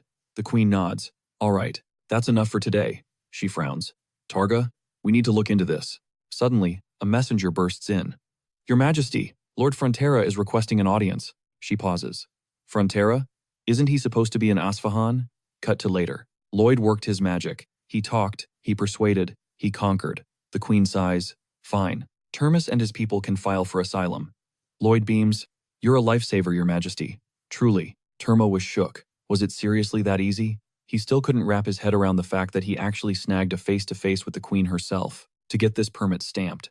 Her Majesty admitted his methods were totally out of left field, but hey, she was vibing with the fact that he actually followed orders to the letter. So, here's the deal. Those with actual talent gotta grind until they literally burn out, turn to ash, and then guess what?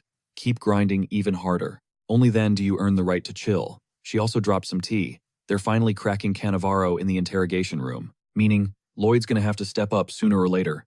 He hit her with the classic, yes, Your Majesty, promising to bring his A-game, but she clocked his vibe instantly. Why the long face? Lloyd shrugged it off, claiming he was just drained from the long haul. Alice wasn't buying it. She leaned in, teasing, You rushed all the way here at breakneck speed, didn't you? Missed me that much? Lloyd started sweating bullets. Then she roasted him. You're such a petty, greedy guy that you'd totally ghost me even if you did miss me, and only show up when you need a favor, right? Lloyd's inner monologue went wild. This queen is literally the final boss, blocking his dream of a slacker life. Meanwhile, back at the ranch, y'all won't believe this, but Scheherazade was still trying to crash through that door. Javier looked absolutely wrecked. Girl literally took a power nap while sitting up, woke up, decided break time's over, and launched herself right back at Javier. He parried, but barely. He was thinking, how much longer? Where is that moron? Suddenly, he sensed a massive spike in her aura. He blocked the strike. It was shaky, sure, but she was borderline, evolving into a swordmaster right before his eyes. Her next shot? Javier didn't stand a chance of stopping it, because Lloyd slammed the door open, squashing Javier flat against the wall. The blade whizzed past, inches from skewer. To make it worse, the shockwave shredded Lloyd's drip instantly, leaving him standing there in nothing but his tighty whities. Javier glared. You realize you almost got us double killed, right? Scheherazade realized who it was and snapped. What are you doing here after running away? But Lloyd countered with his ultimate sleep spell, mansplaining complex civil engineering plans for the underground tunnels. He droned on until her brain shut down. Once she was out cold, Lloyd muttered, a quick, my bad. He claimed he was just too busy laying out the blueprints. He turned to tell Javier it was go time for construction, but the guy was already snoozing, out like a light. Lloyd sighed. Guess we start tomorrow. Phase 1. Scout the underground maze and get precise measurements. Phase 2. Pinpoint exactly which spots to breach and which to seal for the waterway. Phase 3. During the day, wall off everything that isn't the water channel. And at night, Javier brings the boom with controlled explosions to carve the path. Lloyd wanted to speedrun this, but one wrong move and the whole tunnel system caves in on them. And finally, the moment we've all been waiting for. Phase 4. Lloyd summoned some hooded homies to help out. Right on cue. Lloyd smirked. Termo whispered, boss? Who are these guys? Lloyd explained that he mailed home for some extra muscle back when he was in Magentano. Enter the headless workforce. Lloyd started barking orders. There's a massive reservoir behind these walls. He asked, what happens if we give this wall one final love tap? One of the skeletons held up a sign. We get yeeted into oblivion by high-pressure water. Bingo, Lloyd nodded. The ancients risked their lives to build canals. Actually, scratch that. They literally threw their lives away for infrastructure. And among us, this guy is the senior citizen. It's only right he gives his life to breach the dam. The old man would smash the wall and get washed away instantly, so his descendants could survive and thrive, thanks to the water. Lloyd wiped a fake tear. There is no sacrifice more noble. And that honor was going to Torres, who had been dragged here, stuffed inside a sack. Lloyd was sweating buckets, trembling with gratitude or maybe just terror. Bro, you are never gonna let me live this down. Podong bolted, refusing to go near the pipe. Apparently, Lloyd's got some serious demons. Why go that far? Lloyd is absolutely savage. Is he really trying to make the undead experience death for a second time? Lloyd claims he's got a swordmaster on deck, but High Collar is just worried about his outfit. He's got one good suit, and this job is gonna ruin the drip. Even the system chimes in, warning that Lloyd is acting so shady that Satan himself is side-eyeing him right now. And down in the underworld, the king of hell, Helkaros, was watching this entire chaotic mess unfold with interest. After a heated argument, High Collar, the leader of the skeleton crew, finally took one for the team to finish the job. Lloyd totally wanted Pudong to do it.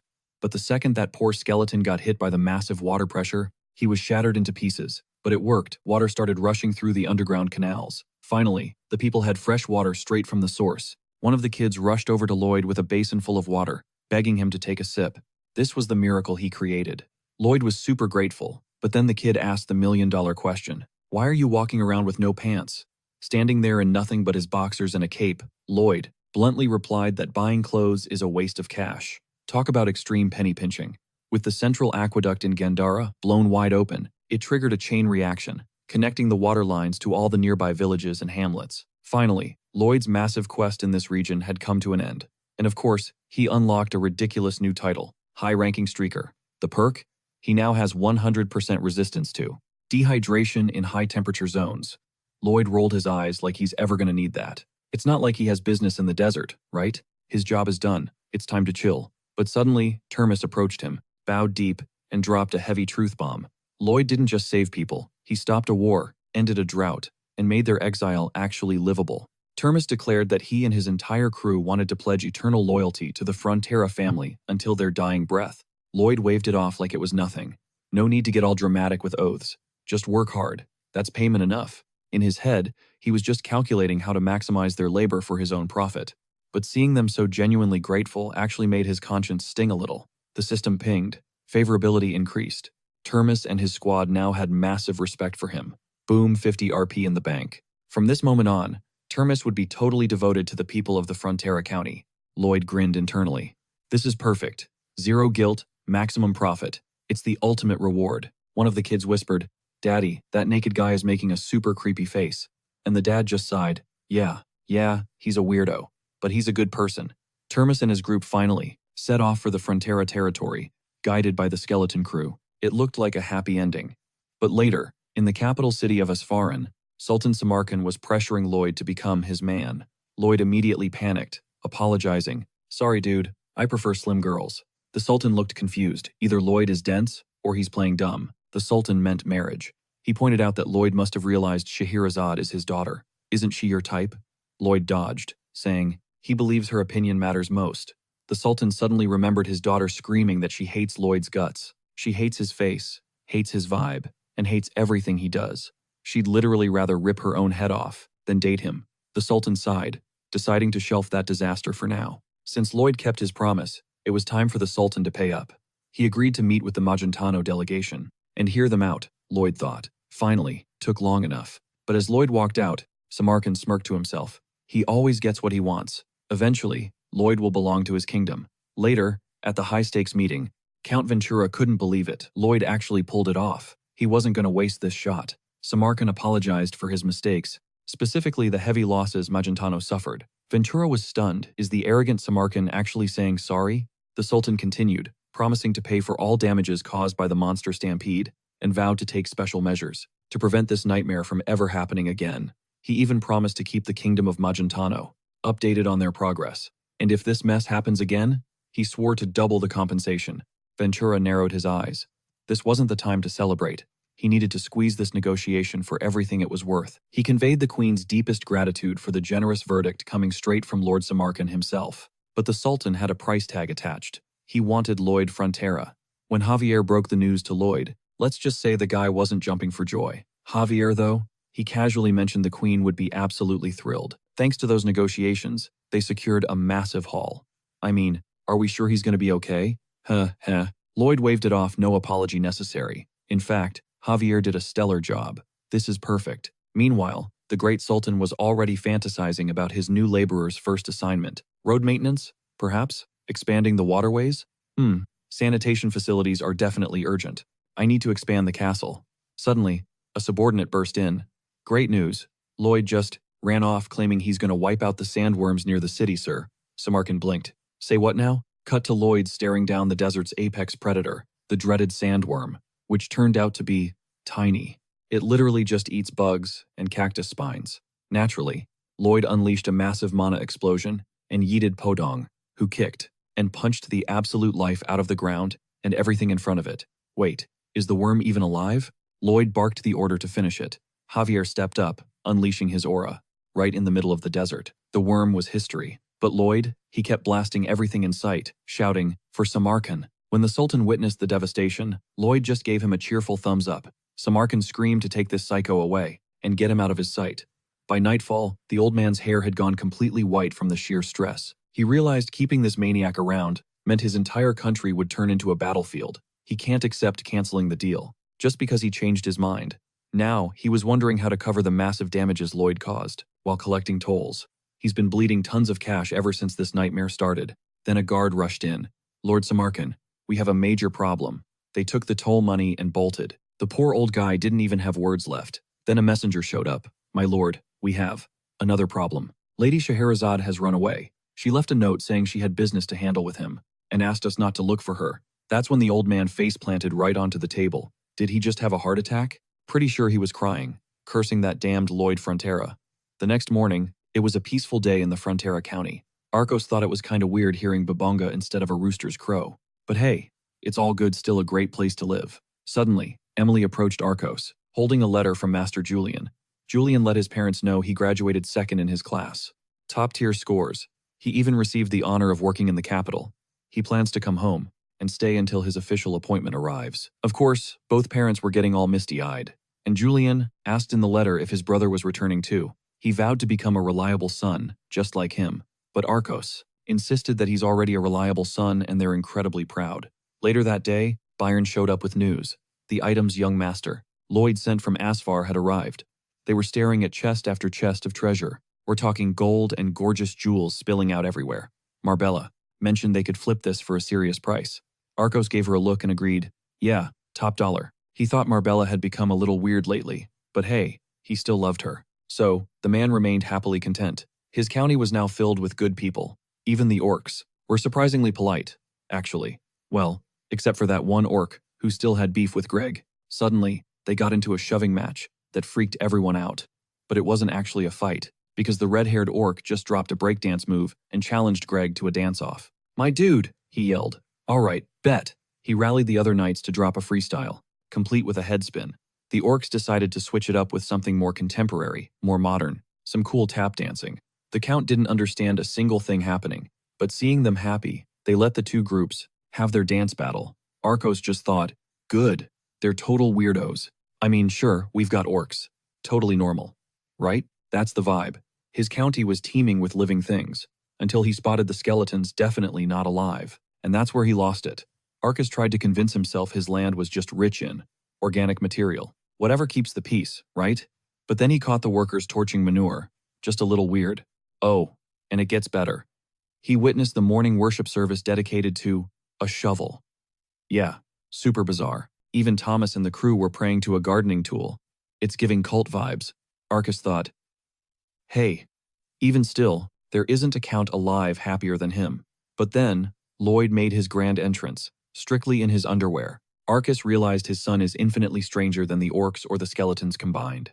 Weird kid. But Arcus hugged him anyway, riding that high of happiness, waiting for the day Lloyd would finally drop the titles and just call him Dad.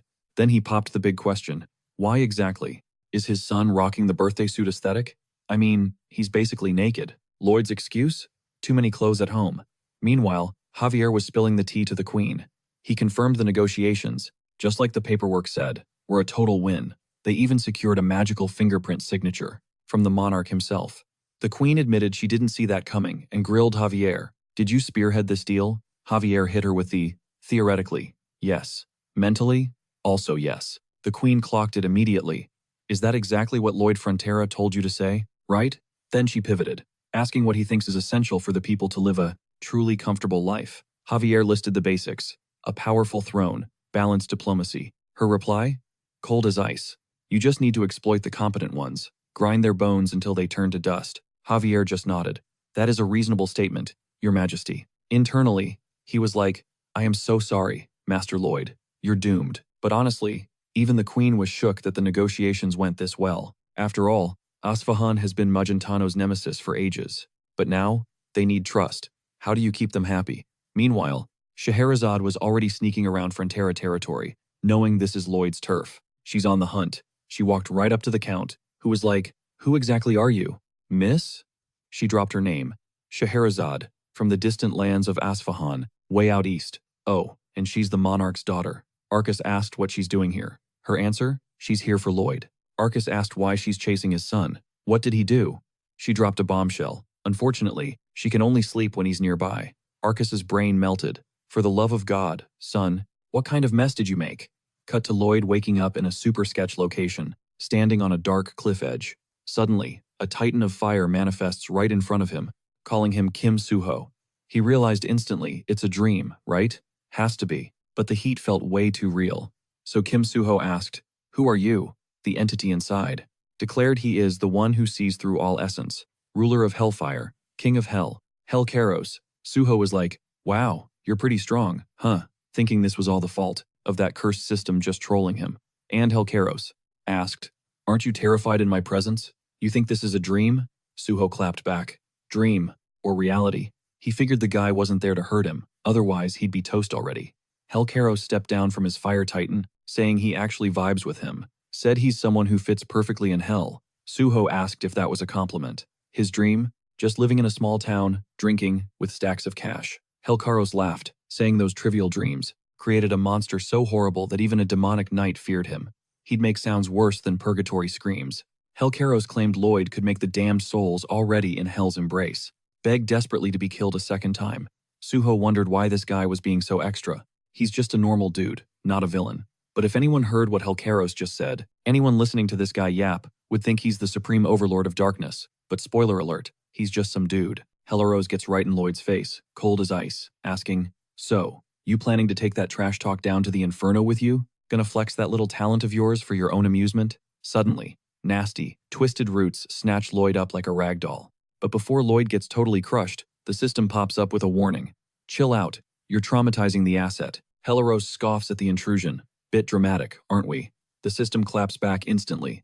Test me. I can make your existence a living nightmare. The demon reads the room, shrugs, and says, Fine. We play by the book. Then poof, gone in a burst of hellfire. Lloyd snaps awake, gasping, thinking it was just a fever dream. Perfect timing. Javier starts banging on the door. Boss, got a visitor. Long-distance traveler, Javier announces. Lloyd just smirks. He was counting on this. Javier raises an eyebrow. Don't you want to know who it is? Lloyd waves him off. Please, it's Scheherazade, obviously. Girl had zero choice. She's hooked on my lullabies like caffeine. Insomnia is a beast, right? Life without my singing? Javier knows that struggle intimately. Heheheh. Cut to the meeting. Lloyd cuts straight to the chase. Let me guess. You want my golden voice on that magic recording crystal? Bingo. Scheherazade nods. That's exactly why she pulled up. And the second Lloyd realizes he has the upper hand, his vibe shifts instantly. Relief mixed with pure greed. So, you didn't come here empty-handed, did you? You want a freebie? She offers cash, but Lloyd shuts that down fast. Cute. But I'm already swimming in money. Then what? Bam! Lloyd slams a contract on the table. You want the goods? Sign the paper. Javier is literally shaking in the corner, thinking, did this psycho write that contract before she even got here? Scheherazade scans the fine print. She has to serve the Frontera estate. 5 years of labor? And I only get the song 5 years later? She slams the paper down. This is insane. Lloyd shrugs, stone cold. Don't sign it then. I don't care. You're the one desperate for sleep, not me. Sure, you could become a legendary swordmaster if you actually slept and trained. But hey, not my problem. Javier watches this negotiation train wreck, totally speechless at his master's audacity. The math is ruthless. Lloyd is operating like a literal devil. The system chimes in. See, that's exactly why the demon showed up in your dream. Lloyd defends himself. Excuse me? I provide jobs. I stimulate the economy. I help people sleep. I pay wages. I bring infrastructure to the people. I took in refugees. I'm practically a saint. The system just stammers. Sure. You're very handsome. Let's go with that. Lloyd ignores the sarcasm. Scheherazade glares at him. You planned this whole setup from day one, didn't you? Lloyd covers his ears like a toddler. I can't hear you. La la la, wham. She punches him straight in the mouth. Wake up. Scheherazade grabs her gear, spits out, you're trash, and storms out. She fumes as she walks away, thinking about what a shady, disloyal scumbag he is. But then it hits her. She needs to reach swordmaster level to get her father's approval. Deep in thought, she realizes she's totally lost. Scrambling to find the path, she stumbles upon something breathtaking, like literally blinding. It's Julian Frontera. She stares, confused. Who is this guy? He looks so delicate in this rugged place, like a little herbivore waiting to get eaten by a wolf. But then, the guy stands up. Some passing knights are struggling with a massive boulder blocking the road. Julian steps up instantly to assist. The knights panic. Whoa, young master, no, you're a VIP. You can't be doing manual labor. Julian just smiles. Listen, getting this done matters more than my clean hands. I'm not letting you guys struggle on my account. The knight insists. Sir, you're a genius scholar. It's our job to get you home safely. We'll handle it. Just chill. Julian ignores them and rips his shirt off. Boom. Dude is absolutely shredded. Muscles on muscles. Scheherazade's jaw hits the floor. He lends a hand, and with raw power, they shove that boulder aside like it's styrofoam. Scheherazade connects the dots.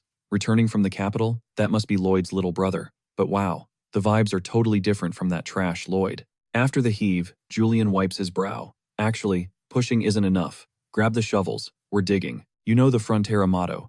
Nothing a trusty shovel can't fix. But then, she steps into the frame Scheherazade herself. She drops a reality check. Great concept, sure, but running that solo? That's an all-day grind. Julian looks up and is absolutely floored. She's majestic, breathtaking, total queen energy. Scheherazade, though, she's playing 4D chess. She figures helping him out right now is the ultimate power move to gain leverage over Lloyd. With one casual flick of her blade, she cleaves the rock. Slash. The stone shatters into multiple blocks. We're talking perfect, geometric cubes. Julien is shook, thanking her profusely before asking, Who are you? She introduces herself with maximum flair. I am Scheherazade of Asfara, currently a guest of the Fronteras.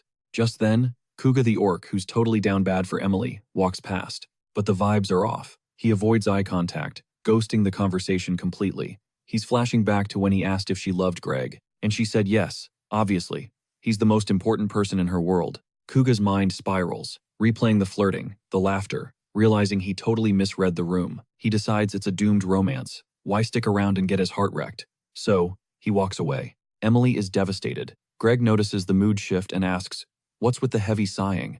Did something happen?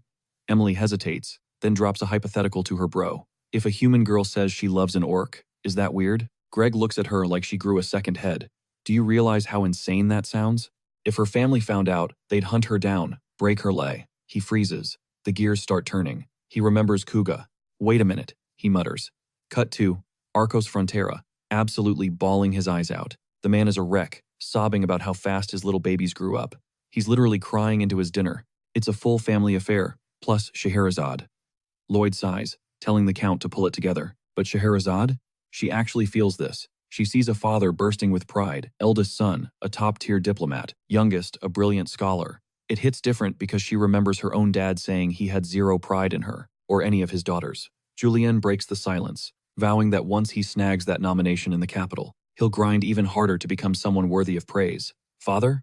Arcos looks up, confused. What pure bliss. The guy is absolutely pumped because he can finally bounce and head home whenever the mood strikes. Being reunited with his kids? That's the dream.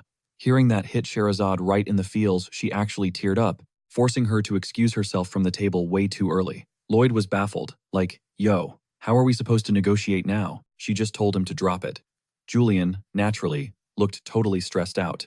Meanwhile, Lloyd's brain was working overtime, wondering, what's with the long face, bro?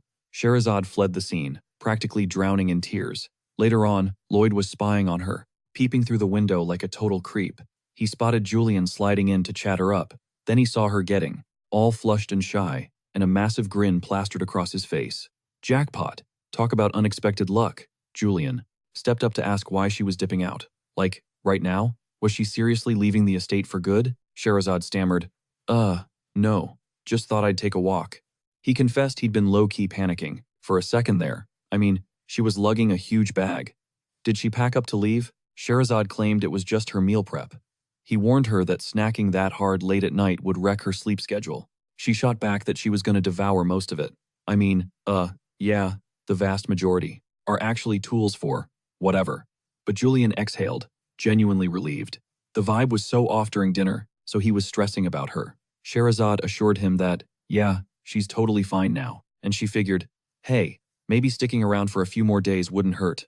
Meanwhile, Lloyd was vibing hard. What a top-tier interaction, until Javier materialized right behind him, scared the living daylights out of him. Javier deadpanned that he was, actually terrified of Lloyd's ugly mug. He mentioned it was time for his lullaby, but since Lloyd ghosted him, he came hunting for him. But seriously, why was he pulling such a creepy expression while staring at a cute couple falling in love? Lloyd asked how he knew they were in love. He only figured it out because he was stalking them from zero range. Javier asked if he really needed to be that close to tell. Come on, he's seen tons of people catch feelings, especially women. That's the exact look they always give him. Oops, my bad. Just forgot that Lloyd has zero experience with that stuff, right? Ha ha ha. Lloyd thought, this guy is absolutely insufferable. Javier was already laying down the law. No matter how jealous you get, don't you dare ruin the young master's romance. Lloyd asked if he really looked like that kind of monster. The system instantly chimed in. Yes, totally something he'd do. No, no, no. Lloyd insisted he's going to help seal the deal for Julian's love life. From this moment on, call him Cupid. It hit him a while back during his meeting with the Queen. Thanks to his skill, the intel that the messenger from the future revealed showed he's got enemies stacking up. The Queen made it clear he'd need to grind hard. At this rate, he's going to be worked to the bone until he drops. But he found an escape route, Julian and Sherazade. The next morning, over in the Frontera County capital, Gary rolled up on Kuga to talk. Kuga told him to back off, he wasn't looking for a brawl. But Gary smirked. Who said you had a choice? He flicked a paper airplane right at Kuga's forehead, telling him to show up tonight at the spot marked in the note. He hates loose ends, got it? Kuga grunted that an orc warrior never runs from a scrap. Gary shot back. Didn't you just try to run 5 seconds ago? He changed his tune real quick. Meanwhile, Julian was down bad. Like, she was the only thing on his mind. Hair smoother than silk, eyes shining like pearls, and that tragic sadness hidden behind her strength. Lloyd chimed in. That's what they call love, right? Julian snapped out of it. What the? Are you reading my mind? Lloyd shrugged, said he just had a hunch. Then he grilled him. Something wrong with you, bro? Huh? Brother? Your sweet, precious little brother. Julian gagged and told him to never say that words again. Lloyd threatened to record his little love song and hand it over to Miss Sherazade tomorrow. If that happens, she'd probably flee back to her country out of embarrassment, right? Then he waltzed out the door mocking him. She, go, go, go, probably, babbly, although, though. Meanwhile, downtown, folks were trying to squash a beef started by love. But back at the Frontera mansion, Lloyd was poking the bear with love. The second he got near Sherazade, pow, she clocked him right in the face. He tried to play it cool, acting like he didn't say a word. She dropped a quick, my bad, purely out of reflex. Then Lloyd dropped the bombshell. Julian is getting appointed, like, immediately, maybe even tomorrow. That means he's packing his bags and leaving the county for good. You could cut the tension with a knife. Neither of them wanted this. The thought of separating was eating them alive. Lloyd was stuck right in the middle of this drama. Kuga started sensing the vibes shift too, but Julian realized it was now or never. If he didn't confess, he'd regret it for eternity. And just as Emily crossed paths with Kuga, chaos erupted. Humans and orcs charged in at the exact same time. Count Arcos, Frontera found Scheherazade standing right at their doorstep. And the second the mob of orcs and humans closed in on Kuga and Emily, Gary stepped up and made it official. Starting today, they are a power couple. Scheherazade seized the moment, asking for the family's blessing. To stay with their youngest son, Lloyd grinned, everything was falling into place perfectly. Finally, The queen wouldn't be able to treat him like her personal plaything anymore. Speaking of Her Majesty, she was currently speedrunning a raid on the Dark Mage Targa's territory, unleashing the full might of her army. Her archers didn't hold back, piercing right through the dark magic barrier and blowing the place to bits. The knights stormed the front lines, slaughtering dark mages left and right. But deep in the dungeon, a nightmare was waiting. A rotting, foul beast, forged from pure evil mana. It lunged at the knights, wiping the floor with the entire squad. The queen ordered a retreat. Get out. I'll solo this. She left her battalions at the gate. Standing her ground, she pumped mana into her blade and blasted the creature. But the monster tanked the hit. It stood up and retaliated, spewing a disgusting poison cloud. The queen recognized the sorcery immediately, but she didn't flinch. She'd conditioned her body to ignore toxins like this. Naturally, she obliterated the beast moments later, pushing open the massive doors. She faced a dragon's skull and the castle's master, Dark Mage Targa himself, who just sat there, accepting his fate. He was ready for his execution at the queen's hands and slash off with his head, but suddenly, a sharp sensation hit her. The dark magic had corrupted part of her body. Meanwhile, back at the ranch, Scheherazade and Julian were already tying the knot. Talk about a shotgun wedding. Arcos Frontera was bawling his eyes out. The whole county was vibing with joy. And Lloyd? He was looking a little too happy. Javier asked if the young master wanted to bounce before he ruined the wholesome mood. Lloyd insisted he was just expressing his delight. Javier wasn't buying it. Does this actually stop the queen from using you as a slave? Lloyd told him to use his brain. He's a VIP in 2 nations now, a citizen of Magentano, but also family to Samarkand. Javier asked, "Doesn't Samarkand hate your guts?" Lloyd scoffed. "I'm not an idiot. He figured it out back when he was acting with that sandworm. The Sultan still wants him on the team. If the queen tries to enslave him again, he'll just defect to Samarkand." Javier finally got the picture. "Okay, I get it. Can we please go home now?" But Lloyd was playing 4D chess. He couldn't fight the queen yet, but he just unlocked major leverage using his connections with Samarkand. High above, the Sultan watched the scene, a single tear rolling down his cheek. Lloyd wished them well, his beloved brother and heir, finding peace where there's no brutal fight for the throne, no toxic father pressuring her for a lifetime, just freedom. Then Emily screamed, "Toss the bouquet, do it." Scheherazade launched that thing with full power. It flew like a comet, soaring across the entire county until Chomp the dragon caught it. Lloyd remembered the original novel, where Scheherazade was supposed to die, protecting Samarkand from a rebellion. But look at her now, alive and thriving. Even if it didn't pay him a dime, that feeling was priceless. The system chimed in. He saved another miserable fate. Lloyd rolled his eyes. "I know.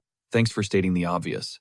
Then the system started counting the saved destinies. 1, 2, 3, 16, 200, 39, 4,753,000. Boom. Total count, 23,513,442 destinies rewritten. Lloyd is staring at the screen like, "Yo, why are these numbers blowing up?" The system pings back. It is a massive achievement bonus. Since he saved over 20,000 lives, he is swimming in extra praise points. Drop 50,000 points, and he unlocks the next ending spoiler OR. He gets the rights to wield the world's strongest power. That caught Lloyd's greedy little eye immediately. This skill lets him channel max rank power for 30 seconds, but then he pauses. 30 seconds? Seriously? He starts doing the math. What can you actually accomplish in half a minute? And wait, is he becoming the strongest, or just a high ranker? He doubts it, but if he goes up against a god-tier enemy, 30 seconds just means he loses faster. Then, the system drops the bomb. To use this cheat code, he has to cut ties with the messenger completely. That means no skills, no summons, and 0 future spoilers. Lloyd's reaction? Trash. Hard pass. Fuck that noise. Why would he want a nerf like that? Suddenly, Count Frontera slides into the frame, praising him because, thanks to Lloyd, Asfahan and Magentano just signed a massive peace treaty. They are not just allies anymore, they are blood brothers. Lloyd tries to brush it off. "Nah, I didn't do much. I just smoothed out the talks. My little bro did the heavy lifting with the marriage." But Frontera is not hearing it. He apologizes, forever looking down on him. In his eyes, Lloyd is a straight-up hero. Lloyd panics. "Whoa, hold up, none of that. Keep looking down on me, please. I am a snob. I am in it for the cash. I am a material girl." He is trying to dodge the spotlight like the plague. Frontera just laughs. It is useless to hide. Her Majesty already knows. Lloyd freezes. "She knows?" Frontera nods. "The whole reason he is here is because the Queen summoned Lloyd to the capital." Lloyd's brain goes into crisis mode. Time to activate Plan B, terminal illness. He instantly grabs his chest. "Cough, arg, my fragile health, I am fading. I need bed rest. Right here in Frontera. Frontera does not buy the act. The queen demands his presence. Flashback to the queen's terrifying whisper. You only look for me when you need something. But you play dumb when I want to see you. She is petty, and she holds a grudge. That is a dangerous combo. Cut to the road to the capital. Lloyd is sulking the entire ride with Javier, face twisted in pure agony. But face to face with the queen, she is smiling. You have no idea how thrilled I am you actually showed up. If you had ghosted me, I might have invaded your county out of pure heartbreak. And you would have run to Asfahan, right? She sighs. Just the thought shatters my heart. The vibe is tense. One wrong move and it is over. Lloyd sweats profusely. I would never dare ignore my queen, he shouts. What are your orders? Internal monologue. She is going easy on me. If I play my cards right, I can dodge the slave labor. The queen smirks. I have something to show you. Smash. Cut to Lloyd, standing in front of a massive dragon skeleton. It is colossal. The queen explains they found it while wiping out some dark wizards. Looks like the bad guys were trying to use it for a forbidden ritual. Lloyd's gamer brain activates. He remembers this from the novel. Dragon bones equal tier S magic tools. He is literally drooling. She continues. If we display this, we show the world Magentano's true power. Her order? Build me a garden behind the castle. Turn these bones into a statue. A symbol that they conquered a dragon. Lloyd smiles. It is civil engineer Kim Soo-ho's time to shine. He bows aggressively. Thank you. Thank you so much for this grueling labor. I am deeply honored. You are too kind, my queen. I will not even charge for construction. She narrows her eyes. Okay, what is the catch? Lloyd shoots his shot. Immunity from all work orders for 10 years. The queen pauses. Excuse me? Lloyd realizes he just walked a tightrope over a pit of hungry lions. He backpedals fast. Too much? Okay, just give me the dragon tail then. Call it even? Bam. She drives a fist right into his skull. A massive bump rises on his head. She declared that after punching his lights out, she's feeling surprisingly generous. Then she ordered him to swap out his tailbone with literally anything else. Lloyd immediately dropped into a bow, sticking his butt straight up in the air, screaming about how incredibly grateful he is. She can strike him hundreds of times if she wants. He told her to feel free to stomp on him like a doormat. She just told him to get the hell out. What a creep. But in his head, he's thinking this is absolute gold now that a juicy reward has been promised. This genius plan means he won't get exploited in the end. He doesn't want to work. He wants to rake in cash while doing absolutely nothing. Suddenly, a stranger popped up asking if he's Lloyd. It's the legendary garden design expert, Viscount Norte. They're about to talk business. But the moment Norte sat down with Lloyd, he figured he was dealing with just some random kid. He wondered if a brat like this could really be an engineer. Norte was born a commoner and has been on the grind for over 30 years. He spent decades slowly leveling up his skills and rep. The quality of his craft is built different, totally leagues above this kid. A noble who was born with a silver spoon. Norte announced he'd be collaborating with him on this project, but Lloyd hit him with a confused, say what? Excuse me? He claimed to be just a lucky kid with zero knowledge or XP. Sir, how could you even dare to consider working with a noob like him? Simple. He just wants to sit at the master's feet and learn. It would be a total honor, and Norte ate that flattery right up. By the next day, Norte was literally doing everything himself, basically trying to flex his own value. He had soloed the entire questline. The guy had massive dark circles under his eyes, announced he was starting the topography scan, and told Lloyd to beat it. Kid. Lloyd nodded enthusiastically, saying yes, he'll definitely keep that in mind. Sure. So Norte marched off thinking he's a total genius, while Lloyd just hopped into a hammock to chill, living the good life. You gotta keep your head on a swivel to spot the freebies in this world. All this luxury thanks to the hard grind of a competent guy like the Viscount. Lloyd didn't have to lift a single finger, but that little dragon fossil decided to be a problem. It hasn't given up on assassinating Alicia Magentano. It's dead set on killing her and getting its sweet revenge. Isn't that the vibe? Viscount Norte told Lloyd to visualize the scene right here, a state of pure, tranquil nature. In this spot, there is order, there is beauty. Then he asked, why do you think humans possess such a craving for the power of the gods? It's simply because gods have the ability to create, the art of crafting something from absolute zero. Don't you think that's pretty close to godhood? As he builds his gorgeous garden, he's totally geeking out over how he can simulate a god. Lloyd just thought this dude really loves his job way too much. He's definitely gonna milk this situation for all it's worth, while Norte ran off to solve another construction issue. Yada yada yada. Lloyd figured he obviously isn't gonna just sit around twiddling his thumbs, right? So he summoned his squad. P. Padong showed up and declared, it's game time. Out of nowhere, he basically started playing Pokemon. It's a showdown. Podong versus Podong. Podong, use Thundershock. Podong screamed, ouch. Meanwhile, Javier was rushing over, looking totally desperate. While Lloyd was goofing around trying to capture Peepo Dong with a fake Pokeball, and the Pikachu turned on its master, he got wrecked. But man, that was hilarious. Ouch. Making money without working is the ultimate dream. Except suddenly Javier appeared, warning him the queen is literally right there. Instantly, Lloyd grabbed a table and scattered a pile of papers all over it. Ouch. Pretended he was struggling so hard with the workload. Then he bowed to the queen in a split second, paying respects to the rightful landlord of this estate. The queen remarked that even he must think this act is cringe, right? She was just teasing. She knows the deal. Does he think Viscount Norte is an idiot? You don't go from a commoner to a viscount by accident. That's not a rank you unlock just by doing a good job. Lloyd started wondering if Norte snitched on him. Norte reported a specific detail to the queen, mentioning the dragon statue made of bones, built right before the statue in the garden center, and the boat designed to enjoy the splendor of it all. Well, he pitched several ideas on how they should be crafted. However, thanks to the massive water level drop between the start and the finish, the speed would be way too dangerous. He didn't have a fix for that right now, but the young man, known as Lloyd Frontera, proposed a solution. He suggested creating a pit stop before the starting point.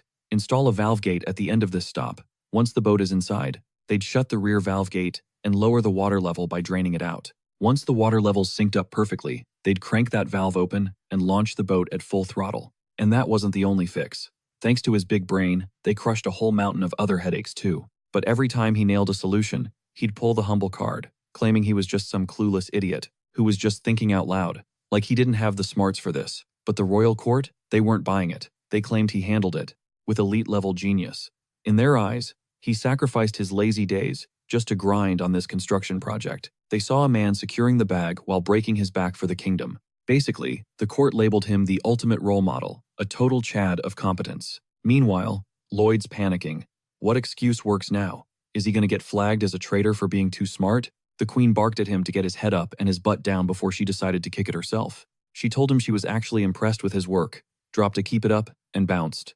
Lloyd whispered to Javier, "Looks like she didn't catch on to my act." But his knight just looked at him, like, "You really are clueless, aren't you?" Autumn faded out, blanketing everything in snow. But the garden construction? Non-stop grind. And Lloyd? No beauty sleep for him either. He had no clue when he'd get to slack off again, so he pushed through. Finally, spring hit. The garden was done, and it was a total masterpiece. Obviously, they threw a massive launch party. I mean, what could possibly go wrong? The queen looked down from her throne, and the vibe? Immaculate. People were whispering that she definitely had this extraordinary aura. Someone even hyped up the kingdom of Magentano as the most powerful nation on Earth, saying they should stay on good terms. But Lloyd knew the real tea on why she built this massive garden. It was a flex, showing the world Magentano is loaded with resources and cash. He figured the neighbors would be bowing down any second now. Suddenly, Lloyd noticed something. "Yo, Javier, why aren't you eating?" Javier's vibe was off. "Something feels wrong." "Honestly, Master Lloyd, you're kind of a bad luck magnet." Lloyd snapped back. "You trying to start beef right now? You clown. What's your deal?" But Javier cut him off. "Remember Cremo? The suspension bridge? Every single time we have a feast after you finish a job, some disaster strikes. If it happens again today, it's official. You are cursed." Lloyd rolled his eyes. "You say that like something is actually gonna boom." The giant dragon skull came crashing down right into the garden. Everyone froze. Lloyd's brain short-circuited.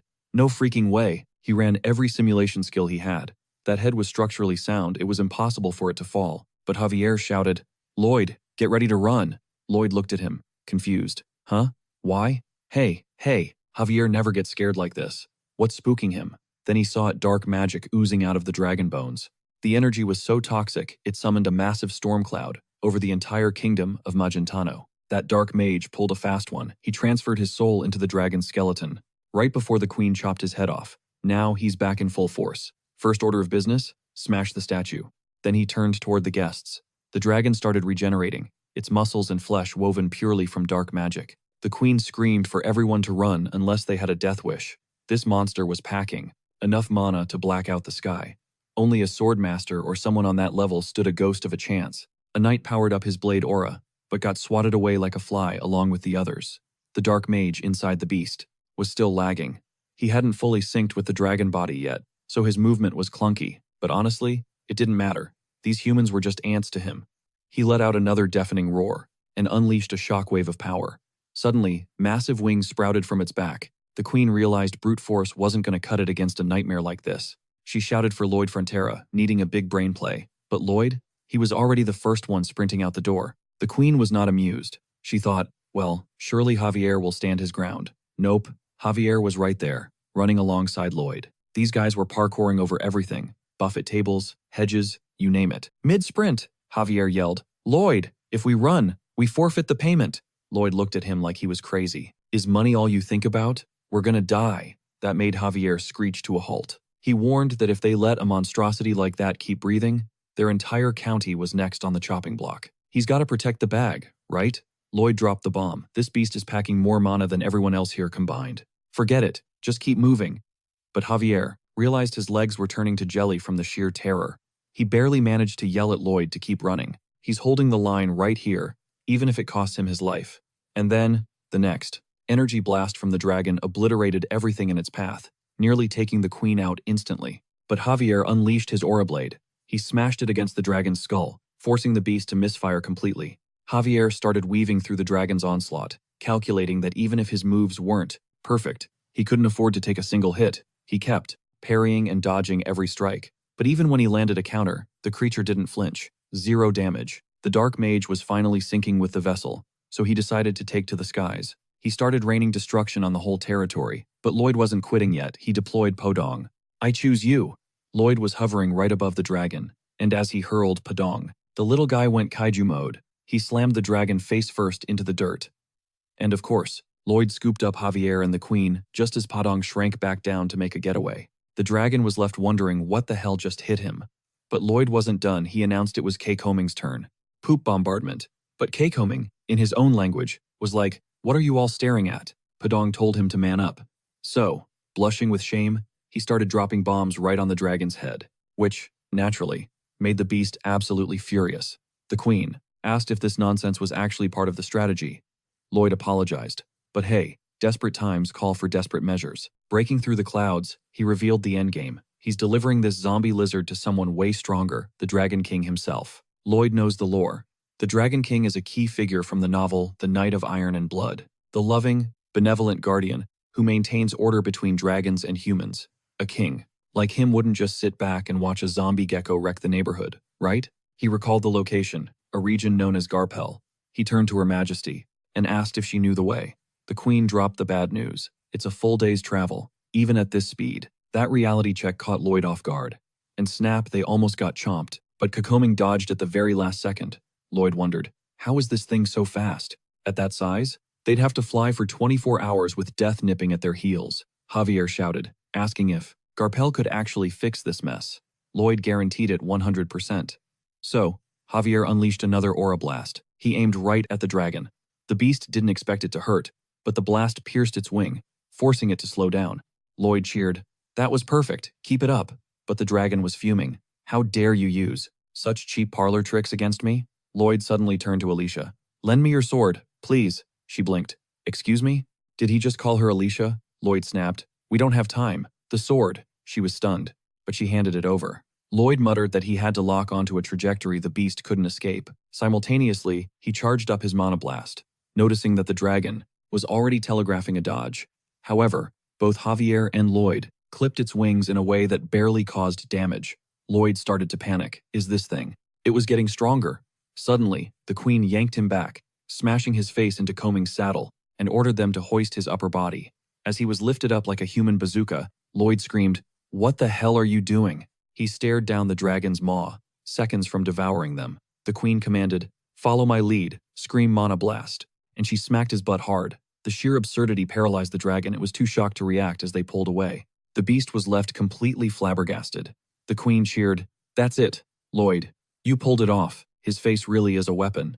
As Lloyd shed silent, manly tears, the dragon thought, who is this guy? The man who cured the Queen of Magentano, repelled the giant army, and crushed the Knight of Hell. Holy smokes, that actually rattled him to the core. Talk about a jump scare. How does a human mug look that straight up demonic? But he shook it off, locked in, and kept soaring. He was hell-bent on getting his revenge and ending that wretched guy. But the queen kept smacking his rear, and the dragon couldn't even stand to look at it. He just kept barreling toward him. Javier didn't catch that the beast covered its eyes, so he signaled the queen to block her ears with mana, and told Lloyd to unleash his hellish screech. Lloyd snapped back, It's just my singing, you moron. Then he belted out, a cursed melody. The dragon shielded both eyes and ears. Stubborn thing. The queen shouted to Lloyd that the gig was up, it wouldn't work again. Lloyd panicked. Was he wrong? Was his Dragon King plan a total flop? That meant they had zero choice but to take this monster down manually. Does this thing even have a weak spot? Suddenly, he flashed back to the queen, telling him to grab the tailbone, do whatever, and swap it out with something else. Lloyd realized there might be a chink in the armor. Meanwhile, the dark mage felt absolutely OP inside that dragon vessel. Abandoning his humanity, he morphed into a total abomination. He tore through the skies with insane speed. But Lloyd ordered Haming to deploy his spider silk. The dragon got tangled but scoffed, calling the attempt useless. But then he realized they were gone. Haming had looped above the dragon, and as Javier dive-bombed with his sword aura, Lloyd screamed to target the fourth tailbone. The strike landed with such force that the segment cracked wide open. Because that wasn't real bone, it was a counterfeit granite piece crafted by Lloyd himself. He knew that trick alone wouldn't end the dragon, but Lloyd had 2 swordmasters in his squad. The queen shouted, "You told me that was made of whalebone." Lloyd offered a quick apology. "Your Majesty, it's called rational budgeting of materials and effort." And then she sliced that granite block clean in half, severing the dragon's tail completely. In that split second, Lloyd had a flashback to a chill moment after he returned from a gig that cost him his clothes. Javier had asked, "Are you seriously not going to put on proper clothes with a face like that? What you're wearing creates a synergy of pure unpleasantness." Lloyd snapped. "Stop roasting my face. It's extra annoying when you do that." Javier replied he'd be more careful. Well, ignoring the outfit, Javier asked when he was finally going to address the Count and Countess as Mom and Dad. Lloyd was totally caught off guard. Javier admitted that even he wished he could call them his parents, but felt unqualified. Lloyd had the right, yet stuck to formal titles. But Lloyd thought, "They aren't my biological parents. Calling them that would just be a lie." Javier apologized immediately. He gets a bit emotional whenever he mentions the words mother and father. He admitted he overstepped. "Right? Rest well, young master." Lloyd suddenly remembered Javier lost his own folks and asked, "Do you remember what they were like?" Javier asked if he was asking out of genuine curiosity. Lloyd replied, "Yeah, obviously. Why wouldn't I be?" Snap back to the present. The dragon lost its balance and face planted into the dirt, carving a path of total destruction. With its massive bulk, suddenly, a giant peepadong body slammed right onto its skull. The squad moved lightning fast.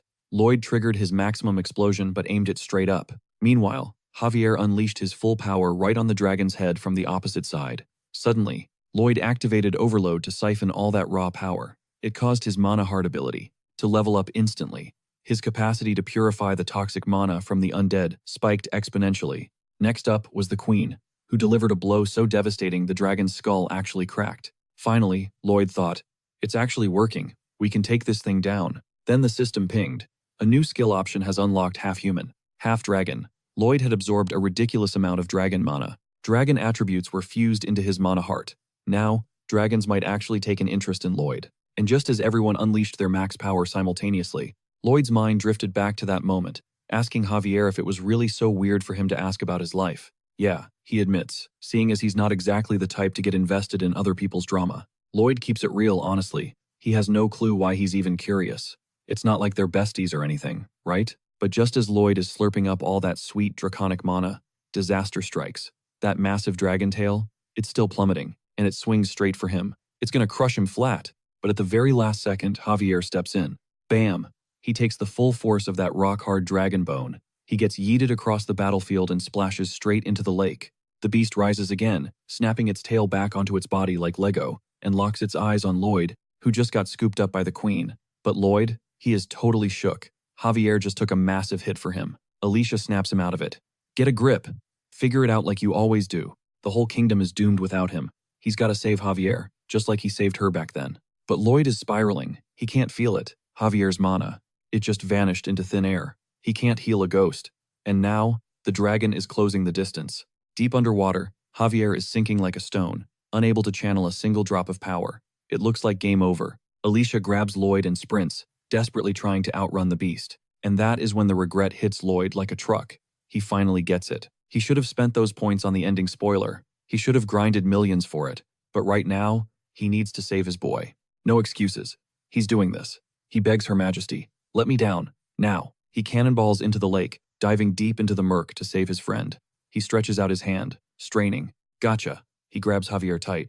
Javier needs to use his technique and drain Lloyd's mana right now. While those two are underwater, Lloyd's pets are playing distraction duty, bonking the dragon's head and making it whiff its attacks. As Javier absorbs the energy, he pauses. Something is off. This doesn't feel like normal mana. It's supernatural, alien, a totally different breed. Up top, Goming is literally pooping on the dragon's head out of sheer terror. And when the giant beast turns its glare on him, oh, now he is really crapping himself. Back underwater, Javier is struggling to control this weird energy. Belle gets thrown in to save Goming, blasting a cloud of volcanic smog to create an opening for the queen to strike. She aims for the cracked skull, but just as she moves, wham, she gets tagged by that nasty corruption. It seeps into her body, and down she goes. Meanwhile, Javier is mentally apologizing. This thing just looks like Master Lloyd. This mana is beyond human comprehension. He's sorry he can't stay by his side, but then he opens his eyes. And there's Lloyd. Ugly as sin, cheeks puffed out, holding his breath for dear life. He's even screaming underwater. The system chimes in. After witnessing Lloyd's demonic face, Javier finally understands the essence of this mana. It exists outside of causality, but the queen is falling. Goming catches her at the very last second, but he collapses from exhaustion. The pets are huddled together, totally defenseless. The dragon charges its ultimate attack to wipe the map. Suddenly, the system speaks up about Javier. He is controlling the chaos. He is bypassing the laws of causality. Every single cell in Javier's body is now acting as a mana heart. Boom. He unleashes so much power, he sprouts celestial wings. He teleports in front of the crew, carrying Lloyd princess style. Lloyd looks wrecked and hideous, by the way. The dragon pauses. What was that? It didn't even see him move. Literally appeared out of nowhere. Javier dumps Lloyd on the ground and, with a few casual flicks of his sword, turns the bone dragon into literal dust. Lloyd realizes it. He did it. Javier became the human. Strongest human mentioned in the Iron-Blooded Knight. He's reached the Sword Grandmaster class. Lloyd walks up to him and drops the bomb. Congrats. From now on, you're in charge of all the construction cutting tasks. Javier gives him a look like, the audacity of this guy. But he cracks a smile. Lloyd is back to his old self. The pets pile on him in a massive hug, totally relieved. Then the queen approaches, still alive. Thank goodness. And Lloyd bows respectfully. Ding. The system updates the saved destinies count. 31,145,782. Lloyd is stunned. He asks if that dragon alone would have wiped out 10 million people. The system replies, not exactly. The raw body count might be lower than the projected damage, sure. But let's look at the ROI, the butterfly effect of the lives he actually saved. Imagine just one of those survivors builds a massive empire. That business creates jobs, putting food on the table for countless families, saving them from starvation. A kid from one of those families could grow up, get inspired, and become a doctor who saves another life. Maybe they invent a miracle cure. The chain reaction is infinite. Every action ripples out into the future. Saving one life isn't just a singular event, it's a legacy. But Lloyd? He wasn't vibing with the philosophy. He straight up told the system that if he could convert those karma points into cold, hard cash, he'd be walking on sunshine. The system told him to get real, drop it. But then, Javier's sharp senses picked up on something. He'd heard legends that dragon bones don't stay dead easily. He figured they needed to double tap this thing. In fact, the bones were already twitching. Javier asked if he should start slicing and dicing. Lloyd waved him off. Chill. He just unlocked Undead Domination Level 2. Why destroy the dragon when you can employ it? This wasn't a threat. It was free real estate. With his new skill, he could hijack those bones and turn them into the ultimate asset. The skeleton fully regenerated, looming over them. Lloyd didn't flinch. He locked in, focusing his mana. But the system threw a red flag. Parasitic soul detected. Some squatter was inside the bones, blocking Lloyd's control. System asked if he wanted to purge the intruder. Lloyd didn't hesitate. Absolutely. Instantly, his consciousness was digitalized and uploaded straight into the bone dragon's psyche. Objective: defeat Targa, the king of dark magic, to claim the loot. Lloyd immediately clocked the situation. This Targa guy had uploaded his own soul into the dragon's chassis to cheat death. Lloyd turned around, and there he was. Targa, looking all gloomy, suddenly launched into a villain monologue about being cursed with dark mana. From the moment he was born, he was an outcast. Society discriminated against him. His family was ostracized. Bullies made his life hell. He even dropped the bomb that his own mother called him a demon. She said he ruined her life, called him her biggest regret. Yet, he still loved her. Tragic, right? Lloyd asked. Who asked, you loser? And delivered a massive haymaker right to the dark mage's face. Boom. Targa popped like a balloon, purified instantly. The parasite was evicted. Back in reality, The bone dragon was now officially under new management. The system nudged Lloyd. Say hello. The dragon had a brand new ego, a blank slate. The first words it heard would define their entire relationship. No pressure. Lloyd looked the beast in the eye and said, "I am your daddy." Suddenly, the dragon began charging up a massive energy blast. Javier and the queen panicked, wondering if the taming failed. But the dragon fired the beam into the sky, exploding into literal heart-shaped fireworks. It was simping hard for its daddy. Lloyd walked up to pet the giant skull, promising to give it a name worthy of its stature. This wasn't just a zombie or a cursed being. This was a proud, majestic dragon. I dub thee, Yong Yong. The queen, Javier, and even the system collectively facepalmed. That name is garbage. Lloyd told them to zip it. I was a natural sciences major, not a poet, okay? He didn't care. He had his precious baby now. A baby that needed only 1 second to cleave a mountain in half. Ah, his sweet Yong Yong, the ultimate heavy construction machinery. As the queen watched Lloyd fawn over the bone monster, she realized she was trapped between Javier and a madman. Meanwhile, down in the depths of hell, a tiny, pathetic spirit was running for its afterlife. 2 demons cornered it, mocking the poor thing. Look at this little soul trying to bail. Breaking the rules? Trying to escape? Looks like you're on the menu, pal. But then, they noticed something weird. The spirit wasn't trembling because of them. It was looking past them, terrified of something else entirely. Lloyd stepped out of the shadows, demanding answers. The spirit gasped, wondering how a human could be that visually offensive. The demon singer told Lloyd to beat it. You might be a famous singer, but here, you're just a mortal. Whack. Lloyd introduced a shovel to the demon's face. The demon hit the floor, out cold, jaw completely rearranged. The other demon, the one with the mohawk, freaked out. How dare you? You crooked his jaw. Apologize right now. Javier stepped in, smooth as silk. Oh? Are you worried about your friend? What a kind-hearted demon you are. The psychological warfare began. The demon paused, confused. What do you know about me? I'm cold-blooded. I'm evil. Javier shook his head. No, no. I see a demon with a heart of gold. Your mother must have raised you with so much love. The demon froze, totally shell-shocked. Javier doubled down. Didn't she always tell you to be a good boy? To care for others? I bet your mommy hugged you every single day, telling you what a precious, lovable child you were. It was a critical hit. The demon started tearing up, his confidence skyrocketing not as a monster, but as a good boy raised by a loving mother. Total emotional manipulation. Does your mom actually talk to you like that? Those feelings are part of your soul, man. You gotta cherish those emotions, right? The demon is like, nah, she never said that. Then Javier hits him with the emotional damage. Well, I hope you're at least treating her right. Even Lloyd is standing there shook.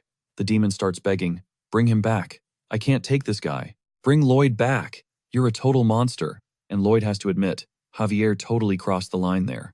This guy has mad skills, but psychologically destroying a demon? That's too much, bro. There are lines you just don't cross. But the second that demon tries to stand up, bam, Lloyd introduces his chin to the shovel. While the dude is getting absolutely wrecked, he's literally sobbing. After taking a beating, the demon caves and promises to answer whatever they want. The demon is confused, though. Lloyd's acting so unpredictable, so casual about the violence. It actually earns him a little respect. Lloyd points at the gadget. That a smartphone? The demon shakes his head. Negative, sir. It is a spirit phone. He explains it's got 0 search engines. You can't just Google stuff in the underworld. And even if you find info, 40% of it is straight up cap. Lloyd actually laughs at that. Honestly, if 40% is true, that's way more reliable than Earth's internet. The demon panics, asking how Lloyd caught his earlier lie. Demons breathe lies, buddy. Lloyd pivots. Question 2. Drop the coordinates for the Demon King's castle. Cut to them soaring over hell on Goming. The demon points west, claiming that's the spot. Then why are we heading east? Lloyd smirks. Because you're lying, moron. And weirdly enough, the demon looks thrilled to be insulted. Lloyd commands him to spill every drop of tea on the King of Hell. Tell me everything, Lloyd offers, and I'll verbally abuse you the whole flight there. The demon admits that's a super tempting offer, but the demon has a question. By the way, human, how are you not cooked meat in these hellish temps? Lloyd snaps back. The audacity. I'm the one asking the questions here. Truth is, he's only surviving the inferno thanks to his special title. It grants him 100% resistance to heat and dehydration, basically fireproof. Lloyd spots a massive skull overflowing with lava on the horizon. Is that the crib? He asks. The demon says no. Lloyd nods. Cool, so that is definitely it. And just like that, he touches down with Javier. It's boss raid time, but the captive demon interrupts. He reminds Lloyd about the verbal abuse deal. Lloyd waves him off. Not gonna happen, idiot. Get lost. Somehow, that rejection makes the guy ecstatic. The Mohawk demon even gives Javier a little goodbye wave. Guess they bonded over the trauma. Anyway, the duo just waltzes into the Demon King's castle. No knocking, no permission slips. The Hell staff is baffled. Who are these guys walking around guide-free like they own the place? Then Lloyd turns around and flashes that signature demonic scowl. He terrifies the actual demons. They all bow their heads, too scared to make eye contact. Hell is a cakewalk, Lloyd brags. Javier stays sharp. Watch your six, sir. We don't know what's out here. Suddenly, the captain of the guard, 2nd Brigadier General Releximos, jumps out to stop the intruders. And Javier absolutely destroys him in seconds. Blink and you'd miss it. Lloyd storms the main office and sees the guy from his dreams, the same dude he saw rising from the flames. He introduces himself. Lloyd Frontera, here to pay respects. Helkaros barely looks up. I'm swamped right now. Lloyd drops the bait. By any chance, do you need a vacation? Helkaros freezes, pen hovering over the paper. He stares Lloyd down. Lloyd smiles. I can make that happen. Here's the deal. Lloyd did his homework on the spirit phone. The king has been grinding for 670,000 years. 0 breaks. The previous guy worked 3.5 billion years non-stop, got majorly depressed, and ended it all. The current king knows the history. He knows he's doomed to burn out just like his predecessor. Helkaros asks the million-dollar question. How can you possibly guarantee me a life with time off? Lloyd grins. That is where my secret expertise comes in. You dare negotiate with me? The king is stunned. He knew Lloyd was nuts, but this is next-level insanity. Lloyd spreads his arms. If you don't like the offer, feel free to execute me right here, right now. If this deal goes south, Lloyd is looking at a mandatory shift, lasting 3.5 billion years. Even Javier was sweating bullets. He knew he couldn't guard Lloyd against this. They were staring down the King of Hell, an entity with literal god-tier stats. But Lloyd? He was banking on his intel. The spirit phone was full of threads trash-talking the king, calling him a lawless tyrant. But would he really ignore the rules just because he felt like it? Lloyd called cap on that. There was 0 receipts. The King of Hell is actually a hardcore bureaucrat who follows the rulebook to the letter. Lloyd bet the house that he's just an honest, overworked admin. Then Helkaros summoned him, making Javier flinch. What do you want? Lloyd smirked internally. He had the leverage. In any negotiation, the guy who didn't do his homework is already dead. You've got a soul in your inventory, Lloyd said. Endicos. I want him released. Snap. Helkaros flicked his fingers, and the poor dragon's soul appeared, trapped in a glass orb. The king shrugged. It was just a desk toy for his amusement, so he didn't care about keeping it. But what do I get? He asked. Lloyd's brain flashed to the solution. A high-speed expressway. See, Lloyd knew the king's struggle. The sheer volume of sinners wasn't the main issue. It was the logistics. Souls have to be escorted to the reincarnation gate after judgment. Demons have to cart them manually, but the terrain in hell is a nightmare. The routes keep shifting like a glitchy map. And the demons? Too brain-dead to find new paths, on their own. Which means, at the end of the day, the king has to micromanage everything and update the GPS in real time. That is exactly why his inbox never hits 0. But if Lloyd builds a dedicated Baitha, railway for soul transport, that workload drops off a cliff. Just for handing over Endicos, the king could actually clock out and enjoy some sweet, sweet downtime. Helkaros pushed up his glasses, anime style. I'll draft the contract. Proceed. Boom. Lloyd was mentally fist-pumping. Then the king checked the time. I wasted a whole minute talking to you.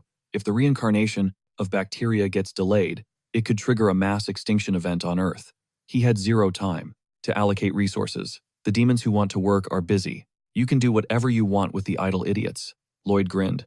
Say less, partner. When it comes to dumping work on others, he is the GOAT. One quick notification on the spirit phone, and it's a wrap. Cut to Lloyd and Javier warping to one of the floating islands.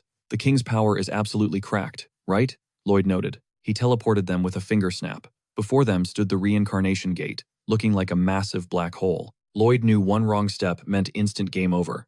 But then, Javier dropped the bomb. Is your real name Kim Suho? Doesn't matter now. What's the plan? Lloyd realized the gig was up. Javier knew he wasn't the real Frontera, but he couldn't read Javier's poker face. Like I told the boss, Lloyd explained. I'm building an iron railroad. Javier frowned. Can normal iron handle hell's lava?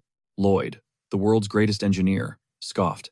I only pitch ideas that actually work. Ping. The ad hit every demon's phone. Exclusive concert by Hell's Idol. Lloyd Frontera.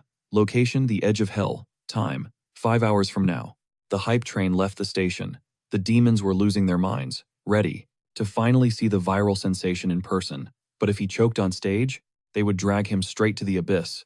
The crowd roared as they arrived, chanting, Sing, Sing! Sing! Lloyd cleared his throat, adjusted his voice, and stared dead at the audience. Yeah, I'm not singing. The demons paused. Excuse me, we walked all this way for. We came to hear his vocals. You moron. Why aren't you singing? Huh. Lloyd claimed he wasn't really feeling the vibe. You little dummies. And the crowd went, what a scumbag.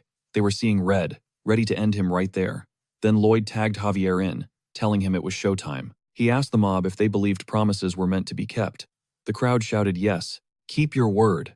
Javier coolly asked if they'd learned any manners back home. Right? The mob got super triggered, claiming they never go back on their word. But it wasn't because they were nice people. That's when Lloyd started roasting them. Morons. It was way too easy to play them like fiddles. The demons were practically crying tears of rage. And Lloyd taunted, why so salty? Why don't you come up here and get me? Lloyd thought, exactly. Get triggered, go absolutely feral. Let every inch of your body burn with hatred for him.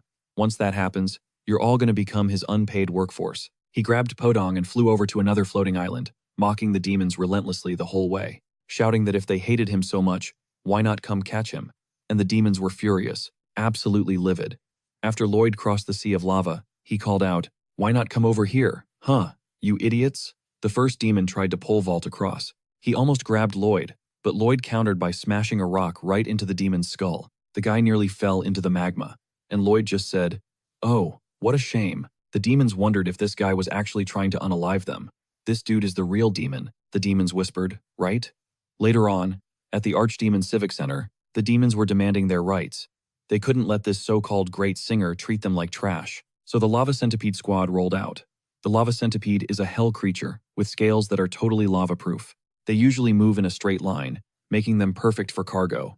They charged across the lava sea. But suddenly, the centipedes went berserk over something, catching a specific scent, all of them beelined for a cave, not caring at all about the demons riding on their backs, which made the riders smash their heads into the rocks.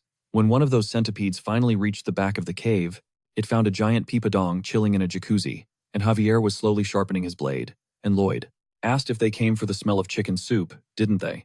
The demon realized he was in deep trouble. Then the first centipede got sliced by Javier, then the second one too. Then 3, 4, they diced up tons of centipedes, harvesting their scales, or better yet, free materials. The chicken soup centipede trap operation was a total dub. Not only that, but Lloyd also secured a workforce. He announced they were going to dig up some land now. My workers, meanwhile, Hellcaro, was watching everything unfold. He figured Lloyd had gathered intel on him and the hell creatures, knowing all of this beforehand before pitching the railroad idea. He was just planning to grab Lloyd, capture him, and use him as an advisor. But what if he could just dump his own workload on him? Later, the demons, naturally, were digging the whole route. But demons never work obediently, right? They tried to bolt multiple times, but the public cameras, aka Javier's eyes, caught every single demon, and that's how the first riot started.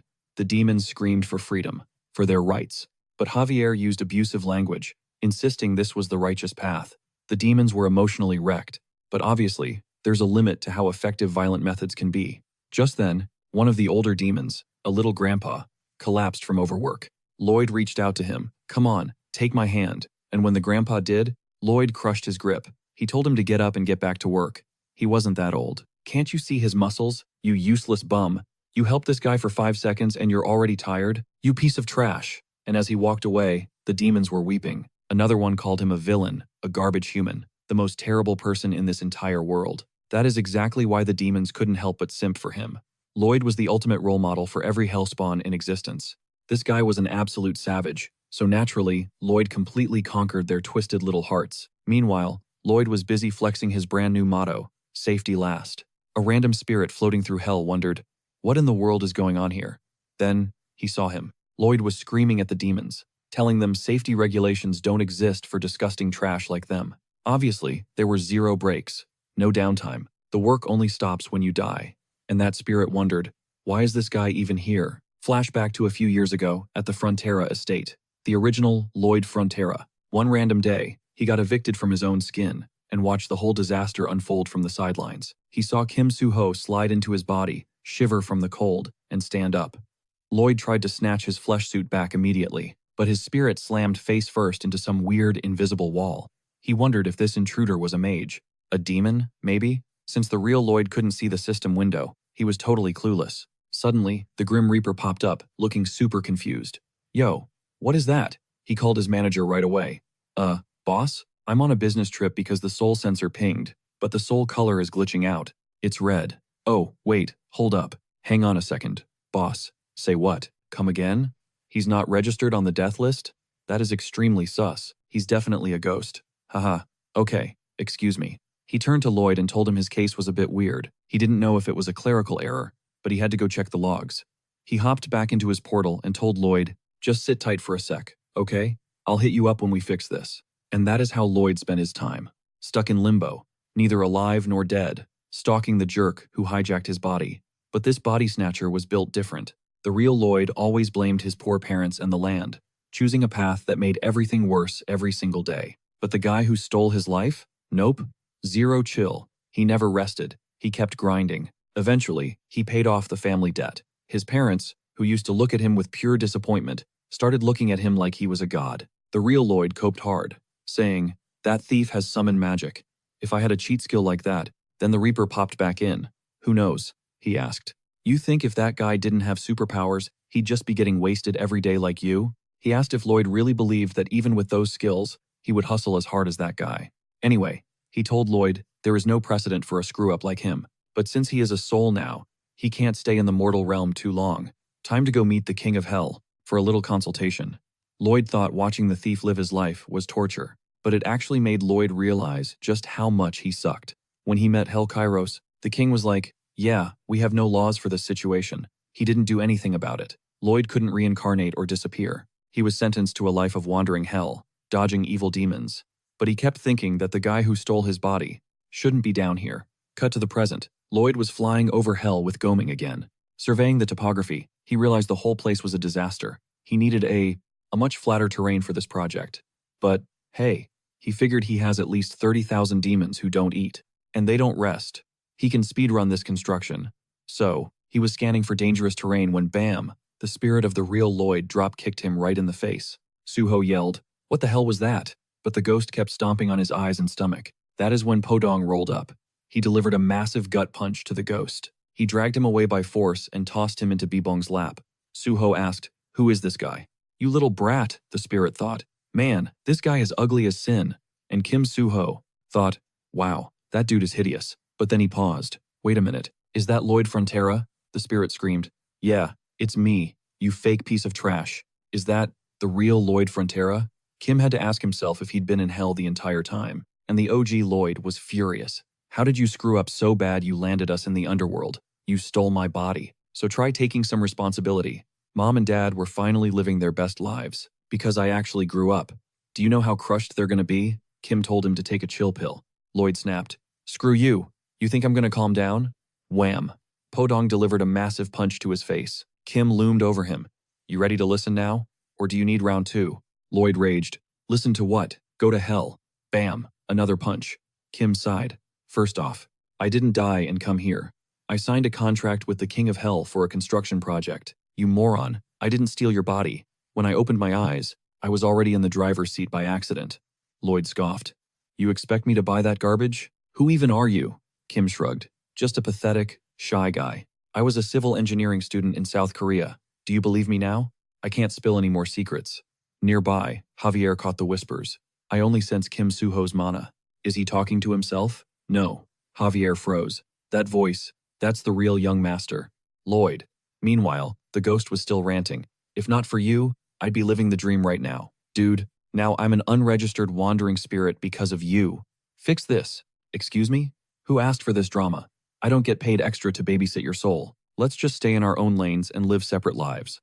Deal? Bye, Lloyd screamed. You have zero conscience. You imposter. Smack. Another hit from Podong sent him spiraling into tears. Kim watched him sob and thought, yep, that is definitely the biological son of that couple. Ugh, fine. How do I get you to stop whining? Lloyd sniffled. That's for you to figure out. Imposter. Flick. Kim thumped his forehead. Lloyd yelped. What was that for, man? Just shut your trap until the construction is done. I'll help you later. He stuffed Lloyd inside his jacket. Straight into the summon pit. Kim ordered. Keep him nice and quiet in there. He had a massive project to grind out. 110 kilometers of construction. Time to speedrun this. And mute the crybaby. Phase 1 complete. They immediately launched Phase 2. They utilized pyroclastic rocks to pave asphalt across hell. Phase 3 involved installing custom skates crafted from centipede legs, leading straight into Phase 4, laying the train tracks. Phase 5, Podong used compression to fuse the rails to the asphalt. Lloyd figured Podong looked carsick, but that wasn't his problem. He radioed Javier. I'm doing a site inspection. You do the same. Got it? Meanwhile, the real Lloyd was baffled. What is up with this fake? He's doing way too much. He's been grinding for over a month with 0 breaks. When does he game? When does he hit the bottle? Is this even a life? Then he recalled the Reaper's words. Nah. This guy is supposed to be cheap, petty, and evil. He's gonna bail eventually, right? But as Podong stomped, shaking the very foundations, something snapped. A massive creature erupted from the lava, roaring. Cut that noise. I'm trying to sleep. Kim groaned. Why? Why is there always a kaiju when I'm building something? The giant demanded. Who dares disturb my nap? The demons panicked. It's the Duke. Everyone run. He's been asleep for 10,000 years. Kim was the first to bolt, trampling demons to escape. The Duke spotted the source of the noise, the tracks. He wound up for a devastating kick. Kim skidded to a halt, spinning around. Hey, you piece of trash. Don't you know life gets a little loud sometimes? Why do you have to be such a Karen about it? Just suck it up, you moron. Dunkel was absolutely fuming, insisting he was the victim in this mess. The audacity of this guy. And get this, the demon crowd was actually hyping Lloyd up. That's what I'm talking about. I love this dude's energy. But Dunkel, he growled. Let's see whose body hits the floor today, little man. That was Lloyd's cue to scream for Javier, who swooped in instantly, massive wings spread wide. Lloyd barked an order to slice and dice, but Javier just stood there, staring. Lloyd snapped. Why isn't he sushi yet? Javier deadpanned. Actually, I think an apology is the right move here. We are the nuisance, aren't we? Lloyd was baffled. Nuisance? Excuse me? I'm the only one being inconvenienced here. I'm the main character. Treat me like one. The demons went wild for that line. Dunkel, however, decided to just squash them. Boom! His stomp obliterated the landscape. Lloyd barely dodged, becoming a human shish kebab by a hair's breadth. Javier finally engaged, wings flaring, aura blazing, slicing Dunkel into confetti. But the monster just dissolved into lava and reformed instantly, good as new in seconds.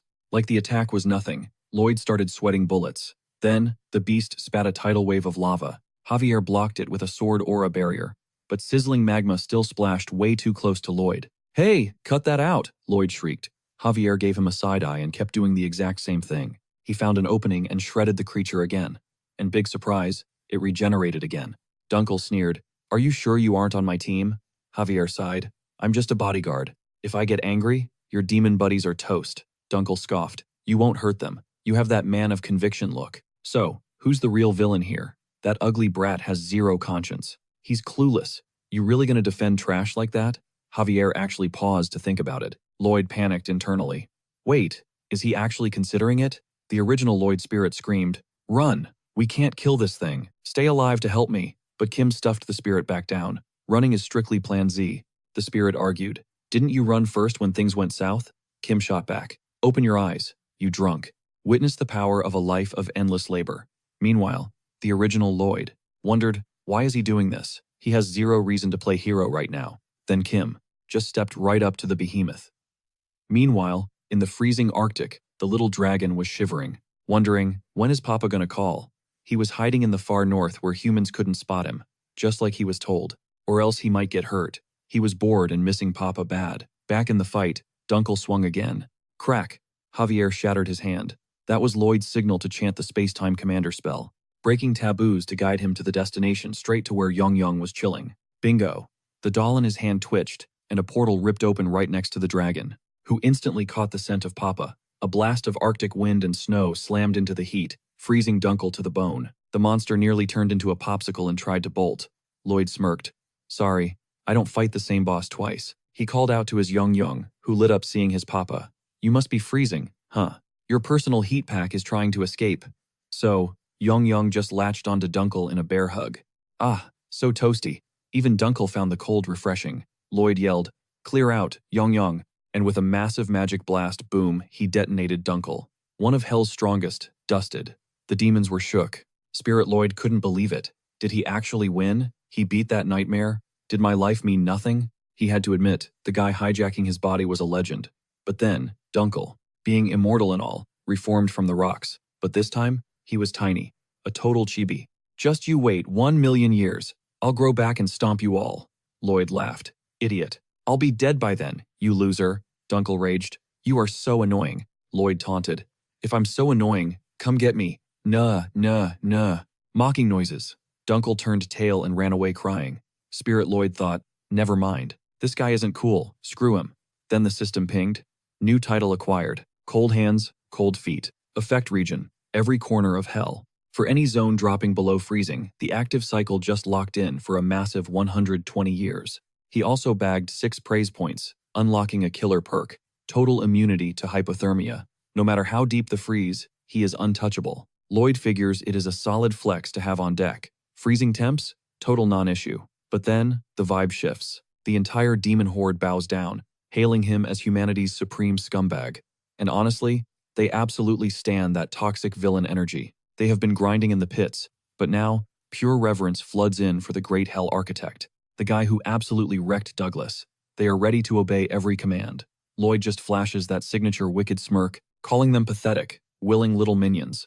But the demons? They are eating it up, convinced he is an absolute icon. The hype is off the charts. He dropped a bombshell. They've got a major crisis brewing. That portal he ripped open, it's blasting frigid air and chilling the locals to the bone. The entire infernal ecosystem is glitching out, bracing for some serious anomalies. It looks like the deep underworld's balance is about to crash hard. But Lloyd? He just played dumb. Portal? What wind? What is he yapping about? I don't see a problem here. Now get back to the grind, move it. Did this guy just leave the King of Hell on red? Honestly, you can't help but stand that level of audacity. Lloyd figured since he's got the demons wrapped around his finger with total loyalty, it's time to speedrun this project. Meanwhile, the OG Lloyd is lurking, asking, hey, when are you going to help me out? Are you ever coming back? He claimed a detour would cost them a 2-day delay. Solution? Just toss Young at the problem. One blast of dragon breath vaporized the lava, carving out a perfectly dry highway. The kid literally paved the roadbed solo. The other summons just stood there, shook. Lloyd was hyped about his ultimate heavy machinery, but the squad was getting major FOMO, so they confronted him. Podong was like, you flexing on us just 'cause you're swole now? But Young whipped around with total golden retriever energy. The dragon is pure innocence. He even invited them to hop on. Next thing you know, they're enjoying a joyride on a dragon's back. Young officially joined the crew. Lloyd was bragging, look at him go, taking the boys for a spin. That dragon is chill vibes only. But the real Lloyd wasn't buying it. You scammed that dragon, didn't you? You dirtbag. You promised to help him, but he's just doing manual labor. Kim just shrugged. What are you gonna do about it? Huh? Come at me, bro. Lloyd told him to cut it out. You ugly jerk. But Kim fired back. You realize this busted mug belongs to you, right? It's so tragic. No wonder you've never had a girlfriend. Lloyd told him to get lost. Don't you know the face is the window to the soul? You're ugly because your spirit is trash. Oh, snap. Both of them were so repulsed they couldn't even look at each other. Kim grumbled. Can't you see I'm grinding here? Besides, you don't even know how I could help you.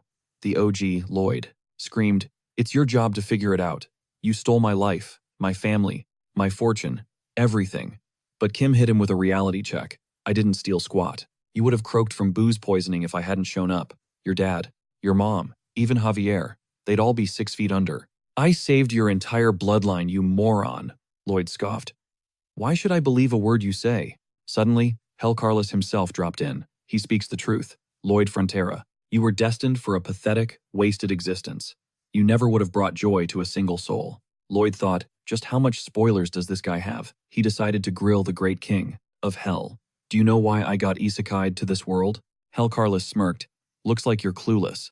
The messenger from the upper world, however, seems to be playing favorites and kept you in the dark. Lloyd wondered if he knew about the system. Lloyd realized upper world was the same thing the system mentioned when he mana-linked with Javier. But Hell Carlos cut the lore deep dive short. He was there to inspect the construction site. Once this train is rolling, I'll have way more downtime. That's why I can visit. I've been monitoring the progress. The tracks are easy, the locomotive is the headache. Researching takes ages, and I'm over it. I need you to write the manual on maintenance. Lloyd smelled a deal. Say no more, King. I'd be honored to handle that. I'll whip up a comprehensive guide, top quality. Hell Carlos asked. All right, name your price. Lloyd didn't hesitate. I want a reincarnation gate voucher. And make it transferable. Hell Carlos shrugged. Done. No DRM, no restrictions. Do whatever you want with it. Lloyd tossed it to the red ghost floating below. The guy was practically sobbing. Happy now? Meanwhile, the poor demons carrying that trio were fighting for their lives just to stay upright. For the love of God, the grind was absolutely brutal. Lloyd looked over, judging hard, and asked, "Why the long face? You look hideous." And just like that, he literally yeeted the guy off the moving wagon. Then he turned to the squad with a psycho grin. "Any demons feeling tired? Raise your hands. I'll help you rest in peace right now." That adrenaline hit different. The demons kept pushing through the burnout, terrified.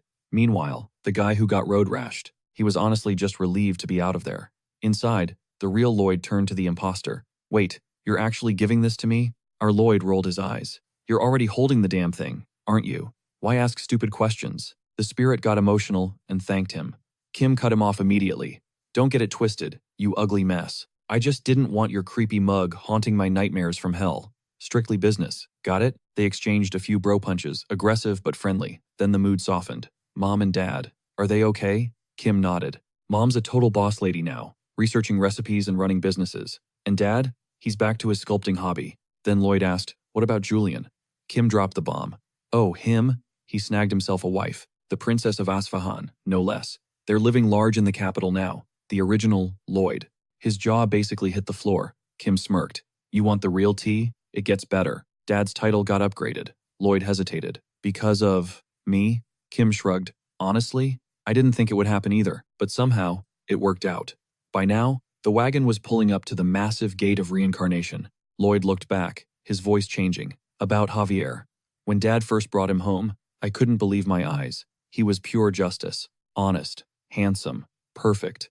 I knew I could never measure up to him, so I treated him like trash. Tell him I'm sorry. For breaking his wooden sword. For everything." He paused, voice cracking. I just wanted to be his friend." He took a breath. "And tell Mom and Dad I'm sorry, too." Plot twist. Javier was in the back of the wagon listening to every single word. As they reached the portal, Lloyd had one last thing to say.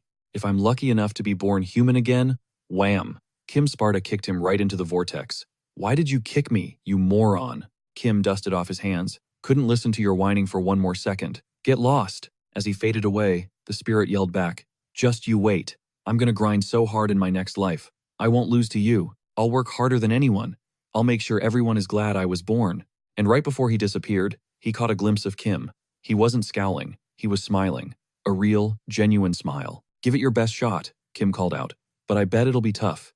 The original Lloyd vanished, finally, at peace. Kim turned to the boss demon. "Mission complete. Pay up."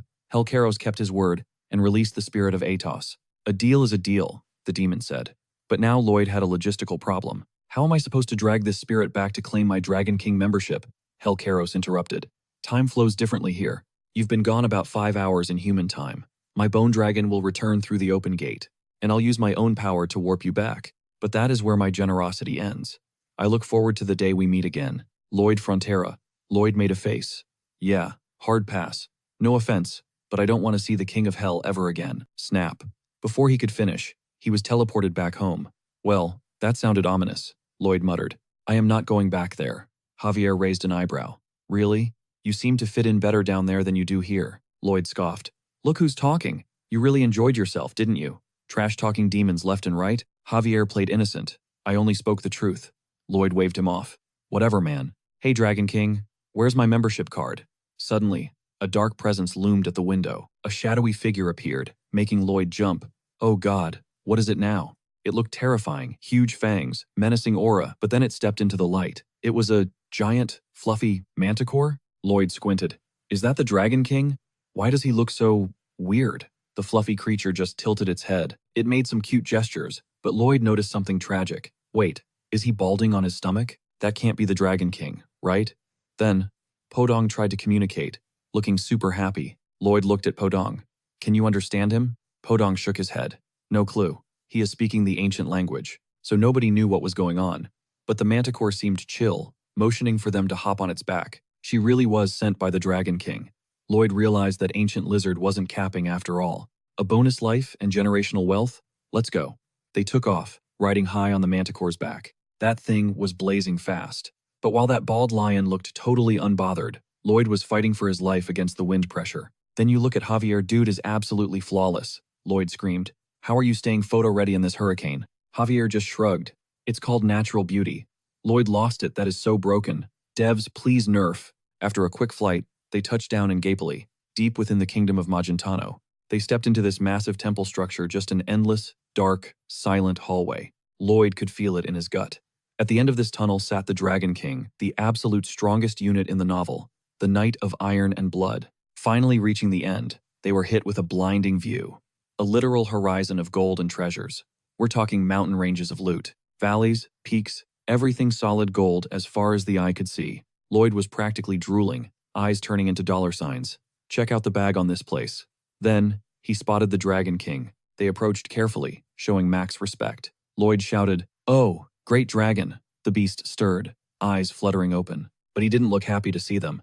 Dude looked like he was nursing a massive migraine. He glared at Lloyd for a split second, then face-planted right back onto his throne. Lloyd froze. He definitely saw that side-eye. It was obvious Lloyd was here for his membership card, but the Dragon King was straight-up ghosting him in real life. Snoozing away, Lloyd stood there, disbelief written all over his face. The audacity of this lizard. But instead of raging, Lloyd grabbed a giant leaf and started fanning the Dragon King like a personal servant. The Dragon King peeked one eye open, confused. Usually, humans who came for the card were super strong and had massive egos. They'd lose their minds if the king ignored them. Pure main character syndrome. But this guy? He just started fanning him out of nowhere? Is he trying to butter him up? Truth is, Lloyd didn't care about pride. He was genuinely thrilled just to be the fanboy. And the Dragon King loved it. He drifted back to sleep, totally relaxed. Lloyd smirked. Phase 1 complete. Javier, however, leaned in. Master Lloyd, you really shouldn't do anything sketchy. This dragon is ranked higher than the King of Hell, remember? Lloyd ignored him, scooping up some fresh water into a chalice. Can't you see the play here, Javier? I'm prepping hydration for when he wakes up. This dragon ignores people with money and power, like it's his job. Of course, I'm gonna bet everything on becoming his bestie. It's called networking. Javier stared at him. The man was dead serious about bootlicking his way to the top. Later, Lloyd started role-playing with the treasure piles. You moron! How dare you not recognize me? A broke peasant like you breathing my premium air? Then he switched voices to play the victim. I'm so sorry, sir. I didn't know it was you. He pelted himself with gold coins. Here, take some cash and stop being poor. Ow, it hurts, Lloyd cried out in his beggar voice. But then he switched back to his grindset face. The road to riches is always paved with pain. Javier watched from the sidelines. This was tragic. What was worse? Javier actually found himself holding back a laugh. Suddenly, Lloyd's stomach roared louder than the dragon. I need food. A wealthy man should never feel the pangs of hunger. Javier sighed. That is classic poverty trauma talking. Lloyd wandered off to a corner of the dragon's lair to scavenge for ingredients. Suddenly, Padong sniffed out a pot full of stew. Lloyd's eyes lit up. Is this heaven? He started shoveling food into his mouth. Javier looked worried. It doesn't look like the Dragon King is waking up anytime soon. How long are we doing this? Lloyd replied. Maybe forever. Javier shook his head. We have to return to the estate. There's a backlog of work needing your supervision. Lloyd nodded, mouth full. Yeah, we gotta go back, but I can't fumble this membership card. Good things come to those who wait. Just then, the Dragon King snapped awake. How long was I out? He grumbled. What day is it? The king had returned. Verks flashed back to that day. A kid from another dimension just popped up out of nowhere. Zero explanation. But honestly, he caught feelings for the human. Look, it's a whole saga. But long story short, they tied the knot. But right before she dipped for her solo trip, she gave him one simple rule. Call her every single morning. He was like, I might sleep in though. Famous last words. He tried hitting her up later, and boom, blocked. She is definitely fuming. Last time they spoke, she hit him with the I'm not mad, just disappointed speech. He's ghosting her on the one thing she asked for. Even with his VIP Dragon King status, breaking promises is a bad look. She's probably losing sleep worrying about him. And Verks? He just feels totally pathetic right now. He's got to fix this vibe before she snaps. Should he teleport over there? Nah. Way too much effort. That's when Lloyd stepped in, asking if something was eating at him. But Lloyd's face was twisted up so bad, Verkes legit thought a demon from hell had spawned in his living room. Verks fired a literal laser from his eyes, nuking a mountain of gold. Lloyd didn't even flinch, still smiling. He just looks the Dragon King in the eye and goes, You look stressed, Your Majesty. Talk about bold. Lloyd promised to fix it. The Dragon King admitted the kid had guts. I mean, he literally almost died just now. Lloyd played it off like a pro. My bad. I startled you and made you burn unnecessary calories. I deserve to get zap fried. Verkes was impressed. This guy knew exactly which buttons to push. But Lloyd was just using sales tactics 101. It ain't about the product specs or even what the customer actually needs. That stuff is secondary. The real secret sauce? Does the customer like you? That's why Lloyd went full golden retriever mode. He offered to handle whatever drama the Dragon King was dealing with. Verks threw shade immediately. You definitely don't have a girlfriend, right? Look at that mug. I seriously doubt it. Single confirmed. Lloyd shed a single, manly tear at the roast. Verks pressed on. How can a lonely loser like you possibly understand the struggles of a married alpha like me? Lloyd clapped back respectfully. Even if he's single, he grew up watching his parents' chaotic dynamic. He's a veteran at conflict resolution. He could tell the king was in the doghouse. He used to referee his parents' fights all the time. Verks hesitated. Could he actually trust this human? Verks admitted it was about his wifey. Lloyd put a hand up. Hold on, wait a second. Talking is exhausting for you, right? Moving your jaw is such a chore. Lloyd proposed a game plan. I'll guess. You just blink, or say yes or no. The Dragon King was vibing with this. Lloyd just rocketed up to the number 2 spot on his favorite humans list. Lloyd went full Sherlock Holmes. Lazy husband. Wife hasn't been seen. In about a month. And if she can handle being married to you, she's gotta have the patience of a saint. No kids. Loaded with cash. Lloyd paused, connecting the dots. Wait, did the queen leave the lair for some me time or personal business? And I bet she told you not to do anything stupid while she was gone. Like lifting a finger to clean, because that ruins your dragon mojo.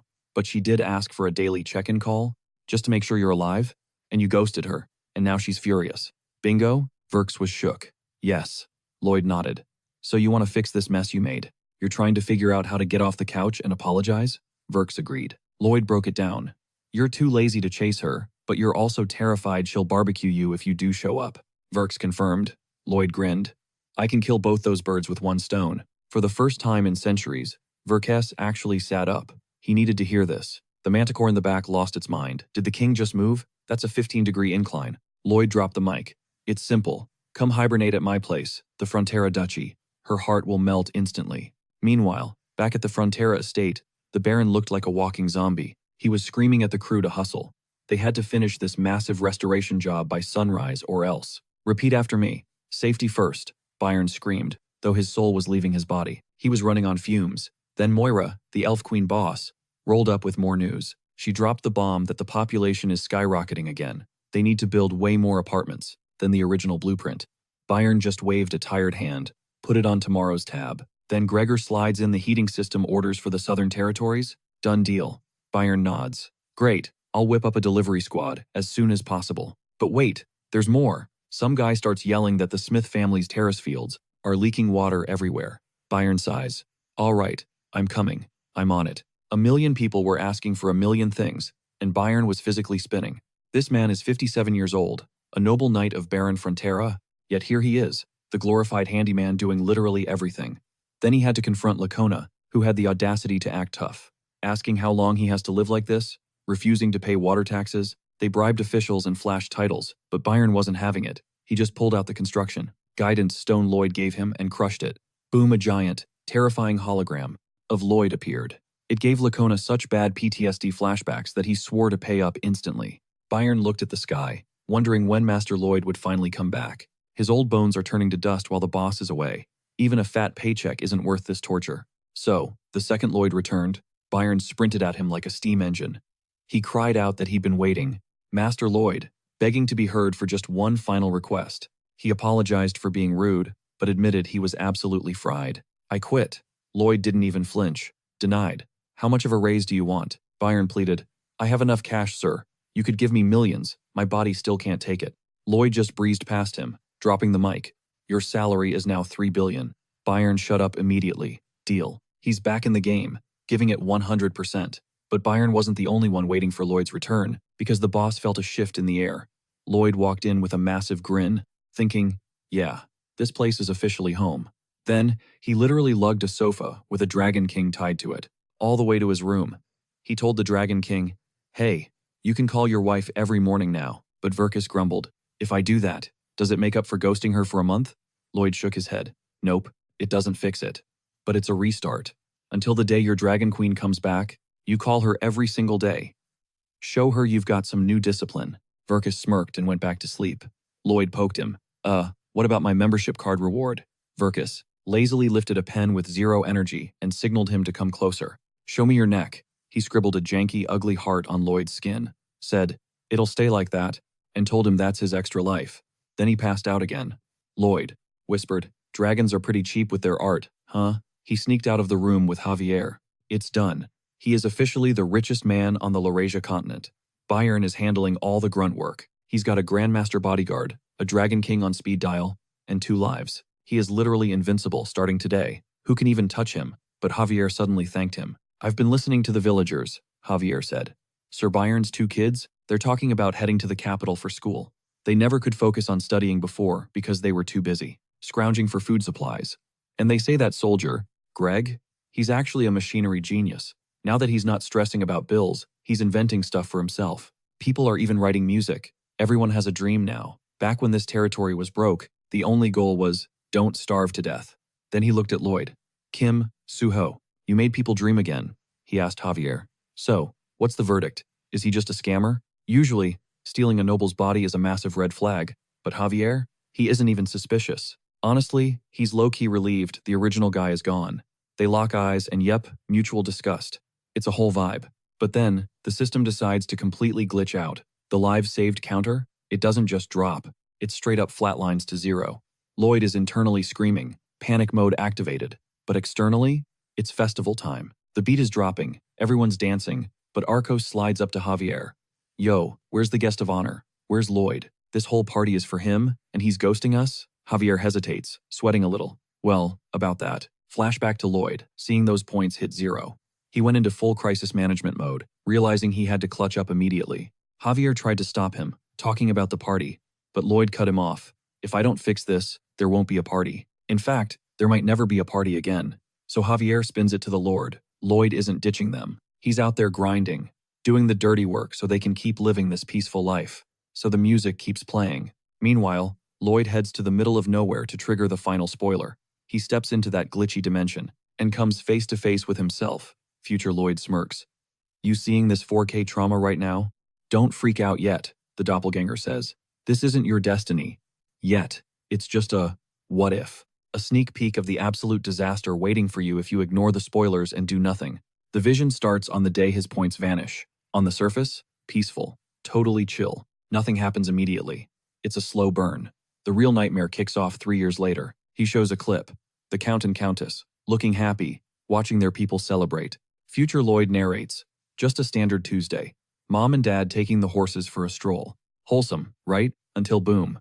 Something spooks the Count's horse. He takes a nasty spill. Lloyd rolls his eyes. Let me guess. He dies? He thinks it's a cliché, but the final spoiler isn't laughing. Fast forward 1 month, the voice echoes. The Countess smiling seconds ago is shattered. She refuses to leave the Count's coffin, literally rotting away in grief for eternity. Lloyd screams, "Stop! Don't do this! I saved them. They're alive right now." But future Lloyd hits him with the hard truth. They spiral so hard, they don't even show up to Julian's funeral. Meanwhile, Scheherazade is left teaching fencing alone. Did anyone even investigate Julian's death? Was it just an attack? The mystery eats her alive. Scheherazade snaps. She throws herself into a war she has no business fighting, and dies wandering, completely empty. And wait, there's more. The Queen? She goes full tyrant mode. Villain arc activated. One day, she loses an arm, and suddenly, the original novel's tragic plot starts replaying like a curse. The Termina family? Slaughtered by rebels. Valalardi? Dead following the Queen's insane orders. Arcos flees the country only to die in a hunting accident. Marbella starves herself to death. Even Solitas ends up back in his lonely prison. Shut up, Lloyd roars. The final spoiler nods. Yeah, truth hurts, doesn't it?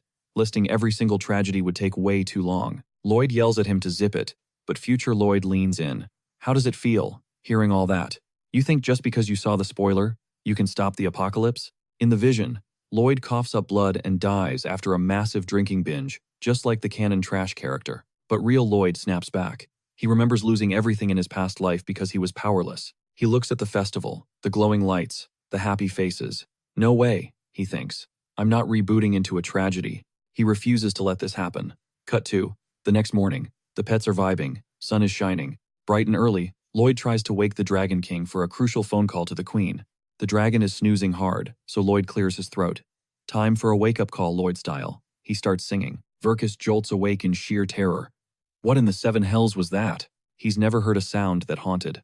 Lloyd smirks, claiming his vocals are cosmic-level perfection. Anyway, call the Dragon Queen. Now. Verkus groans and dials. Ring, ring. Blocked. Verkus hangs up. Task complete. Bye. Have a nice nap. Lloyd waves him off. But he's not quitting. Lloyd knows exactly how to handle these so-called random freak accidents are targeting the people in his circle, relentless and unstoppable, no matter how hard he grinds to prevent them. So, he keeps dragging the Dragon King out of bed every single AM, desperate to uncover the root cause of this chaos. For paranormal drama, the Dragon King is the go-to guy. But after the Dragon Queen blocked his caller ID, Lloyd tried to grill Verkes for answers, but the guy literally couldn't care less and passed right back out. Lloyd knows this lizard is gatekeeping secrets. Getting answers won't be a walk in the park, but Lloyd is still the master of taming beasts. The next morning, he drops a bombshell on the king. Actually, I'm from a whole different dimension. And Verks just yawns. Cool story, bro. Haha. Later. Good night. The morning after that, Lloyd bragged that he flipped the tragic destinies of everyone around him into happy endings. Verks mumbled, "You're such a saint," and hit the hay.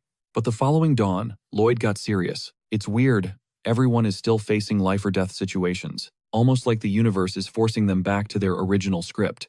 Verks went, "That sucks," and blacked out. Then comes the morning of silence. Verks thought it was super sus he should be hearing Lloyd's annoying voice, but heard zero noise. He opens his eyes to find Lloyd staring at him, dead silent, and asks why he didn't wake him up. Lloyd shrugs, "Oops, slipped my mind. Haven't woken you up for, 10 days. Verks snaps, "Excuse me?" He actually starts sweating bullets, asking, "Do you have a death wish?" Lloyd smirks, "Just kidding. But hey, it could happen. That is, if he doesn't start answering questions." The Dragon King growls, "My patience has limits on being nice," and asks, "You realize I could snap my fingers and delete all of you, right?" Lloyd nods. "Oh, I know the stakes. But have you considered the risk you are taking by threatening me?" "What risk am I taking?" asks the Dragon King. "Well, after you rip me and my fam to shreds and turn the city to ash, you gotta go scout for a brand new alarm clock. You'll have to peel yourself off the couch and personally trek to a human city, walking on your own two legs, hunting for some early bird who wakes up at dawn. Your legs will cramp, the sun will beat down, you'll be sweaty, and worst of all, you'll miss your precious nap time." Verks begs, "Stop it." But Lloyd doubles down. "And when you finally find a candidate, turns out they sleep in late. So, you torch that trash, burn another city, and restart the grind. Ugh, the exhaustion. Make it stop." Verks screams. "Enough, enough." He admits defeat. The risk he has to carry is way heavier than Lloyd's. Verks folds. Lloyd takes the W. Lloyd seizes the moment. Verks clarifies, "So you're saying their fates keep rubber banding back to the original timeline, right?" Meanwhile, Javier, listening outside, thinks, "I am severely underpaid." The dragon explains, "That's how destiny works. Think of a bowstring, no matter how much force you use to warp its shape, it always snaps back to the original position, no matter the turbulence.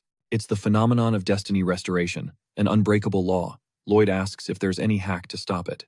The Dragon King sighs, "Not even I can fix that. Not the King of Hell, not even an archangel. No matter how free they feel, the game has a fixed code it has to run. This isn't. Is the world just a game? A simulation?" Lloyd pushes. "But isn't there a hidden option? Like an Easter egg I can find?" Verks points out he basically just said, Lloyd is part of a program. "That doesn't bug you?" Lloyd replies, "I feel alive. Who cares if I'm code or not? I'm saving my crew, that's all that matters." Verks thinks the kid has guts, and admits, there is something. The Jewel of Truth, a legendary artifact that answers any question, including how to glitch the system and fight destiny restoration. Lloyd scrambled to his feet, hitting the brakes on the attitude. "My bad for the sass, really, but I gotta squeeze in one last question." Verks cut him off cold. "Nope, zip it. Don't even ask, he already knows the coordinates. It's in the Merman Kingdom. Boom, info secured." Lloyd shot a big thumbs up to his skeleton work crew. "Enjoy your new gig as the Dragon King's alarm clock." Lloyd bailed fast, signaling for Javier. Next stop, Merman territory. Cruising through the clouds on Hamming's back, Javier finally broke the silence. "Sir, wouldn't it have been simpler to just ask the Dragon King for a lift straight there?" Lloyd scoffed. "You fail. Socializing 101? Verkes is absolutely terrified of us. One wrong move, and he snaps his fingers. Poof, we're dead. Gotta walk a fine line. Besides, I got the intel. Enough to find the fish people. First stop, the trade hub, Cremo."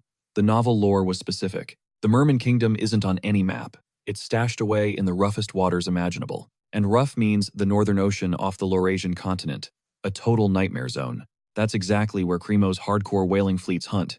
It's their backyard. Perfect spot to launch our investigation. But landing in Cremo? Total chaos. The place was popping off. Merchants swarming, ships docking non-stop. It was electric. Lloyd blinked.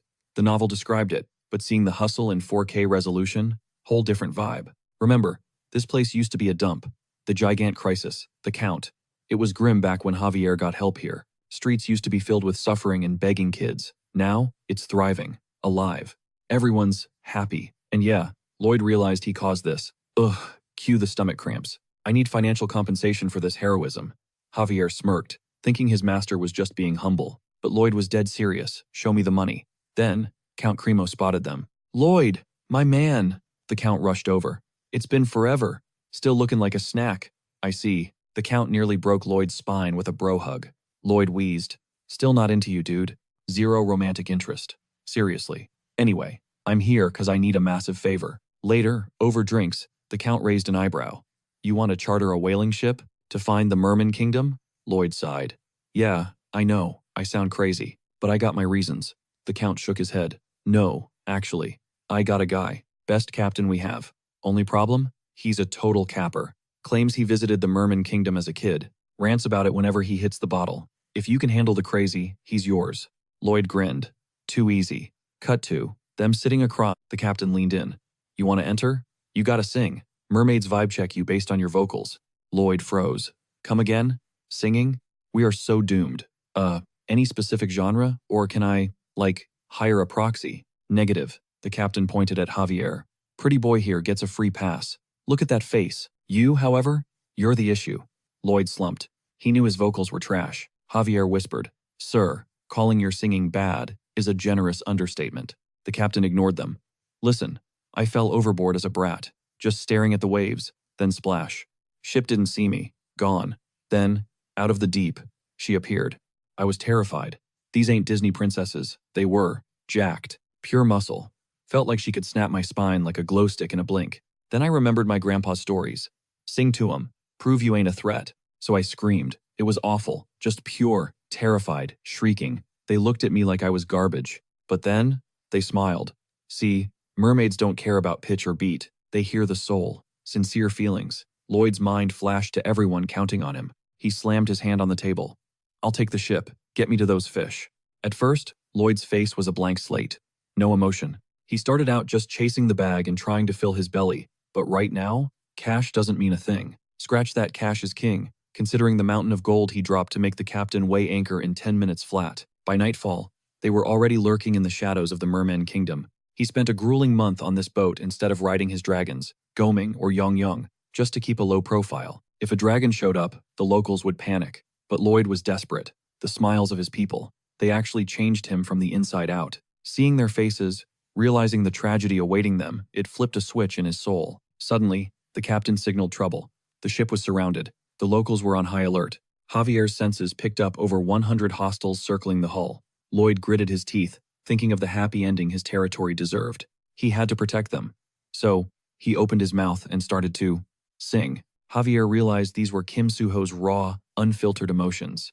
Too bad it sounded like a dying walrus exploding everyone's eardrums. That horrific noise triggered an instant war declaration.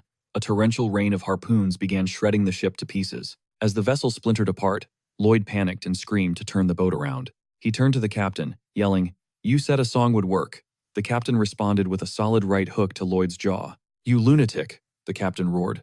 "I said sing a melody, not cast an ancient demon curse." Javier, cool as ice, asked, "Sir, do your true feelings involve a military invasion of the Merman Kingdom?" "Shut your trap," Lloyd barked. "Just do something, but don't hurt them. Buy us some time to escape." Javier sighed. Easy for you to say, before launching into the sky, unleashing his Grandmaster aura. Instantly, the assault ceased. The sirens declared Javier had passed their test, their aggression replaced by pure adoration. The buff, scary warriors turned into blushing fangirls. Javier looked down at the deck, where Lloyd was sobbing. "Does this mean I am invited inside?" Javier asked. "Absolutely," the mermaid swooned. When Javier asked for the reason, she didn't hesitate.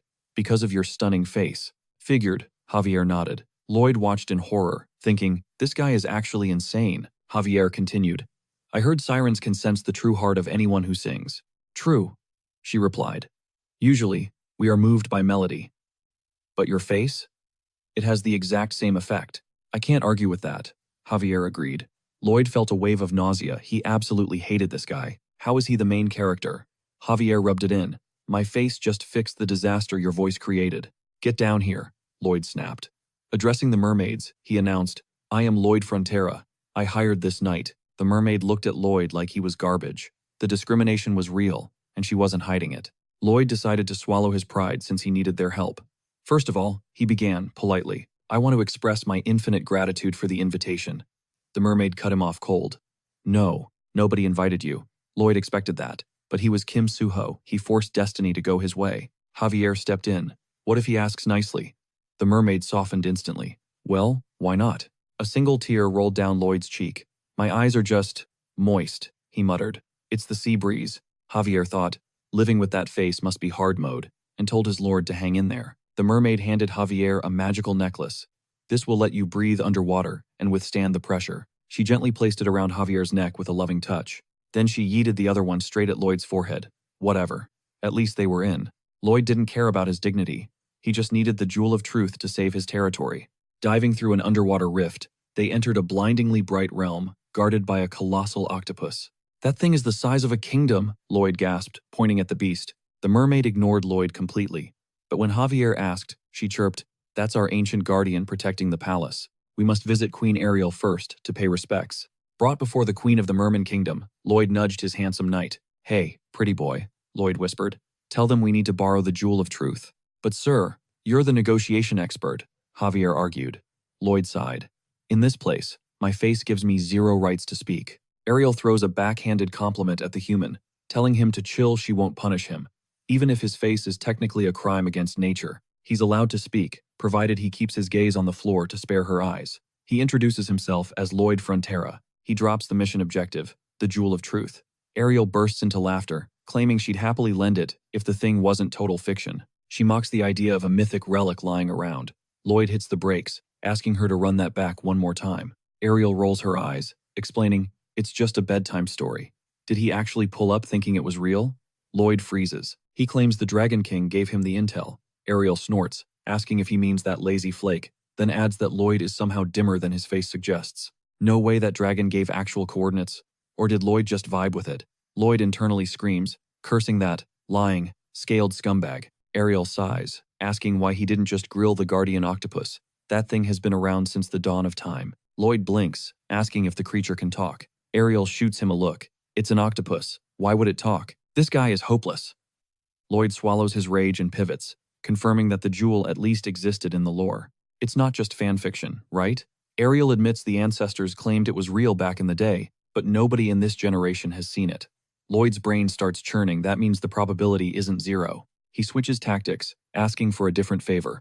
He wants clearance to hunt for the jewel himself.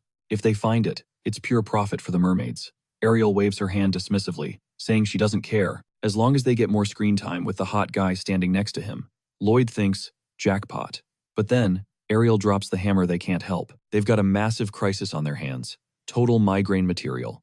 Apparently, a while back, a hellgate cracked open right above their ocean. The infernal heat is turning the North Pole into a sauna. At this rate, the glaciers are toast. Who would pull a stunt like that?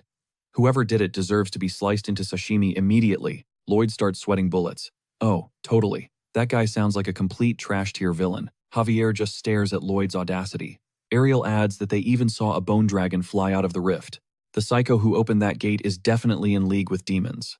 Lloyd nods furiously, agreeing 100%. He claims his heart is overwhelmed with gratitude that she'd let him search during such a tragic disaster. He, Lloyd Frontera, swears on his life. If he finds the culprit, he'll chop the guy's head off himself. Javier's internal monologue kicks in. This man's lack of shame actually defies the laws of physics. Later, scanning the seascape of the Merman Kingdom, Lloyd declares they are finding that rock. They'll scrape for intel and check every single nook. Sometimes you have to go old school with the search methods. Javier raises an eyebrow, asking about the elephant in the room, the Hellgate situation. Lloyd waves it off. They won't forget it, but securing the jewel for his parents and everyone else comes first. Javier sighs, knowing Lloyd always has an angle. He's sure this twisted path is somehow necessary. But between the Hellgate talk and the jewel hunt, honestly, if it were me, I'd leave that portal open just to spite that high and mighty mermaid queen. Meanwhile, back in Magentano, the queen is fighting for her life in a serious crisis. The poison is slowly hacking her brain, but she's too stubborn to fold. She forces the toxin into her arm, considering just ripping the limb off to be done with it. But she reasons that, for a ruler, trading a limb to keep her sanity is just business as usual. She realizes she must be losing it though. Why on earth is she missing that potato-faced idiot right now? Speak of the devil, Lloyd is currently grilling a random mermaid about the jewel. The mermaid recoils, asking what the hell that thing is. She thought it was a talking sea cucumber. Javier nods solemnly, agreeing with the assessment. The mermaid shakes her head. She doesn't believe in the jewel. It's just an old myth to her. But she knows a weirdo who keeps yapping about finding it. She clarifies she doesn't mean Javier is the weirdo. He's gorgeous. Another mermaid swoons, adding that a hot lunatic is totally her type. Lloyd stands there, dead inside, absorbing the insults. The girls agree to guide them to the merman believer. Javier whispers an apology for the face shaming. Lloyd stiffens, claiming he's perfectly fine. Why would he be upset? Javier points out that he's crying. Lloyd snaps back, impossible. How do you cry underwater? It defies logic. Javier admits he has a point, but there is definitely soul juice leaking from his eyes. Lloyd straight up asked if they could just bail on this whole mess. But cut to a bit later, and they're chilling inside a literal pineapple under the sea, when the Triton asks if they're thirsty for that legendary jewel. Specifically, are they down to join his crusade? Suddenly, the system pings. Friendship with Rotolo is now unlocked. Current vibe check? A meager. Lloyd pumps the brakes, demanding the intel first. Internally, he's spiraling. Why did the friendship status pop up? On the very first date? Usually, that feature stays grayed out until someone is totally whipped for him. Rotolo drops the lore. His family has been hunting for the jewel of truth for generations. They stood 10 toes down, ignoring all the haters who called them crazy. To be specific, back in the second Mystic era, when the innovation buddy world only knew spring and summer, this jewel was definitely real. It was the ultimate cheat code, the answer to everything. The Atlantic hero used it. Lloyd realizes this guy isn't just friendly, he's desperate for companions, who don't look at him like he belongs in a psych ward. Rotolo explains that, over 10,000 years ago, after the Great Race War, the jewel got smashed to smithereens. Lloyd asks if there are any scraps left. Rotolo shakes his head, not even the merfolk verify that info anymore.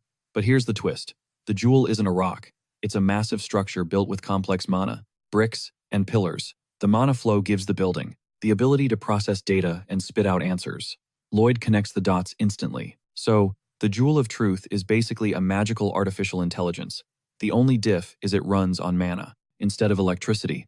But if it got wrecked, Rotolo cuts in, explaining that's why he's scouring the jewel's original territory. Somewhere in that dirt, the blueprints have to exist. Lloyd's skepticism fades. What sounded like a fairy tale is starting to look like solid tech. He decides to lock in. He asks, so, where's the dig site? As they cruise through town, some random mer-dude stops Rotolo, trashing him for looking exactly like his grandfather, accuses him of skipping swim practice to go play in the sand again, calls him a scrawny twig, a total disgrace.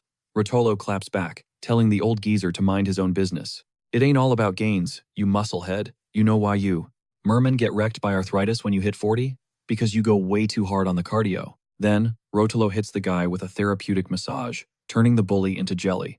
He tells Lloyd this is his daily reality. They treat him like the village idiot.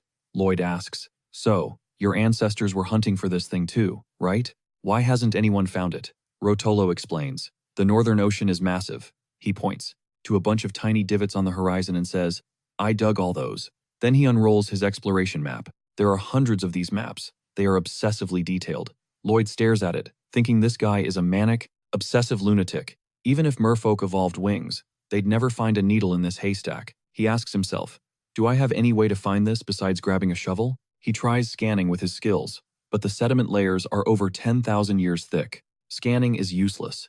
If he makes Javier nuke the ocean floor, no, bad idea. That could destroy the blueprints by accident. Podong and the crew can't operate underwater. And if he summons Yang, it'll start a literal war. The only way to get a massive workforce is to exploit the insane physique of these locals. He tells Javier to turn on the charm and recruit the mermaids as laborers. But when Javier tries to work his magic, the mermaid apologizes to the pretty human, saying they have zero time for boys, it's all about muscle training and laps. She curves him hard. Not a single mermaid stays, and Javier's ego takes a critical hit. Lloyd smirks. Where's that confidence now, Mr. Handsome? But honestly, Lloyd is stressed, because the plan flopped. Crap, if they do it the Triton's way, it'll take centuries. In 3 years, the world is gonna end. They are racing against the clock. Javier mentions the water temp is spiking and asks what's up. Lloyd looks at the coral reefs and geysers, identifying it as the Palace of Hot Water. Magma heats the deep water, shooting it back up like a jacuzzi on steroids. Then it hits him. A sudden flashback to Padola, dropping the intel that mermaids get wrecked by arthritis once they hit 40. He clocks the geothermal vent and shoots a look at Javier. We are absolutely dropping a sauna right here. This devil's sauna isn't just a spa. It's the ultimate trap to hook them for life. And Lloyd knows the game, because back when he was Kim Suho, he knew the hustle. Construction gigs pay way fatter stacks than most people realize. But it wasn't all cash flow and skills. The job came with a catch, constant cancellations. And the biggest buzzkill? Your own body giving out on you. Flashback to a gloomy, rain-soaked afternoon where the site was shut down. Kim Suho realized his shift was dead. Finals were over, so he figured, maybe I'll just crash for the day. Then that friend rolls up, asking why he looks like a kicked puppy. Suho's inner monologue? Who is this clown? But the buddy pivots. Got time to kill? Let's hit the bathhouse together. You've been hauling bricks all week, bro. Your muscles have got to be screaming. Treat yourself, right? Suho shoots him down. He's broke. But the guy grins. I know. I'm working a part-time shift there. I'll get you in pro bono. Suho's confused. Your family's loaded. Why are you scrubbing floors? Mom owns the place. My shift starts today. Suho just stares. He's thinking, this psycho is jumping into a job the second exams end? Built different. The friend waves him under the umbrella. Get in here. Suho realizes the guy showed up way too early, right when Suho usually leaves for the site. Is this guy dumb or just stalking me? Nah, he's a straight-up guardian angel. Can't fool me. Cut to later that day. They're vibing, chowing down snacks in the sauna. Suho realizes this place is literal heaven. Every knot in his muscles dissolves. He can actually feel his blood circulation unlocking. He feels one with the mysterious cosmic flow of the universe. Pure bliss. Snap back to reality. Lloyd's got that exact feeling in mind.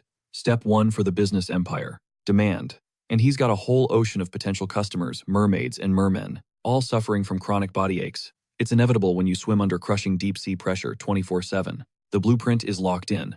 He dubs this master plan, Project Great Mermaid Fishing. Later, he pitches the vision to the king. This facility will be a miracle for your people's chronic pain. It's the ultimate cure. The king narrows his eyes. Okay, but what does this have to do with mining gems? Lloyd spills the tea. It's a labor trap. Digging up the whole ocean with 3 people? Impossible. But the king drops a bomb. Merfolk are terrified of heat. You saw those vents outside? We had a tragedy recently. Some tempted souls got too close to the hot currents. They blacked out and they were literally boiled alive because they stayed in the zone too long. Now it's strictly illegal to even walk near those thermal chimneys. Lloyd's brain goes into detective mode.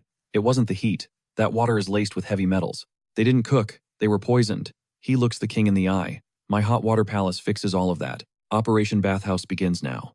Phase 1. Site prep. Lloyd takes Javier to a secluded cave lined with coral. Javier looks around. Isn't this spot way too far from the heat source? Distance is key, Lloyd explains. Safety first. He fires up his simulation skill to draft the layout. He marks the excavation lines. You dig here. I'll go scavenge more materials. Javier unleashes his sword aura. Who needs a shovel when you're a living weapon? Lloyd pauses. You're being weirdly obedient today. No snarky questions? Usually you'd ask why we need the truth jewel. Or what happens if we fail.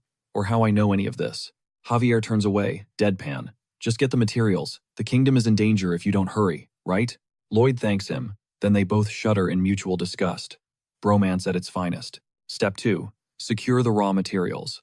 Lloyd knows that geothermal vent is the key to solving everything. He's got a master plan, and he dives straight into the danger zone, right next to the boiling water. He's betting that the local wildlife will unwittingly provide every single building block he needs. Specifically, those nasty tube worms that spat right in his face earlier. Phase 2, Part 1. Harvest the slime. That fluid secreted by the worms, it's going to be the industrial-grade glue. And the finishing polish. Phase 2.2. Salvage the worm shells to engineer the piping system. Step 3. Assemble the pipeline and rig it directly into the underwater heat source. Step 4. Route the plumbing into the main chamber and apply the sealant. Now it's just a matter of calibrating the pressure and dialing in the perfect temperature for every suite. But Lloyd drops the golden rule of real estate. What makes a bathhouse legendary? Immaculate vibes and interior design. They built an emerald suite, a coral suite, and a quirky avant-garde room. Boom. It is finished. The fantasy world's very first underwater spa. By the time he checks in with King Rotolo, the guy is already soaking it up. The place looks incredible. Javier asks if they're opening for business soon. Surely the goal is to stack that cash, right? Lloyd just smirks. He says he doesn't need their money. He's not collecting coins. Javier instantly gets a chill down his spine and realizes he should probably start praying for these poor mermaids' souls. Cut to a not-so-happy day for Lodita. She used to be a powerhouse, a muscular mermaid, of absolute beauty. Back in the day, she was the neighborhood's most eligible bachelorette, but time catches up to everyone. Now, she's aching all over. Her shoulders are throbbing in agony, and she starts pounding on them just to get some relief. Her husband snaps at her for being too loud. Lodita heads out to get some exercise. He tells her she's overdoing it, asking why she can't be like him and just do 3 sets a day. Lodita swims off, fuming. Is this her life forever? If she could just soothe these aching muscles, she could actually enjoy her golden years. That's when she sees it. A massive promotional event. A grand opening. Everything free for 1 week, targeting any mermaid suffering from chronic pain. It promises a relaxing, heated sauna experience, 100% safe. Lodita is skeptical. How do you heat water safely down here? Then she notices the line. It's absolutely massive. She's heard rumors that humans are crafty engineers. The problem is, free usually sounds like a trap. That human leader looks super sketchy, like a total con artist. But he's standing next to that angelic knight, so he can't be evil, right? She decides to roll the dice. She steps into the sauna and instantly feels like she's in heaven. She feels decades younger. She's so hyped that she rushes back to drag her grumpy husband along. Lloyd plays the charming host, asking if she brought the hubby. It's magic. The next day, they both feel revitalized. Lloyd thanks them profusely for visiting 5 days in a row. The elderly community is suddenly bursting with energy. Everyone is addicted to the heat. Lloyd drops a line about how when they're happy, he's happy. But exactly 1 week after the launch, the doors slam shut. Lodita panics and asks what's going on. Lloyd says the trial period is over. From this point on, the sauna is a members-only club. You have to sign up, and he pulls out a registration scroll. Clause 1. The bathhouse operates strictly on a membership tier system. Clause 2. Depending on your tier, the maximum soak time is capped at 12 hours. The crowd is shocked, but Lloyd isn't done. He announces, Clause 3. When members use the facilities, a fixed fee is required. But he doesn't want cash. The fee is labor. The work hours they need to provide equal half the time they spend in the sauna. So, if you soak for 6 hours, you owe Lloyd 3 hours of hard labor. This debt must be paid within 48 hours of your visit. Fail to show up once?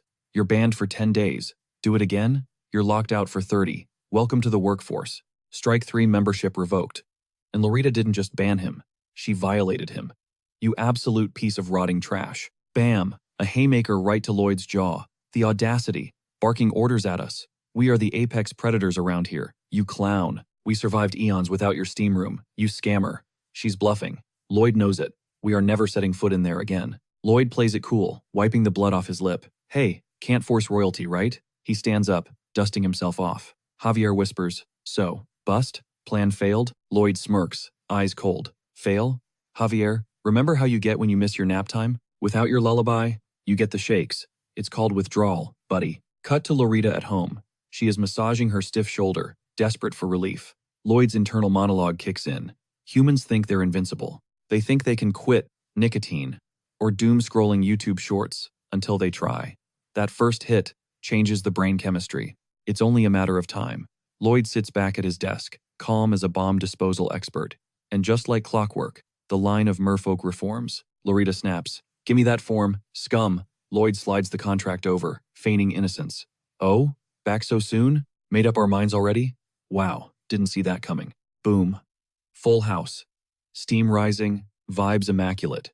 Everyone is rocking glowing wristbands, including the queen herself, Lorita. But suddenly, bzzz, her wristband goes dark. The magic fades. Lloyd pops in like a bouncer at a club. Customer numbers 4, 12, and 13. Time's up, ladies. See you at the dig site at dawn. Lorita seethes. This human is literal garbage, but he won't play me again. This is the last time. Spoiler alert, it wasn't. The next morning, Lloyd is rocking the foreman helmet. I'm the director now. Start digging. Lorita grinds, hauling dirt, muscles aching, body sore. She sprints back to the sauna. Pure bliss. Then back to the mines. It's an infinite loop. Work, steam, until the work actually starts feeling. Okay? It hits her. Wait, I'm being played. She's totally under his thumb. I gotta quit. Right now. She hesitates. Nope. Back to the steam. It's too good. She can't quit. Endgame? Lloyd secured a swole mermaid army, entirely addicted to his spa, working for $0 an hour. Rotolo is horrified. This dude is Satan. He turned the spa into a labor camp, using my people as slaves. He feels guilty, like he sold out his own kind. Lloyd catches the vibe. Feeling like a villain's sidekick? Rotolo? Think you're an accomplice to a demon? Lloyd grins. Chill. No, no, no. Did we force a single one of them? Not once. Rotolo sighs. Technically, that is the truth. Lloyd calculates the progress. A month of superpowered mermaid digging destroyed the terrain. The soil layer thinned out enough for his scan skill to penetrate. He walks to a specific spot, shovel in hand. Ping. Bingo. He uncovers massive ancient ruins marked with the Jewel of Truth symbols. It matches the legends. Real talk? Lloyd had been sweating bullets this whole time. What if it was just a myth? What if he grinded for nothing? That would have been a disaster. He wouldn't have been able to stop the collapse. But seeing those rocks, anxiety gone. We are back in business. All right, let's grab those blueprints. He looks at Rotolo. Showtime, right? Rotolo is losing it, tears streaming. It's real, Dad, Grandpa. It actually exists. He really thought it was Cap, but the legacy is real. Lloyd focuses. According to the archives, the loot is dead center of the Jewel of Truth site. A magical vault holding the blueprints. Gotta be a keyhole somewhere. Lloyd spots it instantly. Easy mode. Rotolo nods. That's the spot. Lloyd frowns. Okay, but where is the key? As Rotolo steps closer. VMMMM. A sonar pulse blasts from the lock, rippling through the water. Rotolo explains. The lock calls for the key. The waves slam into the giant octopus. Resonance. Lloyd connects the dots. Don't tell me the key is inside that calamari's gut? Suddenly, the beast screeches in agony and releases its grip, dropping the entire Merma kingdom.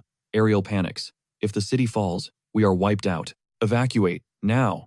But a guard reports, Ma'am, chill. Most citizens are actually outside. They're at the construction site working for that human visitor. Ariel blinks. The handsome guy? Oh, him? Meanwhile, Lloyd watches the chaos. Is the capital collapsing because of me? Whoops. Javier didn't hesitate, he was all in. Lloyd? Yeah. He was secretly praying for a hard pass. Javier steps up to tank the damage and protect the realm, leaving Lloyd free to go on a scavenger hunt for the key, doing it all for that territory he's obsessed with. Wings flared, Javier scoops Lloyd up like a sack of potatoes and takes flight. Ariel is down below, straining every muscle to bench press the entire kingdom. Spoiler alert, it's heavy as hell. Suddenly, backup arrives, Mr. Tall, dark, and handsome. Ariel breathes a sigh of relief, thanking the stars for the assist. Javier smirks, hitting her with a cool, no problem. Looks like Lloyd's shameless attitude is finally contagious. Lloyd gets up close and realizes the Kraken isn't just raging. The poor guy is suffering from major indigestion. The massive beast starts freaking out, tentacles thrashing everywhere, trying to swat Lloyd away like a fly. That chaos makes holding the city a nightmare for Javier and Ariel.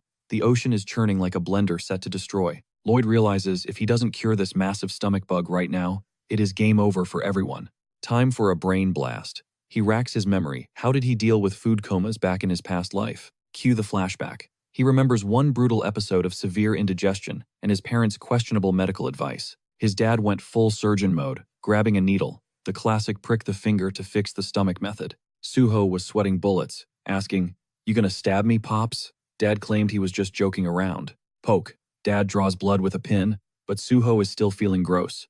Zero relief, just pain. Enter Mom, roasting Dad immediately. "Are you nuts? Stop believing everything you see on TV, old man." Dad swears it worked back in his prime, but Mom pushes him aside. "Move over, amateur. Sometimes you gotta force it out," she says. "Trust me, sweetie." Then she winds up and delivers a Mortal Kombat uppercut right to Suho's solar plexus. Bam! Instant reaction. Everything came up. Violent? Yes. Effective? Absolutely. Lloyd snaps back to the present, thinking, bingo, that was the cure back then. But how does that physics apply to a giant octopus? Mom questioned the science, asking why he was overthinking it. Definitely the mindset of a natural science major, right? Valid or not, he has to test the theory. Lloyd yells for his knight in shining armor. "Javier, you're up. Blast the tentacle tips with your aura. Not lethal, just enough to mimic a needle prick." Javier grits his teeth, straining under the weight. "Kinda busy holding up a civilization here, Master Lloyd." Suddenly, reinforcements. The mermaid fleet swoops in, fresh from their relaxation break. Post-sauna muscles fully activated, they catch the falling city. Praise the power of a good spa day. The kingdom rises. Javier's hands are free. He flares his wings, charges his blade, and sends precision airstrikes at every single tentacle tip. Boom, direct hits. The octopus lets out a massive burp. Lloyd nods. Stage 1 is a go. Usually, you would restrain the patient first, but we are improvising here. Pain equals progress. Since he burped, The prep work is done. Now for the finisher. Lloyd summons his entire chaotic zoo. Listen up, crew.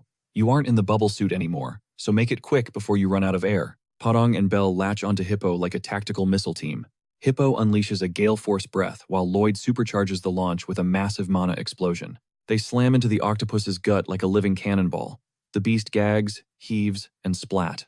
Out comes the vomit, and with it, the shiny jewel of truth key. Javier snatches it midair like a pro. Gotcha, Lloyd grins.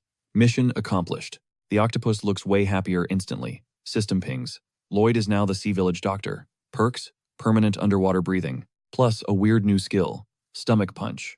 Hits so hard it makes any aquatic creature instantly toss its lunch. The Kraken hugs the city apologetically while the merfolk throw a rave. Crisis averted.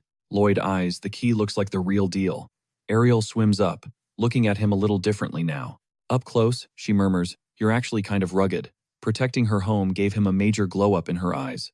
Lloyd's popularity skyrockets. He unlocks the ancient octopus race entry, and the merfolk officially embrace him as the homie. Relationship status, besties. Never mind the fact that this whole disaster was totally his fault to begin with, but Lloyd has skin thicker than a tank. He soaks up the praise like he deserves it. Even the system is judging him. Guilt? Zero? Lloyd scoffed, totally baffled. Excuse me? This thing is completely clueless. What is the system actually yapping about? He's been grinding, trying every hack in the book. And yeah, shout out to his mom and dad. He's genuinely thankful. But the system fires back. If that's the vibe, bet your parents are even more grateful to you, right? That hit a nerve, Lloyd snapped. Okay, you're crossing the line. Can we not? I'm out here living my best life, while they're literally 6 feet under. How are they going to feel grateful? The system notices the rage. You seem triggered, huh? Lloyd shook it off. No more dwelling on the past. He's locking in, focusing only on protecting the squad he has right now. He jams the key, the jewel of truth, into the slot. Boom. A massive hologram floods the room. It's giving Tomb of the Generals vibes, a stepped pyramid structure, tapering at the top to support the heavy load. Basically, a pyramid. The system pings. Scan this blueprint, and I'll save the data. For Alethea, the true jewel. Lloyd runs the scan, throwing a serious side-eye at the interface. But he's not done. System says he needs a crafting list. Main ingredient? Toranga. While Lloyd's frantically tapping screens, the rat squeaks. Did he finally lose it? Javier deadpans. Nope. He's been gone for a while. Lloyd ignores the shade, crunches the data, and drops a truth bomb. Thought we were finished. He turns to his knight. Yo, Javier, let's bounce. Clock's ticking. Destination, Magentano Palace. That's where the Toranga is hiding. Meanwhile, back in Magentano, the queen is fighting a losing battle. That cursed poison is trying to hijack her mind, and her arm looks absolutely gnarly. How much longer do I have, she wonders. She can't crash now. She is the queen, the absolute apex of this nation. Suddenly, a messenger bursts in. Update on the trade deal, he stammers, trembling. My bad, your highness, but they ganged up on us, formed an alliance, and left all. Ever since that disaster, the demands haven't just been bold, they've been impossible. Now, even the smaller nations are smelling blood in the water, pushing terms that are straight up disrespectful. The queen knew exactly why. It all circled back to that nightmare. The grand banquet meant to flex Magentano's power to the world, which spectacularly backfired. Sure, the official narrative is that the dragon was subjugated, but let's be real, nobody bought it. No dragon corpse, no proof. The rumors are flying that it's all a massive bluff, and she can feel the clock ticking. It's only a matter of time before they openly come for her crown. The political sharks are circling, and Magentano's global influence is in freefall. She feels paralyzed, totally unsure how to navigate this mess, but she refuses to crumble. She is the queen. Weakness isn't an option. Suddenly, a messenger breaks her spiral with one crucial update. Lord Frontera is requesting an audience. Hearing that name, dignity went out the window. She sprinted from her office and practically skid to a halt in front of Lloyd. Lloyd, that infuriating, chaotic genius. The one guy she couldn't control, yet the only person on Earth she desperately needed right now. For a split second, her mind drifted. She envisioned herself throwing her arms around him in a tight, desperate embrace. But reality snapped back. She was just standing there, dazed, staring at Lloyd and Javier while they bowed respectfully to their monarch. She shook off the daydream. Blinking rapidly, she stammered, "Wait, what did you just say?" Lloyd looked confused. Nothing, Your Majesty. I just said hello. And you, sort of froze. He raised an eyebrow, probably wondering why the queen of the nation was sprinting through the halls like a track star. Surely you weren't running just to see me? The queen flinched, caught off guard, and immediately whipped her head away to hide her face. Javier's eyes darted between them. He looked at the blushing queen, then at his oblivious master, his brain short-circuiting. Did the queen just blush? Because of Lloyd? This was more impossible than the Demon King suddenly sprouting a halo. Clearing her throat to regain composure, the queen asked, "Anyway, what brings you here?" Lloyd didn't beat around the bush. "I need to raid the royal palace basement. Specifically, I need some structural pillars." She stared at him, baffled. Before she could object, he dropped the bait. "Let me do this, and I'll make your headache with the southern nations disappear. Overnight. Here's the plan." When Lloyd scanned the blueprints for the true jewel Alethea, specifically the Tauranga component, a system window popped up with some juicy lore. Turns out, that material has a wild history. Flashback to the mythological era. The Great Racial War wasn't just a brawl, it was a battle royale for the Jewel of Truth. At the climax, a mermaid managed to ask the jewel a question, likely, "How do we win?" But before she got an answer, the giant's tree-sized titans smashed the monument to bits. Chaos ensued, and everyone grabbed a shard. One specific giant hauled a piece called Tauranga to the mainland. They built a kingdom, enslaved humans, the usual tyrant stuff. Eventually, humanity snapped. A massive rebellion overthrew the giants, but they didn't destroy the foundation. Instead, humans built their new castle right on top of the giants' ruins. And that Tauranga shard the giant carried, they used it as the literal bedrock, meaning an ancient artifact of immense power is sitting directly under the Magentano throne room. Cut to a few days later, the diplomatic banquet is in full swing. The southern diplomats are sipping wine and whispering trash. Honestly, what is she thinking? One sneers. She tried to flex at the last party and got humiliated when that dragon wrecked the place. Now she wants a do-over? Look at her, acting all confident. Does she really think we believe she defeated a dragon? Please. Lloyd, lurking nearby, cracked a wicked grin. Showtime. He whistled for Yong Yong, and the bone dragon descended from the sky like a nightmare. Panic instantly swept the room. Guests screamed, scrambling over each other as the massive skeletal beast touched down. Everyone except Lloyd. He just strolled up to the monster. "Hey everyone, chill out. Doesn't he look different?" And sure enough, Yong Yong wasn't roaring. He was sitting in front of the queen like a well-trained golden retriever. He was even wearing a giant, adorable ribbon bow tie on his bony neck. I mean, look at that face. The queen reached out and patted his skull. The terrifying bone dragon literally wagged his tail. The gap mo was lethal. The diplomats froze.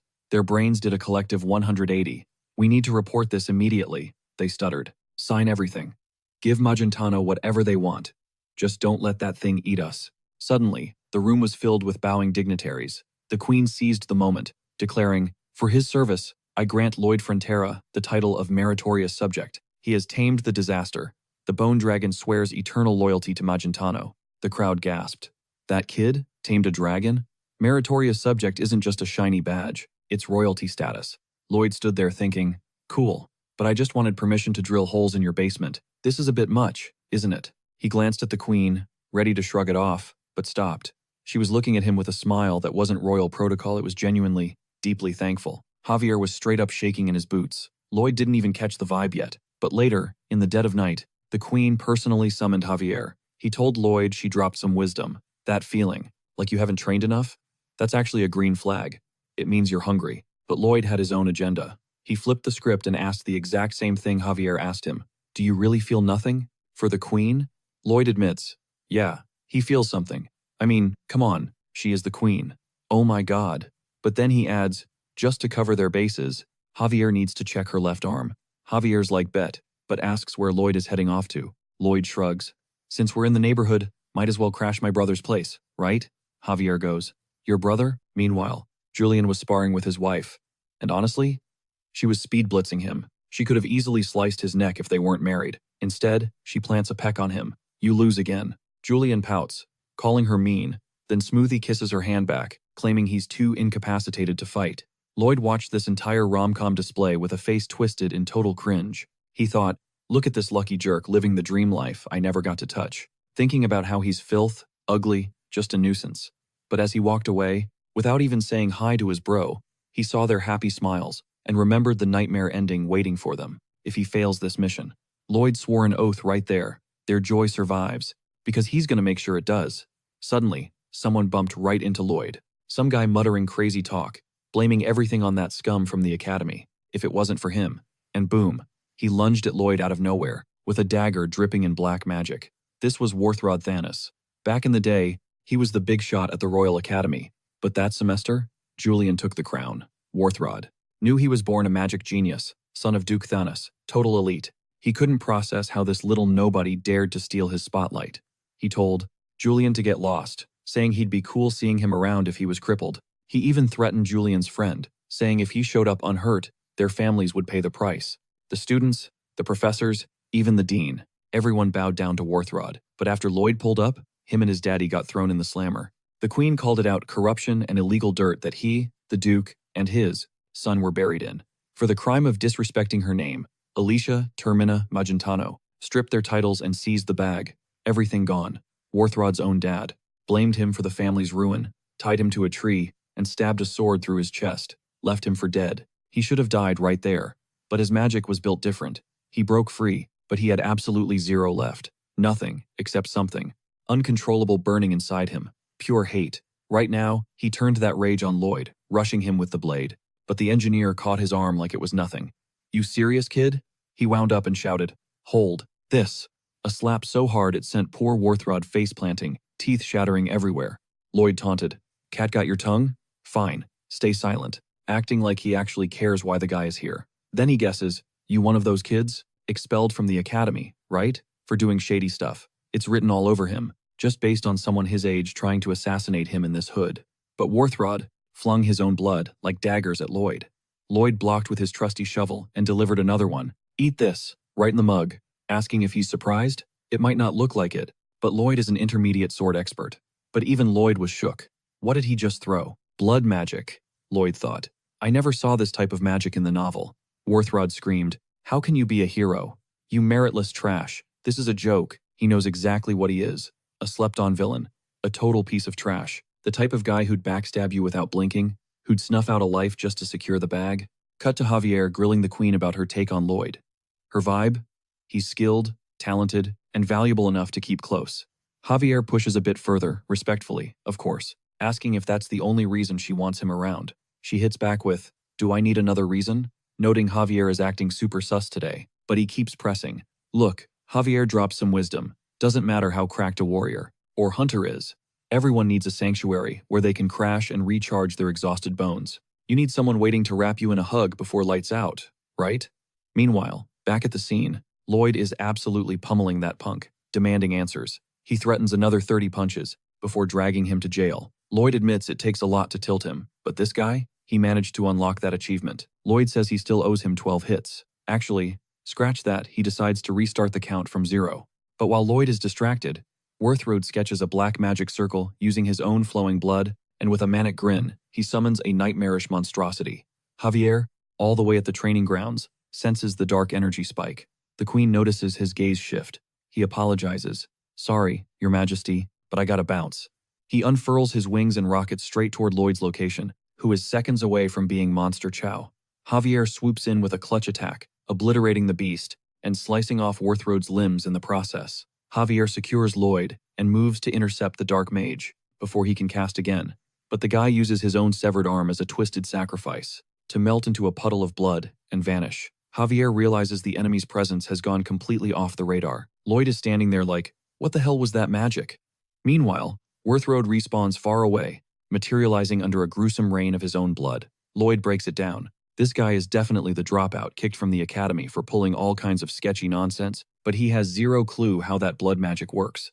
While the villain swears vengeance on them, Javier regrets not slicing his head off instantly. Lloyd tells him to chill and stop stressing. No one could have predicted that escape. Besides, if he comes back, Lloyd's got a Grandmaster ready to fly in for the save, right? He doubts the guy is dumb enough to try again, even though Warthrod vowed to end him. Suddenly, a system notification pops up. People saved count drops from 0 to -1. Lloyd stares at it, confused. What does that even mean? It means someone's gonna die because of him. Next morning, Lloyd tells Her Highness that the army of guards surrounding him is a little extra.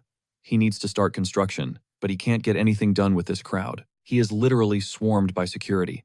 The Queen insists that if someone is hunting her MVP subject, this lockdown is necessary. She orders the captain to terminate anyone who gets too close to Lloyd. Lloyd pushes back. That's going to cause too much drama. Plus, he's got Javier. That man's protection is worth more than 1,000,000 average soldiers. The Queen, seeing the logic, dismisses the troops. She decides to launch her own deep dive into that blood magic, but Lloyd is sweating bullets. What is that psycho planning? And who is the target destined to die because of him? Can he actually fix this mess? He needs to secure the Poranga right now. He calls in his construction crew to get moving. One of the main support beams holding up the palace is made of Poranga. The mission: dig underneath and extract just that one pillar. Usually, the kingdom's nobles would throw a massive fit over such an insane request, but the queen shut them down. To minimize damage, they have to dig with surgical precision, avoiding the other beams. One wrong move, and the whole palace could literally collapse into the ground. That's why in modern engineering, you reinforce the foundation before pulling a stunt like this. So, Lloyd plans to use a ground freezing technique to solidify the base, and for this job, the key item making it possible is the Heart of Winter, arriving under heavy escort by the kingdom's top mages. The Heart of Winter is a god-tier artifact of Magentano, containing an entire winter world inside it. It's a strategic weapon gifted to the royals ages ago by the ice dragon, Tyrannos. In the original lore, the corrupted queen weaponized this thing to put her enemies on ice, literally. Obviously, you can't just unleash that kind of power without the noble council signing off on the paperwork. It's terrifying stuff. So, the queen decided to grease some palms. Here's the pitch. If they utilize the artifact's ice energy to freeze the ground solid, they can stabilize the soil and safely extract the Tauranga without the whole tunnel collapsing. Plus, Lloyd has to swap it out with a structural support. But then, one of the mages delivering the goods clocked Javier immediately. It was Sylvia, and she was absolutely beaming to see our favorite knight. Javier gave that energy right back. Lloyd chimed in, hyping her up as a total genius to the squad. I mean, makes sense, right? She is the one handling a literal, divine artifact. Lloyd nudged Javier to go chat her up. Go on, you miss her, don't you? Javier played the clueless card, acting like he had zero idea what Lloyd meant. Huh? Lloyd bragged that he's got eagle eyes for this stuff. Listen, these peepers can spot a crush from a mile away. Javier just thought, funny, that skill seems completely broken when it comes to himself. Then Javier turned to Kim Soo-ho with a serious question. Is someone hunting you down? So don't go anywhere. Lloyd brushed it off, claiming he could take that guy, as long as he watches out for that freaky summon. Time to execute the Tauranga extraction plan. Step 1. Vertical excavation. Drop in the rebar support and pour the concrete. Step 2. Rig up the underground cooling chamber. Step 3. Pack that room with the elite, royal mages to stabilize the divine artifact, the Heart of Winter. Then, they hooked up. Pipes directly from the heart to the foundation to flash freeze everything. Step 4. Dig upward, straight toward the Tauranga. As Podong tunneled away, Javier noted the insane pace. Moving fast, aren't we? Lloyd agreed. Speed is the name of the game, right? But internally, Lloyd was panicking. Not a single second to waste, he had to wrap this up. Like, yesterday.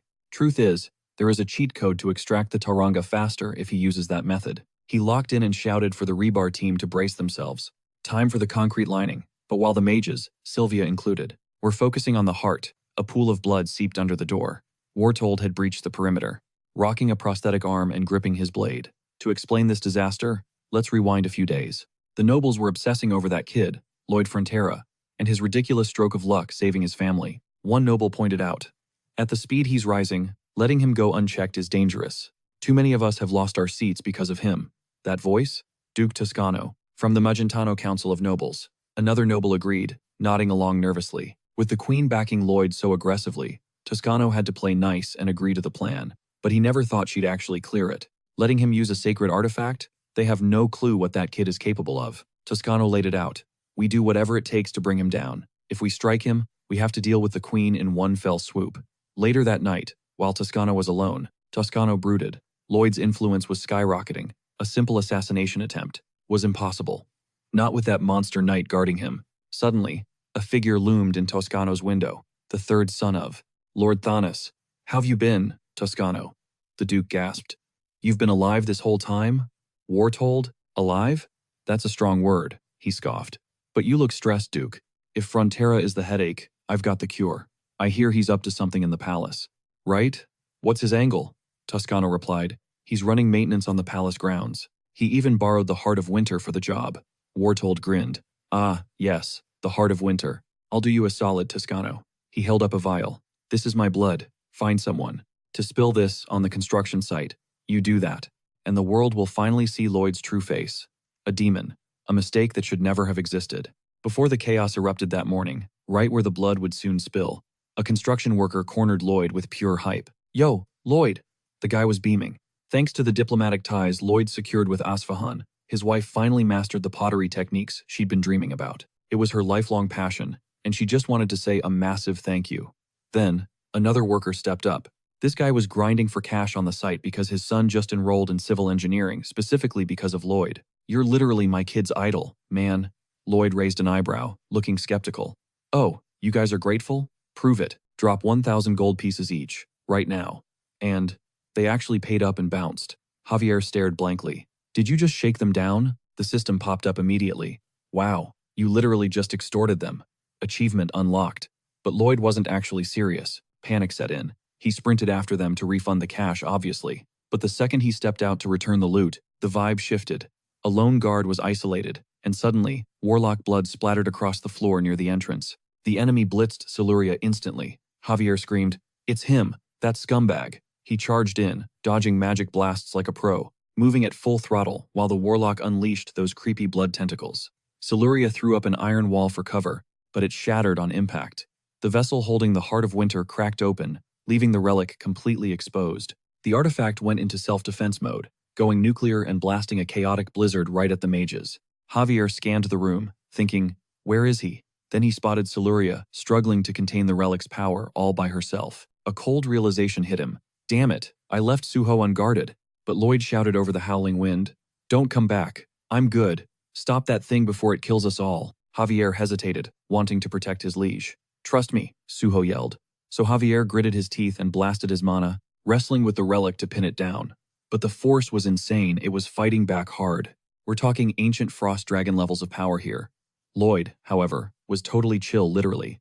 His title made him immune to hypothermia. He figured he could tank the cold. But the workers? They'd freeze to death. He's no superhero, but he can't let his paying customers die before he refunds their gold. He has standards. Suddenly, shk, the warlock drove a blade right into him. "Face your true nature, boy, you dirtbag." As the dark mage's blood infected him, that same poison that took down the queen began to spread. Kim Suho blinked, and suddenly he was trapped inside his own mind.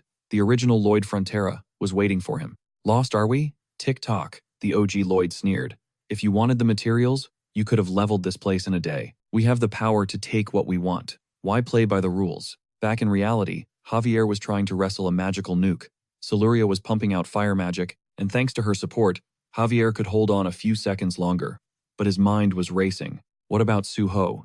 He's completely defenseless out there. And yeah, Lloyd was caught in the trap. The warlock cackled, "It's ancient dark arts, you moron.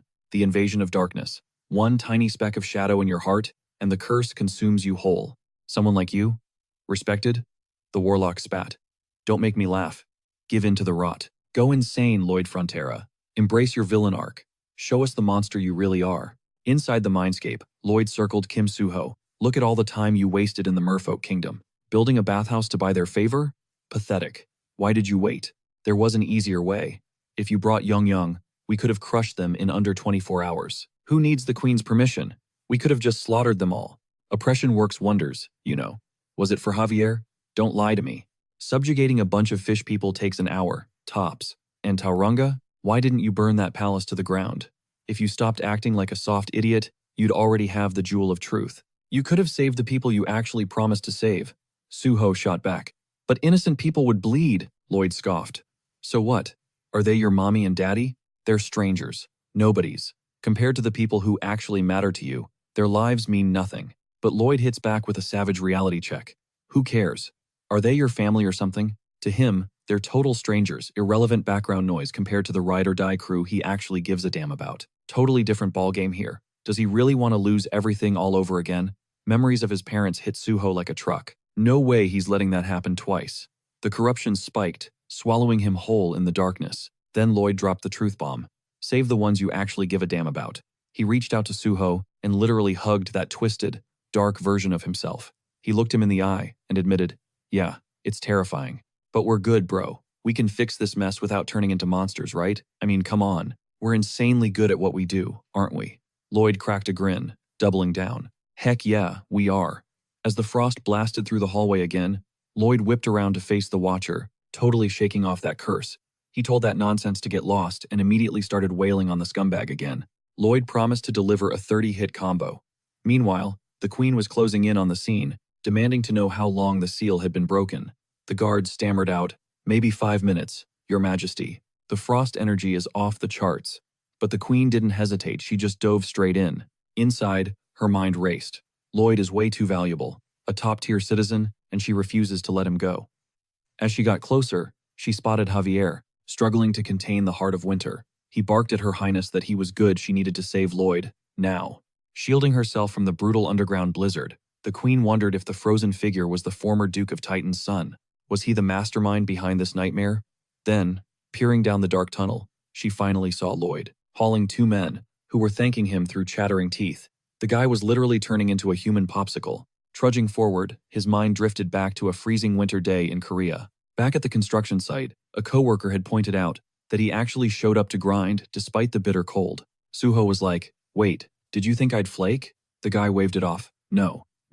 He knew Suho wasn't a quitter, just acknowledged that working in those temps was absolute torture. Suho admitted he wasn't exactly in a position to take days off. The older guy nodded, feeling that everyone's got baggage, but not everyone sticks it out. Kid, you're seriously something else. That level of grit at such a young age. That man was Suho's mentor, a real veteran. Everyone loved the guy. He was always grinning, hyping up the whole crew, even when life was kicking him down. But then an accident happened, leaving him permanently disabled. The cause was crystal clear. The site had trash safety gear that wasn't up to code, but not a single person stepped up to own the mistake. The construction firm and management just passed the buck back and forth, and Suho couldn't understand why. Why was accountability non-existent? When there was cash on the table, they were all about their rights, but the second things went south, they acted like it wasn't their problem. And Suho, well, he figured if disaster struck his site, maybe he'd dodge the blame too. At least, that's what he told himself. Because right now, in reality, he was putting his life on the line to save his crew. The queen witnessed it all, wrapping him in her cape. She realized he was running on fumes. Did he dump all his mana into the workers? Lloyd, barely hanging on, rasped out that there were still 8 more people inside. Javier's in trouble. The queen insisted on saving Lloyd first, burning her energy to rush him out of the kill zone. But Lloyd demanded she take the workers instead. She told him to just trust her, then launched herself up the vertical shaft, yeeting Lloyd to safety before diving back down for the rest. Lloyd was blacking out, shivering uncontrollably. He realized he banked way too much on his title buffs. Sure, he's immune to hypothermia, but that's useless if his body turns into a solid block of ice, right, you moron? At least he was feeling the sun now. By the time the queen resurfaced, Podong was shielding the workers with his own body. The crew outside was scrambling, fast to rescue Lloyd and the others. Lloyd's fading thought? The queen is an absolute beast, swordmaster status confirmed. Javier was holding back the relic. It had to work out. Then, the queen returned with the next batch of survivors. The crowd started asking why the queen was gambling with her life like that. She shut them up instantly. If you were inside that mess, you wouldn't be yapping. Meanwhile, Lloyd just wanted to catch some Z's. He figured he earned a nap. He was dreaming about chilling at his estate, living the soft life. But suddenly, the bone-chilling cold vanished, and a memory smacked him right in the face. Flashback to Javier throwing his own body on the line to shield Siluria. Boom! The winter heart detonated. A massive blizzard swallowed the entire area in seconds. Even Yong had to show up to tank that ancient energy. The queen screamed, "Everyone out, now!" She ordered a full evac citizens, experts, intermediate fighters. Everyone had to go. Grab the wounded. While the mob scrambled for safety, Lloyd was the only lunatic running back into the danger. He refused to lose a single dime of his property. He triggered overload and tried to vacuum up all that winter heart mana. The queen called him a moron.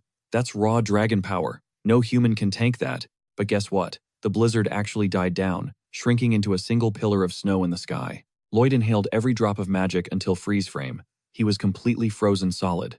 The sun broke through the clouds over Magentano, shining down on Lloyd, who was now a straight-up ice sculpture. When the dust settled, Javier and Siluria realized the winter heart was MIA. Everyone started checking their pulses. They were safe. Rescue teams rushed the underground ruins. Surprisingly, the mages trapped down there were totally fine. One mage said, "I felt like I was freezing." Then whoosh, the cold just vanished, like someone vacuumed it up. Javier saw Lloyd's frozen body and his jaw hit the floor. The queen, trembling, reached out. Her fingers gently brushed against his icy hand. Wait for it. Thump thump. She grabbed his hand and yelled, "Javier, his heart is still beating." They carefully moved him to thaw that ice with mana. Meanwhile, inside Lloyd's headspace, dude was tied up like a pretzel and freezing his butt off. He's wondering, what is this setup? Did I walk into the wrong genre? This isn't some spicy romance novel. Then a voice spoke up. It was his heart manifested. The only thing keeping him alive right now. Basically, You're breathing because of me. Lloyd took one look and said, "Holy crap, is that a butt?" The creature snapped. "I'm a heart, you imbecile. The winter heart. Look closer. I'm just an upside-down heart shape." Lloyd squinted. "Honestly, you look like a butt." Pause. "So, why is the winter butt inside my body?" The heart sighed. "Because you absorbed me. Or rather, I let you absorb me. That is ridiculous. To think the winter heart, charged up by a great dragon for over 100 days, would just get slurped up? Please." Even if Lloyd tried until he exploded, he wouldn't have drained even 1% of that power. "But," the heart continued, "I felt a spark in you. Your heart. It resembles a dragon's." Lloyd shrugged. "Facts. I mean, technically, I'm kinda sorta half dragon. That explains why the old dragon didn't roast me. But the winter heart cut in? That's not the only reason. You sacrificed yourself for others without hesitation. That was wild to watch. I want to see how far a human like you can go." Lloyd scoffed. "Sacrifice? Please. I just didn't want people bad-mouthing me later." The heart smirked. "That works for me. Consider it done." And then, it fully merged with him. "Ping," the system announced. "User has synchronized with the holy artifact, Winter Heart. Due to the influence of absolute freezing power, a new skill is unlocked. Freeze time." Lloyd snapped awake. "Okay, now that is sick. He can literally pause the flow of time. He can even pick specific zones to keep moving while the rest of the world stops. The range depends on his mana pool. Inside the safe zone, time ticks normally." Lloyd smirked, calculating the possibilities. "I could keep this up for like a year." The second Lloyd steps out of that thaw zone, the skill shuts down. And then it hits him. Wait. Does this mean he can freeze the clock and grind out construction projects while the world pauses? Muahahaha. Even the system is roasting him, basically calling him a construction addict with zero chill. Lloyd's vibing with it though. Solid plan B. If his life turns into a total dumpster fire right now, he can just hit pause and scheme his way out. But there's a catch. Activating this cheat code costs 3,000 relationship points, and his wallet is light. He's sitting at 2,600. Man has been slacking on his RP grind these past few days. Lucky for him, he managed to trigger that ultra-broken ability just in time, but we got a bigger crisis brewing. Javier clocks that Lloyd is awake and almost slips up, nearly dropping the name Kim Suho, but Lloyd clamps a hand over his mouth instantly. "Shh, the queen is out cold." Then he gets serious. "Listen up, Javier. I just swallowed the kingdom's holy grail. That is basically the same as hijacking a nuclear warhead." Javier looks confused. "What is a nuke?" Lloyd waves it off. "Doesn't matter. Point is, they're gonna chop my head off for this, bro. We gotta dip. Now." Javier hits him with logic. "Run where? You really want a 1 versus 1 the entire empire?" Lloyd smirks. "I got a scheme. When have I ever taken an L?" Javier stares blankly. "Judging by how much you are sweating, right now." Boom. The queen's eyes snap open. It is too late to flee. Lloyd immediately switches up. "Greetings, your majesty." He starts stammering excuses. "I swear I didn't mean to snack on the heart of winter. It was a total accident." Alicia cuts him off. "You think shaking your ass is gonna fix this? She already knows the score. Here is the tea. Even though some rando villain started this mess, Lloyd was the one responsible for the loner artifact." Lloyd internally screams, blaming everything on that scumbag warlock. Speaking of, where is he? The queen drops the lore. He was the son of the former duke, a guy named Wartroad. He crawled out of the freeze, survived the cold, but got roasted at the stake. Dude was tough as nails, smiling while he burned. Alicia watched him turn into literal dust with her own eyes. Main thing is, you are safe, Lloyd. But suddenly, Lloyd feels a glitch in his system. He wonders if his ticker is acting up because of that winter butt he absorbed. Wait, not a butt, a heart. But the system chimes in like a troll. To be honest, it really does look like a flying booty. Lloyd snaps. "Both of you, zip it!" The queen sighs, regretting she couldn't data mine Wartroad's blood magic. Even with enhanced interrogation techniques, the guy healed instantly. Truth serum didn't work. She needed intel. On a threat that massive, Lloyd pipes up. "I actually got some receipts on him." He mentions a sword glowing with weird purple mana, and the guy was debuffed with something called Invasion of Darkness, or something close to that. Basically, inside his head, there was an alter ego, made of blood, whispering madness. The queen's eyes widen. "Tell me everything." She rolls up her sleeve, revealing her left arm, infected by the exact same curse. Later that night, she dives into her own mind palace. She kicks open a memory door and sees her younger self back in her villain era, slaughtering her siblings. "I had no choice," the vision cries. "They tried to end me. They killed mom and dad. Their kindness was fake. It was all a lie. Trust nobody. Strike first or die." And Lloyd Frontera, that guy is a walking red flag. Lock your heart down. You want to get backstabbed again? They call you Wise Queen, but it's all cap. They don't respect you. They're just waiting to guillotine you. But while mini Alicia is spiraling, the real queen pulls her into a hug. Don't look so broken. You're sad. You're terrified. And guess what? It is okay to be weak. The dark entity dissolves into mist. The queen wakes up in the real world, tears streaming down her face. The curse is gone. She thinks back to Lloyd's words. He didn't know the exact cure, but he dropped facts. Being human means having dark, intrusive thoughts. It means being fragile. The second you try to run from that truth, your heart rots from the inside. She smirks through the tears. So, are you a heart surgeon now too, Lloyd? Lloyd played it cool, claiming he just did a little light reading. But that plague? Straight up nightmare fuel. It was horror beyond comprehension. The queen, recalling his warning, managed to fight off the infection, shaking the curse and purging the sickness from her system. Add that to the list of favors she owes Lloyd. But no rest for the wicked sunrise brought the trial of Lloyd Frontera. The nobility packed the courtroom, absolute snakes ready to ruin Lloyd and strip his title. If they got lucky, they'd end his life too.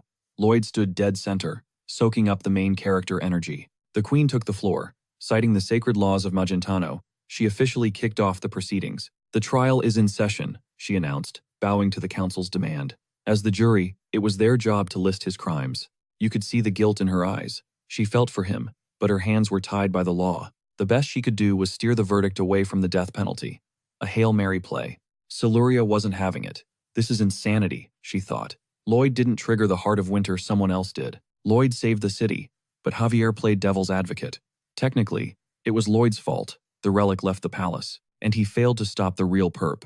It was a flimsy argument, but it stuck. Siluria was spiraling, but Javier remained ice cold. She asked how he could be so chill when the council wanted blood. Javier just shrugged. The master said he's got this. Enter Duke Toscano, the ringleader of the anti-Lloyd squad. Toscano stepped up, dripping with venom. You demanded the kingdom's holy artifact. He sneered at the accused. We trusted you. As Toscano monologued, Lloyd casually reached into his coat pocket. How dare you fidget? Toscano barked. Then Lloyd pulled out a small glass vial with a crimson stain inside. Lloyd flashed that signature, chaotic demonic grin.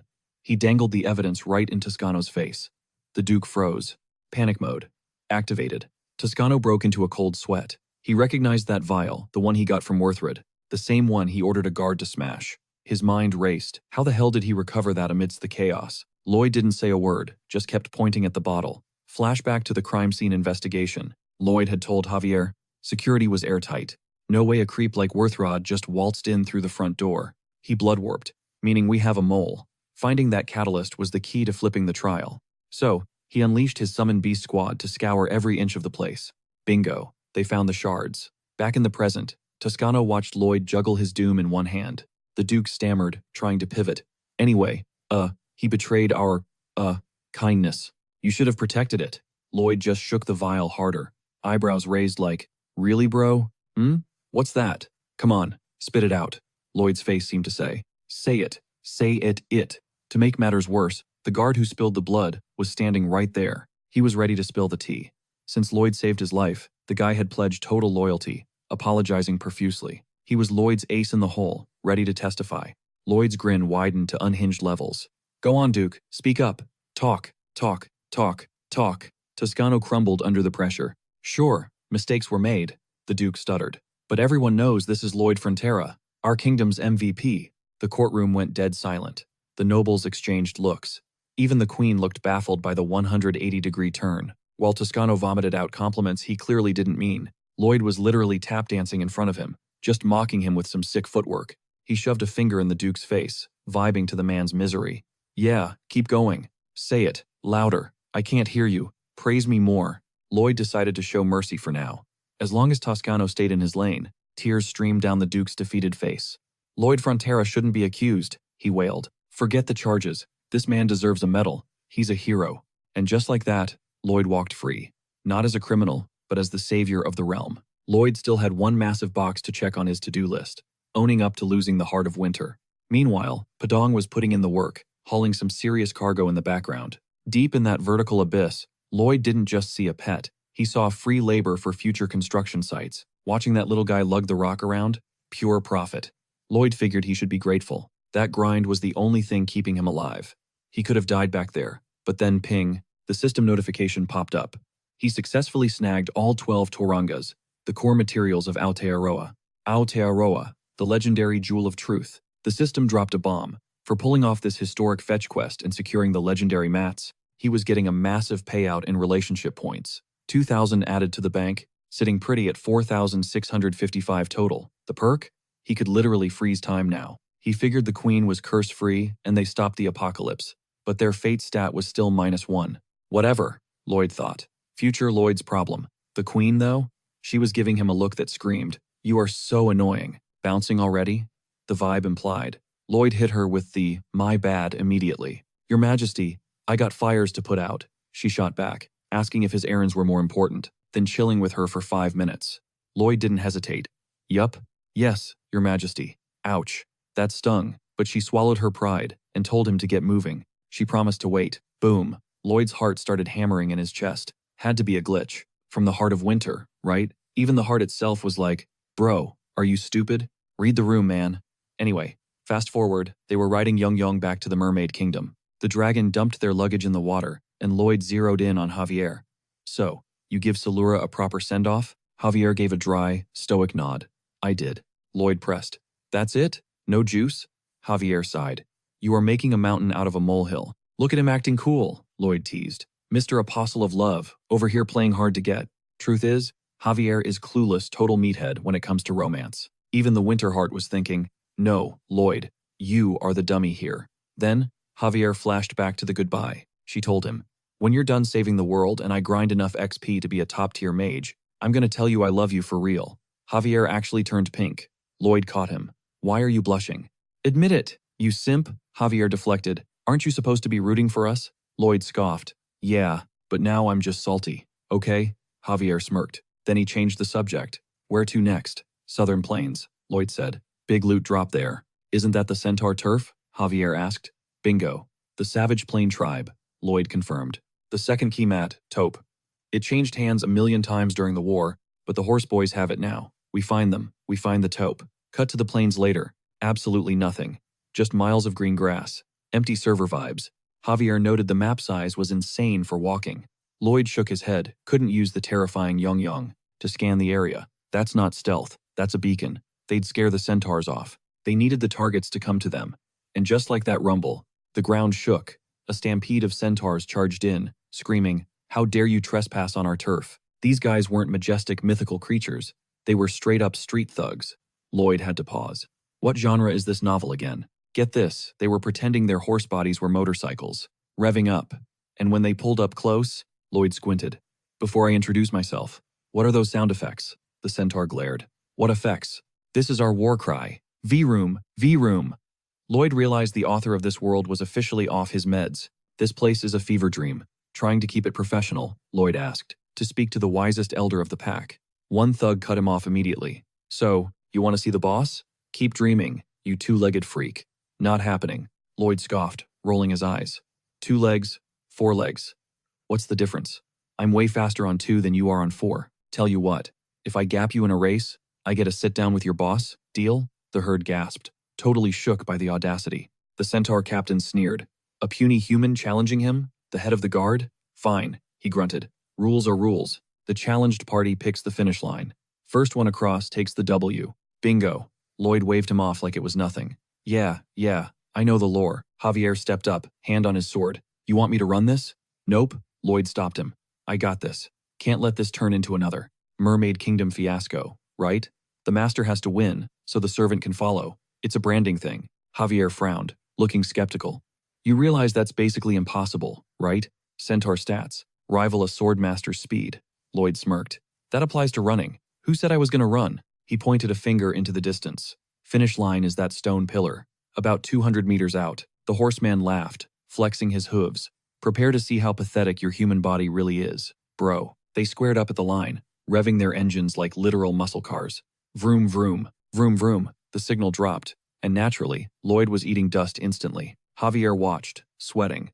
This wasn't a situation Lloyd could just yap his way out of. Suddenly, Lloyd whipped out his shovel, aimed it at the dirt, and triggered a massive monoblast. Boom! He launched himself like a human missile, face planting right into the stone pillar with a sickening crunch. He dropped like a sack of potatoes. The herd stood frozen, dead silence. Then Lloyd, spitting blood and twitching, grinned. "I was faster." The centaurs lost their minds. No way. Is this the legendary Lightspeed human? So, Lloyd wheezed. Do I see the boss now? The captain raged. Heck no, bro. You cheated, you jerk. You gotta run to win. Lloyd shot back, wiping his chin. Fastest is king. That's the tribe motto, right? Quit making excuses. Hey, Curly Q, the centaur actually flinched. Excuse me? But then, a female centaur stepped in, cutting the tension. Stop being a sore loser, Sharon. What are you doing? The captain stammered. She crossed her arms. Fastest wins. Nobody. Specified running. Come on, weirdo. Follow me. She was taking him to the big cheese. Lloyd stumbled up, still seeing stars from the impact. Later, Javier side-eyed him. You look awfully proud of yourself. Lloyd puffed his chest. I'm feeling popular with the ladies. Centaur gals, dig speed. If two guys propose, she picks the faster one. Sharon is totally into me. Javier kept a straight face. No, absolutely not. Lloyd smirked. Jealous much? Wham! Sharon donkey kicked him right in the gut. You need a decent face first, moron, she barked. Lloyd wept not from the pain, but from the emotional damage. Javier nodded sagely. Ah, the look of love you were talking about. Lloyd sniffled. How do you know? Easy, Javier said. I know how women look at me, and that ain't it. Experience speaks volumes. As Javier peeled him off the ground, Sharon sighed. So boring. Everyone obsesses over speed, but speed isn't everything. She gestured to the camp. That tent, way in the back, the massive one, that's the chief's crib. Name's Zerocan, my dad. They rolled up to the tent, and the vibe was radically extreme. Flames painted on the canvas. Inside, they met Zerocan, a centaur rocking literal exhaust pipes. Zerocan nodded solemnly. Pleasure to meet you, speed demon acknowledged by my daughter. Lloyd just stared. Silence. Why the weird look, son? Lloyd blinked. Oh, nothing. Just wondering what kind of aesthetic this is. He cleared his throat. Anyway, I'm Lloyd Frontera, a human looking for something called the taupe. Ancient history stuff. Piece of the jewel of truth. Ring a bell? Zerocan thumbed over his shoulder. It's right there. Can I have it? Lloyd asked. Zerocan scoffed. Heard you were fast, but your audacity is even faster. Honestly, it's useless junk to us. But guarding it? That's tradition. I can't just hand it over, Lloyd grimaced. Taking it by force wasn't an option either. Then, Sharon spoke up. Why are we clinging to these useless traditions? They traveled a long way. Just fork it over. The chief groaned. More of your soft, modern ideals? Go touch grass. Run a lap or break something. No reason needed, kid. But Sharon pivoted. You've heard the legend, right? The man of light speed? You think it's this kid? Lloyd was skeptical. Sounds like you guys just freestyled that. What is this light speed guy anyway? Sharon got serious. It's a legend passed down for generations. It says a human moving at insane velocities will show up one day. And he's gonna fix our speed problem. Zerocan crossed his arms. If he really is the guy from the legend, and can fix our stagnation, where nobody is breaking records anymore, then sure, I'll gladly hand over the talpa. Lloyd panicked internally. Wait, do I have to make them faster? Guys, how am I supposed to pull that off? Meanwhile, back at the creepy Thanos mansion, inside a corpse-filled cauldron, a severed arm twitched. It regenerated, knitting flesh into a whole new body. The warlord. He was back. He hacked up a lungful of blood. I can't believe I failed. Even ancient dark arts couldn't scratch that dirtbag Lloyd. He was revived, looking like a straight-up ghoul. A zombie with strength he couldn't even control yet. He couldn't kill that brat. But suddenly, the Hell King's voice echoed. What a pathetic sight. All you have to do is summon me to the living world. Boy, I will crush Lloyd Frontera. I gave you Targa's location. I taught you the dark arts. I know what your heart wants. You crave revenge, but you know your opponent isn't some random scrub. But if I cross over, everything gets easier. However, there are rules. I can't physically cross Hell's barrier. So, I'm asking you one more time. Gather the materials. Summon me. You'll get your revenge. I'll put a leash on that kid's soul. He'll be my slave for eternity. The warlord swore his loyalty. I will bring you into the living world. Honestly, Lloyd was cooked. He had zero clue how to make these centaurs faster. Should I teach them mana explosion? Javier shut that down. They won't buy it. They want raw running speed. But then it hit him. Is making them faster actually a good thing? Lloyd looked around. Young, old, didn't matter. Everyone was covered in bandages. Victims of the grind. Too many races, too much obsession with being the fastest. Lloyd remembered what Sharon said. She mentioned yesterday that they settle everything with a race, even petty arguments, especially over girls. They go feral, sprinting full tilt, and causing absolute chaos. He recalled Sharon saying speed isn't everything, and that's when the light bulb went on. The legend of the light speed, human is about solving the speed problem. Solving it doesn't mean making them faster. Meanwhile, some jerk was already bothering Sharon. Again, it was Comante, proposing for the millionth time, acting like she was just playing hard to get. I'm the champion. Every girl here is obsessed with me, he smirked. You know you feel it too. He grabbed her. Quit playing. Bam. She donkey kicked him right in the stomach. She'd already told him she hates guys like him who make speed their entire personality. What else matters? Comante gasped. Chief Zerocan approves of me. Why are you rejecting me? He stepped closer, but someone intervened. Back off. You're making her uncomfortable. It was Shumaru. Comante just laughed in his face. The whole crowd joined in. Look at the snail trying to play hero, he sneered. You've lost to me 8 times, loser. A slow guy like you isn't worth my breath. Even Sharon gave up on standing by you. You idiot. Lloyd watched from the sidelines. Man, these guys really hate that dude. Later, at sunset, Sharon apologized to Shumaru. I'm sorry. If I had just stood by you, they would have forced another race. Shumaru shook his head. Don't apologize for my slowness. I can't prove myself to the chief. Sharon looked him in the eye. Who said you were slow? She knows deep down he smokes everyone on the track. But Schumacher? He's insisting he's never snagged a single win. Honestly, she couldn't care less about his stats. She's locking it down, marriage is happening. Her dad's approval be damned. But Schumacher is in full self-destruct mode, claiming he's got zero love for anyone. Who's gonna show up to hype a guy who catches L's for a living? And yeah, the dude absolutely despises Koman. In his head, she deserves a speedster. Someone who brings home the gold and makes her chest puff out with pride. As he stormed off, the tears started flowing. But then boom, Lloyd crashes the pity party, asking, Yo, what is the drama here? Later on, Soren breaks it down. Schumacher isn't just fast, he is a blur. Wait, is she for real? Lloyd's gut tells him this guy is built different, more potential than any of these scrubs. Soren's like, how do you know? Lloyd taps his temple, pure instinct. Plus, check the guy's dome. That head shape is peak aerodynamics. And that's when it clicks for Lloyd. Okay, pause. The settings here strictly scream modern-day author wrote this, just so we are clear. The genius behind the Knight of Blood and Iron didn't just slap the name Schumacher on this guy for giggles. It is a straight-up nod to the racing legend. But Soren cuts the trivia short. It doesn't matter if Schumacher breaks the sound barrier. Nobody gives a damn about solo time trials. The only thing that counts is the gap between the winner and the first loser. In an actual race, Lloyd probes deeper. Is he choking? Can't unleash full throttle because his nerves are fried? Is it performance anxiety keeping him from hitting max velocity? Nah, it ain't that, Soren sighs. She rewinds to a few months back, exact same scenario played out. They were tearing up the track for some tribal tradition, and suddenly disaster. A kid wanders right into the danger zone. Schumacher panicked, swerving and crashing to avoid impact. Komen? He didn't even blink, ran right over, the poor kid. Soren grimaces. Schumacher got banged up, but the kid got it way worse. And this? It is a recurring nightmare. The dude is too soft-hearted. He is prioritizing safety first over snagging the win to marry the love of his life. Lloyd is baffled. Wait, nobody flagged this? You would think a trampled kid would spark a riot, right? Watching their own offspring get crushed? Soren shakes her head. You don't get it, Lloyd. The locals here are wired differently. These centaurs will literally die on the hill of tradition. But ask me, it is brain-dead logic. It is a toxic custom. Lloyd rubs his chin. There has got to be a method to the madness, yeah? She snaps back, asking what a clueless tourist knows. What possible reason justifies this? Lloyd smirks. Easy. It is because they are muscle-brained morons, right? Boom. Read her mind like a book. Then he pivots to the money question. Where do you stack up in the speed rankings? Soren admits she is the silver medalist. My old man was top tier, but ever since he hung up his horseshoes, that scumbag Komen snatched the #1 spot. Lloyd nods. So, aside from the big boss, the rest of the herd falls in line behind you, correct? She confirms. Technically, yes. Well, it is situational. If I try to cancel the races, they will laugh in my face. Lloyd waves that off. Not what I meant. I need a favor, round them up. Get every single tribe member in one spot.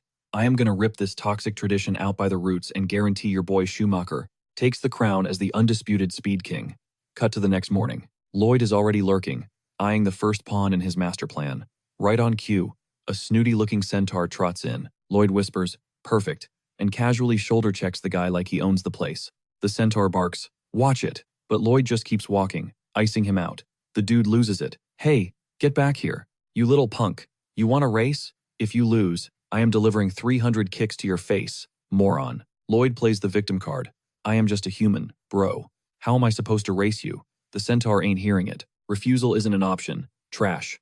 The crowd starts hyping it up, chanting, race, Race. Vroom, vroom, vroom, vroom. Lloyd flashes a sinister grin. Well, shoot. Can't disrespect the sacred tradition, can we? Guess my hands are tied. How about we make this interesting? Through the village, straight to that big tree on the hill? Soren watches, confused. What is he cooking? Then, his words echo in her head. Lloyd had told her, before we assemble the herd, I need to set the stage. A little catalyst to secure the win. She has got a knot in her stomach, a bad vibe, but she rolls with it. The centaur sneers. I have heard the rumors. You are that light-speed human with the weird flying magic, right? Well, today, you are using your legs. Lloyd pouts. Aw man, that is totally unfair. Bro's only rocking 2 legs, not 4. How's that gonna work? Easy fix, he'll just grab a ride with 4 legs. The centaur gave him the green light to freestyle, right? And when it comes to 4-legged beasts, centaurs are the speed kings. The race kicks off right now. Cut to Lloyd sitting on top of Podong in full kaiju mode. Even the centaur is looking up like, isn't that a bit overkill? Lloyd hits him with the innocent act. You know, thinking about it, you're right. I totally wanted a compact ride. But hey, tradition is tradition. The crowd is going wild as the race launches. Hype levels maxed out. But when you drive a tank in a go-kart race, things go wrong. Boom. Podong slams right into the centaur. Lloyd gets launched like a ragdoll straight into the audience. He lands hard right next to a kid. Total wipeout. People rush in screaming, it's a tie. A tie? Please, they both got absolutely wrecked. Javier is on the sidelines thinking, Lloyd definitely had a plan. But was face-planting part of it? Did the scheme backfire? Nearby, the parents are freaking out because their kid is frozen in shock. Lloyd stays out cold, Oscar-worthy performance. Later that night, the drama continues. The kid is shaking at the dinner table. Mom is losing it. Look at him. He's a ghost. She's done with this stupid, dangerous tradition. Why does my baby have to pay the price? Dad tries to play it cool. Honey, we all survived it. It builds character. Builds character? She snaps. He is literally shaking right now. How can you say that? It's not a scrape on his knee. It's PTSD. That finally shuts the dad up. Reality check hits hard. He looks concerned but sighs. What can we do, though? We can't fight the whole tribe. Meanwhile, Lloyd is eavesdropping from the other room, and a creepy little grin spreads across his face. Next morning, showtime. Zerolina gathers the herd. It's time for the Human Speedsters Masterclass. Lloyd steps up to the mic, hands raised. All right, everyone, settle down, settle down. Class is in session. But the crowd isn't having it. Boo, get off the stage. You got destroyed yesterday. They're roasting him alive. Lloyd takes it in stride. I know what you're thinking. Look at this clown. Just a slow human who can't beat a horse. But honestly, I think you guys are the clowns. Total lunatics. Airheads. Are you missing a few screws? You morons. Why are you defending a tradition that literally hurts you? Look around. Broken bones, smashed property, ruined homes. And you call yourselves civilized? Give me a break. Yesterday, I'm just walking down the street, and boom, I get jumped. Forced into a race because of culture. And the result? A child. An innocent child. Scarred for life because of an accident he didn't ask for. That is your legacy. The crowd grumbles. Shut up, outsider. You don't get it. But then the mom steps up. No, he's right. I'm not okay with this anymore. You absolute savages. Then the dad stands up next to his wife. She's right, he shouts. We are acting like barbarians. Are we seriously okay with this? Our kids are terrified. Another mom chimes in. My son still has a broken arm from last week. The vibe shifts instantly. People are waking up. They're exhausted. As the crowd starts turning on each other, the traumatized kid locks eyes with Lloyd. Lloyd flashes a smile and a thumbs up. The kid winks back. Javier's jaw drops. Wait a minute. Did he put that kid on payroll? Yup. Lloyd just engineered a full-blown culture war. The tribe splits in two. One side screaming to ban the dangerous races. The other side screaming, it's our heritage. Toughen up. And Lloyd? He stands there in silence, just watching the fireworks. Progressives versus traditionalists. And Lloyd, the chaos agent, soaking it all in. Zerolina looks at him, horrified. This was your play all along, wasn't it? Inciting a civil war. Lloyd hits him with the classic, who me, act.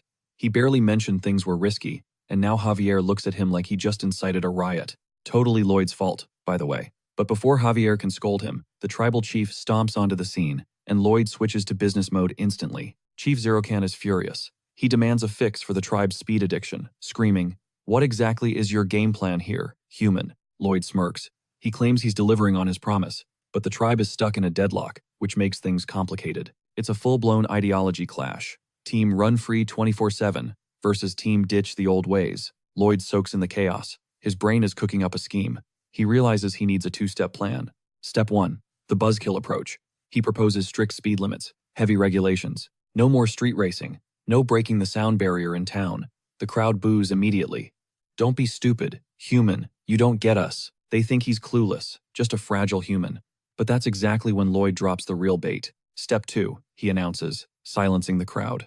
We build a coliseum. A massive arena dedicated purely to speed. A sanctuary for velocity. Zero obstacles. Perfect terrain. A place designed solely for the thrill of the race. Imagine the records you'll break. Schimmel and Zeronin's eyes light up. They see the vision instantly. Lloyd drives it home. No more tragic accidents. Just pure, unadulterated speed and glory. It's the perfect pitch. And in Lloyd's head, he's already counting his profits. With this, the Taupo supply is basically in the bag. The crowd wavers. Some are shouting, "That sounds epic." Others are screaming, "That's moronic. We don't need a cage." Then the chief steps in. "Absolutely not," Zirakan roars. "Our tradition isn't about safety. It's about freedom. We run when we want, where we want, regardless of the consequences. That is the Centaur way. Speed saved us in the Great War. We cannot abandon it." Lloyd raises an eyebrow. Quick question. Are we at war right now? Zirakan bristles. It's about honor, gratitude to our ancestors. You wouldn't understand. The mob sways back to the chief. Because, well, he's the boss, right? Mob mentality kicks in. But then, plot twist. Zeronin steps forward. "I support the human," she declares, staring down her own father. "I vote for the arena." Boom. The rebellion begins. The tribe splits down the middle. It's Team Zeronin versus Team Zerokan. The chief looks around at the chaos and points a finger straight at Lloyd. "You did this," he snarls. "You turned my tribe against itself for this stupid arena. You really want it that bad?" Lloyd shrugs. "If you say yes, we break ground right now." The chief narrows his eyes. "Fine. But we settle this the old way," Zerokan growls. "A race. You versus me. Let's see how fast you really are, Mr. Lightspeed. If I win, you vanish forever.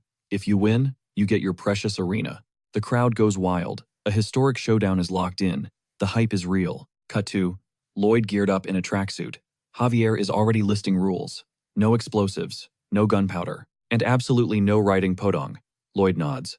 "Deal." Javier sighs. "Do you even have a plan?" "I'm not just gonna run." Lloyd grins. Javier isn't convinced. "Zerokan is undefeated in 380 races, Javier warns. "I don't see a universe where you win this. It's a round-trip race," Lloyd explains. "And since I accepted the challenge, I picked the turnaround point. We're going to the northern border of the Magentano Empire." Javier freezes. "That's a 600-kilometer ultra-marathon." Lloyd taps his temple. "That's exactly why the odds are in my favor." At the starting line, Lloyd surveys the crowd. Everyone thinks humans are frail animals. We're physically pathetic compared to chimps. We're slower than almost every predator out there. But they're missing the one thing that makes humans apex predators. The gun fires. Zerokan blasts off like a fighter jet. And Lloyd? He starts power walking. Literally just a brisk walk. The centaurs erupt in laughter. "It's over. Look at him." They think the winner is already decided. Lloyd keeps his pace. Sure, humans lack burst strength. But ask yourself, how did hairless apes conquer the planet? How did we outlast everything else? It wasn't just big brains. Kilometers down the road, Zerokan skids to a halt, gasping for air. He's gassed. Lloyd strolls past him. Humans are built for one thing: endurance. We don't sprint. We outlast. We keep going until the prey collapses. Welcome to the food chain. Unlike those quadrupedal beasts, walking on two legs is basically an infinite stamina glitch. He saves massive energy, ventilating heat through every breath. It's the ultimate biological design that conquered Earth. The apex persistence hunter capable of stalking prey, even through the depths of hell. The heart of hell actually piped up, asking if the heat stroke had finally fried Lloyd's brain cells. But the system just shrugged it off like, nah, that's just his factory settings. Meanwhile, they were chilling in the back, casually playing cards. Mid-route, Lloyd spots Zerokan, the undefeated legend, with 380 consecutive wins. You'd expect the champ to be gasping for air by now, right? Nope, the guy looked fresher than a mint leaf, not even a drop of sweat. Lloyd was absolutely shook. Zerokan just smirked, complaining that these marathon distances were such a drag. His species is built for explosive speed, sure, but their gas tanks usually run dry fast. He shot Lloyd a knowing look, asking, "Bet you picked this course banking on my burnout, huh?" The guy's sharp, way sharper than he looks. But Lloyd missed one variable: the guy's insane regen speed. Zerokan recharged in seconds and blasted off like a literal rocket. Lloyd didn't panic, sticking to his rhythmic grind. But even as night fell, Zerokan was just a blur on the horizon, constantly leading the pack, mocking Lloyd every chance he got. Still, our boy stayed locked in unbreakable pace, infinite stamina. They hit the northern border of Magentano, and surprise, surprise, Zarokan was already lounging there, claiming he was about to bail because he got bored waiting. Since Lloyd took forever, the champ had already started the return leg, and Lloyd, he was looking absolutely wrecked. Dark thoughts crept in. Screw the arena. What's the point? I'm cooked. How is he supposed to clutch a win now? He could just cheat, right? Play dirty? But then, Zeronan's words echoed in his mind. If only the traditions were tweaked, if Sumeru was born somewhere else, in a different world, his speed would be legendary. That flipped a switch. Lloyd grit his teeth, thinking, I'm such an idiot. But he's committed now. He's seeing this through to the bitter end. Halfway back, the fatigue finally hit Zerokan like a truck. Meanwhile, Lloyd, just a machine, keeping that steady rhythm. Zerokan was pushing past his red line, forcing his legs to move. As the sun peeked over the horizon, he sprinted through fields of blooming flowers, until his legs gave out. He hit the dirt, finally admitting the truth. He's past his prime. He's an old dog now. His hooves were basically screaming at him to retire. In that moment of weakness, a memory flashed before his eyes. Exaranen and Sumaru together.